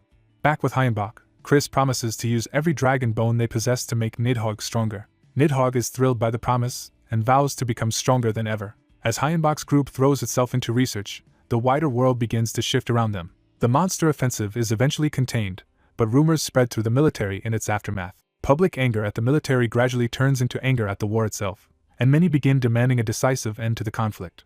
At the same time, another faction argues that monster power should be harnessed for humanity's benefit, deepening the divide among humans. That growing split is exactly what the enemy had wanted all along. Elsewhere, Hyenbach checks on Nidhogg after the experiments begin. Nidhogg, now moving in a massive dragon body, marvels at what it feels like to truly move again. Hyenbach explains that Nidhogg now exists in a paradoxical state, both undead and alive. As long as mana remains, his body can regenerate endlessly, making him a being of extraordinary potential. Hyenbach concludes that Nidhogg is now on the path to becoming a real dragon. The idea leaves Nidhogg stunned. Hyenbach admits that this outcome was only possible because of a mistake he once made. He reveals that he originally named Nidhogg after a mythic dragon because he wanted him to possess the ferocity and power to rival a true one. But he now believes that names carry real power, and that this naming shaped Nidhogg's fate. He recalls asking the silver dragon whether any dragons still remained in the world. The answer had been that most dragons abandoned Earth, though some may still exist in altered forms. Those that remained would either have fused with natural landscapes or dissolved into the dragon veins. From that clue, Hyenbach deduced that the true Nidhogg was one of the dragons left behind on Earth. The realization shocks Nidhogg. Hyenbach explains that the spirit of that dragon, now fused with the veins, will eventually try to seize Nidhogg's body unless he overpowers it. So he tells Nidhogg that there is only one answer: become stronger and dominate the dragon's spirit instead. Nidhogg swears he will not lose. Pleased, Hyenbach decides to test that new power and push him even further. Reviewing his own status, Hyenbach notes that reaching 8th Circle remains extraordinarily rare, with fewer than 30 known territories in all of Edia's history. The dragon blood has raised his level by 1, and his other companions have also grown dramatically, yet Nidhogg's potential still surpasses all of them. Even without drinking the silver dragon's blood, Nidhogg now possesses the highest ceiling in the group. Chris asks again whether self-knowledge is truly the key to reaching 8th Circle, and Hyenbach confirms it. When Chris keeps pressing the point, Hyenbach snaps that he has already answered the same question dozens of times, and Chris sheepishly apologizes for getting carried away by his dream. Kai interrupts to say they are nearly at their destination. Traveling by a flying palanquin, Hyenbach wonders what their mysterious host meant when he said it would take them to where he was staying. The answer comes as the vehicle suddenly rises higher still. Hyenbach realizes with surprise that they have been flying the entire time. The palanquin continues through the night sky toward its hidden destination. At last they arrive, and the group steps out together. A green-haired man greets Hyenbach as an old acquaintance, and Hyenbach recognizes him after a long absence. The man reveals that Hyenbach truly did reach 8th Circle, though he had only given him a slim chance of surviving long enough to do so. He leads Hyenbach and the others up toward a grand inner sanctuary. As they approach the final chamber, he tells Hyenbach that he has made it, and that the end is close.